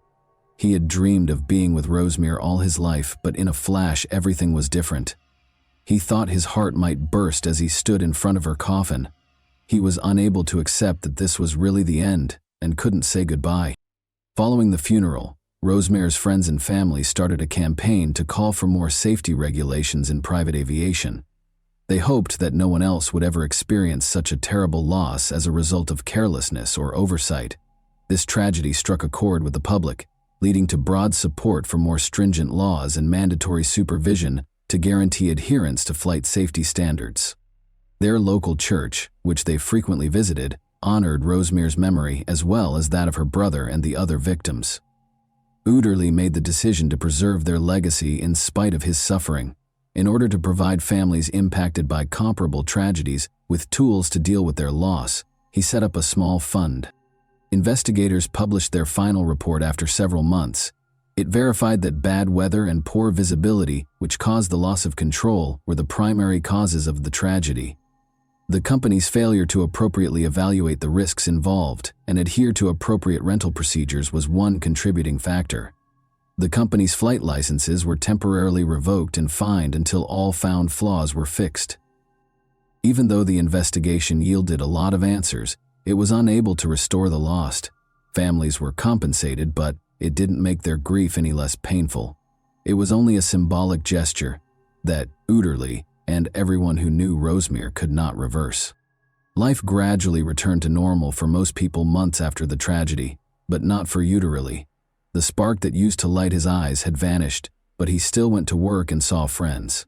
Nothing could fill the void Rosemere's passing left in his heart.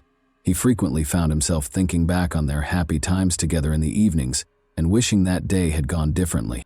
What started out as a dream for an amazing surprise showed how fleeting life is and how one bad choice can alter everything.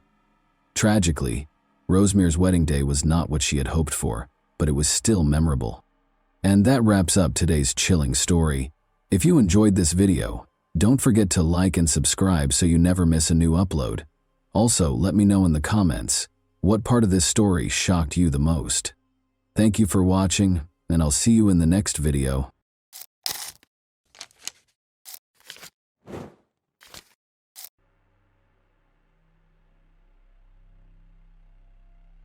Fateful morning. Wake up, is anyone alive in this house? Judy cheerfully entered her sister Linda Slayton's house. The morning of September 4th was normal, but something felt off. Judy paid frequent visits to her nephews, and today was no exception. A cup of hot coffee and a friendly conversation with her sister usually started their day. "Where are you, little slackers?" Judy smiled, peering into her nephew's room, where they were sleeping and rubbing their eyes. She was surprised to see Linda still sleeping, as she usually awoke before the boys left for school. When Judy left the house, she noticed that the window in her sister's room was wide open and one of the curtains was missing. It was strange. "Why aren't you in school yet? Is your mom sick? Why is she still sleeping?" Judy asked as she walked restlessly toward her sister's bedroom. "Linda Slayton, I want to see you." Judy knocked on the door, but no one answered. The next moment she saw something that made her heart sink. Her sister's body lay on the bed, with her head hanging to the floor. The young woman was half undressed, with a wire hanger wrapped around her neck. There was no sign of a struggle in the room, and the closet was open. Otherwise, everything seemed normal. Linda's belongings were lying in their proper places. Judy screamed when she saw her sister's body, and the janitor working outside called the police. The police arrived and asked the children to leave the house, which had now been declared a crime scene. Jeff managed to walk past his mother's room without looking at her body. Tim, on the other hand, looked into the room and discovered his mother had died. The boys were relocated to their grandparents' home for the duration of the investigation. That fateful morning marked the beginning of a mysterious and dark story that would alter their lives forever. Linda Slayton was born on a spring day, March 8, 1950. The girl wished for a large and happy family, but her fate did not go as planned.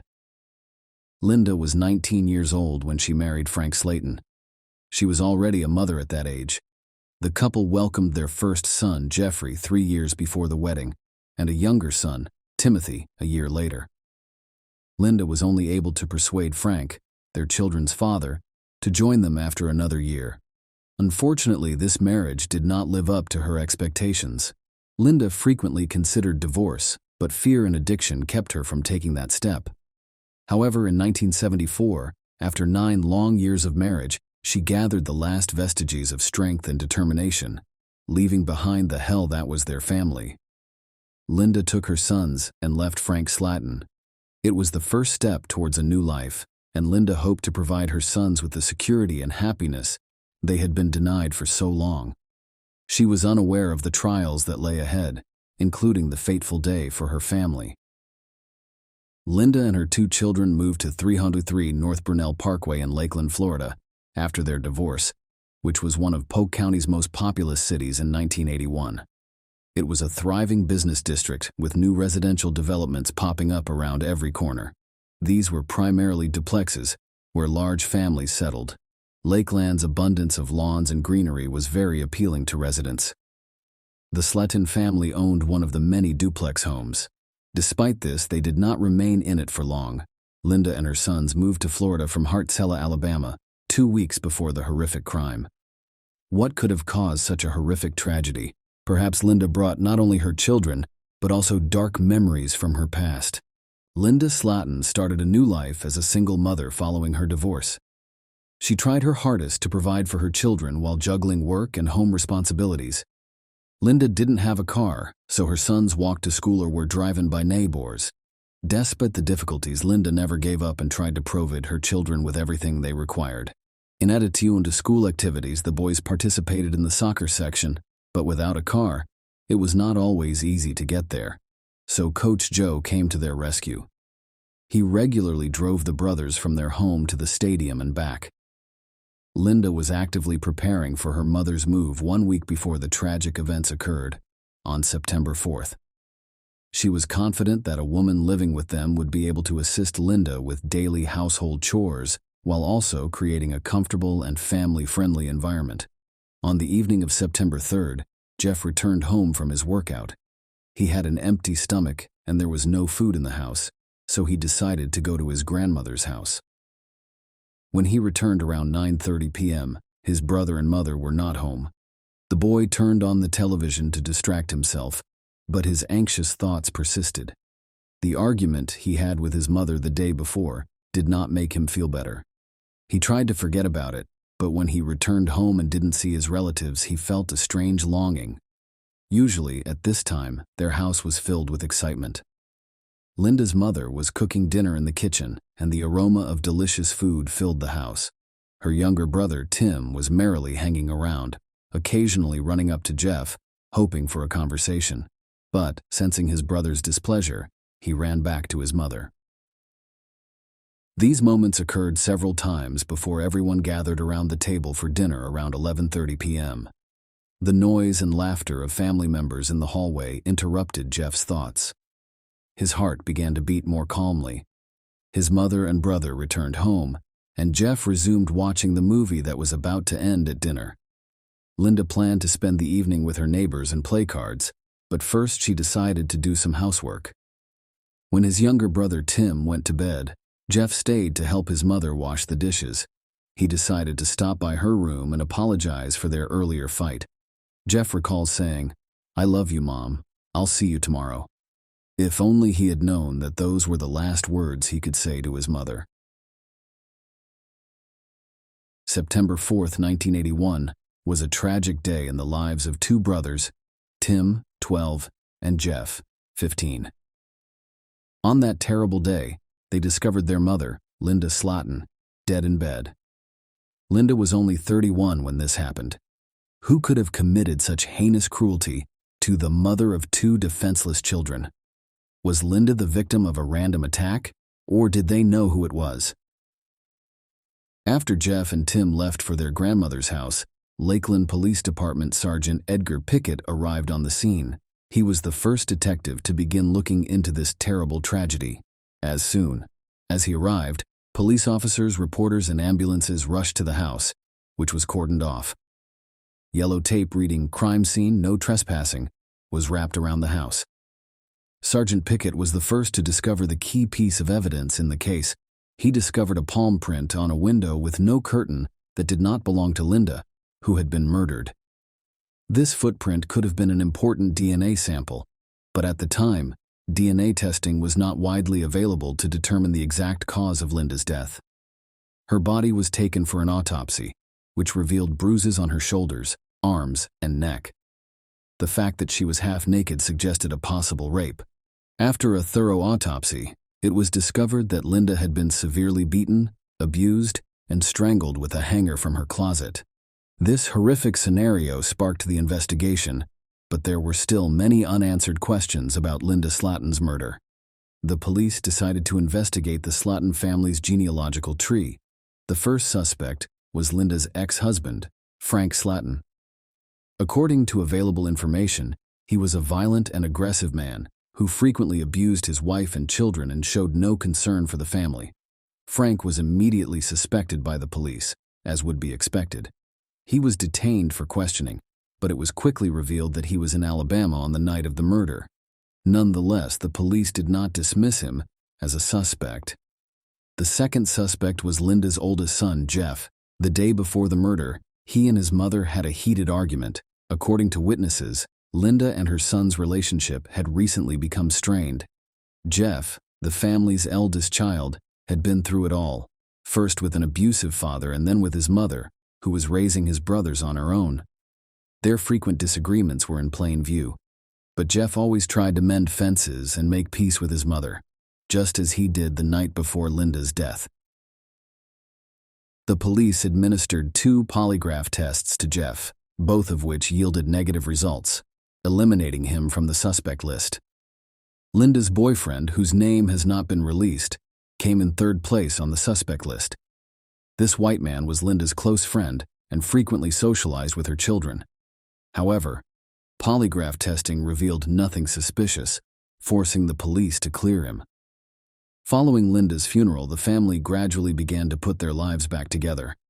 The boys returned to school, attempting to forget about the horrific incident at 303 North Brunel Parkway. Tim continued to attend soccer practice, and he always felt supported by his teammates and coaches. Coach Joe kept his promise and continued to give Tim rides home after practice. A month after the tragedy, Tim hung a photo of the team and coach over his bed. The case of Linda's murder remained unsolved as weeks turned into months and then years. The Slatton brothers had to accept the harsh reality of their new life. Their mother had been murdered, leaving only their grandparents, Clarence and Margaret Harris, to support them during this difficult time. It had been 17 years since Linda Slayton's horrific murder. The years passed, and the boys who had lost their mother had grown into mature men who loved and cared for their own families. Both brothers started families, with Jeff having 2 children. However, he never forgot about last night. "I didn't hear anything at all. Even the neighbors claimed they didn't hear anything suspicious that night. It weighs heavily on me." He frequently repeated in conversation with his loved ones, sometimes sitting in front of the television waiting for dinner while his wife fussed in the kitchen and his children ran around him. Jeff would catch a glimpse into the past. At such times, he was transported back to his childhood home and the last evening with his mother, recalling the unsettling feelings that had gripped him. That last evening appeared to foreshadow a horror that would alter his life forever. Jeff was brought back to reality every time he heard the voices of his children and wife during a rescue. Despite their successful lives, the brothers had never abandoned the investigation and worked tirelessly to keep the case alive. They returned to Lakeland on a regular basis to check on the status of their mother's case. Tim said in a telephone interview, "No matter how many investigators are replaced, we always remind them that we are waiting to find whoever killed our mom. The burden is on us, and I can't let it go." In 2001, detectives discovered a new lead that could lead to the resolution of this long-standing mystery.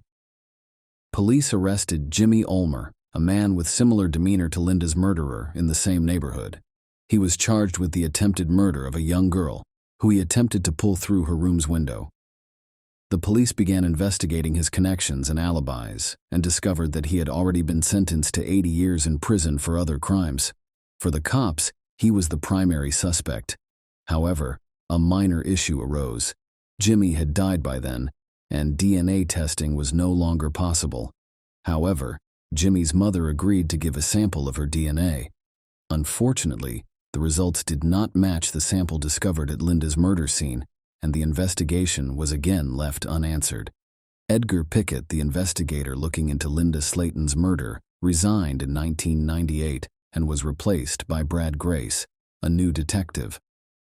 Grace discovered an unidentified DNA sample collected at the crime scene. In 1981, he decided to send the sample to the Florida Department of Law Enforcement, the state's largest laboratory, in the hopes of identifying Linda's killer through DNA analysis. By 1999, the department had the resources to conduct such tests, so Detective Grace jumped into action. He went over the list of suspects and decided to take DNA samples from each of them. In 2001, he was confident that he could identify the perpetrator using his DNA.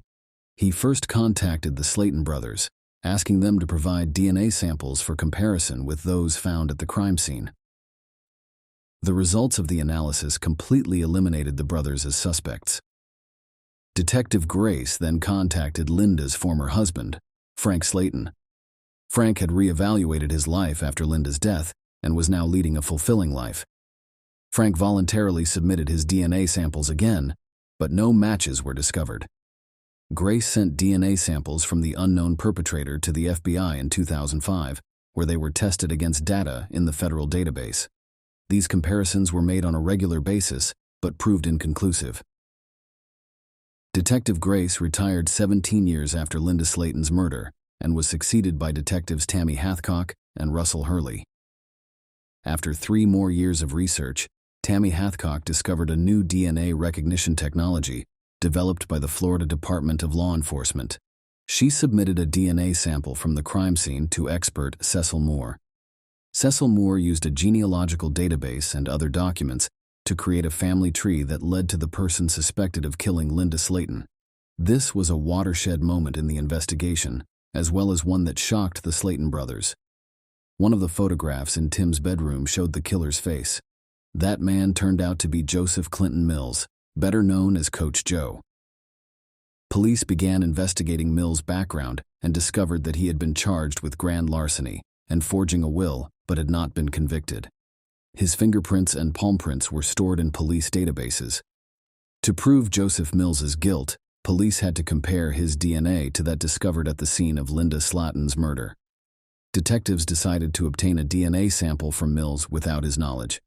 The accuracy of this information is unknown, but this is the version included in the case. Police emptied a dumpster at Mills's house and discovered a Band-Aid with blood on it. Detectives were currently looking into the suspect's background. Joseph Mills had spent the majority of his life in Kettman, a town located just 30 minutes from the crime scene. He had a family, including children and grandchildren. 2 weeks later, the lab's response came back. The DNA from Linda Slayton's murder scene matched Joseph Mills' DNA, which became a critical piece of evidence in the case, and Joseph Mills was arrested and charged with Linda Slayton's murder in December 2019. Joseph Mills was arrested and taken to the police station for questioning. He was only 20 years old when Linda Slayton was murdered. Detectives interviewed Mills over the phone in 1981, but he was not named a suspect in the murder. After years of investigation, Mills could no longer deny his involvement in the crime. His testimony stated that on the night of the murder, he went to Linda's house with her permission for sexual relations, but detectives questioned his version. They suspected Mills had been watching Linda for some time because he frequently drove her children to practice. According to the investigator's account, after the coach returned the boy home from practice, he waited until the house was empty before sneaking into Linda's room through a window and hiding in a closet. He waited until Linda was alone in the room before coming out of hiding, beating and abusing her, and strangling her with a wire hanger from her closet. At trial, Joseph Mills was convicted of first-degree murder and rape. The investigation and trial provided long-awaited justice for this heinous crime that had gone unsolved for years. The murdered woman's sons were still stunned and unable to comprehend why Joseph had murdered their mother. The court hearing was tense. Linda Slayton's children, Tim and Jeff, sat on a spectator bench and defended their mother's memory. Joseph Clinton Mills, also known as Coach Joe, was the center of attention. This man, who was once regarded as a role model, sat in an accusatory cage. His expression was cold and indifferent, as if nothing had occurred. Tim Slayton, the oldest of the brothers, looked at the man he had once admired and saw the face of evil. Tim's eyes burned with indignation, and he jumped to his feet, turning to Joseph. "Why? I just want to understand why, Joe. Why did you kill our mom? Why did you take her away from us? We were so happy." Mills only mumbled back, "I'm a good man." He never apologized or expressed regret to the Slayton family. Probably even the killer struggled to explain his actions. Tim was taken aback because he had looked up to Coach Joe as a role model when he was younger. Now he's left, with only questions and painful memories. Joseph Mills was sentenced to life in prison with no possibility of parole. As if a heavy stone had fallen from the Slayton brothers' shoulders, their mother was finally avenged, And while the brothers console themselves with the thought that the killer will spend the rest of his life in prison, they are still enraged that Joseph Mills was free for nearly 40 years, while they lost their mother. Linda Slayton's story, her tragic death, and years of investigation have left an indelible impression on her sons Tim and Jeff Slayton, two brothers who not only witnessed the tragedy, but also became first-hand participants in the investigation, sharing their thoughts and feelings. "He kept asking us how the case was going," recalls Tim, the older brother. "He didn't ask specific questions. He just wanted to know if there was any news on the case, if there was any new evidence, and I just told him that nothing had changed." Tim is still shocked that his mother's killer was a man he considered a friend and respected. The picture of him standing behind Joseph Mills has always reminded him that life goes on, even without his mother. Jeff, the younger brother, is constantly thinking about how his life would have turned out if his mother had been alive. This tragedy has created an unbearable void in his heart that nothing can fill. Despite the hardships and suffering, the Slayton brothers strive to live a fulfilling life for their mother, Linda Slayton. They visit her grave on a regular basis, placing fresh flowers and praying that she knows they will never forget her and will continue to fight for justice. Linda Slayton's story is one of bravery, incredible endurance, and the fact that even after the most heinous losses, the love and memory of loved ones live on in the hearts of those who remain. Share your opinion with us in the comments and subscribe to the channel for more.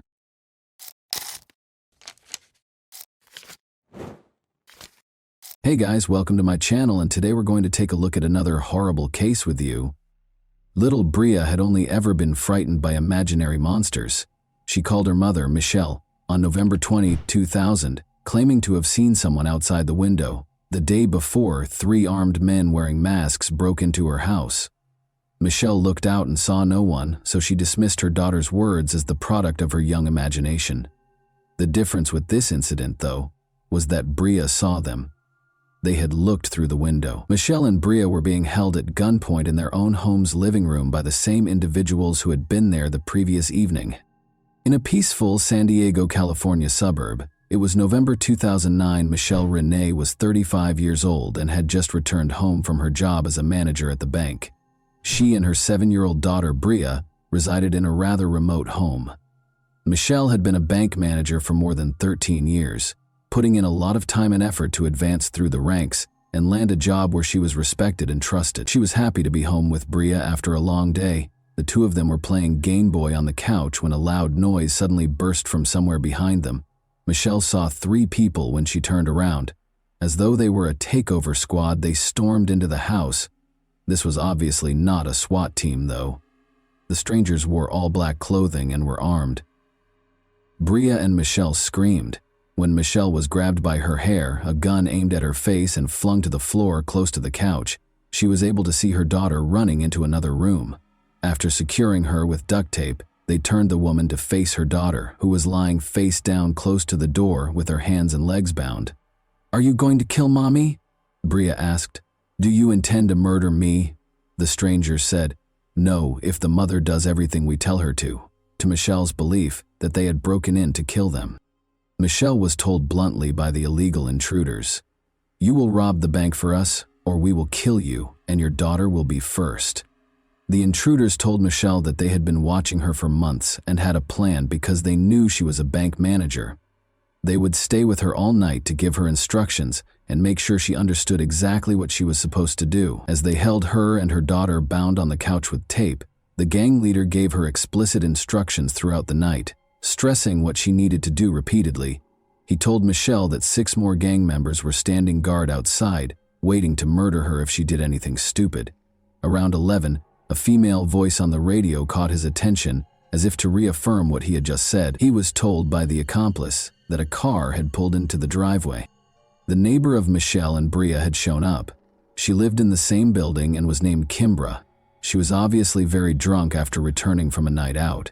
She shocked the criminals by resisting their attempts to grab her.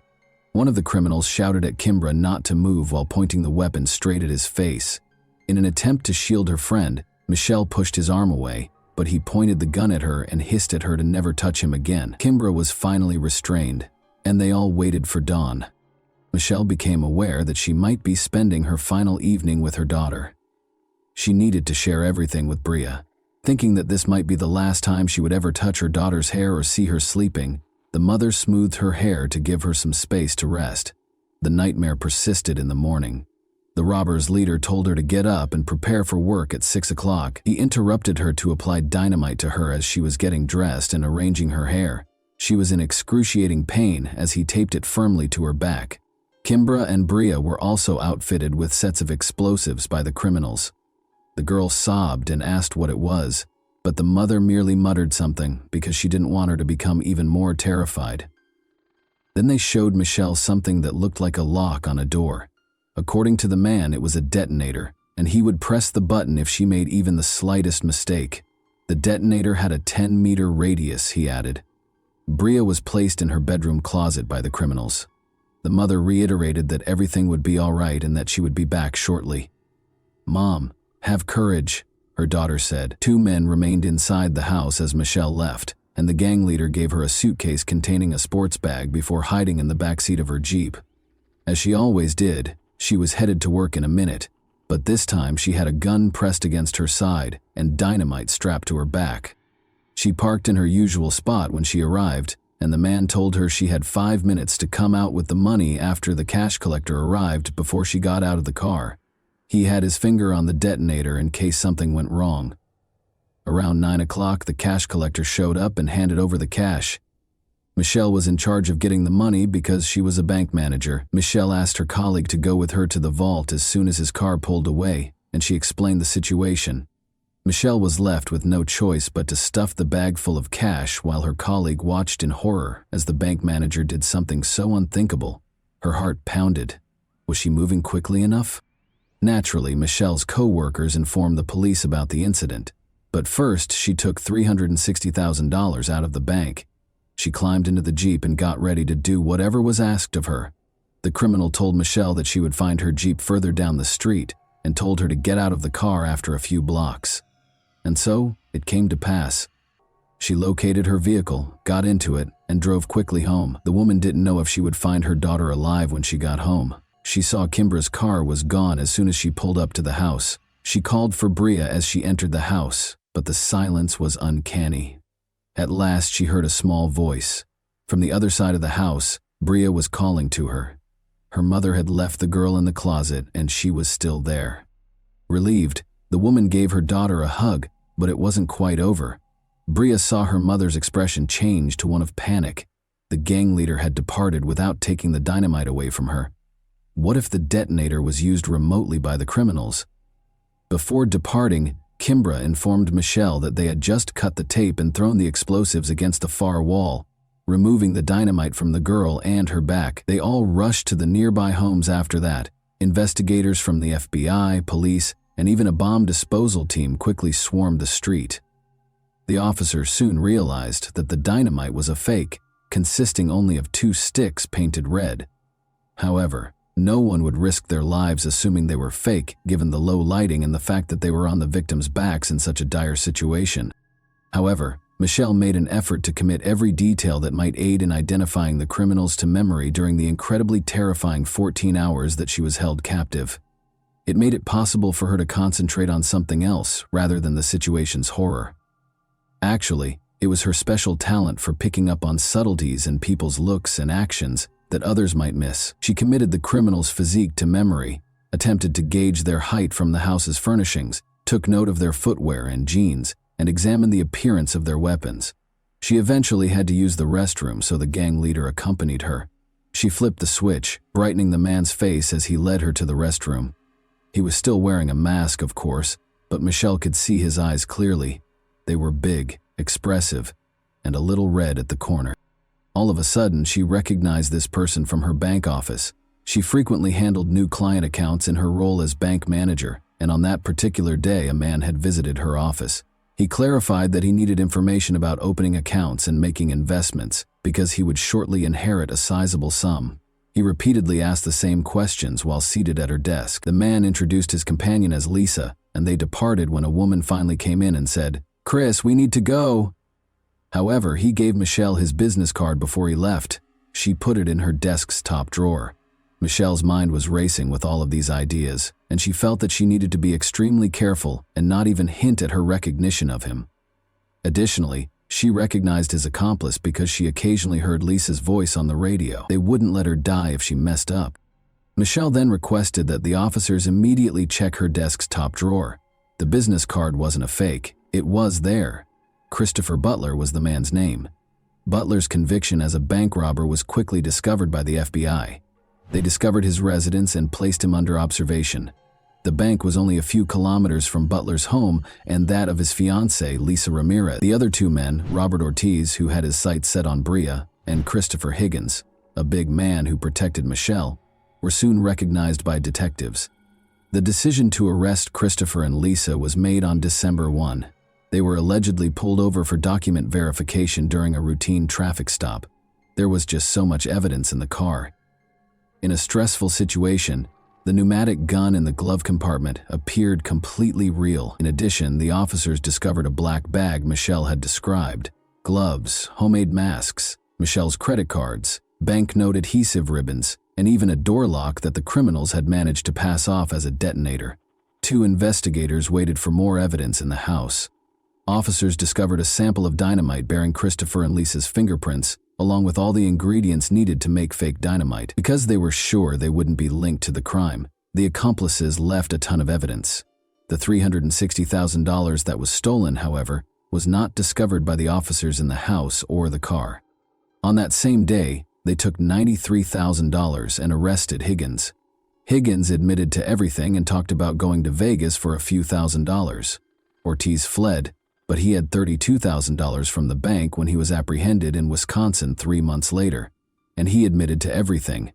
Christopher Butler, however, denied everything, even in the face of indisputable proof. His fingerprints on the dynamite. Lisa rejected his attempt to place the blame on her. She acknowledged that she was the woman Michelle had heard on the radio. She even acknowledged that she came up with the plan to steal the bank manager using fake dynamite. Lisa disclosed that although they divided the funds into 3 sections, over $100,000 of their portion with Butler was pilfered. To the surprise of all, she said Michelle was part of the plot. Everything had to be confirmed by the police. Michelle acted exactly like a real victim of the crime would have when they recreated the events of that day. Every detail of the victims, Higgins, and Ortiz's accounts lined up, and investigators were unable to uncover any proof linking Michelle to the plot. All 4 suspects were in custody awaiting trial by the spring of 2001. But Michelle and Bria were still processing that terrifying night. The girl thought the criminals would eventually find them and kill them, so she desperately wanted to hide somewhere. She changed from a joyful, fearless, and energetic youngster to a terrified being who feared solitude. Michelle took Bria to stay with her grandmother in Alaska in June because of this. She went back to finish things up and moved to Alaska with her dog, essentially no money and a camera, leaving the child with her grandmother. She drove off on a 9-day journey. Since she had committed to returning for Bria's birthday, she was only on the road for 9 days. Their healing really started only after they relocated. Michelle and Bria were prepared to confront their criminals when they returned to San Diego for the trial a year later. Michelle believed the trial was merely a formality because the investigators had gathered so much evidence. How foolish she was. Together, Christopher and Lisa were put on trial. Lisa would find it challenging to maintain her innocence because she confessed during a videotaped interrogation. In order to spare her from life in prison, her attorney made a deal with prosecutor Tom Manning, but he turned it down. However, the judge was compelled to forbid using Lisa's statements in court because she incriminated Christopher as well as herself during the interrogation. The case depended almost exclusively on Michelle's statements in the absence of Lisa's confession. The attorneys for Christopher and Lisa made the decision to pursue Michelle in an effort to damage her reputation. The jury doesn't think angry witnesses are trustworthy. Michelle did not do well on the witness stand and they were successful. The problem was that Michelle wasn't your typical victim. She had been a stripper for many years. It was a decision she had to make in order to live, and the woman didn't hide it. Michelle left home when she was 15 years old and put in a lot of effort to rise from bank manager to regional vice president before taking a bank manager position to spend more time with Bria. She kept up her exotic dancing for a while, even while she was employed at the bank. However, Michelle's integrity as a witness was called into question by something else. She falsified her resume and other documents, listing experience and skills she didn't have in order to obtain a job at the bank. This appeared to be less than ideal from a legal standpoint. Butler's attorney also probed her personal life in an attempt to paint her as a careless, egotistical mother who would stop at nothing to get money. Her financial troubles might have served as a catalyst for the conspiracy. Since the FBI reports made no reference to Michelle recognizing Lisa's voice on the radio, Lisa's attorney asserted that Michelle had lied about it, and there was nothing stopping him from adamantly declaring that the voice on the radio was not that of his client, because Lisa's admission was not heard in court. He then asked Michelle about marked bills, which are traceable banknotes that banks store in safes in case of a robbery. She didn't intend to endanger her daughter's life, and the criminals cautioned her against taking such notes. However, the attorney now asserted that it was suspicious. In addition, he questioned her maternal instincts, knowing that her daughter is wearing dynamite. Would a mother rush to the house where she is? Following Michelle's 3-day testimony, Christopher took the stand. He testified that he had a romantic relationship with Michelle and that she was behind it all. He had no proof, of course, but his plan was obvious. First and foremost, he was committed to keeping Lisa safe at all costs. Second, compared to kidnapping for robbery, the robbery was deemed less serious. However, his plan only partially succeeded. After 5 days of deliberation, the jury found Christopher guilty of robbery and kidnapping Kimbra and Bria, but they were unsure about Michelle's abduction. 2 jurors abstained, and 1 juror thought Butler was right. He received 3 consecutive life sentences plus an extra 64 years in prison. Lisa was acquitted of all charges. Both Higgins and Ortiz were swiftly convicted in the second trial, which proceeded completely differently. Each received a 32-year sentence. There was never any trace of the remaining $260,000 in bank funds.